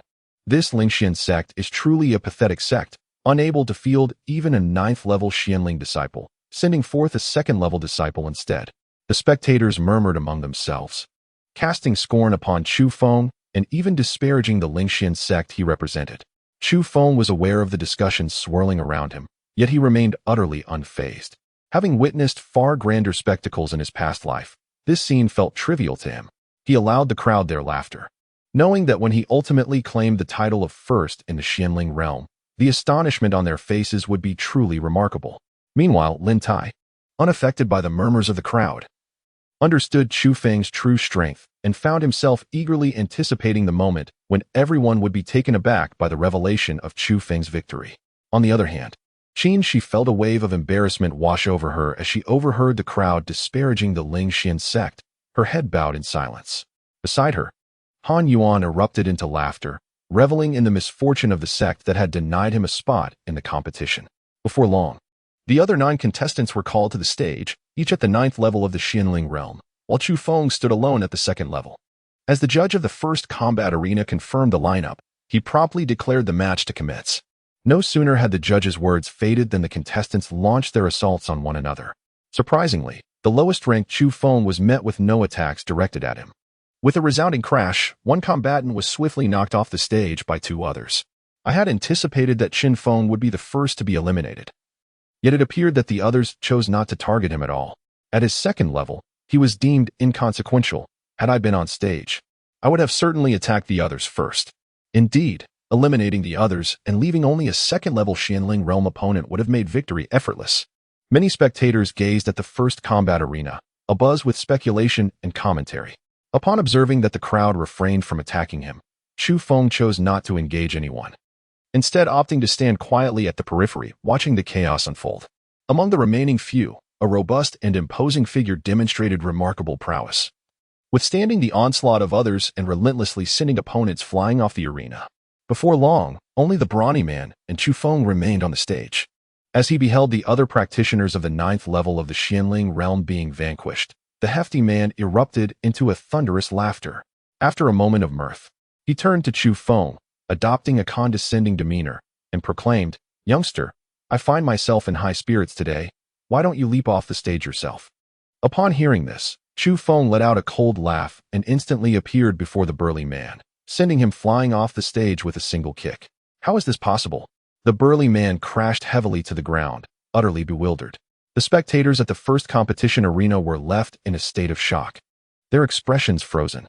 Some could not help but rub their eyes vigorously, unable to believe that Chu Feng could propel a 9th-level Xianling realm warrior off the stage with just one kick.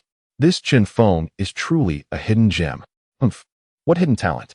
The burly man had exhausted his spiritual energy while dealing with others, leaving him vulnerable to a surprise attack. Who would have thought that among 9 9th-level Xianling realm warriors and 1 2nd-level Xianling realm warrior, the one to advance would be the latter? Chu Feng's luck is astonishing. As the crowd witnessed Chu Feng's advancement, they began to murmur among themselves, attributing his success to sheer fortune. Chu Feng paid no heed to the surrounding discussions, slowly making his way back to his seat. "Master Uncle, your fortune is truly remarkable," Qinshi exclaimed joyfully upon seeing Chu Feng return. She had initially believed that Chu Feng merely intended to make a brief appearance on stage, but to her astonishment, he had advanced to the second round. Chu Feng responded with a faint smile, choosing not to elaborate further. Lin Tai harbored no surprise regarding Chu Feng's advancement. He was certain that Chu Feng would secure the top position, so his progression was entirely expected. Meanwhile, Han Yuan glared at Chu Feng with palpable resentment. Having previously predicted that Chu Feng would be the first to be eliminated in this Eastern Wilderness competition, to his dismay, not only did Chu Feng avoid the initial elimination, but he also successfully advanced. This was nothing short of a slap in the face for him. Soon, it was Qinshi's turn to compete. She faced 9 robust men at the 9th level of the Xianling realm, who showed her no mercy. Ultimately, after enduring a few rounds, Qinshi was forcefully knocked off the stage, regrettably eliminated. With a sorrowful expression, she returned to her seat and said to Lin Tai, "Master, I am sorry for disappointing you." "It is of no consequence," Lin Tai replied nonchalantly. With Chu Feng present, whether Qinshi advanced or not had become inconsequential. Oh. Qinshi felt a moment of surprise at Lin Tai's reaction. She was aware that he had long aspired to secure a spot in the Eastern Wilderness secret realm, dedicating himself to her training in hopes of her achieving a notable standing in the competition. Given her elimination, she had expected him to be disappointed, yet he exhibited no signs of discontent. In a moment, it was Han Yuan's turn to take the stage.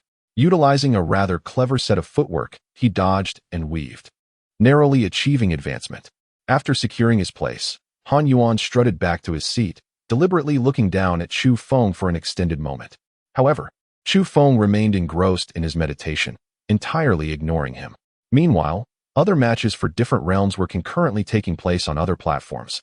But these contests held no relevance for Chu Feng, and he chose not to pay them any mind. Before long, the first round concluded, and the second round commenced. This round promised to be even more intense, as the participants had been filtered for greater strength. In this round, it was not Chu Feng who took the stage first, but rather Han Yuan. As the competition began, Han Yuan once again relied on his agile footwork to evade the attacks from his opponents. When the others realized they could not land a hit on Han Yuan, they promptly redirected their efforts.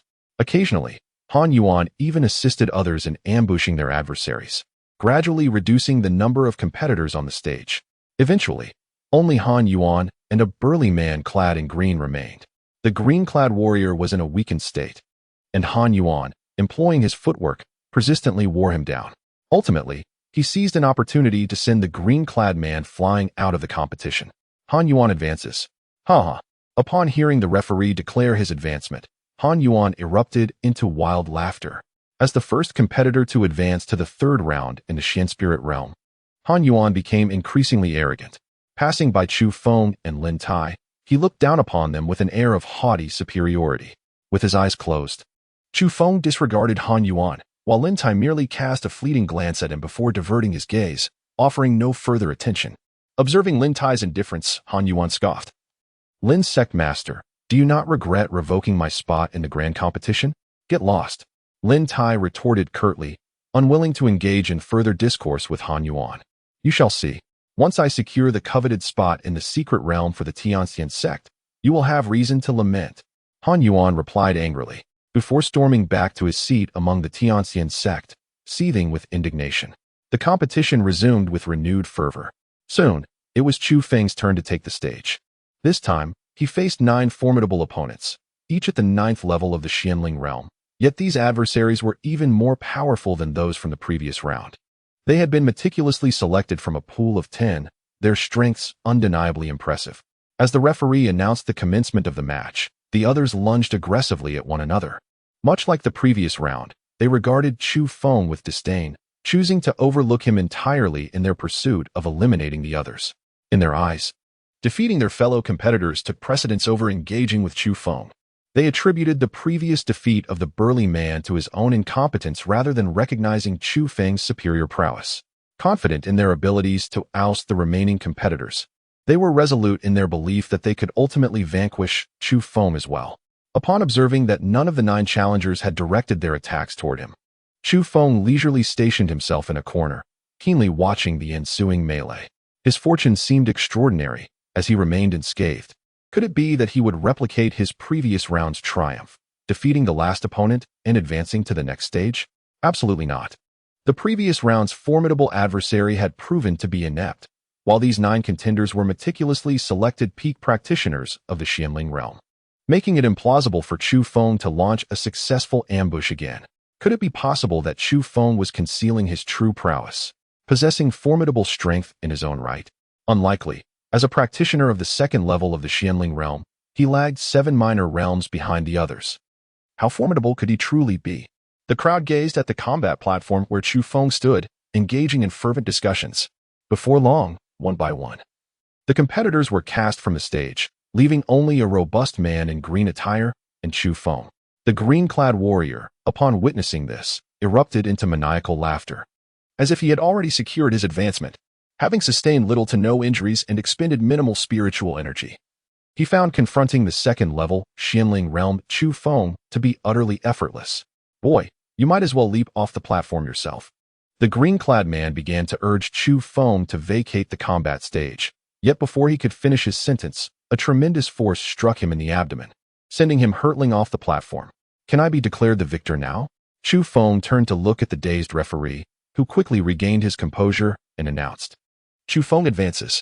The burly man in blue was utterly inept, allowing Chu Feng to execute a successful sneak attack. How foolish. It is evident that the real strength lies not with that man in blue, but with Chu Feng himself, who feigned weakness to incite others to battle amongst themselves, ultimately reaping the benefits as the victor. Chu Feng is exceedingly cunning. I had previously speculated that even if the Lingxian sect were incompetent, they would not send a mere 2nd-level disciple of the Xianling realm to compete. To my astonishment, my conjecture proved correct. Chu Feng is indeed a formidable force, concealing his true prowess. What a pity. Had the others seen through Chu Feng's ruse of playing the fool and united to eliminate him earlier, he would not have advanced. As the crowd witnessed Chu Feng's progression, an intense wave of debate erupted among them. Chu Feng slowly returned to his seat. Master Uncle, you are truly remarkable to have advanced to the 3rd round. Upon seeing Chu Feng's return, Qinshi immediately expressed her excitement and congratulated him. Junior brother, congratulations. Lin Tai also courteously extended his congratulations. Chu Feng nodded slightly in response. Even if you are fortunate enough to reach the 3rd round, you will not progress to the 4th. Han Yuan, not far away, looked at Chu Feng with a face full of resentment. Still unable to believe the extent of Chu Feng's strength, Chu Feng disregarded Han Yuan, continuing to meditate with his eyes closed. You scoundrel. When we meet in the 3rd round, I shall make you regret your arrogance. Han Yuan, incensed by Chu Feng's indifference, prepared to confront him. The competition was in full swing. Soon, the 2nd round concluded, and the 3rd round commenced. The 3rd round consisted of one-on-one battles. The 128 contestants who advanced from the 2nd round were to be divided into 64 pairs for combat, with the victors proceeding to the top 64. In a moment, the referee began to call forth the first group of contestants to the stage. Lingxian sect, Chu Feng, battle platform 1.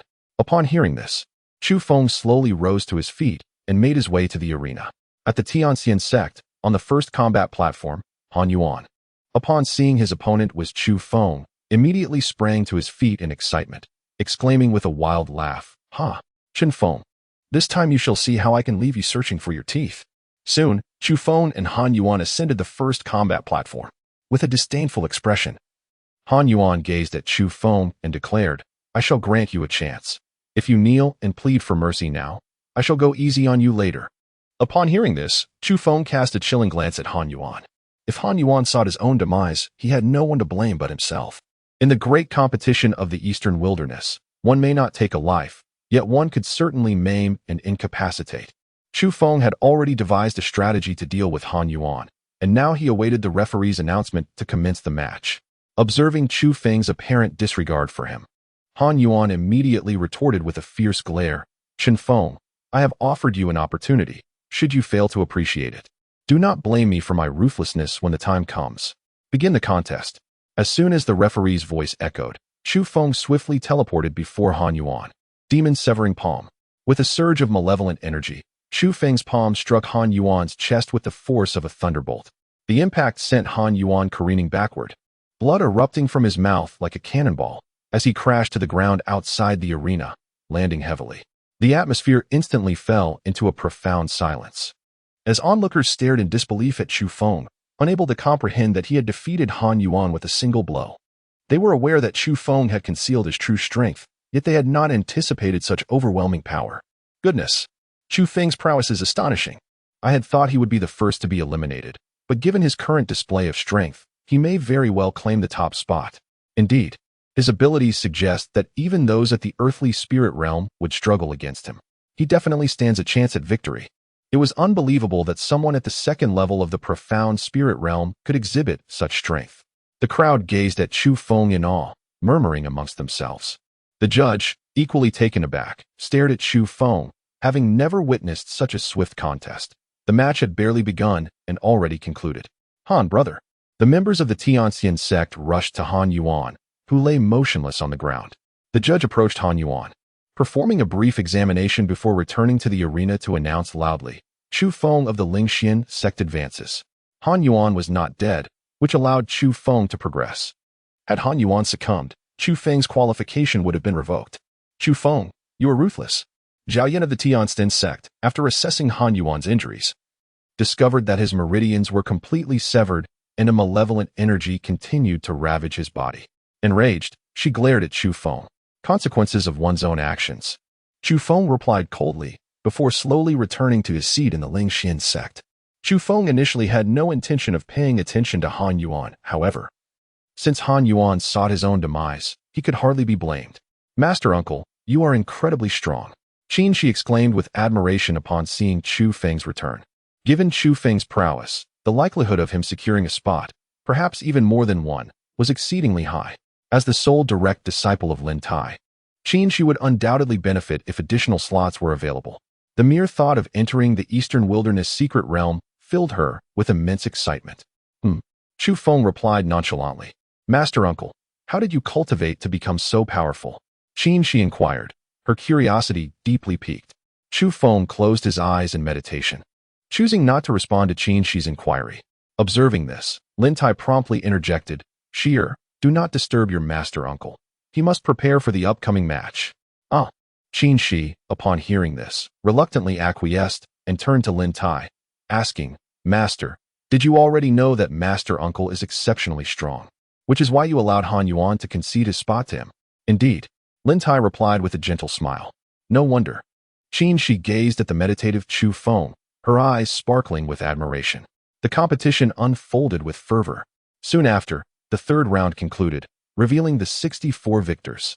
The fourth round commenced shortly thereafter, a contest that would determine the top 32 competitors, granting them access to the Eastern Wilderness secret realm. Contestants ranked from 32nd to 17th would each secure a place in the Eastern Wilderness secret realm. Those finishing from 16th to 9th would earn 2 spots, while competitors from 8th to 5th would be awarded 4 places. The third and fourth place finishers would receive 6 spots each. The second place would gain 8 spots, and the champion would earn 10 coveted spots in the Eastern Wilderness secret realm. This allocation pertains specifically to the contests within the mystic spirit realm. Competitions above this tier will yield even greater rewards. In the fourth round of the competition, Chu Feng faced a disciple of the Chao family, Chao Man. Moments later, both Chu Feng and Chao Man ascended the arena.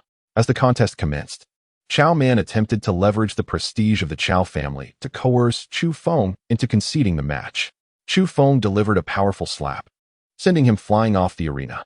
Infuriated, he shouted and cursed, vowing to make Chu Feng pay dearly. Chu Feng merely smiled coldly, disregarding Chao Man. At present, he wished to avoid unnecessary trouble. Otherwise, he would have severely injured Chao Man moments ago. Once he emerged from the Eastern Wilderness secret realm, he would resolutely deal with the Chao family. The competition was proceeding with fervor, rounds of 16, 8, 4, and then the semifinals, during which Chu Feng swiftly vanquished his opponents with remarkable ease, ultimately reaching the finals. Upon witnessing Chu Feng's advancement to the final match, Lin Tai and Qin Shi were overwhelmed with indescribable excitement. Even if Chu Feng were to lose in the finals, their Lingxian sect would still secure 8 slots in the Eastern Wilderness secret realm. 8 slots were more than sufficient for the Lingxian sect to allocate among themselves. Chu Feng silently awaited the final competition. Having secured a place in the Eastern Wilderness secret realm, the subsequent matches held little significance for him. However, he had previously promised Lin Tai that he would assist Lingxian sect in achieving first place, and thus he was determined to claim victory. Lingxian sect, Chen Feng. On the first combat platform, Huangtian sect, Shi Bufan, on the first combat platform. In the finals, Chu Feng's opponent was the young master of the Huangtian sect, Shi Bufan. Renowned as the most gifted prodigy in the Eastern Wilderness continent, Shi Bufan had reached the pinnacle of the profound spirit realm before the age of 20. It was rumored that he could have already transcended to the earth spirit realm, but he deliberately refrained from doing so in order to compete in the Eastern Wilderness tournament. Soon, Chu Feng and Shi Bufan ascended to the #1 competition platform. Suddenly, Shi Bufan gazed at Chu Feng and boldly remarked, "Brother Chun, how about you concede the first place to me? The woman I admire has stipulated that I must secure the top position in the Eastern Wilderness tournament to win her affection. If you grant me this favor, I shall owe you a debt of gratitude, and should you ever require my assistance, do not hesitate to ask." As he spoke, Shi Bufan turned his attention toward the front row of the audience, where several young women were seated, including the mesmerizing beauty whom Chu Feng had encountered previously outside the Chao family and at the martial arts arena. Following Shi Bufan's gaze, Chu Feng beheld the enchanting woman. Dressed in a flowing gown of exquisite snow-patterned silk, she appeared as a delicate sprite amidst the snow, captivatingly beautiful. Was she not associated with the Chao family? How could she also be entangled with the Huangtian sect? A flicker of curiosity stirred within Chu Feng. Chu Feng cast a deep glance at the woman, a tinge of regret swelling within him, and inquired, "Is she the one you cherish?" "Indeed, Brother Chun, all I ask is for you to concede the first place to me. I shall bestow upon you the rewards of the victor. If you desire anything further, I am more than willing to grant it." As he spoke, Shi Bufan stood transfixed, his gaze brimming with adoration for the woman. At that moment, the surrounding spectators were taken aback by Shi Bufan's words, their astonishment palpable. Such audacity was beyond comprehension, as if he disregarded the presence of the audience entirely. Even though Shi Bufan was the young master of the Huangtian sect, such disregard for decorum was unacceptable. An uproar ensued among the onlookers, their voices rising in fervent debate. "Young master, you cannot act in this manner." The judges, unable to tolerate the situation, promptly intervened to halt Shi Bufan. His brazen demand for Chu Feng to yield the first place severely undermined the integrity of the Eastern Wilderness Grand Competition, tarnishing the reputation of the Huangtian sect. "Bufan, cease your nonsense." Suddenly, a middle-aged man seated prominently in the audience admonished Shi Bufan with a fierce shout. Chu Feng recognized him as Shi Haoyan, the sect leader of Huangtian, who had delivered the opening address prior to the competition. "I'm afraid I cannot acquiesce. I have previously pledged to someone that I would secure the first place." Chu Feng replied coldly, resolutely rejecting Shi Bufan's proposal. He had promised Lin Tai that he would assist Lingxian sect in achieving victory. Moreover, it seemed that he harbored no desire for that woman to be with Shi Bufan. Thus, under no circumstances would he concede the first place. In that case, let us compete for the top position based on our abilities. Shi Bufan shed his flippant demeanor, suddenly donning a serious expression. The competition commences. As the judges noted that both participants were prepared, they promptly announced the beginning of the contest. No sooner had the judges' words echoed than Shi Bufan brandished a colossal 2-meter-long blade, launching a fierce strike toward Chu Feng. In an instant, an overwhelming wave of blade energy surged forth, hurtling toward Chu Feng with terrifying force. Wherever the blade energy passed, the ground shattered, leaving a deep fissure in its wake, as if the very fabric of space were being torn asunder. Observing the dreadfulness of Shi Bufan's assault, for guardians of the celestial spirit realm swiftly positioned themselves around the arena, ensuring the safety of the surrounding spectators. Is this the kind of attack one can unleash at the Xianling realm? It surpasses even the peak of the earth spirit realm, and is more fearsome than that of the celestial spirit realm. Such a terrifying onslaught. Could Chu Feng withstand it? Surely. He wouldn't be reduced to mere fragments by a single strike. With such formidable strength, Shi Bufan had no need for Chu Feng to concede the first place. He must have been jesting all along.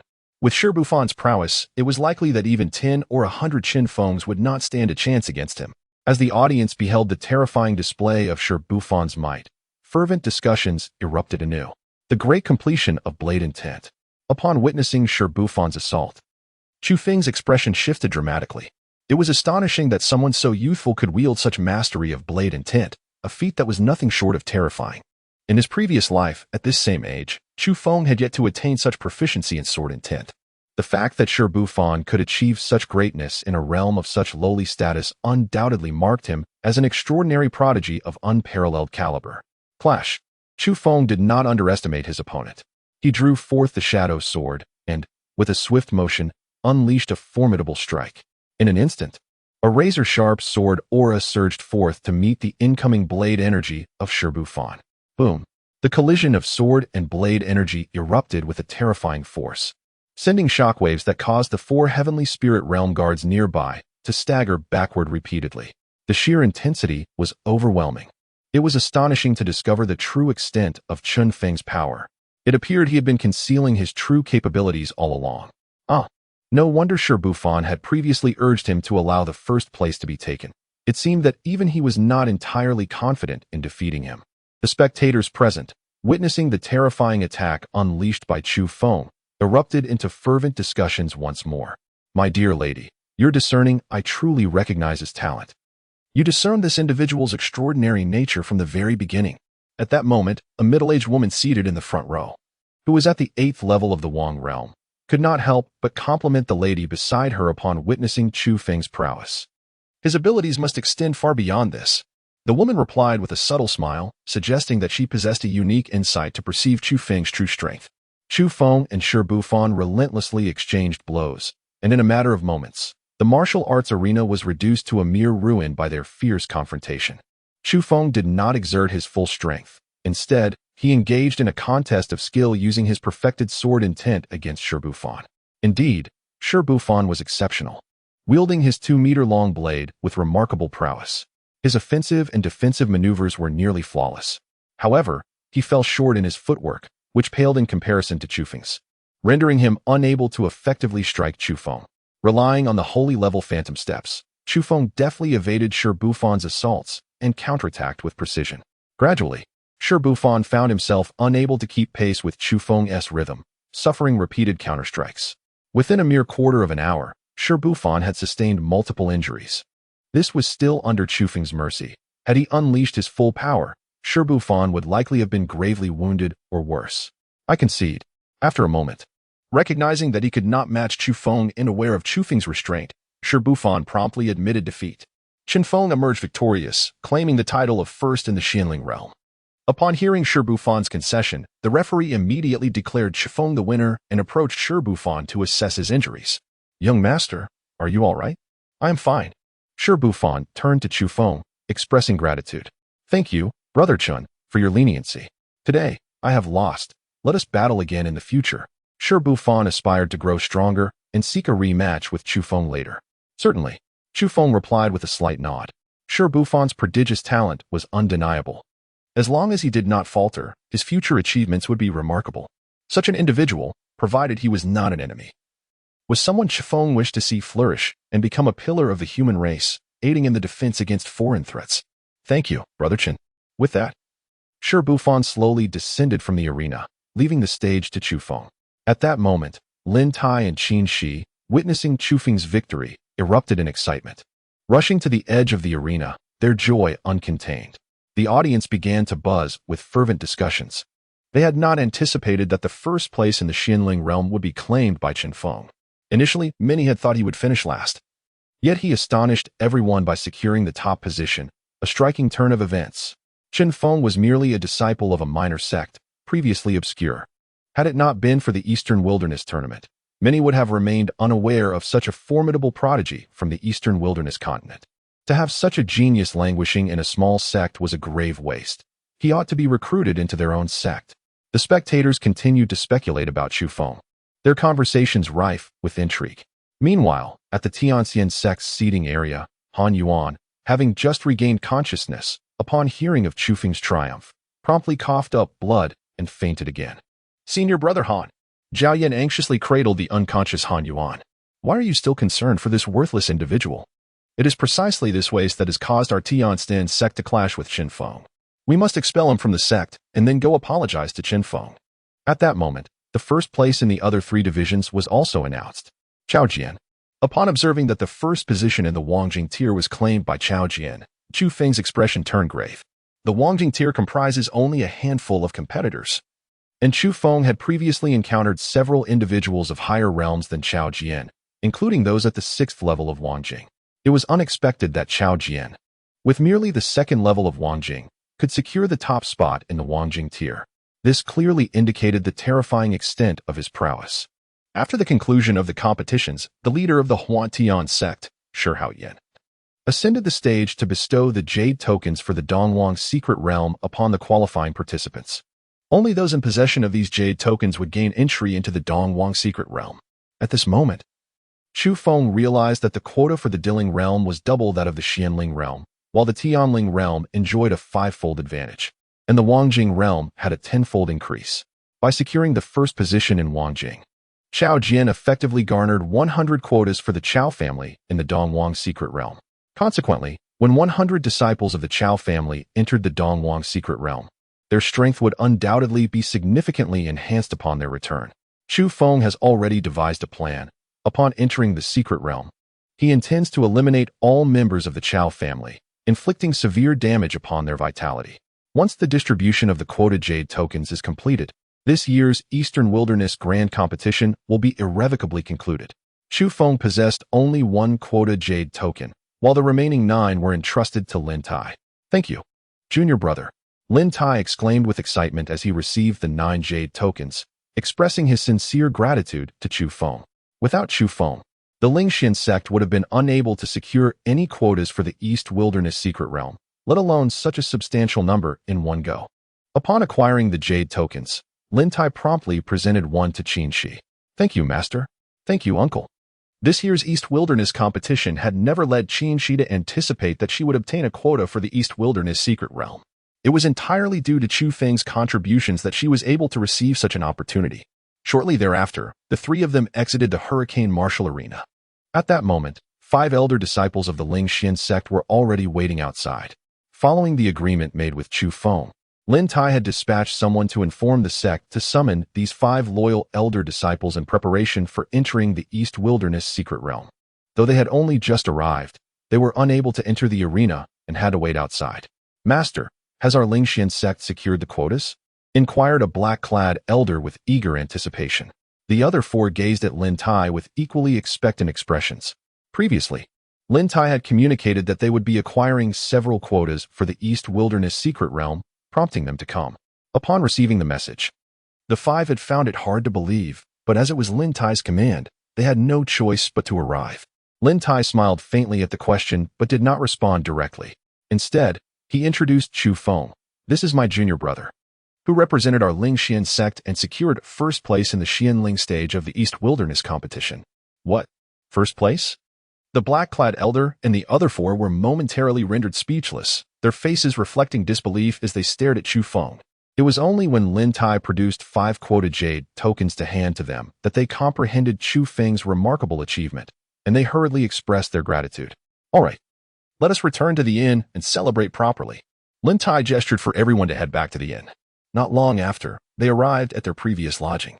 By this time, the inn's patrons were already aware of Chu Feng's triumph in securing first place in the East Wilderness Competition's Xianling stage, and they regarded him with admiration. Some could hardly contain their eagerness to approach Chu Feng, hoping to purchase quotas for the East Wilderness secret realm from him. It was then that Chu Feng realized that the quota jade tokens could indeed be sold, provided both parties were amenable. However, forceful seizure was strictly forbidden.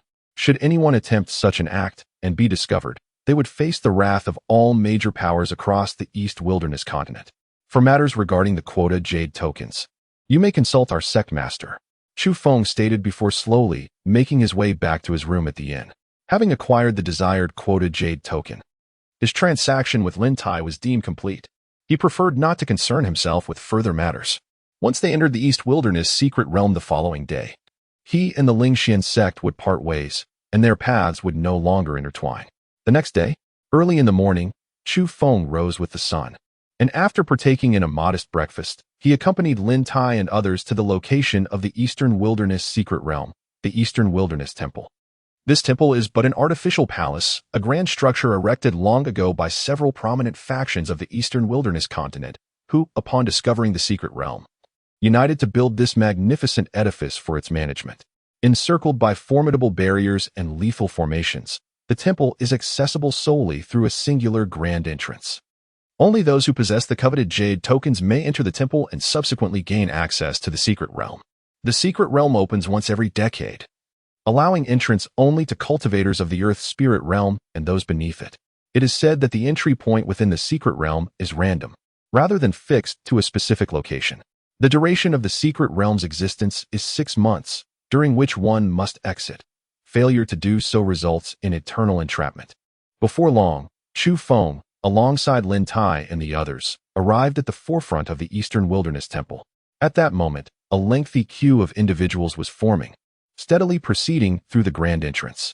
Notable figures were present at the entrance, including Chao Jian from the Chao family, who surveyed those entering the temple with a cold and disdainful gaze. Chu Feng maintained a composed demeanor as he joined Lin Tai and others in a quarter-hour queue, eventually gaining entry into the Eastern Wilderness Shrine. The shrine itself was exceedingly spacious, featuring only an ancient arched stone door at its center, while the rest of the area lay barren and desolate. The temple soared nearly 10 meters high, and its ample surroundings could easily accommodate a multitude of 1,000 individuals without difficulty. Chu Feng's gaze swept across the individuals within the temple, recognizing several from the Eastern Wilderness competition he had previously attended, including Shibufen. How intriguing that the woman, despite lacking any cultivation, has also entered the secret realm. Upon suddenly catching sight of the woman standing beside Shibufen, Chu Feng was taken aback. The lady was the same one he had encountered earlier at the Chao family estate, and it appeared she was also the object of Shibufen's affections. Chu Feng was somewhat perplexed as to why the woman would venture into the secret realm, a place fraught with countless dangers, especially given her lack of cultivation. Was she not courting death? However, in an instant, Chu Feng's perspective shifted. At that moment, he noticed 9 formidable cultivators standing around the woman, each at the 9th level of the Earth Spirit realm. From their aura, it was evident that these 9 were no ordinary cultivators of that level. With these 9 individuals and Shibufen providing protection, the woman's foray into the secret realm appeared to be a feasible endeavor after all. Do you know the identity of that woman, senior brother? After several encounters with the mysterious woman, Chu Feng remained oblivious to her true identity. Consequently, he turned to Lin Tai beside him for clarification. Lin Tai, following Chu Feng's gaze towards the woman, shook his head and replied, "I too am unaware of her identity." "Oh," Chu Feng responded, instantly refraining from further inquiries. Should fate allow, he would eventually uncover her identity. If not, no amount of investigation would yield any results. Moments later, a radiant circle of light suddenly illuminated the stone door at the center of the divine hall. The secret realm has opened. The onlookers, upon witnessing the luminous circle, rushed forward eagerly.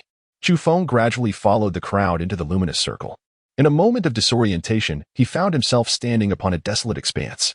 The sky above this land was shrouded in ominous black clouds, dim and lifeless, reminiscent of the somber moments preceding a tempest. All those who had entered the secret realm materialized within a radius of several hundred meters, and at the heart of the throng stood an ancient gate radiating a soft glow, which was likely the exit of the secret realm. It was said that once one departed from this mystical domain, re-entry would be impossible. Chu Feng cast his gaze into the distance. To the east lay a vast ocean, shrouded in a veil of mist, obscuring whatever lay beyond. To the south stretched an arid wilderness, where the sky glimmered with a strange brightness. In the west loomed an immense range of crimson mountains. Meanwhile, the northern sky was shrouded in darkness, hinting at a foreboding black forest. Is this truly the eastern wilderness secret realm? It appears somewhat terrifying, yet the spiritual energy here is markedly denser than in the outside world, making it an excellent place for cultivation. Which direction should we take? I heard from those who entered before us that the south is relatively safe. Let us journey southward. The newcomers began to murmur among themselves, pondering their path forward. After a brief moment, someone took the initiative and began to move. With a gaze fixed ahead, Chu Feng beheld the exquisite woman he had encountered on several occasions, accompanied by a throng of individuals, as they made their way towards the Crimson Mountains in the west. As the lady progressed, her entourage followed suit, though the majority of the crowd veered towards the desolate expanse in the south. Lin Tai and the members of the Lingxian sect were also poised to head southward. Before departing, Lin Tai sought out Chu Feng to bid farewell. Previously, Chu Feng had confided in Lin Tai that upon entering the Eastern Wilderness secret realm, they would part ways. Henceforth, Chu Feng would no longer present himself in the guise of Chen Feng. It was as if Chen Feng would perish within this mysterious realm. From this moment forth, Chu Feng would sever all ties with the Lingxian sect. After the farewell, Lin Tai led his companions away at a measured pace. Master, won't uncle join us? Qin, she inquired, her expression tinged with confusion as she glanced back at Chu Feng while walking. Your uncle has his own plans and shall not accompany us, Lin Tai replied, casting a lingering glance at Chu Feng. Today's parting meant that he would never again call Chu Feng his junior. Oh, Qin, she expressed a hint of reluctance, yet she had no choice but to follow Lin Tai's lead. At that moment, the members of the Chao family divided into 4 factions, each heading in a different direction. It appeared that the Chao family was intent on claiming all that the secret realm had to offer, leaving nothing behind. After a brief moment, Chu Feng surveyed the 4 directions before setting his course towards the north. Chu Feng sensed a dark aura emanating from the north, a presence he feared not at all. Moreover, the sparsely populated region to the north presented an ideal opportunity for him to seek fortune.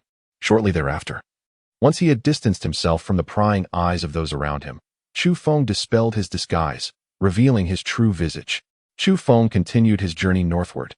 Soon, he arrived before a vast dark forest. The trees within this woodland stood lifeless, resembling a forest ravaged by fire, with only the charred main trunks remaining.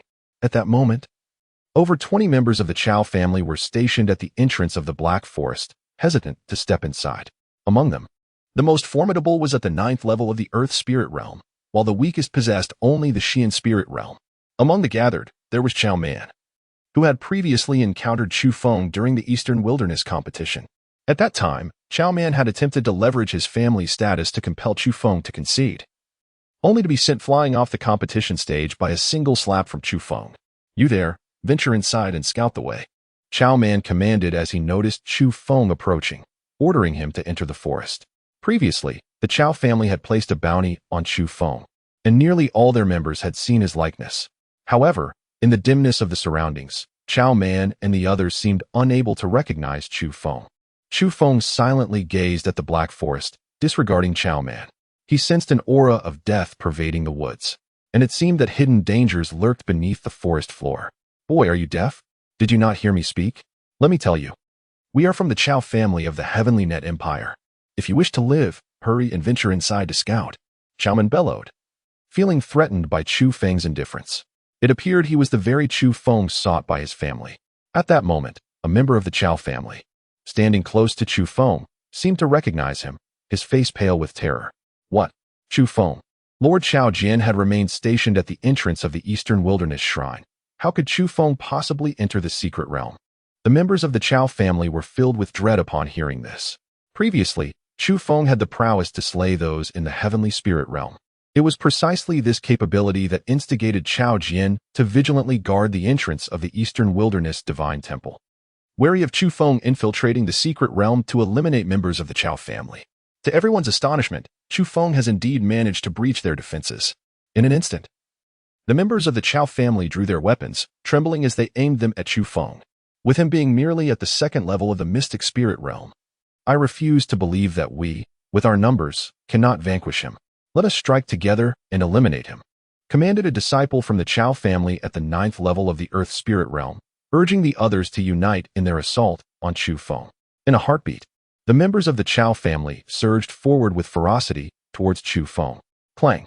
The demon shadow sword was unsheathed, and in an instant, an incredibly sharp wave of sword energy sliced through the air towards the Chu family members. Without any reservations, Chu Feng unleashed the full essence of his sword intent, swiftly cleaving through the members of the Chu family with a single strike. At that moment, several individuals approaching from a distance beheld the scene of Chu Feng effortlessly dispatching over 20 members of the Chu family and were instantly struck with terror, prompting them to turn and flee in haste. Chu Feng cast a fleeting glance at the fleeing figures, choosing to disregard them. At this moment, he felt no fear of exposure. There was no need to silence those who were inconsequential. After a brief interval, Chu Feng collected all the storage rings belonging to the Chu family. Suddenly, he noticed that the lifeless bodies of the Chu family members were rapidly shriveling. In the span of mere moments, they transformed into mummies, as if their vital essence had been siphoned away by some unseen force. With a focused gaze, Chu Feng peered into the depths of the forest, where a towering shadow loomed, seemingly the manifestation of some fearsome beast. However, shrouded in ominous clouds, the true nature of this shadow remained obscured from his view. After a brief moment of contemplation, Chu Feng resolutely stepped into the dark woods. Danger and opportunity coexist. If peril awaited him ahead, it was likely that no one had ever ventured there before, and the treasures within were surely still intact. Chu Feng yearned to grow stronger swiftly, yet it necessitated perilous ventures. As he stepped into the black forest, he was immediately enveloped by an ominous aura of death. This malevolent energy, akin to a venomous toxin, relentlessly assaulted his body, sapping his vitality and essence. Typically, cultivators could scarcely endure prolonged exposure in such a foreboding place. Chu Feng immediately activated the chaos technique, which allowed him to transform the deathly energy into a force akin to spiritual essence, drawing it into his body. With the chaos technique in operation, Chu Feng navigated the dark forest as if he were a fish in water, exuding an air of fearlessness. Chu Feng gradually ventured into the dark forest. Suddenly, the ground ahead trembled. In an instant, a multitude of withered demonic beasts emerged slowly from beneath the earth. Beasts of the undead. With a single glance, Chu Feng discerned the true nature of these demonic beasts. Upon their demise, their bodies became infused with the essence of death, granting them a chance of resurrection as soulless, mindless creatures driven solely by the instinct to kill. These undead beasts would mercilessly assault anyone within their sight. And as one emerged from the ground, it immediately lunged viciously towards Chu Feng.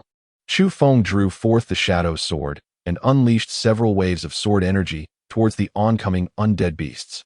These creatures, confined to the realm of the profound spirit, were utterly incapable of withstanding Chu Feng's onslaught. They were swiftly obliterated, meeting their permanent demise. Within the corpses of these undead beasts, there existed a certain probability of yielding the soul pearl, which harbored a dense essence of death energy and could be utilized in the concoction of specific elixirs. Chu Feng possesses the ability to absorb the energy of death for his cultivation, and he can also utilize the soul pearl for his training. After a brief moment, he slowly traverses the remains of the undead beast, collecting every soul pearl he encounters and placing them into his storage ring. Regrettably, there are but 3 soul pearls in total. Chu Feng had just slain dozens of undead beasts, yet he had only acquired 3 soul orbs.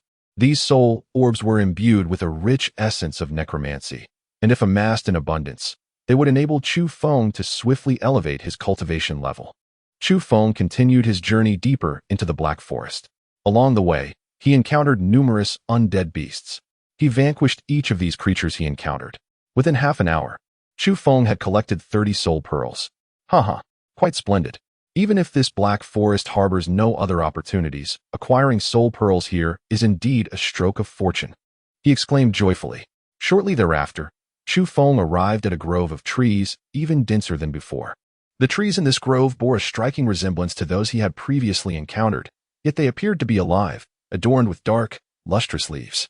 Chu Feng refrained from taking risks and instead drew his sword, unleashing a wave of sword energy. The blade of energy sliced through a small cluster of trees, severing them with ease. In an instant, the broken trunks began to ooze a strange black ichor, and from the depths of the forest erupted a chilling cry. The wail, laden with agony, suggested that the act of severing those trees had inadvertently inflicted pain upon some unseen entity. Suddenly, from beneath the ground where Chu Feng stood, a series of spikes burst forth, aiming directly at him. Chu Feng had long been prepared. Upon noticing the impending danger, he swiftly evaded the attack. However, as soon as he touched down, the ground erupted once more, sending a barrage of spikes directly towards him. In response, Chu Feng leapt into the air and, with a fierce flourish of his sword, unleashed several arcs of sword energy directed at the earth below. The blade's energy penetrated the surface, causing a large pool of dark blood to surge forth, while an eerie, discordant shriek echoed from the depths of the forest. At this moment, Chu Feng discerned that the earlier spikes bore a striking resemblance to the pointed roots of trees. It became apparent that a tree spirit lurked within the forest depths. Though its true level of power remained a mystery, Chu Feng relentlessly wielded the shadow sword, unleashing a torrent of sword energy that severed the surrounding trees adorned with leaves. These trees were undoubtedly the branches of the tree demon, and felling them all would surely inflict harm upon the creature. As anticipated, with each tree that Chu Feng cleaved, a more deafening shriek resonated from the depths of the forest. Suddenly, the black leaves of the trees ahead detached from their branches and hurtled towards Chu Feng like a tempestuous storm, resembling a multitude of ebony arrows aimed directly at him. Upon witnessing the situation, Chu Feng immediately brandished the shadow sword, summoning a radiant sword shield that enveloped him within its protective embrace. The oncoming black leaves, upon striking the sword shield, disintegrated into fine powder. In a fleeting moment, as the black leaves shot forth, Chu Feng continued to slash through the trees ahead. Suddenly, countless massive branches plummeted from the sky, akin to a meteor shower, descending with an unimaginable force. This time, Chu Feng opted not to confront them head-on. Instead, he executed the shadow step, deftly evading the colossal branches that crashed down. Boom, boom, boom. The enormous branches left deep craters in the ground, their terrifying power stirring clouds of dust around them. At this juncture, Chu Feng discerned that the immense shadow ahead was none other than a gargantuan tree, a living tree spirit of staggering proportions. This tree spirit had presumably existed for countless years to attain such enormity. Fortunately, its cultivation level was merely at the 5th layer of the celestial spirit realm, which brought a subtle sense of relief to Chu Feng's heart. Chu Feng continuously evaded the descending branches of the tree demon, charging forward towards its core. To vanquish this colossal entity, it was imperative to extract its heartwood. This tree demon, immense in size, had likely existed for millennia, and its heartwood must have evolved into an extraordinary spiritual herb. Once he extracted the heartwood and absorbed its energy, Chu Feng's cultivation would experience a significant enhancement. Boom. As Chu Feng approached the core of the tree demon, the sky suddenly descended with a colossal hand, leaving him no avenue for escape. This gigantic hand, composed of a massive branch and leaves of the tree demon, descended from above with overwhelming force, aimed directly at Chu Feng. Chu Feng swiftly raised the shadow sword, charging forward to pierce through the colossal palm of the tree demon. In an instant, he drew closer to the core of the tree demon. Chu Feng surged forward with unwavering momentum, merging seamlessly with his sword as he pierced through the very core of the tree demon, delving into its innermost sanctum. The interior of the tree demon was nearly hollow, with only a tangle of black tendrils intricately interwoven, resembling the creature's veins. With swift agility, Chu Feng leapt upon the dark branches. At this moment, the tree demon had detected Chu Feng's intrusion into its very core, emitting a series of furious roars, while the internal space quaked violently. However, having already penetrated the depths of the tree demon, it found itself powerless to resist, left to succumb to Chu Feng's will. Before long, Chu Feng reached the center of the tree demon's interior. There, a black, oval entity the size of a large vat pulsated mysteriously, its surface entwined with a myriad of gnarled branches. This heart of the demon tree had existed for at least 2 millennia. Upon witnessing the black oval entity, Chu Feng was instantly filled with exhilaration. This black oval was none other than the heart of the tree demon, harboring a millennium's worth of pure energy, capable of significantly enhancing a cultivator's prowess. After a brief moment, Chu Feng cradled the millennium tree heart and severed all the black tendrils connecting it. In an instant, the internal quivering of the tree demon ceased. With the Millennium Tree Heart taken by Chu Feng, the tree demon was irrevocably vanquished. Chu Feng cradled the Millennium Tree Heart, seamlessly entering the Chaos Star Pearl. Given the imminent dangers lurking outside, he resolved to harness the energy of this ancient treasure within the protective confines of the pearl. What a magnificent Millennium Tree Heart! Chu Feng, you have truly acquired something extraordinary. Linger exclaimed, her visage illuminated with astonishment upon witnessing the precious artifact. Indeed, Lingo, I shall commence my cultivation now. With only half a year remaining in the secret realm, Chu Feng was determined to swiftly absorb the energy of the Millennium Tree Heart before embarking on further explorations. Very well, Linger replied, choosing to refrain from disrupting Chu Feng's focus.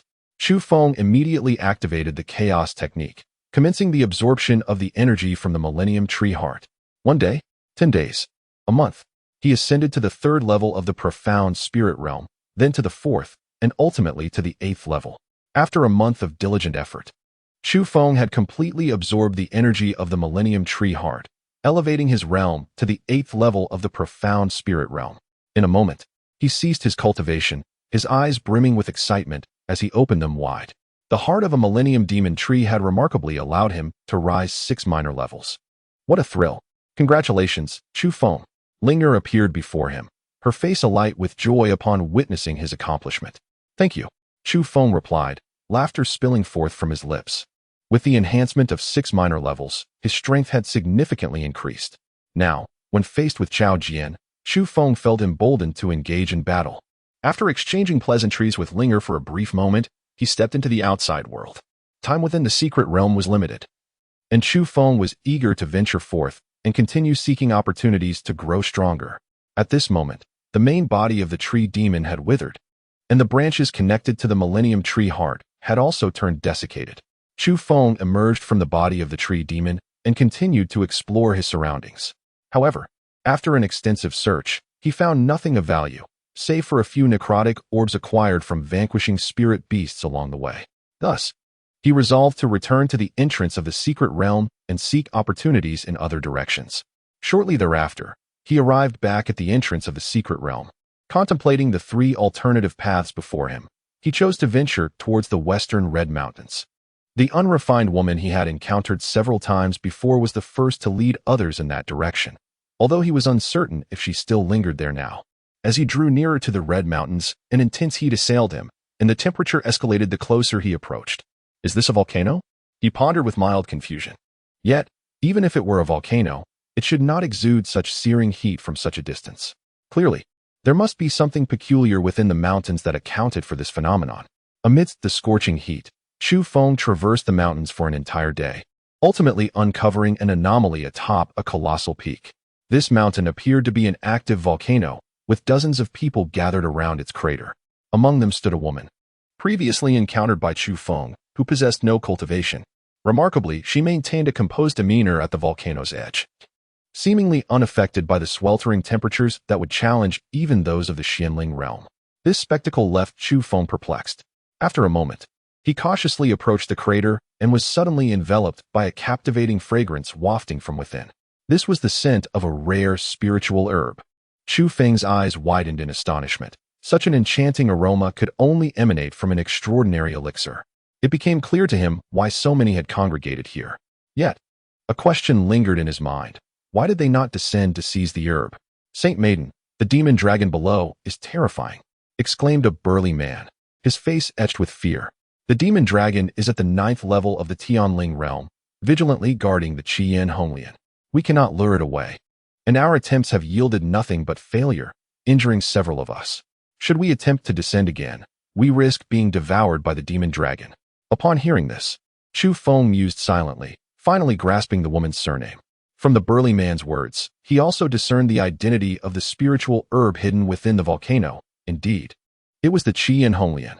As Chu Feng approached the volcano's mouth and gazed downward, he indeed beheld several crimson lotus flowers gracefully floating in the molten lava.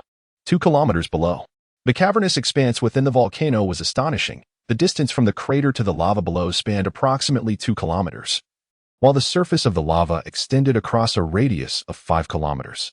Chu Feng did not witness the so-called demon dragon mentioned by the burly man. It was likely submerged beneath the magma beneath the crimson flame lotus. Who are you, boy? Suddenly, a stout figure nearby spotted Chu Feng approaching the volcano's mouth and immediately erupted in fury. Upon hearing the words, Chu Feng turned his gaze towards the burly man with an air of indifference. The man's statement immediately drew the attention of all present towards Chu Feng. "Ah!" A woman in the distance suddenly exclaimed upon spotting Chu Feng. Her name was Sheng Lier, endowed with mesmerizing multicolored glass-like eyes, capable of discerning all illusions and disguises. She recognized that the previous Chu Feng was indeed Chu Feng. However, had it not been just a short while ago that Chu Feng was at the second level of the profound spirit realm? How could it be that after merely a month, he had ascended to the 8th level? This revelation momentarily left Sheng Lier astonished. "You are Chu Feng?" The burly man gasped in fear as he recognized Chu Feng's countenance. Those surrounding the burly man immediately drew their weapons, directing them menacingly at Chu Feng. "Are you members of the Chao family?" Chu Feng inquired, his expression remaining placid as he regarded the burly man. "Chu Feng, with so many of us here, it would be wise for you not to act recklessly," the burly man threatened. "Chu Feng is capable of slaying formidable warriors of the celestial spirit realm. The burly man can only rely on sheer numbers, hoping to instill fear in Chu Feng to deter him from taking action. If you are not from the Chao family, step aside." Chu Feng cast his gaze upon Sheng Lier, eager to discern her choice. Previously, she had appeared at the Chao family, maintaining a close relationship with Chao Jian, and Chu Feng was curious whether she would ally with the Chao clan against him. "We are not with the Chao family." Upon hearing Chu Feng's words, Sheng Lier promptly led her 9 Earth Spirit Realm 9th layer guards to one side. "Miss Sheng?" The burly man observed this shift with a sense of urgency. With 9 formidable guards by Sheng Lier's side, they would undoubtedly pose a significant challenge to Chu Feng. Now, with Sheng Lier remaining an observer, the Chao family would find it exceedingly difficult to withstand Chu Feng's might. The decision made by Sheng Lier left her guards filled with confusion. They had previously acknowledged her amicable rapport with Chao Jian, and now she was distancing herself from the Chao family due to Chu Feng, who was merely at the 8th layer of the profound spirit realm. Clang! Suddenly, the sound of a sword being drawn resonated through the air. In an instant, 2 fierce sword energies surged forth, striking mercilessly at the burly man and his companions from the Chao family. "Ah!" The agonizing cries echoed briefly before abruptly falling silent. How could this be possible?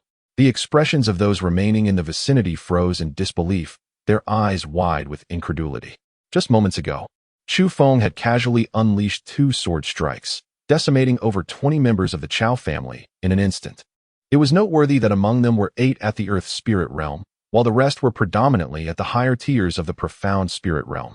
The sheer prowess of the Chao family had been utterly vanquished by Chu Feng's mere 2 strikes. Had they not witnessed it with their own eyes, they would never have believed such an event could transpire. At that moment, they comprehended why Sheng Lier had so decisively severed ties with the Chao family. After dispatching his foes, Chu Feng proceeded to search the bodies of the Chao family members. Once he concluded his search, he turned to gaze deeply at Sheng Lier, somewhat astonished by her earlier decisiveness. Chu Feng has never shown mercy to his enemies. Fortunately, Sheng Lier made the right choice just now, otherwise, he might have slain her as well. Moments later, Chu Feng plunged into the volcano's crater, swiftly descending along the volcanic wall. "Miss Lin, can he obtain the Crimson Flame Lotus?" The guard beside Sheng Lier, observing Chu Feng's trajectory towards the Crimson Flame Lotus, pondered whether he could defeat the demon dragon below and seize the precious flower. "He should be able to," Sheng Lier replied with a slight nod. According to the information previously gathered, when Chu Feng was at the 1st level of the Xianling realm, he was capable of vanquishing Cao Xiao, who was at the 2nd level of the Tianling realm. Now that Chu Feng has reached the 8th level of the Xianling realm, he should be able to contend with the demon dragon at the 9th level of the Tianling realm. Soon, Chu Feng approached the surface of the magma. The temperature here was exceedingly scorching, beyond what an ordinary cultivator in the Xianling realm could endure. However, it posed no threat to Chu Feng. At that moment, 3 resplendent crimson flame lotuses floated majestically at the center of the magma. Each lotus bore a seed pod, and each seed pod contained over 10 crimson flame lotus seeds. These seeds are rare spiritual herbs, capable of significantly enhancing a cultivator's prowess. Chu Feng approached the edge of the magma closest to the crimson flame red lotus, condensing spiritual energy beneath his feet as he swiftly traversed the molten surface. Just as he was on the verge of reaching the crimson flame red lotus, a terrifying dragon breath erupted violently from below the magma, hurtling towards him with great force. Chu Feng had long been prepared, wielding the shadow blade. He unleashed a surge of sword energy that swiftly dissipated the dragon's breath. Immediately thereafter, a colossal crimson dragon, measuring 100 meters in length, erupted from the magma, roaring fiercely as it charged towards Chu Feng. Die. Without a flicker of hesitation, Chu Feng concentrated all his strength and unleashed a formidable sword energy towards the colossal crimson dragon. The sword energy, imbued with an overwhelming might, cleaved through the air as if it were slicing the very fabric of space itself. Upon witnessing this, the crimson dragon's countenance betrayed a flicker of fear, and it instinctively sought to evade the impending attack. However, the sword energy was too swift, arriving in the blink of an eye, rendering the dragon unable to escape its fate. In an instant, the sword energy severed the dragon from head to tail, cleaving it in twain.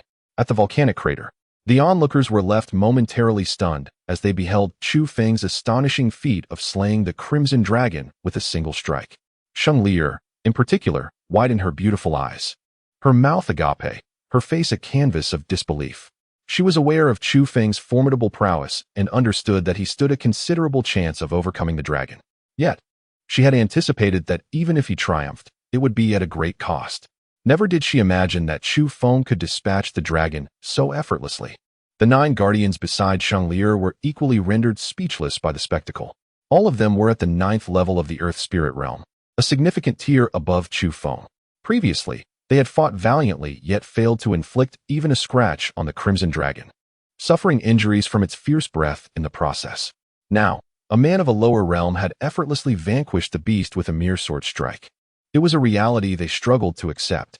After slaying the crimson dragon, Chu Feng swiftly approached the Qian Honglian, gathering the 3 lotus pods. Alas, the Qian Honglian could only thrive in such molten surroundings. Otherwise, he would have transplanted it into his own realm. As he stored the lotus pods within the Chaos Star Pearl, Chu Feng prepared to depart. Suddenly, he heard Linger's voice beside him. Chu Feng, there is a rare fire beneath the lava. Rare fire? Upon hearing this, Chu Feng's spirits soared with excitement. Rare fire was the darling of alchemists, not only enhancing the success rate of concocting elixirs, but also serving as a potent means of offense. In his previous life, Chu Feng had acquired the supreme rare fire, the Netherworld Ghost Flame. It was with the aid of the Netherworld Ghost Flame that he was able to forge holy-grade pills. Furthermore, as an offensive weapon, the flame was immensely powerful, often catching adversaries off guard and delivering devastating blows. Yes, beneath the lava lies a type of red lotus earth fire, a high-grade rare fire. Lingo elaborated. Splendid, Chu Feng exclaimed, brimming with exhilaration. Though his current realm was low, acquiring a rare fire would provide him with an unexpected means of attack against foes of higher cultivation. With that thought, he gathered his spiritual energy to form a protective barrier and plunged directly into the molten depths. Chu Feng continued to descend, and with each passing moment, the temperature rose ever higher. In the span of merely 15 minutes, he had plunged nearly 1,000 meters, yet still no sign of the crimson lotus earth fire. Sensing a depletion of spiritual energy, he promptly consumed a Qi Yan Hong Lian Zi to maintain his spiritual shield and protect himself from the scalding magma surrounding him. The crimson lotus earth fire lay just 500 meters below, but your body may not endure it much longer. Linger suddenly interjected. I shall try once more. Chu Feng declared, unwilling to abandon his quest, and swallowed another Qi Yan Hong Lian Zi, pressing further into the depths. This is futile. I can no longer withstand it. Chu Feng delved into the depths once more, but the temperature below was excessively high, and the spiritual energy shield he had erected could no longer withstand it. Soon after, Chu Feng emerged from the molten surface, soaring towards the volcanic wall. What a pity, he remarked, casting his gaze towards the center of the lava, letting out a soft sigh. His current realm was too low for him to obtain the crimson lotus earth fire. If only he could break through to the earth spirit realm, he might just be able to seize it. With time still remaining before the secret realm closed, Chu Feng resolved to continue searching for opportunities to strengthen himself before returning for the crimson lotus earth fire. Meanwhile, Sheng Lier and the others had yet to depart. They had witnessed Chu Feng plunge into the lava and were curious about what treasure he might have discovered, eagerly awaiting the outcome. To their astonishment, Chu Feng remained submerged in the lava for over a minute before resurfacing. Observing his expression, it seemed he had not acquired the desired treasure, which only intensified their curiosity about what lay beneath the molten surface. Shortly thereafter, Chu Feng returned to the volcano's mouth. "Why have you not left?" he inquired in a calm tone.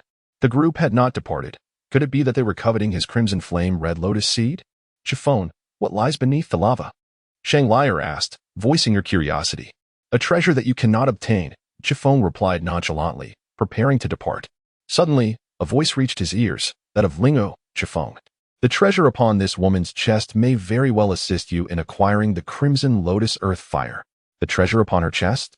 Upon hearing this, Chu Feng immediately turned his gaze towards Shang Lier's chest. Her bosom was alluringly full, captivating in its charm, leaving Chu Feng parched and agitated. This woman was not only beautiful, but possessed a figure that was truly remarkable. Alas, she could not cultivate. Noticing Chu Feng's stare, Shang Lier quickly shielded herself with her hand, shooting him an angry glare as she demanded, "What are you staring at?" "Nothing at all," Chu Feng replied sheepishly. "Linger, how can I obtain the crimson lotus fire with her treasure?"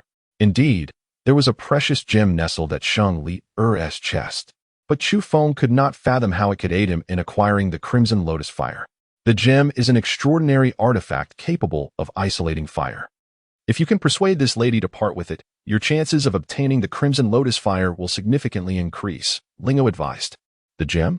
Chu Feng was momentarily taken aback, having initially thought it was merely Shang Lier herself that was captivating. After a brief moment, he turned to Shang Lier and softly inquired, "May I know the name of this esteemed lady?" "Absolutely not," Shang Lier replied coldly.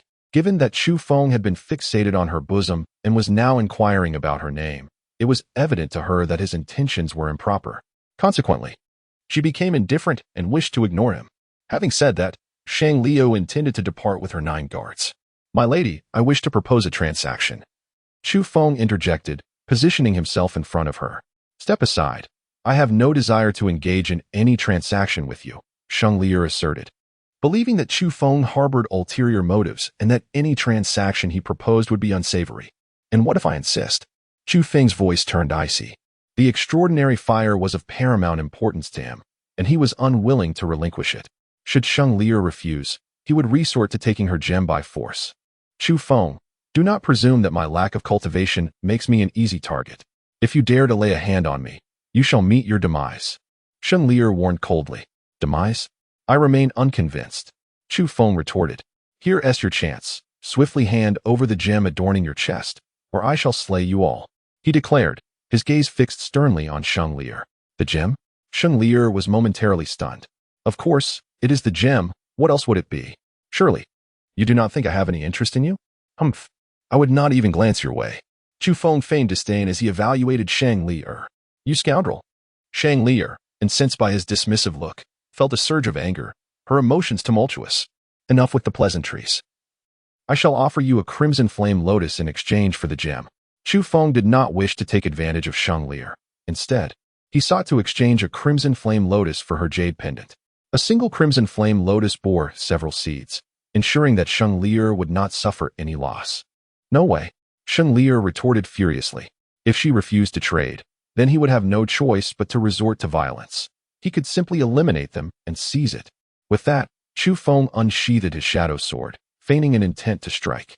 The guards surrounding Shang Liu instantly tensed, positioning themselves protectively in front of her. "Stop!"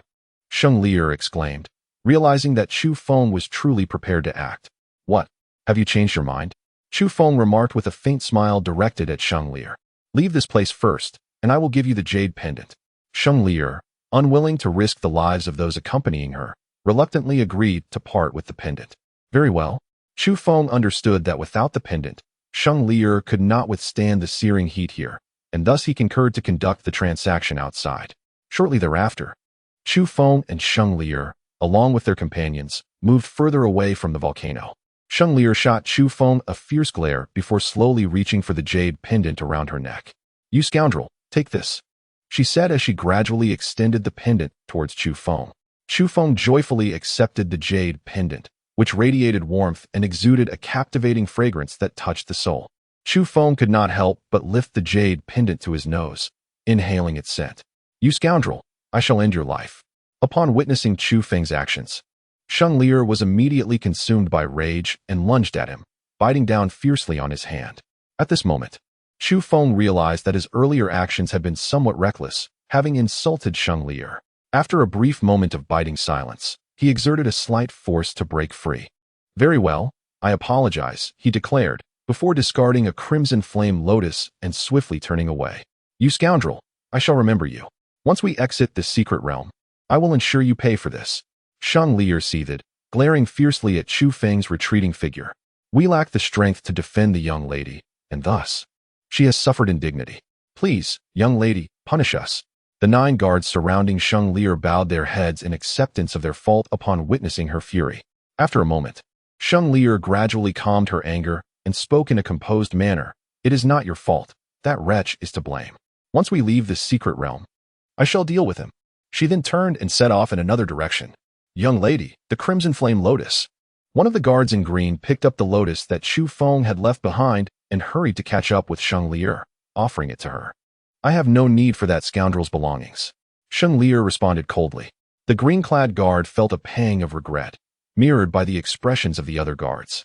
The crimson flame lotus was a rare medicinal herb capable of significantly enhancing one's cultivation. It was indeed a shame to lose it. "Very well. Though it is unfortunate to discard it, let each of you take 1 crimson flame lotus seed, and the remainder shall be kept for me." Sheng Lier, observing the expressions of her companions, swiftly changed her mind. The loss was indeed regrettable, and it would be wiser to distribute it among them, fostering their dedication to protect her. The crimson flame lotus bestowed by Chu Feng contains 12 fiery seeds, with each of the 9 guardians receiving 1. The remaining 3 were stored away by Sheng Lier in her storage ring. Shortly thereafter, Chu Feng returned to the volcano. After adorning himself with Sheng Lier's jade pendant around his neck, he felt no trace of heat, but rather a refreshing coolness. What a magnificent treasure! Chu Feng felt that the jade pendant not only had the ability to dispel heat, but also significantly accelerated the absorption of spiritual energy, proving to be immensely beneficial for cultivation. Chu Feng initially intended to return the jade pendant to Sheng Lier after use, but now he found himself wanting to claim it as his own. Moments later, he once again approached the heart of the magma, plunging into its depths and swiftly descending. With the aid of Sheng Lier's jade pendant, he effortlessly arrived before the crimson lotus fire. The fire hovered serenely within the molten lava, appearing as if it were in slumber. Within a 2-meter radius of the crimson lotus fire, the surrounding magma had been incinerated and evaporated, forming a vacuum circle. "Chu Feng, do you know how to subdue the?" Linger communicated telepathically. Indeed, Chu Feng gently nodded in response. "It possesses a certain level of sentience. To subdue it, one must not only surpass it in strength, but also exhibit patience and a touch of fortune." In his previous life, it took Chu Feng nearly 6 months to conquer the Nether Ghost Fire. However, the Nether Ghost Fire is a top tier, whereas the Crimson Lotus Fire is merely of a higher grade, suggesting that the subjugation process would be significantly shorter. Furthermore, armed with the experience from his past, Chu Feng was poised to subdue the with greater efficiency. In due course, Chu Feng gradually entered the vacuum circle surrounding the Crimson Lotus Fire. Although the jade pendant offered some protection against the searing heat, once within the vacuum circle, he still felt a burning sensation that pierced his skin. Chu Feng gradually enveloped the Crimson Lotus Earth Fire with his spiritual energy. However, as soon as the energy approached, it seemed to awaken, gently drifting away. Chu Feng swiftly followed suit, simultaneously amplifying his spiritual energy to envelop the Crimson Lotus Earth Fire. In an instant, the Crimson Lotus Earth Fire erupted with immense power, dispersing Chu Feng's spiritual energy. Chu Feng remained undeterred, continuing to envelop the Crimson Lotus Earth Fire with his spiritual energy. Simultaneously, he exerted his soul force to suppress the Crimson Lotus Earth Fire. The soul of Chu Feng has been reborn, immensely powerful, swiftly subduing the Red Lotus Fire. However, the Red Lotus Fire did not yield immediately. Instead, it continuously unleashed its strength, dispersing Chu Feng's spiritual energy. Fortunately, he possessed the Crimson Flame Red Lotus Seed. Whenever his energy waned, he promptly consumed it, engaging in an ongoing battle with the Red Lotus Fire. 1 day, 10 days, a month, 2 months. After a full 2 months of relentless effort, Chu Feng finally subdued the red lotus fire. Once tamed, the red lotus fire resembled a playful sprite, flitting around Chu Feng without causing him any harm. Ha ha! Chu Feng laughed joyfully. With the red lotus fire at his disposal, his alchemical endeavors would become significantly easier, enabling him to concoct higher-grade elixirs. Moreover, utilizing the red lotus fire for offensive purposes would provide him with an incredibly formidable means of attack. Furthermore, throughout these 2 months of consuming the crimson flame red lotus seeds, Chu Feng had elevated his cultivation by 2 minor realms, reaching the pinnacle of the profound spirit realm. Now, should he break through this pinnacle, his power would see a substantial enhancement. Suddenly, the flow of magma surged rapidly upwards, as if it were erupting. Chu Feng pondered in mild confusion. The red lotus fire had been suppressing the magma here. Now that it had been tamed, the magma was primed to erupt. Linger suddenly conveyed through thought. It seems a volcanic eruption is imminent. Chu Feng smiled faintly, for he was about to experience the spectacle of a volcanic eruption. Soon, he ascended alongside the surging magma, reaching the crater of the volcano before being ejected into the air. Chu Feng spread his arms wide, laughing joyfully as he reveled in the bliss of flight. Soon after, he descended to the ground. At that moment, the surroundings were engulfed in lava, depicting a scene reminiscent of an apocalyptic world. Chu Feng concentrated his spiritual power at his feet, swiftly gliding across the surface of the molten lava towards the entrance of the secret realm. With over 2 months remaining before the secret realm's closure, he sought to alter his course and continue his quest for opportunities. In his previous 2 endeavors, he had acquired the heart of the Millennium Demon Tree and the Red Lotus Earth Fire, significantly augmenting his prowess. Now, only the eastern and southern directions remained unexplored, both of which surely held further opportunities. An hour later, Chu Feng returned to the entrance of the secret realm. At that moment, several individuals were engaged in cultivation at the entrance. These individuals appeared to have already grasped some opportunities and chose not to take further risks, opting instead to refine their skills for a while before venturing out of the secret realm. Additionally, some had entered the realm solely for its abundant spiritual energy, without any intention of seeking further opportunities. Chu Feng cast a glance towards the east and the south, momentarily at a loss as to which direction to pursue. It was said that a luminous isle lay to the east, teeming with countless treasures. Previously, 2 individuals had ventured there, emerging from the secret realm with unknown riches, seemingly fearful that we might covet their spoils. However, whispers abounded of formidable beasts lurking in the waters surrounding that isle, claiming the lives of many. Perhaps it would be prudent to refrain from jeopardizing our lives in a futile struggle against those of higher cultivation for the sake of opportunity. As Chu Feng hesitated, he overheard a group of individuals at the entrance of the secret realm engaged in discussion. A luminous island? With a touch of perplexity, Chu Feng swiftly resolved to venture eastward in search of opportunities. For him, places deemed perilous by others were precisely the realms where fortune could be discovered.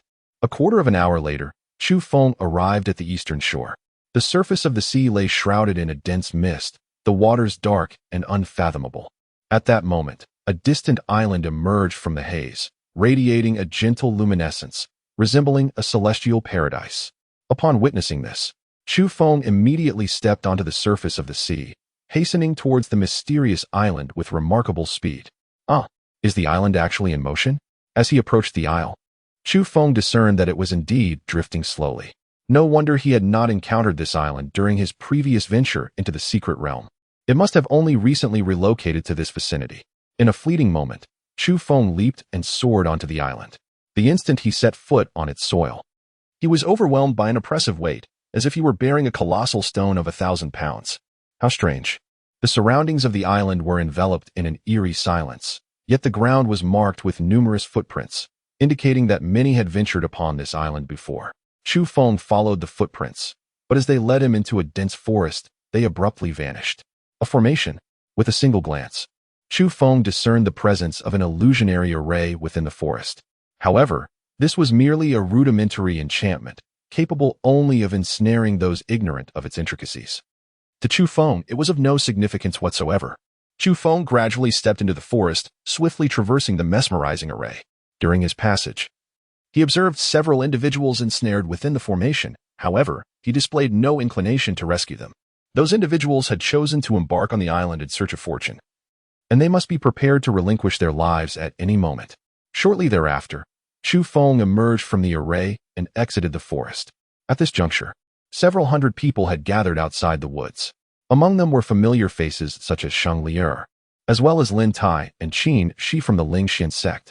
Before the crowd stood a colossal heavenly staircase, ascending into the clouds. At this moment, numerous individuals had already ascended the staircase, laboriously striving to climb higher. Chu Feng furrowed his brow as he gazed upon the celestial ladder, sensing an aura of mystery surrounding it.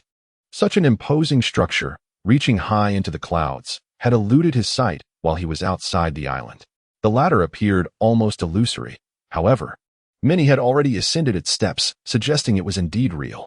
Suddenly, a chilling scream echoed from the ladder. A robust man clad in green, stationed several dozen steps up, explosively perished, his flesh and blood scattering across the rungs, only to vanish swiftly. The onlookers below gasped in horror. This individual, with such a low cultivation level, had dared to seek the inheritance, an act tantamount to courting death. Indeed, as a practitioner of the Xianling realm, he had foolishly attempted to claim the legacy, and his demise was well-deserved. This ladder was intended for those of the Diling realm. Anyone from the Xianling realm who dared to ascend was merely inviting their own end. Following the exclamations, a fervent discussion erupted among the crowd. It was then that Chu Feng noticed a colossal stone tablet before the ladder. Inscribed with prominent characters, "Those who ascend the ladder shall receive the sacred inheritance." Sacred inheritance? In his previous life, Chu Feng was a peak powerhouse at the Emperor realm, possessing little interest in a holy-level inheritance. However, such inheritances typically contain an abundance of cultivation resources, and Chu Feng yearned to acquire these resources to swiftly enhance his strength. Moments later, he navigated through the onlookers below and began his ascent of the heavenly ladder. Another fool unafraid of death, attempting the 9th level of the profound spirit realm. The recently deceased man in green was also at the 9th level, and he perished after only ascending a few dozen steps. How far do you think this one will go? I wager he will meet the same fate, exploding like the previous man after just a few dozen steps. One can only hope he retreats before meeting a tragic end. As the crowd observed Chu Feng's attempt at the heavenly ladder, a flurry of discussions erupted, with many doubting his ability to ascend very far. Chu Feng. At that moment, not far away, Sheng Lier caught sight of Chu Feng. Her teeth clenched in anger as she fixed him with a fierce glare. Ignoring the murmurs of the crowd, Chu Feng ascended the heavenly ladder with swift determination. The ladder exuded an overwhelming pressure, accompanied by illusory assaults on the soul. However, for Chu Feng, these challenges posed little cause for concern. Chu Feng's prowess has far surpassed that of an ordinary celestial spirit realm practitioner with a soul inherited from a past life, rendering it terrifyingly formidable. Those phantasmal assaults based on the soul are effortlessly shattered by him, using merely his spiritual awareness. How can he ascend so swiftly? To the onlookers, Chu Feng appeared to ascend the steps as if he were strolling leisurely, without a hint of pause, his steps incessantly climbing higher. Could it be that he possesses some protective treasure that shields him from the influence of the heavenly ladder? It seems implausible. The heavenly ladder not only imposes immense physical pressure, but also inflicts assaults on the soul. Even if he were shielded from physical harm, his soul would remain vulnerable to such attacks. Yet, how is he able to ascend with such velocity? This individual looks remarkably familiar. He seems to be the 5th grade alchemist, Chu Feng, who is wanted by the Chao family. Chu Feng. I never anticipated that he would not only excel in alchemy, but also possess such formidable strength. As the crowd gazed at Chu Feng ascending the heavenly ladder, discussions began to erupt. Master, that person's silhouette resembles that of my uncle. Nearby, Qin Shi observed Chu Feng's figure and felt an uncanny familiarity, prompting her to turn to Lin Tai. Nonsense. This person's realm is at the 9th level of the profound spirit realm, while your uncle is merely at the 2nd level of the profound spirit realm. He cannot be your uncle. Lin Tai, astonished by Chu Feng's realm and his speed of ascent, recognized that Chu Feng was an adversary of the Chao family. Their Lingxian sect could not afford to provoke the Chao family, and thus had to distance themselves from Chu Feng. Saint Lier, witnessing Chu Feng's rapid ascent, couldn't he help but part her lips in astonishment, exclaiming, "Though this rascal is infuriating, I must admit that his strength is indeed remarkable." Chu Feng relentlessly surpassed those ahead of him. At this moment, atop the celestial ladder stood Chao Tian at the 886th step. The entire staircase comprised 1,000 steps, and Chao Tian maintained a lead of nearly 50 steps over the second-place contender. He had begun to fantasize about the moment he would reach the pinnacle and seize the coveted inheritance. Suddenly, Chao Tian noticed a figure swiftly approaching him, prompting him to turn around in astonishment. How could anyone move so swiftly? As he beheld Chu Feng ascending with remarkable speed, he felt as if he had encountered a ghost.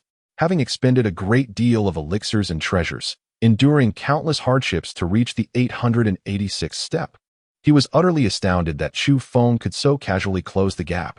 The thought of Chu Feng snatching the inheritance away ignited Chao Tian's fury, and he threatened angrily.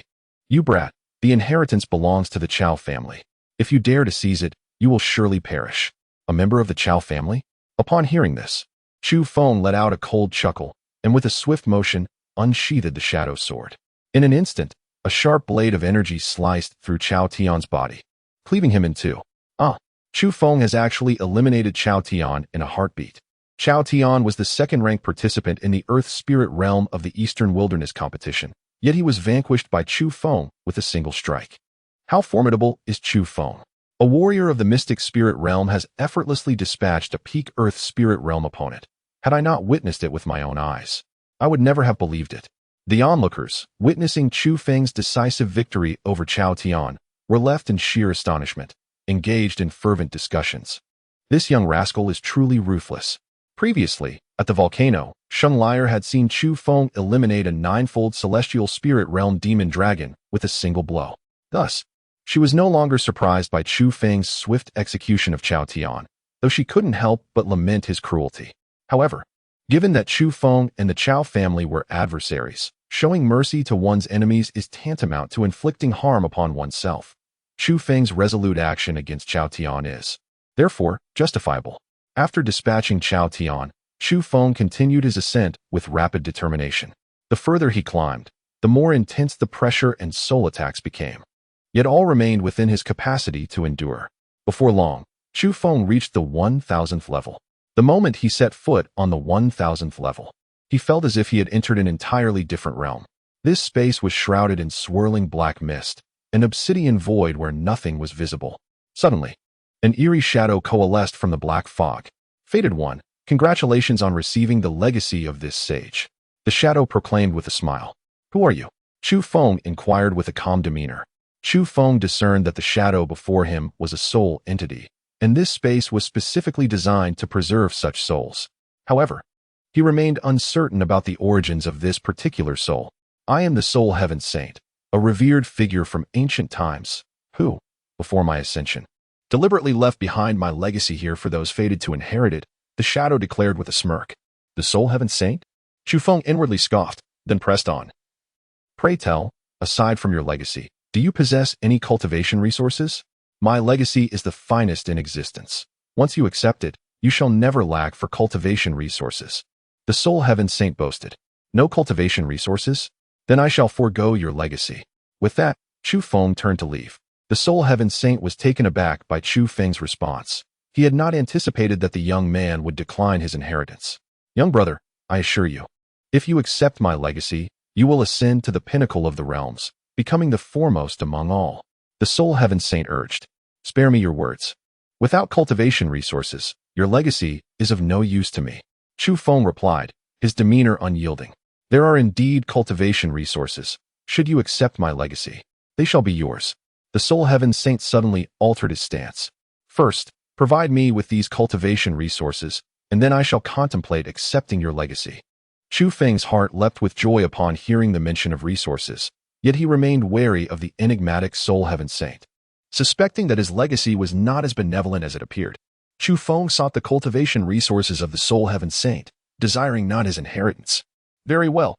I can provide you with that first," the Soul Heaven Saint declared, as a jade vial gradually emerged from the black mist, drifting towards Chu Feng. Chu Feng promptly reached for the small vial, giving it a shake and sensing that it contained no more than a single drop of liquid.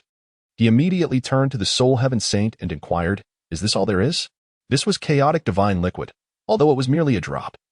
It was the finest elixir known to mankind. The Soul Heaven Saint replied, "Chaotic divine liquid?" Upon hearing this, Chu Feng was filled with elation.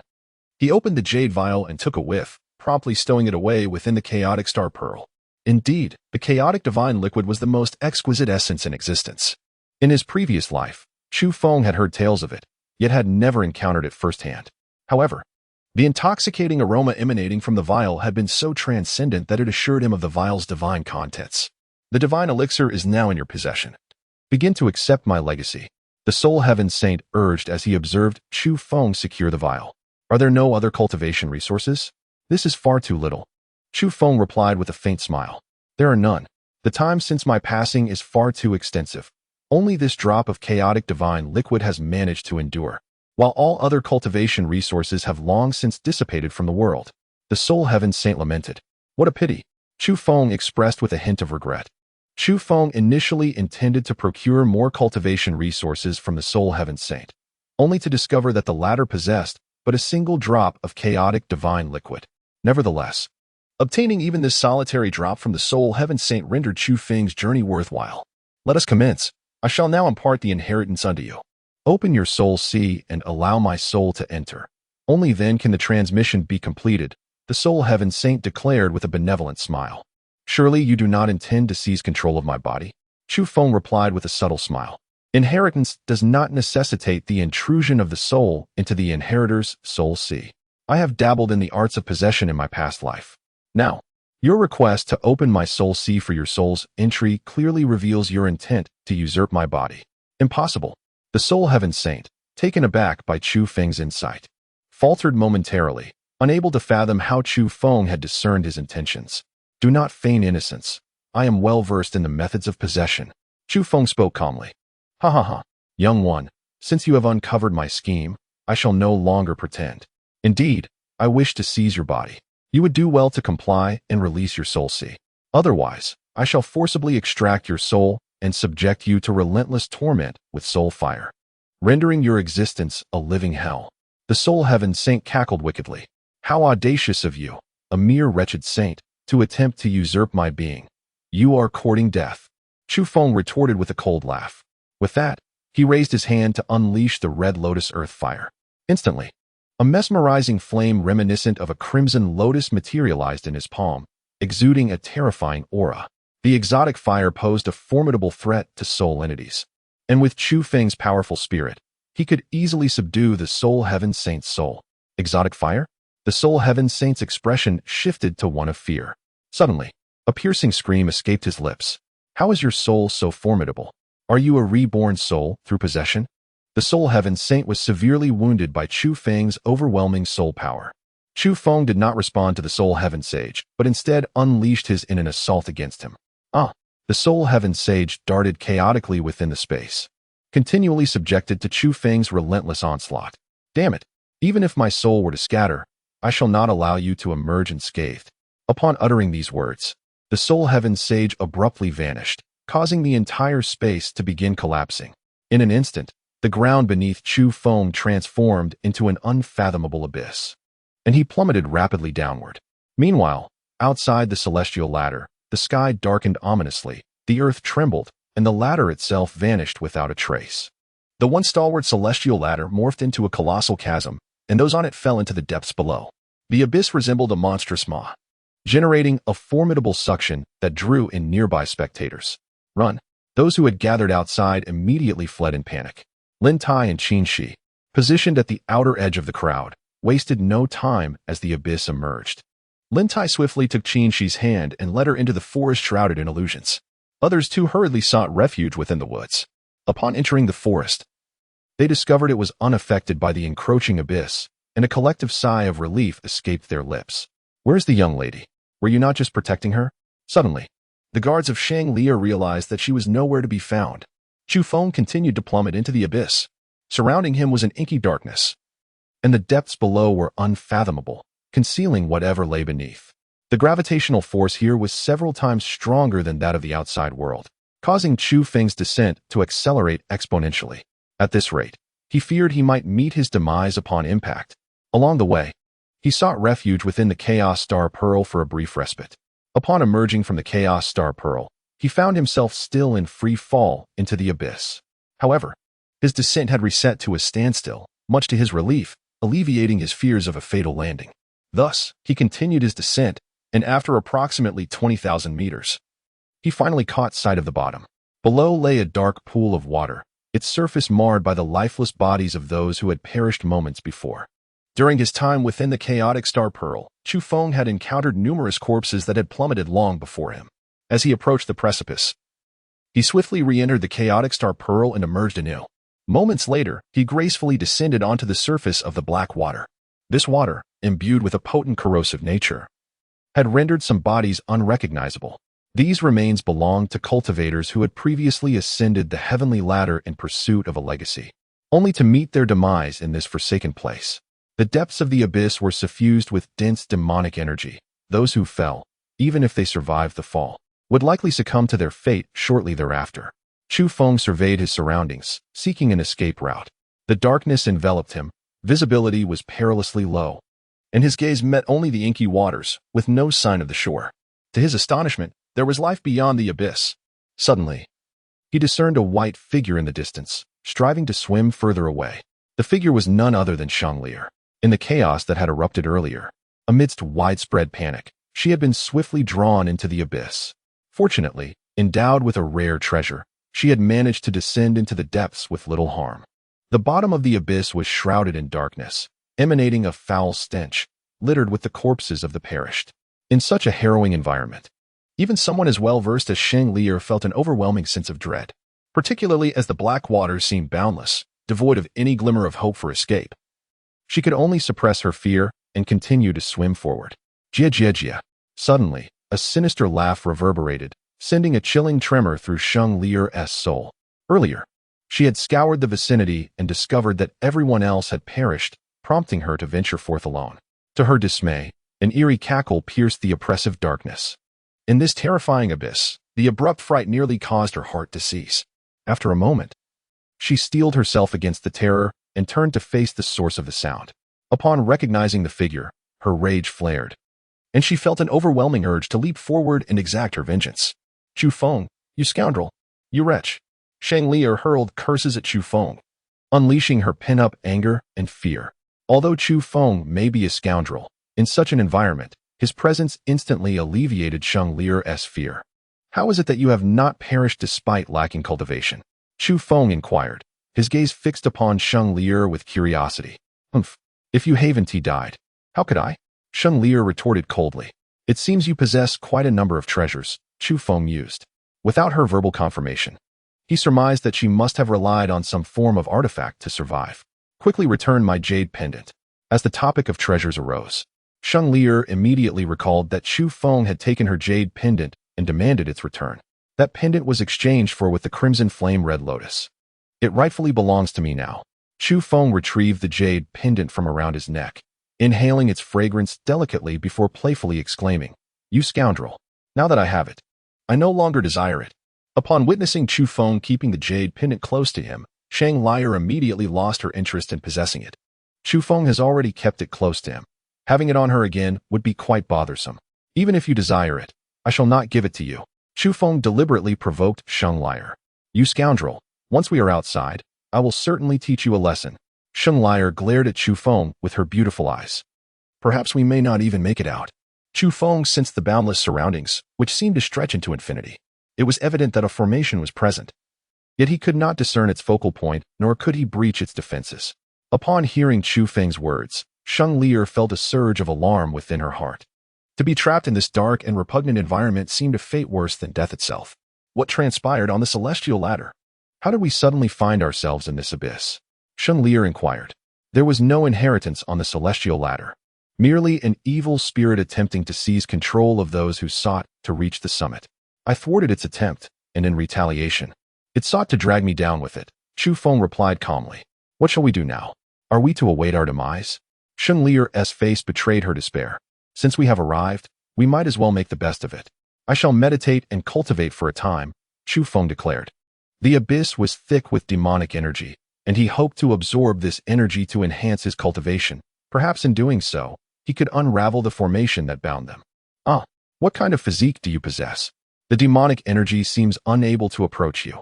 Suddenly, Chu Feng noticed that the malevolent energy surrounding Shang Lier was repelled, not by some artifact, but by her innate ability to withstand such forces. I am uncertain. I have been this way since birth. No foul essence can come near me. Yet I have always struggled with my cultivation, Shang Liu replied, her beautiful eyes dimming slightly. From the moment of her birth, Shang Liu had never fallen ill. No tainted air or poison had any effect on her, and since turning 18, her visage had remained unchanged, impervious to the ravages of time. This state had persisted for centuries, and she had long sought the secret of her unique physique, but to no avail. Her journey to the Eastern Wilderness secret realm was motivated by a desire to uncover the mysteries of her body. Extend your hand. Let me have a look. Upon hearing this, Chu Feng displayed a hint of astonishment, wishing to take Saint Liar's pulse to uncover any underlying truths. Saint Liar gazed at Chu Feng for a moment before ultimately consenting to extend her hand for him to examine. Her delicate hand, pale as freshly fallen snow, stood out even more strikingly in the dim surroundings. With a gentle grasp, Chu Feng took hold of Shang Li's wrist, instantly enveloped by an exquisitely comforting warmth. After a considerable moment, he slowly withdrew his hand, unable to discern the nature of Shang Li's constitution. Just as he was about to confess his inability to ascertain her condition, a voice echoed in his ear, Linger's voice.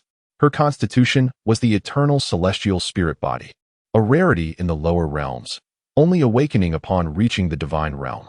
Once awakened, her power would surge beyond the imperial realm, and her cultivation speed would become astonishingly rapid.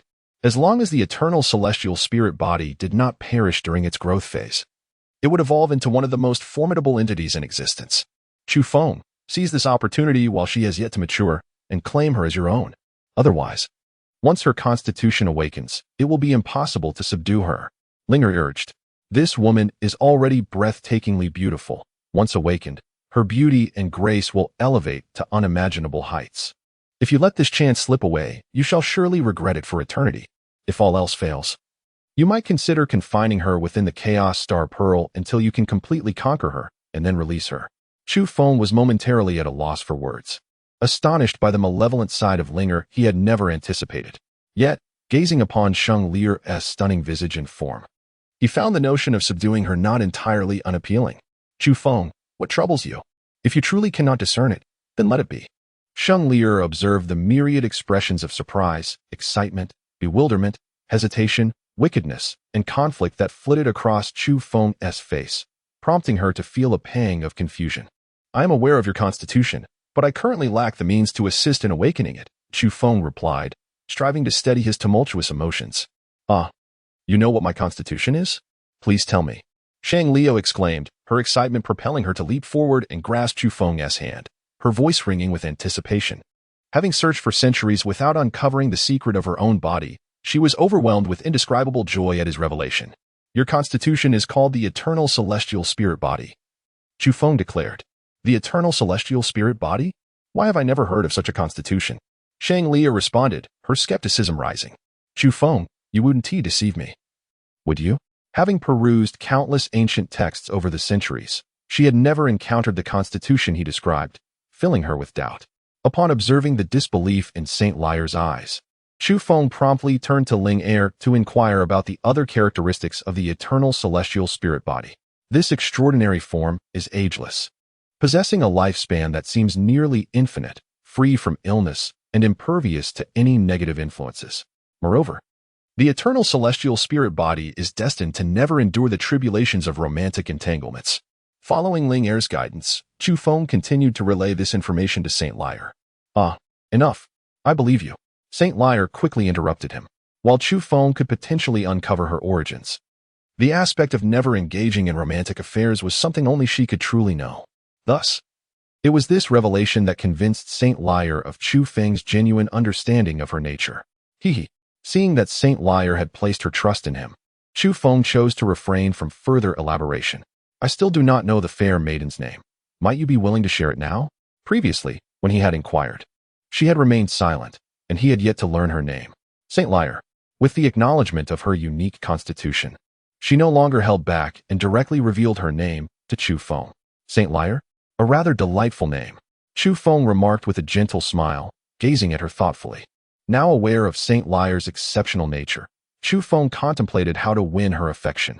Ling Er had previously suggested confining Saint Liar within the Chaos Star Pearl, yet he dismissed such a notion as mere fantasy. He could never resort to such nefarious means to win her heart.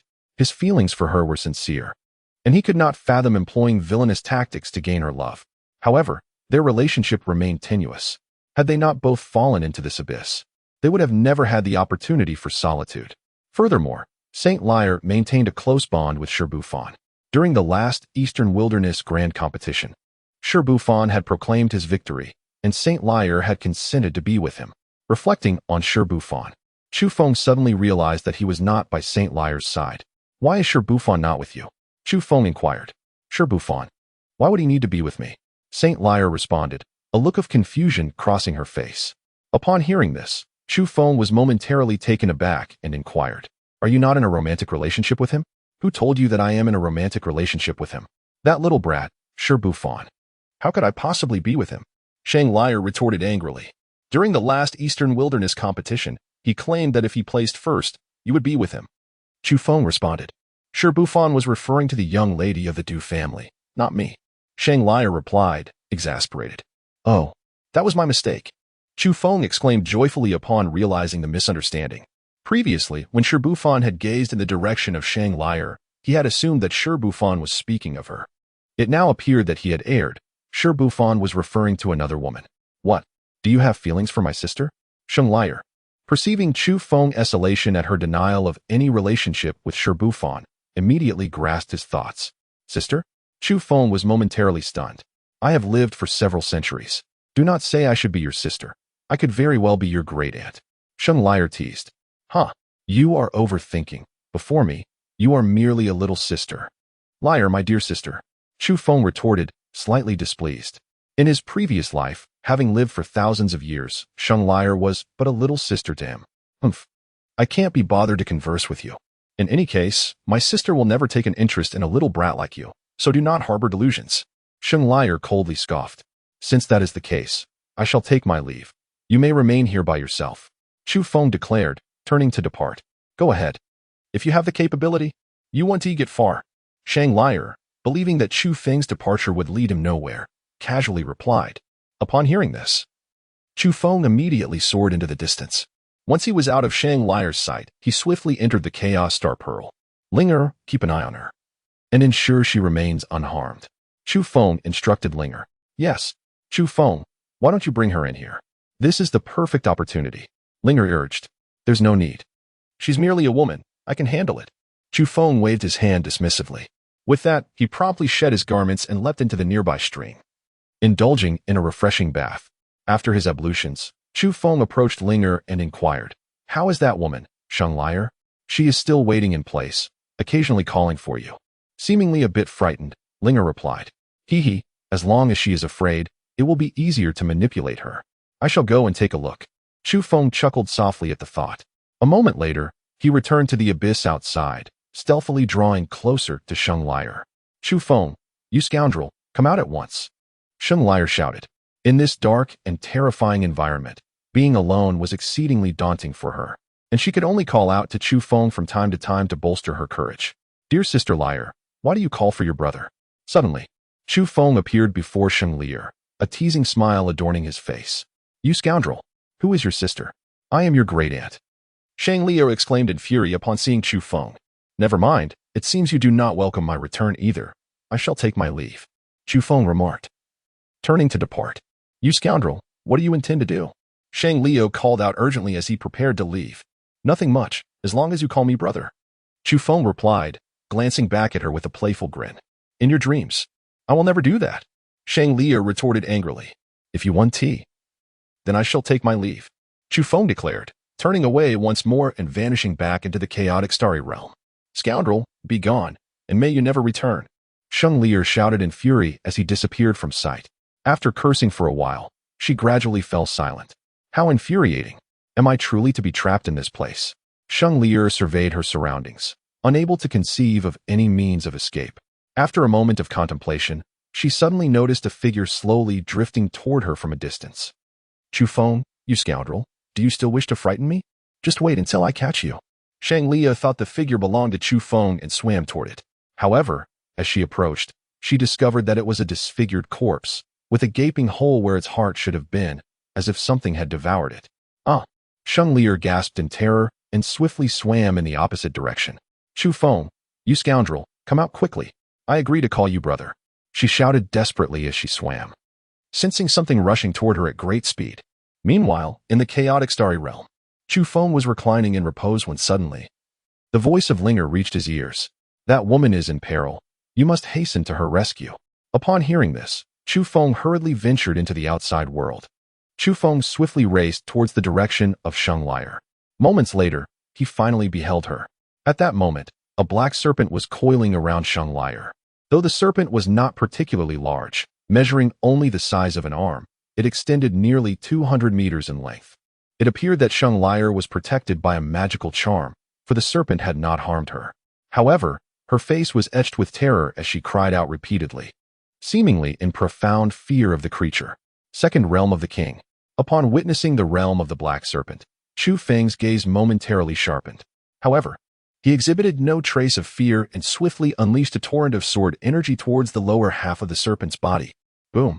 The sword energy struck the serpent's lower form with the velocity of light, failing to sever it, but instead inflicting a wound that oozed dark blood. In the wake of its injury, the black serpent emitted a terrifying roar, casting aside Sheng Lier and charging ferociously towards Chu Feng. Die!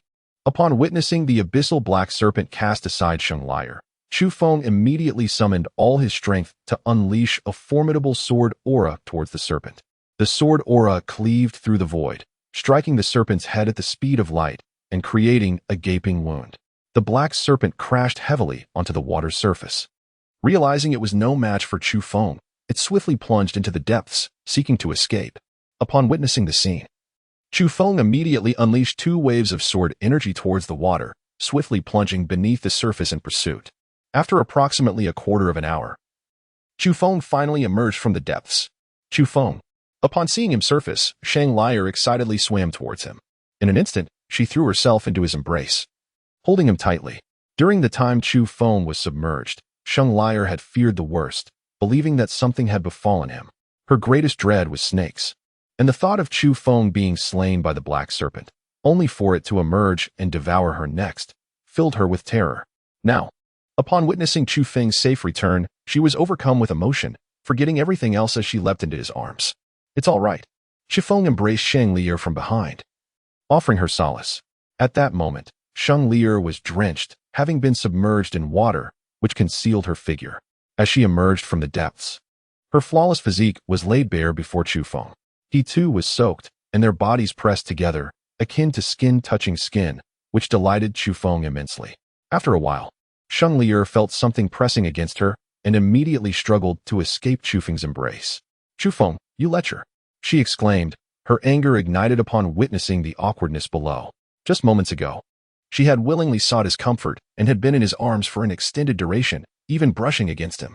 This realization filled her with an overwhelming mix of shame and fury. Do not blame me, it is your allure that captivates. Chu Feng chuckled, admiring her exquisite form. Upon catching his lecherous gaze, Sheng Lier quickly submerged herself once more, her body hidden beneath the water. You scoundrel, you rogue! She fumed, glaring at him in indignation. After some time, she managed to compose herself and inquired, is the black serpent dead? Indeed. Chu Feng confirmed with a nod. Wonderful. Sheng Lier sighed in relief. Have you considered it? Will you call me brother, or shall I depart? Chu Feng teased with a smile. You rascal, she retorted, gritting her teeth in anger as she glared at him. There may be other black serpents lurking. Should another appear, I might not come to your aid. He continued to jest. Are there more black serpents? Sheng Lier gasped in shock. Certainly, given the vastness of this place, there are bound to be others, Chu Feng replied. Sheng Lier fell silent, contemplating. If you do not call me, I shall leave. Chu Feng turned away once more. Do not go. Sheng Lier called out hastily. I will call you. Brother, she uttered, feeling a tinge of embarrassment. Address me as Brother Feng. Chu Feng encouraged with a smile. Do not push your luck. She glared at him with her beautiful eyes. How would I know you were calling for me if you do not specify? He replied with a playful grin. Brother Feng. She murmured softly. That was too quiet. I cannot hear you. Chu Feng teased further. In a fit of anger, Sheng Lier shouted, Brother Feng. Brother Feng. Did you hear that? Yes, I heard. Little Lier calls so sweetly. Once we are out, I shall treat you to some candy. Chu Feng bantered joyfully. Quickly, think of a way out. Sheng Lier disregarded his jest, her desire to leave this place overwhelming her. At present, I cannot devise a solution. I shall meditate for a while and strive to break through to the earth spirit realm. The magical energy here is abundant, and I intend to absorb it to see if I can reach the pinnacle of the mystic spirit realm and ascend to the earth spirit realm. Upon finishing his words, Chu Feng disregarded Sheng Lier entirely, floating above the dark waters to cultivate the chaotic transformation technique, absorbing the surrounding demonic energy. Instantly, the demonic essence began to rapidly converge towards him. You are actually cultivating a demonic art, Sheng Liu exclaimed, retreating a considerable distance from Chu Feng as the demonic energy gathered around him. No, this is not a demonic art. What extraordinary technique is this? How is it capable of absorbing demonic energy for cultivation? Sheng Lier suddenly expressed her astonishment. After observing for a moment, she confirmed that Chu Feng was not practicing a demonic art, but rather some wondrous technique. Over the past few centuries, although she had been unable to cultivate, Sheng Lier had studied countless techniques, including many demonic arts, and was well aware of what constituted a true demonic art. Chu Feng possesses the ability to absorb demonic energy, yet he emanates no trace of it. Instead, he is enveloped in a profound aura of righteousness. This is undoubtedly not a dark art, but rather a wondrous technique of which she remains unaware. Chu Feng did not respond to Sheng Lier, immersing himself entirely in his cultivation. The pinnacle of the Xianling realm is notoriously challenging to transcend, demanding considerable time and effort. With over 2 months remaining before the secret realm closes, Chu Feng sought to seize the moment to absorb the surrounding demonic energy and break through into the earth spirit realm. Observing Chu Feng's indifference, Sheng Lier could only silently watch him. The distant shadows whispered of an eerie stillness, leaving her uncertain if the abyssal black serpent still lurked nearby. The mere thought of the serpent compelled her to inch closer to Chu Feng. Moments later, she rummaged through her storage ring and unearthed several water-resistant garments. She placed these dresses upon the dark waters, gently reclining on them, ensuring she would not sink. Thus, Sheng Lier remained vigilant, her gaze fixed on Chu Feng, occasionally succumbing to slumber, only to awaken swiftly. Each time she beheld Chu Feng, a sense of tranquility would wash over her. 1 day passed, then 3, and finally 10. Chu Feng diligently engaged in his cultivation, with saintly air steadfastly by his side, resorting to the consumption of fasting pills whenever hunger struck. With the surrounding demonic energy dissipated, Chu Feng sought out a locale rich in such energy once again. However, upon relocating, he soon realized that the demonic energy was swiftly depleted. It became evident that this space was not as expansive as it appeared. The abundance of demonic energy was merely an illusion created by the formation. Within the span of nearly a month, Chu Feng fully absorbed the demonic energy present, exhausting the previously acquired soul orb, yet his cultivation level remained stagnant. In a moment of contemplation, he retrieved the chaos divine liquid he had previously obtained from the soul heaven sage, preparing to consume it for his cultivation. What kind of divine elixir is this? As Chu Feng uncorked the bottle, Sheng Lier felt an immediate sense of tranquility wash over her, compelling her to inquire with curiosity, "Is that the chaos divine liquid?" Upon hearing Chu Feng's remark, he promptly poured the chaotic divine liquid from the vial into his mouth. Could such a miraculous elixir truly exist? Saint Lier was utterly astonished. She had previously encountered a description of the chaotic divine liquid in an ancient tome. However, that manuscript detailed numerous substances that were absent in the abandoned realm, leading her to believe that they were mere figments of imagination, non-existent in reality. To her surprise, Chu Feng now possessed the very divine remedy described in the ancient text, the chaotic divine liquid. Chu Feng paid no further attention to Sheng Lier. After the chaos divine liquid entered his body, he felt a terrifying force erupting within him, relentlessly battering his spiritual veins and chi. He promptly activated the chaos art, gradually absorbing this overwhelming power. 1 day, 10 days, a month, boom. A powerful surge of energy erupted from within Chu Feng, violently dispersing everything around him. Sheng Lier was also forcefully propelled several meters away. Fortunately, she possessed a protective artifact that automatically activated at the moment of impact, shielding her. "You scoundrel! Do you wish to kill me?" Sheng Lier emerged from the water, furiously berating Chu Feng. "Haha, I lost control for a moment. My apologies." Chu Feng laughed exuberantly, reveling in his breakthrough. Having ascended to the earth spirit realm, his meridians and chi had expanded significantly, enhancing his power remarkably. Now, facing Chao Jian, Chu Feng felt an unwavering confidence in his ability to defeat him. "You've broken through to the earth spirit realm. We must find a way out quickly, as the secret realm will close in just a few days. Sheng Lier urged Chu Feng, though she refrained from interrupting him during his critical breakthrough. Now that he had succeeded, she anxiously pressed him for action. It's fine. If we can't escape, we can just stay here and have a few children. Chu Feng replied playfully. You wish for me to die? I have no desire to bear children with you. Sheng Lier exclaimed in furious indignation. Even in such dire circumstances, Chu Feng dared to jest, causing her to grit her teeth in anger, wishing she could eliminate him on the spot. All right, I shall seek the exit now. With that, Chu Feng plunged directly into the water. In truth, he had discovered a means of escape while pursuing the abyssal black serpent. But he had chosen not to inform Sheng Lier immediately, wanting to spend more time with her. Beneath the water lay a barrier separating this place from the vast ocean outside. Previously, Chu Feng lacked the confidence to shatter that barrier, but now, having reached the earth spirit realm, he was certain he could break through it. Chu Feng pretended to search underwater for a moment before resurfacing, informing Sheng Lier that he had discovered a way to escape. Upon hearing this, Sheng Lier was immediately filled with excitement. Then let us hurry and leave. Having spent over 2 months in this profound and terrifying environment, I feel as though I am losing my sanity. I cannot bear to remain here any longer. Very well. Wait for me. I shall descend and break open the barrier below. With that, Chu Feng plunged into the water. 200 meters beneath the surface lay a colossal barrier, which he struck with all his might. After several powerful blows, a fissure large enough for passage appeared. Chu Feng swiftly surfaced, addressing Sheng Lier. I shall escort you out now. With that, he approached her and enveloped her in his arms, plunging back into the depths of the water. Though Sheng Lier initially intended to resist, she found it exceedingly difficult to break free, thus surrendering to Chu Feng's embrace. Before long, he led her to the ocean floor outside. The depth of the seabed appeared to be comparable to that of the abyss they had previously descended, approximately 20,000 meters below the surface. However, the ocean floor remained unseen, leaving the true depth of the sea shrouded in mystery. Chu Feng had no time to delve deeper into exploration. He conjured a spiritual shield to protect both himself and Sheng Lier, rapidly ascending upwards.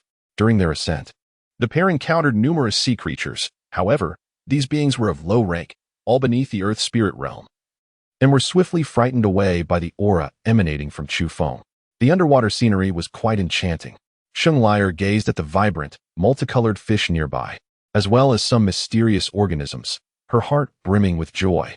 Having escaped the abyss, her spirits soared, allowing her to fully savor the wonders of the ocean depths. As Chu Feng gazed at the enchanting Sheng Lier, his spirits soared with delight. After 2 months of companionship, the bond between them had become profoundly intimate. They shared playful banter freely, and even now, with their bodies so close, Sheng Lier exhibited little discomfort. What are you staring at? She suddenly remarked, catching Chu Feng in his lingering gaze and rolling her eyes in jest. You are simply captivating, Chu Feng responded with a light chuckle. Humph, Sheng Lier huffed, dismissing his compliment as she turned her attention back to the enigmatic marine creatures in the distance. Throughout these 2 months, Sheng Lier had spent the majority of her days observing Chu Feng, seemingly becoming accustomed to his presence by her side. They had even shared moments of physical closeness. And during this time, her attire had remained persistently damp, revealing more than intended to Chu Feng. At present, Sheng Lier found herself uncertain of her feelings for Chu Feng and was unsure how to interact with him once they returned to the outside world, thus choosing to evade this dilemma for the time being. Before long, a radiant light appeared above them. Finally, they were emerging. Moments later, the two surfaced, and Sheng Lier could not contain her joy. They found themselves in the midst of an endless expanse of ocean. The previous moving island was now a distant memory, leaving Chu Feng uncertain of their current location. However, he realized that the sea lay to the east of the secret realm's entrance, and their return would undoubtedly lead them westward. Chu Feng wrapped his arm around Sheng Lier's slender waist, swiftly gliding across the water's surface towards the west. The velocity was so exhilarating that Sheng Lier could only cling tightly to Chu Feng. Through their time spent together, it appeared that Sheng Lier had grown comfortable with their intimacy, effortlessly embracing him. After an hour, the two finally beheld the shore. Chu Feng carried Sheng Lier to the shore and gently set her down. At last, they were safe. Sheng Lier felt a surge of joy. After more than 2 months without touching solid ground, she finally felt at ease as her feet met the earth. Let us seek the exit of the secret realm, Sheng Lier exclaimed with delight, gazing at Chu Feng. Indeed. Chu Feng immediately nodded, once again embracing Sheng Lier as they soared into the distance. Wait. Sheng Lier suddenly spotted a crystal-clear pool in the distance and urgently called for Chu Feng to stop. Having spent an extended period immersed in the foul waters of the abyss, she felt as though her entire being reeked. Although she had casually washed herself in the sea moments ago, the high salinity of the ocean water left her feeling sticky and unclean. Now, upon seeing the pristine freshwater pool, Sheng Lier longed for a thorough cleansing. Upon hearing Sheng Lier's words, Chu Feng promptly guided her to the edge of the pond. Chu Feng, please keep watch around the area for me. I need to cleanse myself. You must not peek. Sheng Lier exclaimed, her beautiful eyes glaring at him. Rest assured, I would never dare to steal a glance. Upon hearing Sheng Lier's words, Chu Feng promptly assured her. After speaking, he soared into the distance to guard her. Once Sheng Lier observed Chu Feng's departure, she slowly stepped into the pond, shedding her garments to swiftly cleanse herself of the sticky residue. She harbored no concerns about Chu Feng's intentions. After all, they had spent considerable time together in the abyss. If he had truly wished to act upon any desires, he would have done so long ago. Before long, Sheng Lier completed her cleansing and adorned herself in an exquisite moonlight gown. Chu Feng, she called out as soon as she had changed.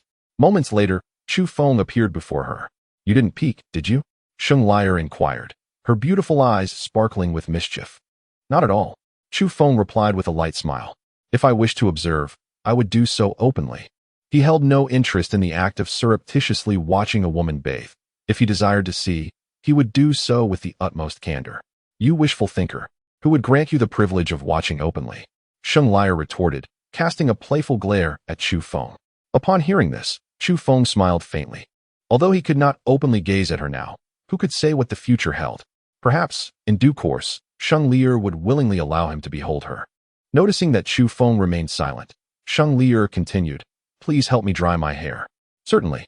Chu Feng approached Sheng Lier, gathered her flowing locks, and gently employed his spiritual energy to evaporate the moisture.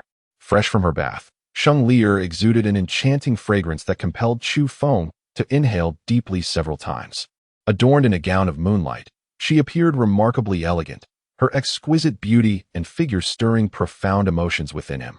However, given that their relationship had not yet reached such depths, Chu Feng could only suppress the desires that surged within him for the time being. The potential of Sheng Lier was boundless, and he yearned to genuinely win her affection, aspiring for her heart and soul to belong solely to him. All done. After a brief moment, Chu Feng had successfully dried her hair. Thank you. Sheng Lier gently combed through her tresses, arranging them into an appealing hairstyle. Let us proceed. Once her hair was styled, she turned to Chu Feng with a smile. Indeed, Chu Feng once again embraced Sheng Lier's slender waist, soaring into the distance with her. What is your relationship with the Chao family? Upon contemplating the resolution of his grievances with the Chao family, Chu Feng felt compelled to inquire about the intricate relationship between Saint Lier and the Chao family. Saint Lier's previous appearance within the confines of the Chao family undoubtedly implied some connection, though the depth of this bond remained uncertain. The Chao family? I share no ties with them, Saint Lier remarked with an air of nonchalance. Chao Jian was once a student at Tai Academy, of which I am an elder. I merely provided him guidance during his tenure. Relief washed over Chu Feng upon hearing this revelation. He had previously harbored concerns that a profound connection existed between Saint Lier and the Chao family, fearing that his actions against the latter might create a rift between them. Now, with the knowledge that no such bond existed, he felt reassured. Are you still an elder at Tai Academy?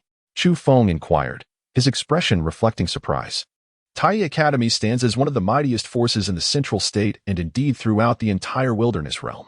Legends speak of swift paths to power within its halls, drawing prodigies from across the wilderness realm eager to join its ranks. However, the Academy's admissions criteria are exceedingly stringent, allowing entry only to the most exceptional talents and those with unparalleled potential and cultivation. Chu Feng was astonished to discover that Sheng Lier, a person devoid of any cultivation, could serve as an elder at Tai Academy, although I am unable to cultivate. My extensive reading of countless texts and theories over the centuries has endowed me with a deeper understanding than many who possess far greater realms of strength, Sheng Lier declared with pride. Chu Feng nodded slightly. Sheng Lier, possessing centuries of knowledge, undoubtedly qualifies as an elder of the Tai Academy. By the way, I am still unaware of your origins. Suddenly, Chu Feng realized he knew nothing about Sheng Lier's background. I am the young lady of the Xing family from the central continent. No, I am now regarded as the matriarch of the Xing family. Sheng Lier paused briefly, casting a glance at Chu Feng. Noticing his lack of reaction, she continued, Our Sheng family is one of the most prestigious families in the central continent. Chu Feng continued to inquire, Is that all? Have you ever been married or had someone you liked? Upon hearing this, Sheng Lier shot him an indignant glare and replied haughtily, No. However, there are at least 8,000 suitors vying for my attention. Hee. Seeing Sheng Lier's proud demeanor, Chu Feng couldn't help but chuckle softly. What are you laughing at? Be careful, or I might just hit you. Sheng Lier warned playfully, her voice imbued with mock ferocity. Nothing much. I just find you rather endearing. Chu Feng responded with a gentle smile. Humph. Sheng Lier huffed, before continuing. I have heard about the grievances between you and the Chao family. I know your partner, Chao Jian, is a student of Tai Academy. I cannot assist you in dealing with the Chao family, so be cautious when you confront them. I certainly do not wish to have to collect your remains. You need not worry. My current strength is sufficient to annihilate the Chao family. Chu Feng declared confidently. By the way, I have inquired about your background previously, and I am curious to know how you became a fifth-tier alchemist, and how your powers grew so formidable. Sheng Lier expressed her long-held curiosity. Chu Feng did not respond immediately. Instead, he gazed deeply at Sheng Lier for a moment before slowly uttering, I say I am reborn. Do you believe me? Chu Feng has already regarded Sheng Lier as the woman of his future.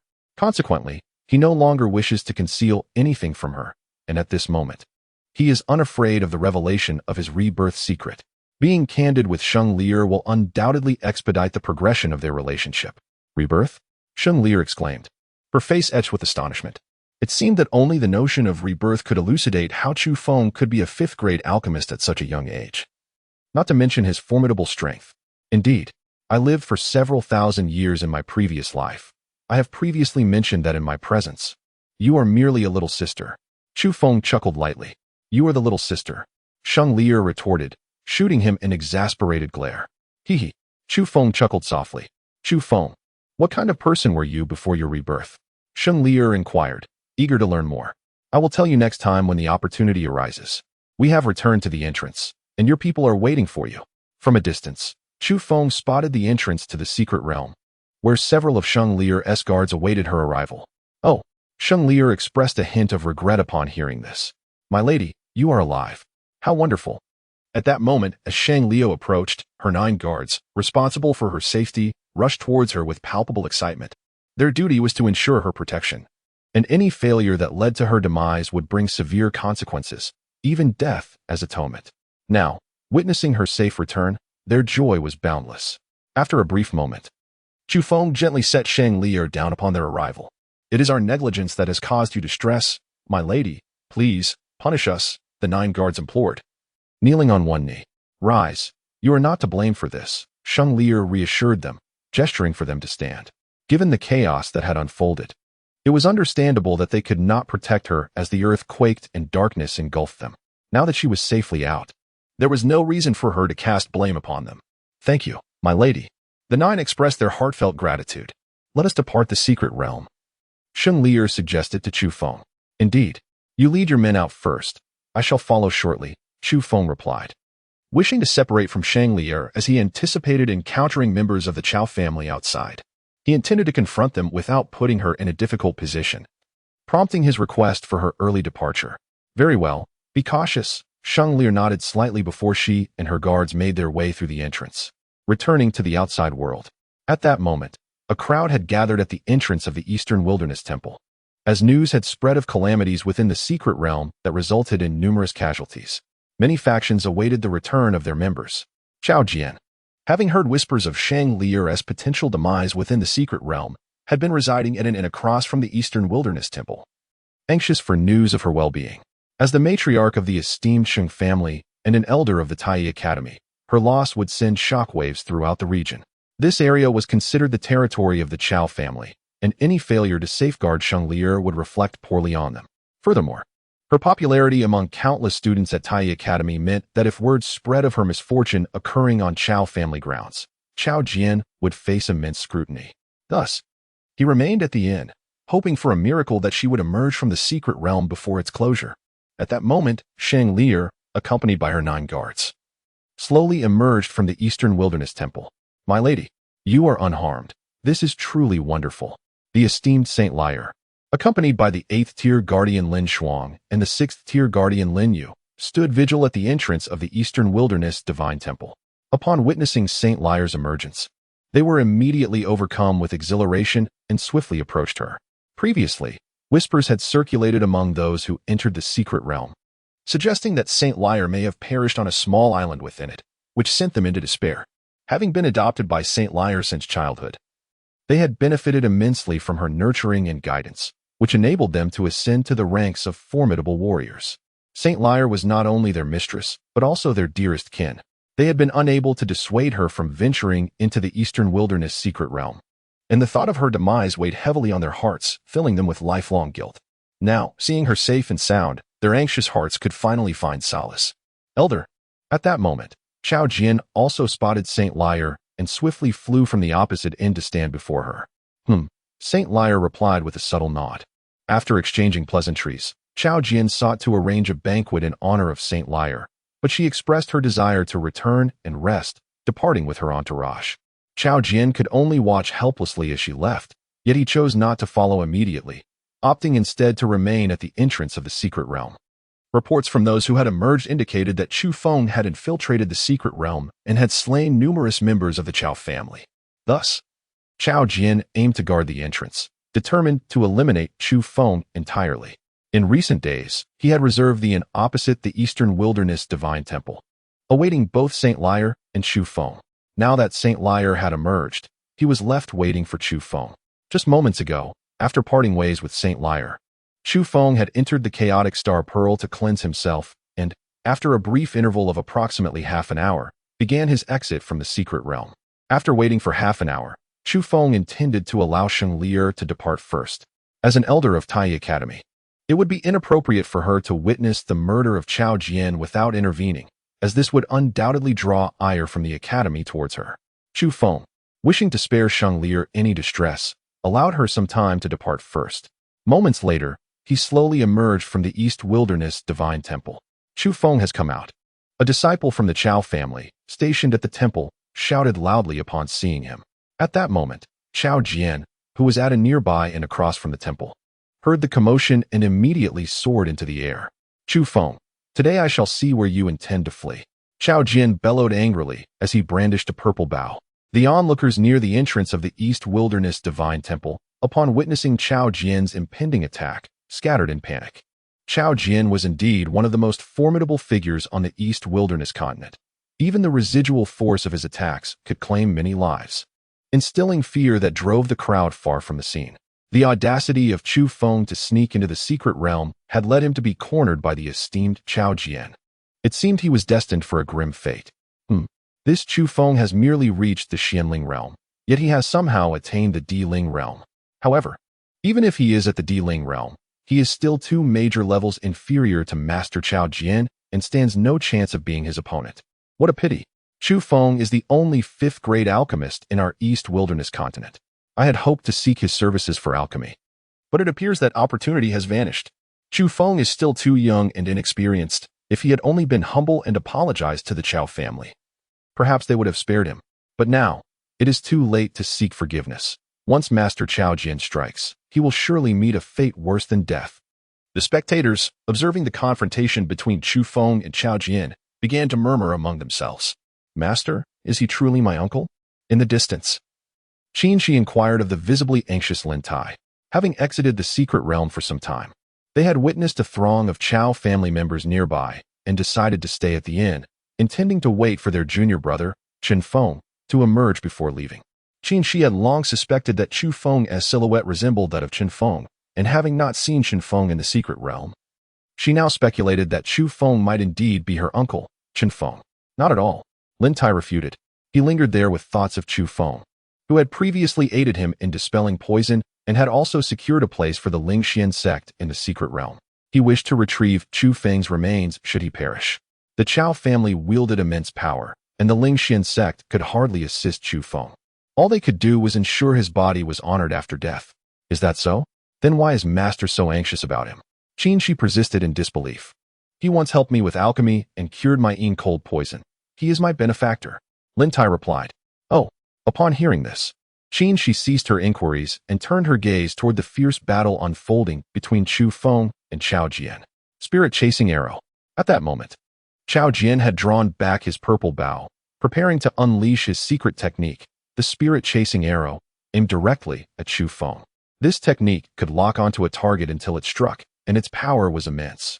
Even if one did not perish, they would surely be gravely injured. The arrow was not a physical projectile, but rather a terrifying force coalesced from spiritual energy. As Chao's archer released his bowstring, the spiritual arrow swiftly shot forth like a streak of light, hurtling towards Chu Feng. Unfazed by the soul-chasing arrow approaching at the speed of light, Chu Feng drew his demon shadow sword with resolute determination. In an instant, a fierce sword aura surged forth, colliding with the incoming beam of light. The impact resonated with a thunderous explosion, causing a significant portion of the surrounding structures to crumble under the immense force. As Chu Feng's sword aura shattered the pursuing soul arrow, its momentum remained unabated, continuing to surge towards Chao Jian in the sky. How is this possible? Chao Jian exclaimed, unleashing a punch to dissipate the residual force of the sword aura, his face a mask of astonishment. He had anticipated that a single arrow would suffice to eliminate Chu Feng. Yet he was taken aback as the casually wielded sword aura not only thwarted his attack, but also bore down upon him with lingering ferocity. Chu Feng, possessing merely the first level of the Earth Spirit realm, was 2 major realms beneath his opponent. How could he possibly unleash such a terrifying assault? At that moment, the onlookers in the distance began to murmur as they witnessed the fierce clash between Chu Feng and Chao Jian. What is happening? In that last exchange, it appeared that Chu Feng was stronger than Lord Chao Jian. Surely, Lord Chao Jian was underestimating him and did not exert his full strength. Indeed, once Lord Chao Jian unleashes his full power, Chu Feng will undoubtedly be vanquished in a single arrow. How infuriating. This time, I will surely eliminate you. Chao Jian, unyielding in his resolve, summoned all of his spiritual energy, coalescing it into an extraordinarily formidable spiritual arrow. As the arrow materialized, the entire space was enveloped by a volatile energy, as if it were on the verge of exploding. How terrifying! That spiritual arrow could level the surrounding area. The spectators hastily retreated, their faces etched with fear. Little did they expect to witness such overwhelming power in their lifetimes. This monstrous arrow would surely spell doom for Chu Feng. Once released, it would leave Chu Feng in utter ruin. The crowd buzzed with speculation, convinced that Chu Feng could not possibly withstand the ferocity of Chao Jian's arrow. Moments later, Chao Jian let out a chilling laugh and suddenly released his grip. In an instant, the dreadful spiritual arrow shot towards Chu Feng at lightning speed. The space shattered in its wake. Before the arrow even reached him, everything around Chu Feng was obliterated.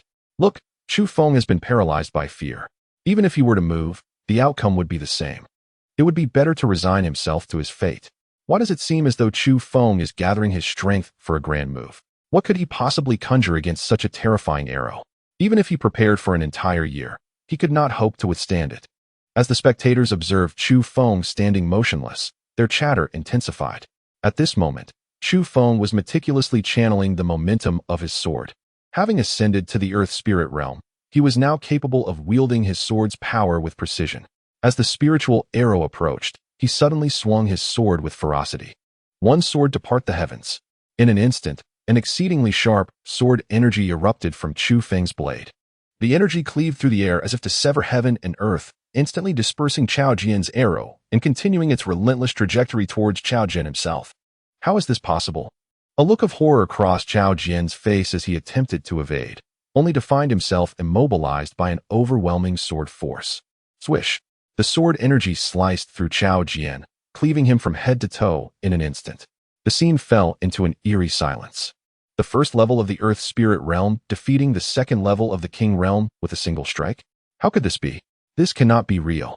The crowd stood in stunned disbelief, their expressions a mix of astonishment and incredulity.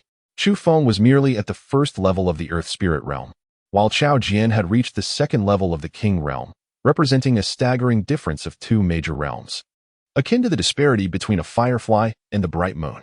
Moreover, Chao Jian had unleashed a terrifying arrow with all his might, yet was swiftly vanquished by Chu Feng with a single sword strike. How could anyone possibly believe this? Lord Chao Jian. Numerous members of the Chao family, witnessing Chao Jian's lifeless body plummeting from the sky, immediately cried out and rushed forward. They refused to accept that Chao Jian had perished so easily. After all, Chao Jian was the champion of the Eastern Wilderness Grand Tournament in the King Realm and was recognized as the mightiest individual in the Eastern Wilderness continent. They could not fathom that he had been slain by Chu Feng, a mere first-level earth spirit. Alas, Lord Chao Jian truly is dead. Moments later, as the members of the Chao family reached his corpse, they erupted into wails of grief. Who would have imagined that Chao Jian was genuinely dead? This was utterly inconceivable. Had I not witnessed it with my own eyes, I could never have believed that Chu Feng could eliminate Chao Jian with a single sword strike. Chu Feng is indeed extraordinary. From this moment on, he shall be regarded as the strongest individual in the Eastern Wilderness continent. Not only is Chu Feng powerful, but he is also a fifth-tier alchemist. How could such a prodigious talent exist in this world? The onlookers, upon hearing the Chao family members proclaim Chao Jian's demise, were left in utter shock, engaging in fervent discussions. Chu Feng actually killed Chao Jian. I thought I would be retrieving his remains. From a distance, Lin Tai stared wide-eyed at Chu Feng, disbelief etched across his face. Master, can you now reveal the truth? Is he truly my master's uncle?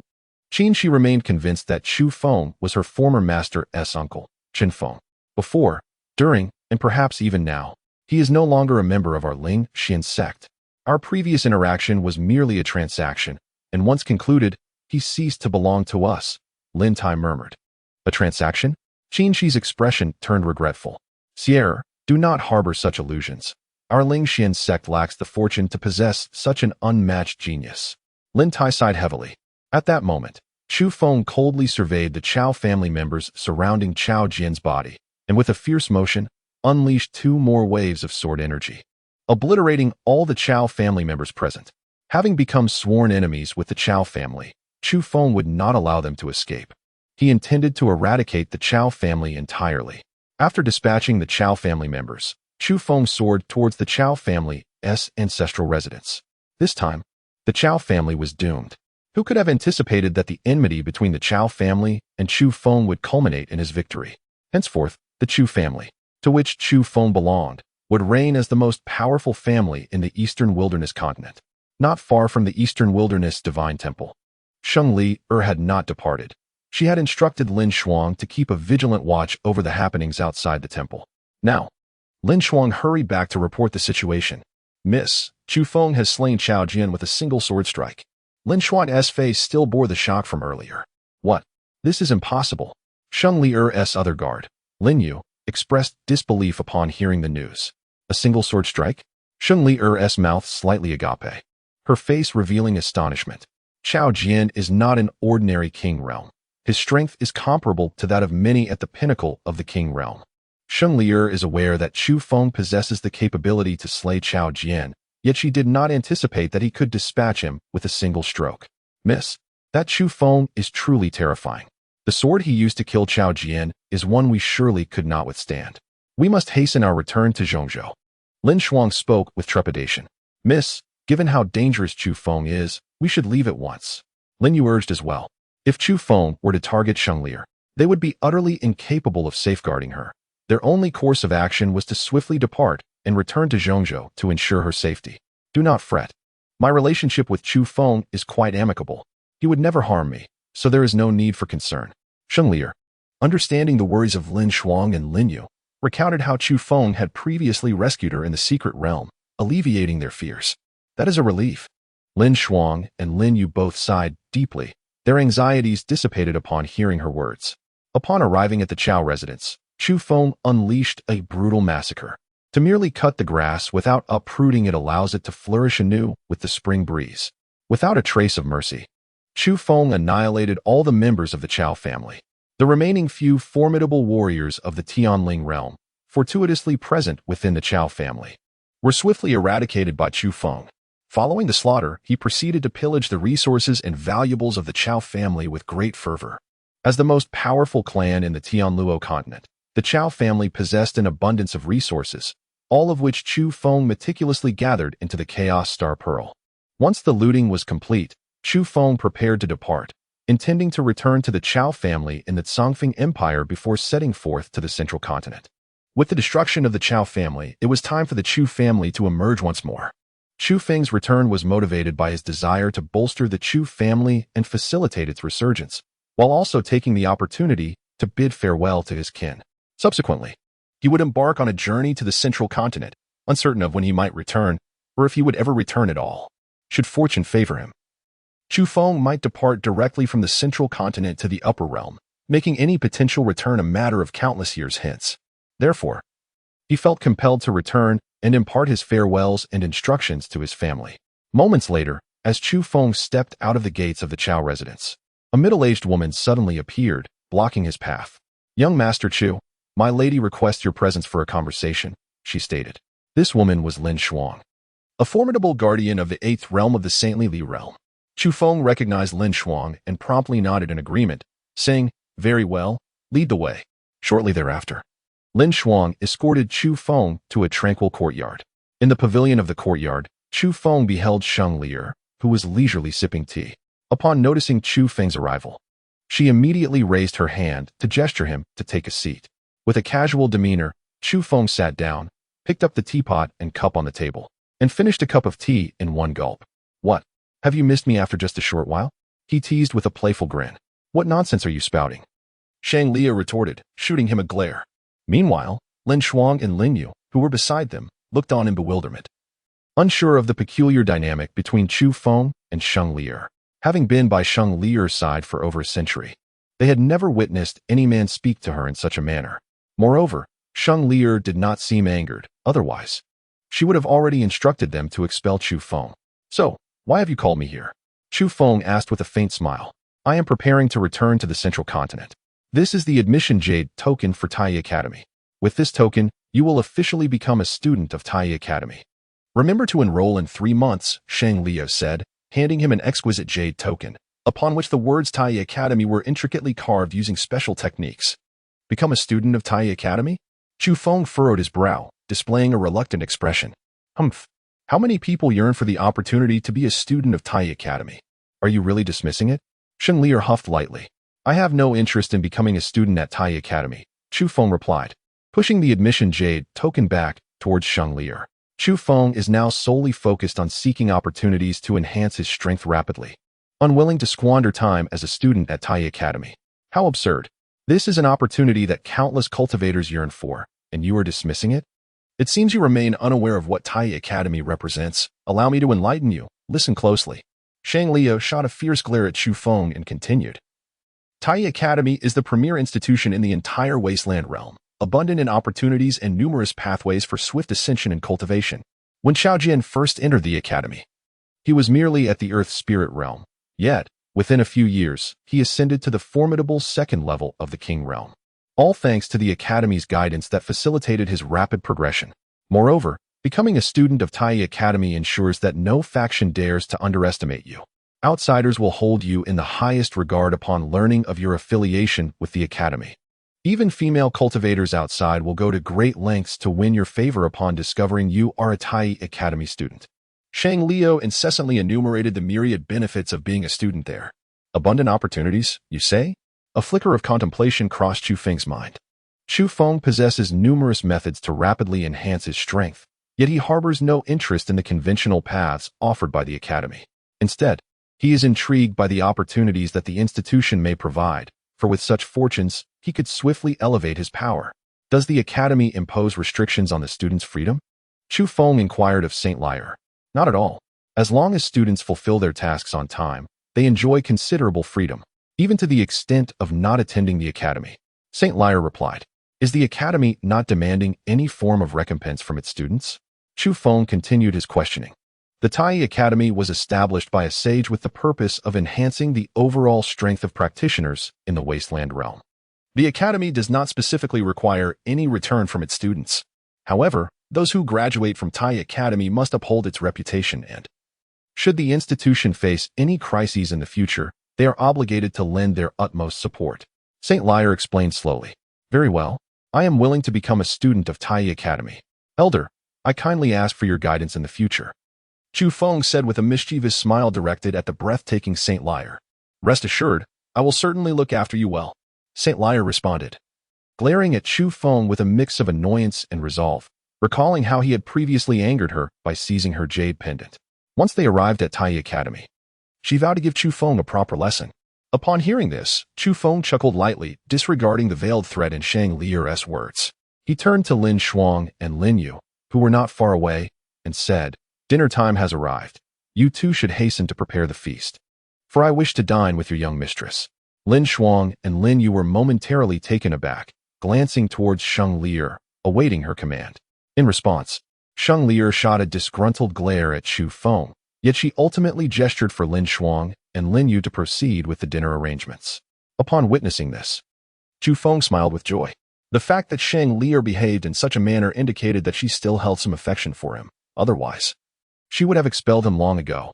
While awaiting the evening meal, Chu Feng continued to inquire about the Tai Academy and the Central Continent from Shang Lier.